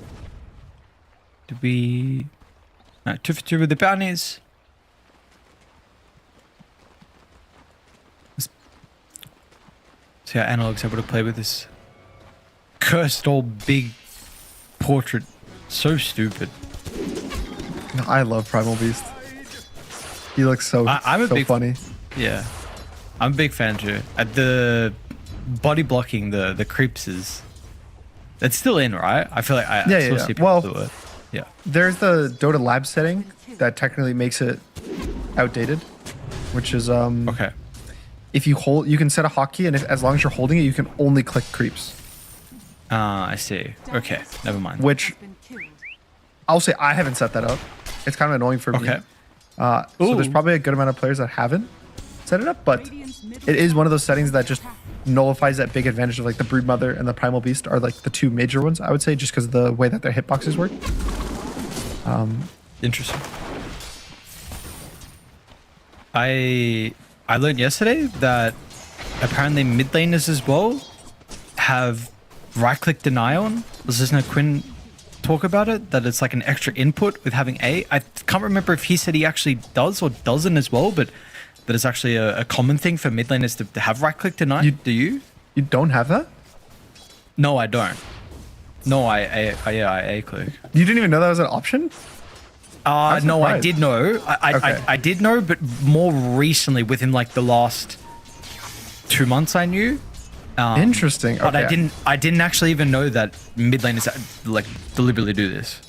I think everyone, to be honest, I think everyone has that I've setting on. always A-clicked. I've always, I've had that setting probably for like 6 years now, 7 years. Oh, far out. It's been forever. I mean, there's a bunch of random settings like that. Even another one that I've noticed, analog is kind of in danger. Yeah. It's just to take a bunch of damage. Another one is camera movement. I think it's changed a lot through the years. Back in the past, it was you'd like move it to the edge, you'd edge pan and move your camera that way. I think that's outdated. A lot of the players now just use mouse grip. Because even when you go back to the old days, like the old school days, No-Tail 1 TI using WASD, I believe, to move his camera. Which is insane. Was it arrow keys or WASD? I think it was. I thought was it MOUZ or No-Tail? Or maybe it was MOUZ. Someone. You're right. It doesn't matter. It was a doesn't matter. very good player, and they were using either WASD or arrow keys in order to move the camera, and it's absurd. Absolutely I feel like stuff like ridiculous. that would not really work these days because of how much bigger the map is, how much random movement there are with different spells. But yeah, I think a lot of the settings have just evolved throughout the years. I think the new Dota lab ones are also pretty cool. Namely, the biggest one I've seen from the labs is that interact with only creeps. But even there's the forced movement hotkey, which basically, as long as you're holding it, it disables pathfinding for your mouse clicks. That one's been used a lot for heroes like Slark or Shadow Fiend. Yeah, I was just gonna say that was a big one for Slark. What's it with the Shadow Fiend? Oh, for the same thing for raises. Like it lets you raise through walls much more effectively. That's another one that I haven't really gotten into. I don't really play Slark or Shadow Fiend that much, and if I do, I'm just gonna like click super close to the wall. to be honest, I guess Just Tusk hope. would also want to use that one, right, for when you're pressing the ice shards to get through the wall, like to go up the cliff or down the cliff. But I've personally never struggled with that kind of thing. I say okay. I just click really close to my feet, and I just hope for the best. And it just works. But you always mouse grip? Yeah, Camera grip. Sorry. Of course. Yeah. No crazy edge panning stuff. I can't even remember the last time I hit the edge of my screen. I think if I disabled edge panning, I'd be completely fine. All right, first blood. Unlike mid analog. One. We're speaking about the potential of Yarmich's rotates. Yeah, he's not far enough. He's been playing pretty aggressive, honestly, in this lane. And mid one's brought him low multiple times, and this time finally able to get the kill. Yeah, but just the net worth. Look at the net worth of the Primal versus Storm. Yeah. He's lower. The Tusk almost has as much net worth as this Primal. Like this is. Do you agree with? Terrible. Do you agree with how he's been playing the lane? Like this is a lane where he's been kind of just almost cutting in a way. Boom. Mr. the Spear. We'll go back for Yokam instead. And with the bounty, thought that the MOUZ was maybe going to continue to go for the win range, and there was an opportunity for him to get the gem. The gem will still die, but it's just the neutrals. I don't know if that was intentional, but still great trade. Anytime you get basically a 1 for 0, it's worthwhile. Nice spear. Oh no, 23. If the snowball connects, and they're going to be able to get him range. Naman will TP him. There's going to be an extra movement coming out as well with the Bounty Hunter. So both supports looking to try and protect their safe lane. But this is a full wave that Savage is missing under the tower. We'll lose a couple creeps. Even just, his TP's gonna be so long. It's another creep gone. Maybe 2 because the Shadowman's taking it. And he's level 3 still compared to Terrorblade, who's level 5. Sure, he's gonna hit this level 4, hopefully off this range creep, right? Nope, it's gonna take the siege, but he's gonna hit level 4, but he's still over a level down on the Terrorblade. Even net worth wise is already 300 gold down, 400 gold down, so already MOUZ is off to a pretty stellar start. Now Yerk did run into Sentry range. I actually already had one set up. Boom's been able to rejoin the lane as well, but this, I don't know if that was correct. I mean, the banishment just sets up for the spear. Don't even want to use it because they've recognized this kill. It's not necessary. They'll hold it to potentially get a little bit of damage into 23. He does still have the win run, but we just got a tri-lane top now? Yeah, I think this, I mean, if it's a tri-lane, I do still favor MOUZ. Chen was one of the classic tri-lane heroes back, you know, I want to say like 10 years ago, back when tri-lanes were actually a thing. Having the creeps gives you this big advantage. And even Tusk as well. The more heroes that can use the tag team, the better. Every hero gets to right click, so this lane should be good. And then bot, I think Terrorblade is going to completely free farm for Centaur. It does enable Centaur to have a good game, and he'll get his gold and his net worth up to a pretty high respectable amount, but still Crystallis having zero pressure against him. And I was going to say, it's a little bit late of a movement from the Primal Base, so we'll take the stack away. He has a haste rune. He's wanting to try and use aggressively, but it'll just be to get some more bottle sips out for himself. I definitely think he was hoping that he'd be able to probably rotate top and turn that 3v3 into a 4v3. And when you start getting those like bigger numbers, specifically the tri-lanes, and you bring that 4th hero, it can snowball so quickly, because if you get that 1 kill to start with the surprise, it's a 4v2. And that's just borderline impossible to win. But unfortunately, I think maybe it was the right choice to take that stack, but just not being able to use the haste rune. Does get a shield though. And he has the pulverized back up mid one. It's a little bit he's low extra mana distance here with the zip away, but yeah, he's absolutely out of mana with the Stampede. It's going to help them close the distance. Jabs just even here as well. But the Centaur's not going to be needed for the kill under the storm. He will be necessary for the chase down onto Yarmid. So a nice little fight back. A good sequence of events for Dire. That was a big turnaround. Primal, I mean, Nemesis is struggling. I don't want to just harp on it, but if you look at the net worth of their cores, 3k on the Wind, 3.3k on the Primal, even with that kill on the Storm, which I think shot him up about 500, 600 gold on the Primal, he's still down 300 gold on this Storm Sphere. And a 1k gold lead, sure, it's not as big as it was. It could have been a 2k, 3k, but I think with the early game group up potential that MOUZ have, it's still a bit scary situation for them. This Chen and even the Terrorblade are just great heroes at getting these early kills and getting this early tower pressure. I wouldn't be surprised if they try to take this tier 1 tower right now. Actually going to make the call to potentially go to the portal with Yarmid and Crystallis. And meanwhile, you do have Analog taking a pretty big stack with the help of Narman. But their resources are not going to be high enough to even have a thought about bringing everyone up here to defend the tower. So this will go down with the use of the meta. Make some nice value out of the TB. And Win is not a hero that you want to get kicked out of the lane in jungle. You generally pick this to kind of dominate the lane to some extent. It's a ranged hero, it's a universal hero, high stats, you have a nice stun, but getting kicked out of the lane like this means that he's going to struggle to get this Maelstrom, because he did go greedy laning items. He went Wraithband and Bracer, he went 2 of these early game stat items. So 1,000 gold being put to that for kind of no gain, and he's over 2,000 gold away from the Maelstrom just to kind of enable him to farm quickly. Because again, with this new build, there's no power shot. You don't have a farming spell.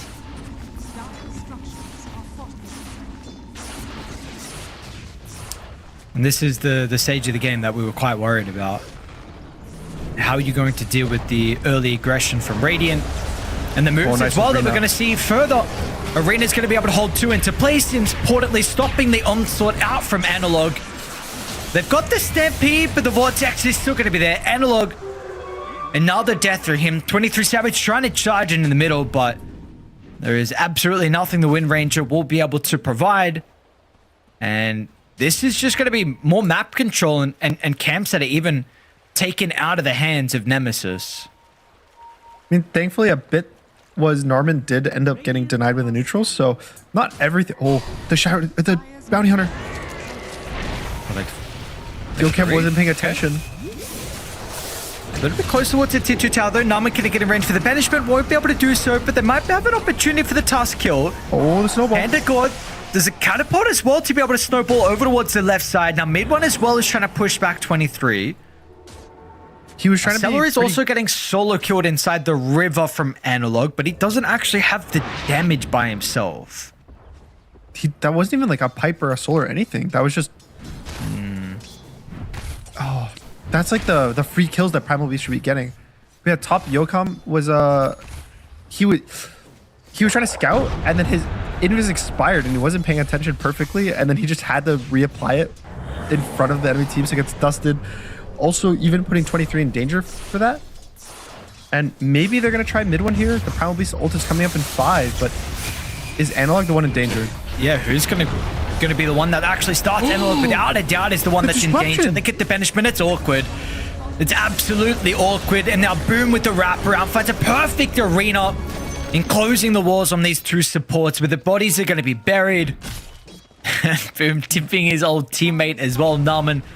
Yeah, a bit awkward there with the banishment. Could he not have gotten out? He didn't have a stun for this. The charge, like no punch, no snowball, no pull. He's probably going to make it out there. Really? Does he not die before the charge? I think he would have gotten out. Maybe he would have died to the Mars, but still, maybe that enables your supports to get out. Maybe just the long chase, they decide not to go forward. But some spellcasting errors coming out from Nemesis. It's continuing to cost him. Analog tries to charge in the middle, crashing over the Wither Terror Blade. If they got the damage before the Sunder, Crystallis will find the Sunder. Back to full health. Mid one's got a double. And again, it is looking like another classic MOUZ game.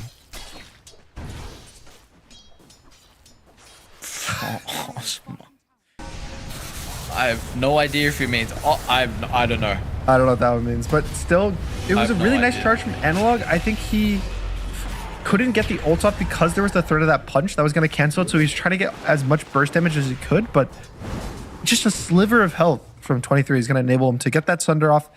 Or Crystallis, sorry. Get that Sunder off, get the kill, and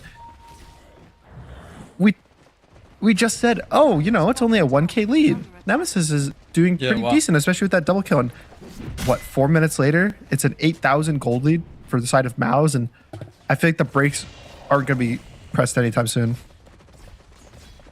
With the bounty lineup. Yeah, the bounty is a big problem. You want to be getting these track kills and collecting it, but... So... we saw the bounty picked into the Chen. I think that matchup early game is supposed to be good because you're going to hunt the Chen. But after the laning stage, if you're not far ahead, if anything, Chen's concept of gameplay actually counters the bounty, right? Bounty wants to pick off heroes, play in a lot of outnumber situations. Like you want to get 2 versus 1, 3 versus 1s, and you get the track gold, which makes it worth it. But how does Chen want to play? Hey guys, we're going to get our auras, and we're going to group as 4 or 5 heroes. And that's exactly not what Bounty Hunter wants to play. He doesn't want to play versus team fight lineups. Mid lane. And so just... Oh no. What an arena once again. You're jumping right behind the Primal Beast, expecting that there's going to be support playing hand in hand, and that was exactly the case. And they see the detection for Yokam. Once again, steps out with the Shadow Walk expiring. It will push him over, which is a little bit awkward, but Boom's still got the speed to be able to yoink the kill. This is just kind of going from bad to worse. I mean, at this rate, I think Chen's going to catch up to the Primal Beast in net worth. He's got the mech finished. He's going to go for the Vlad's second item, which is going to buff up their armor, give them a little lifesteal for the Terrorblade, and even give him the damage that he'll be getting from it when he's in his meta. I think he's going to get like 30 damage-ish on the Terrorblade, 30, 35. And I don't know. The numbers are starting to stack up for MOUZ.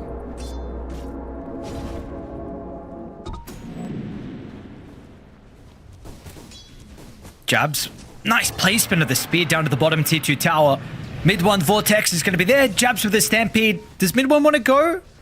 It doesn't, but still happy with what has been forced. Meanwhile, Yamich as well. Now, 23 Savage he's going to be in a lot of damage here. Nama going to get in range. The banishment will be there, but as soon as he pops out, he's got about 10 health to play with. They did finally get the finishing kill. The damage will come through from Analog, but the escape... Is mid 1 in danger? Actually, mid 1? No, he's on no mana. Looks like he's okay.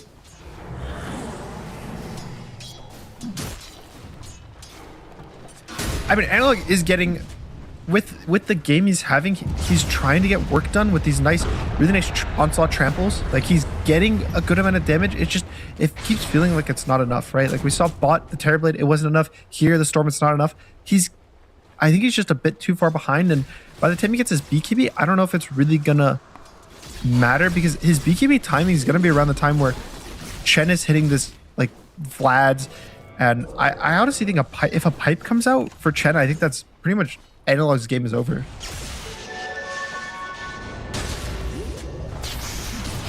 Your game continuing to struggle to find value inside this game, and it's not going to get any easier with the deficit they have in the bounty playing from behind. So mid 1 uses, I think that was the end damage that he activated for the kill.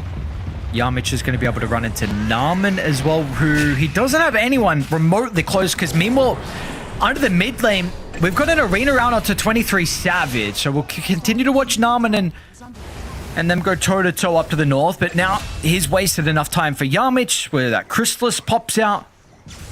And just nowhere is safe, apparently, for Dai to play. Good news, Primal has his BKB. But maybe it's not good enough news if they're going to be down 10k gold. I think 23 needs to get in a fight and do something, but okay. He is less net worth than the Chen. It's happened. That's your position 1, having less net worth than the enemy position 5.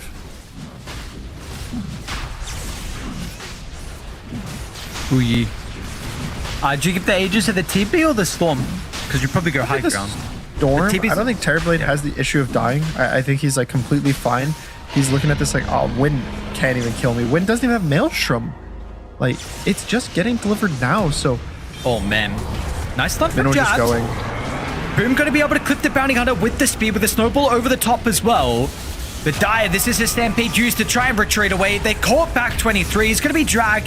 The Pulverize is holding Crystal's in. Let's see if they're going to have the nuke potential, but the Manta tries to get out. Thunder's going to be there. Actually uses it onto mid 1, but Radiant, we're seeing the damage start to be a bit of a thing with Dai's team fighting, but it's just not enough. They'll sustain through it all. They came ever so close to killing multiple members, but the Chen sustain and the Aegis advantage was just too much for them to handle it for 18 minutes into the game. And funny enough, I think that the Sunder was actually good for the way that the fight was playing, was because mid 1 had no mana. So him dying even faster with the Aegis enables him to chase these heroes like ever so much like sooner in the fight. And just like you could see the glimpse. Let's say they weren't down 10,000 gold. They potentially could win this fight. Like maybe they actually have enough damage to kill Crystallis before he gets his Sunder off. But just this is a net worth disadvantage, right? There's nothing more to say. Like this fight is purely auras, gold. It's all the items, and 23 also just having no game at all.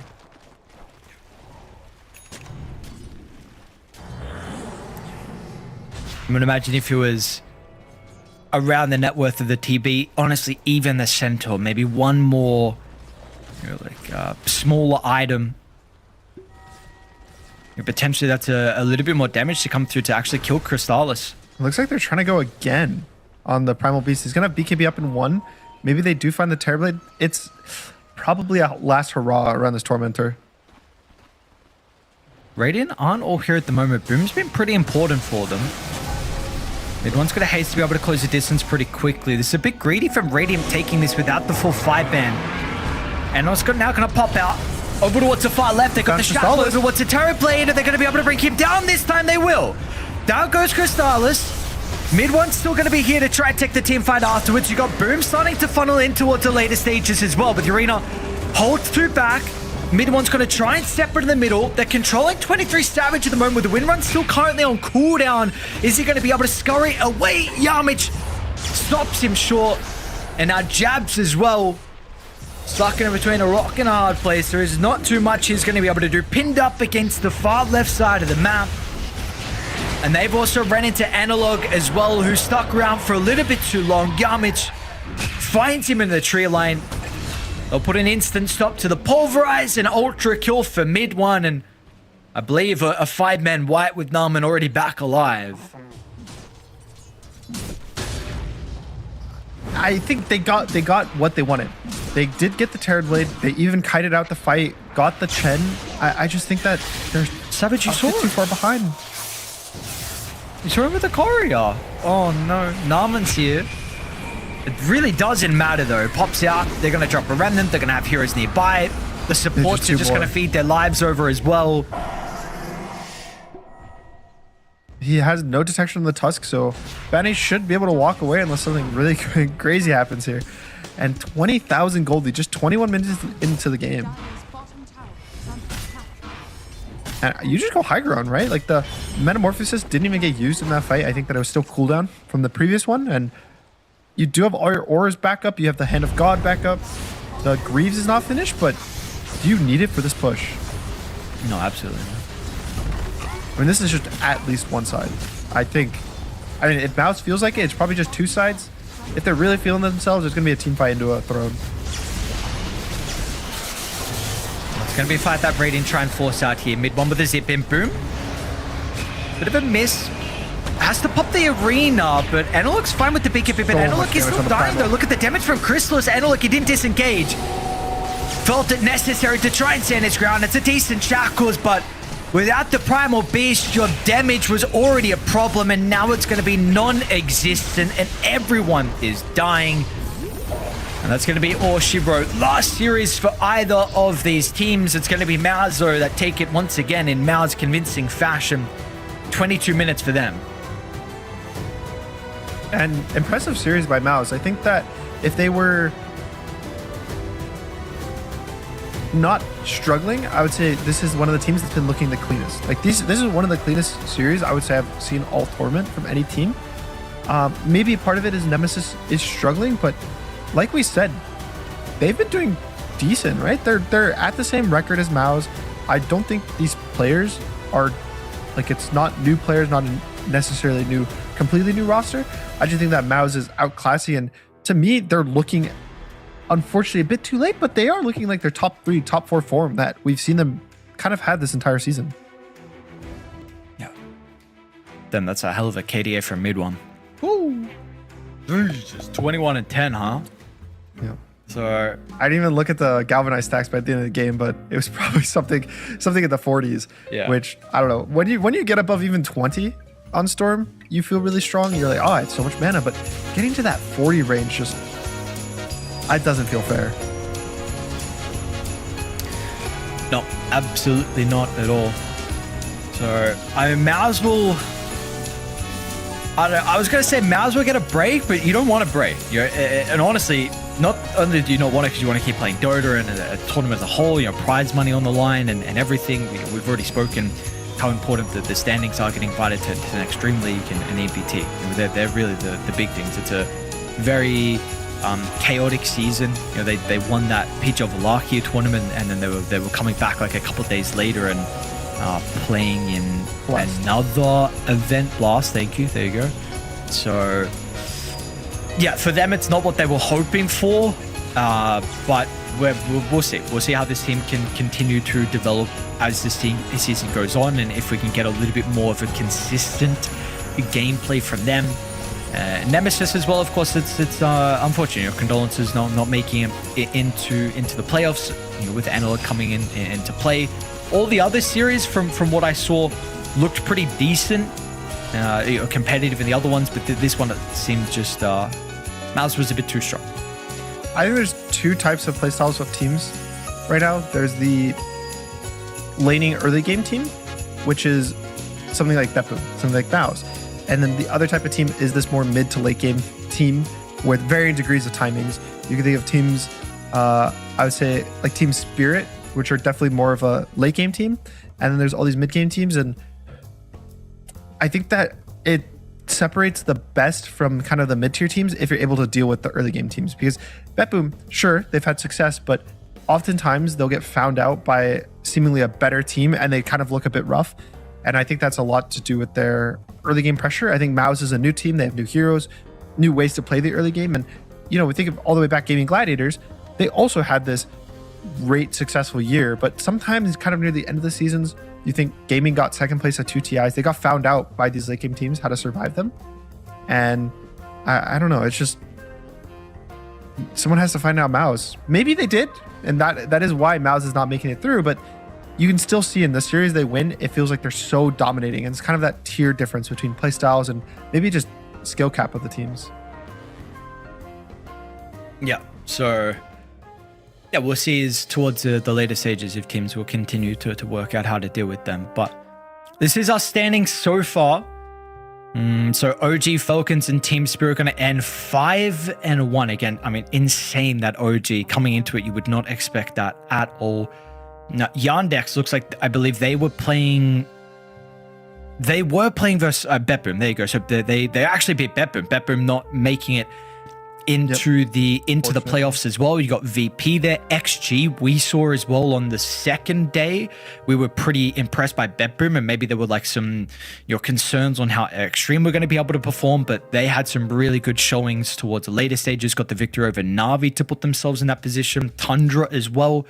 Today got a 2-0 versus Runa, who Runa looked really solid as well. This is an up-and-coming team over in Europe. I mean, there's just so many goddamn European teams, and Runa actually bringing the fight to a lot of them. Unfortunately, not able to make it any further.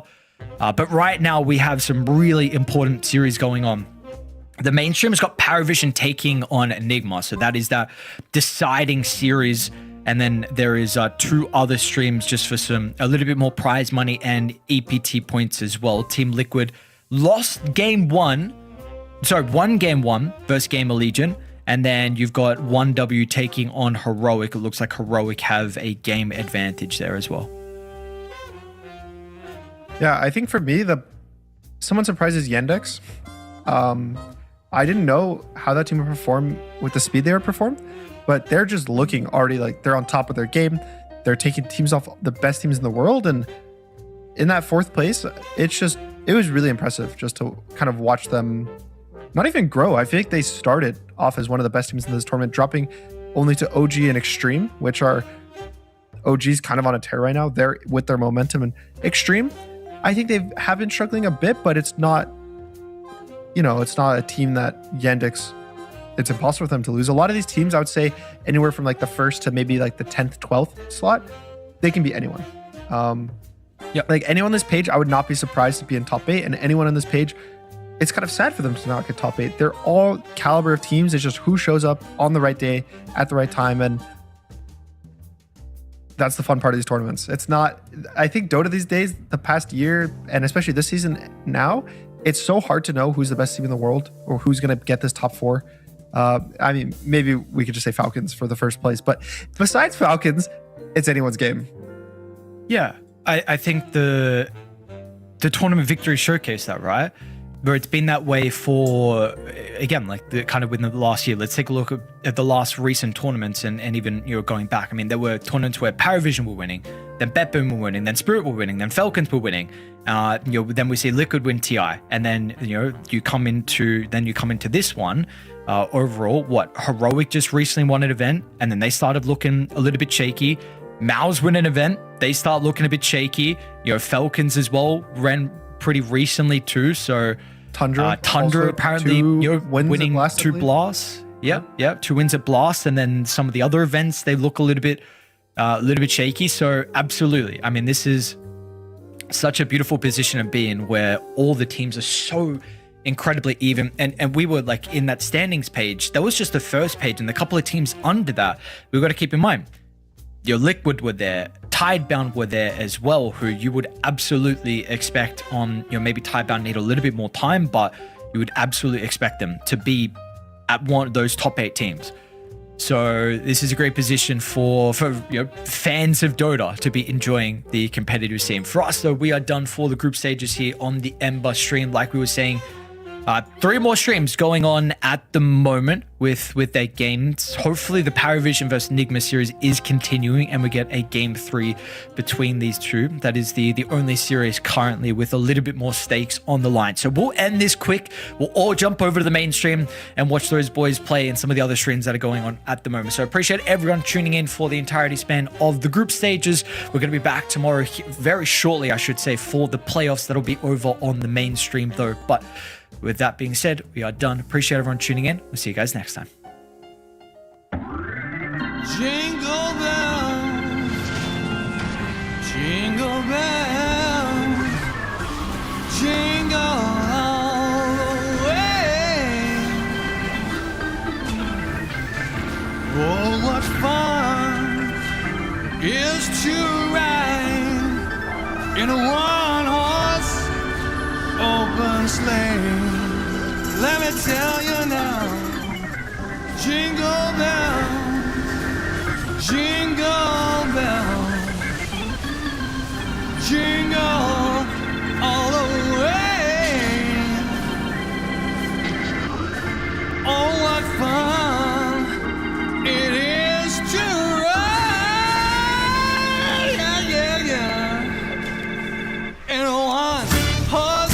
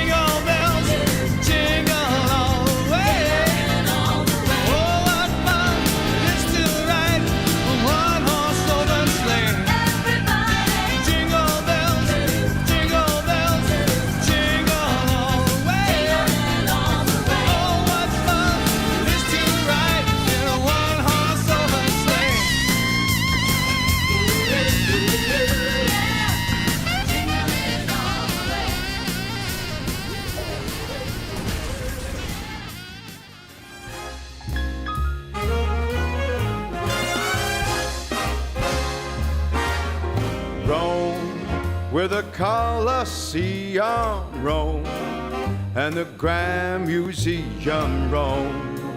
Love is everywhere, so meet me up there at St. Peter's Square in Rome. On the 7 hills that's Rome, the Italian thrills, 'cause love is alive when you're roaming in Rome. Rome, where the Tiber flows, yeah, Rome. Michelangelo's in Rome, the eternal town of ermine and satin and all things Latin. Rome, like a symphony, is home to the bourgeoisie who put the Roman romantic headstrong. It all burned down as Nero just fiddled around. But right here, right now, 2,000 years on, they're still going strong in Rome, where the fashion kings all roam, where the pasta's all homegrown, and the guys all stare while they compare what the young girls wear in Rome, with its dim-lit bars and nights of a million stars. So get me across the Atlantic, let's all go land some man.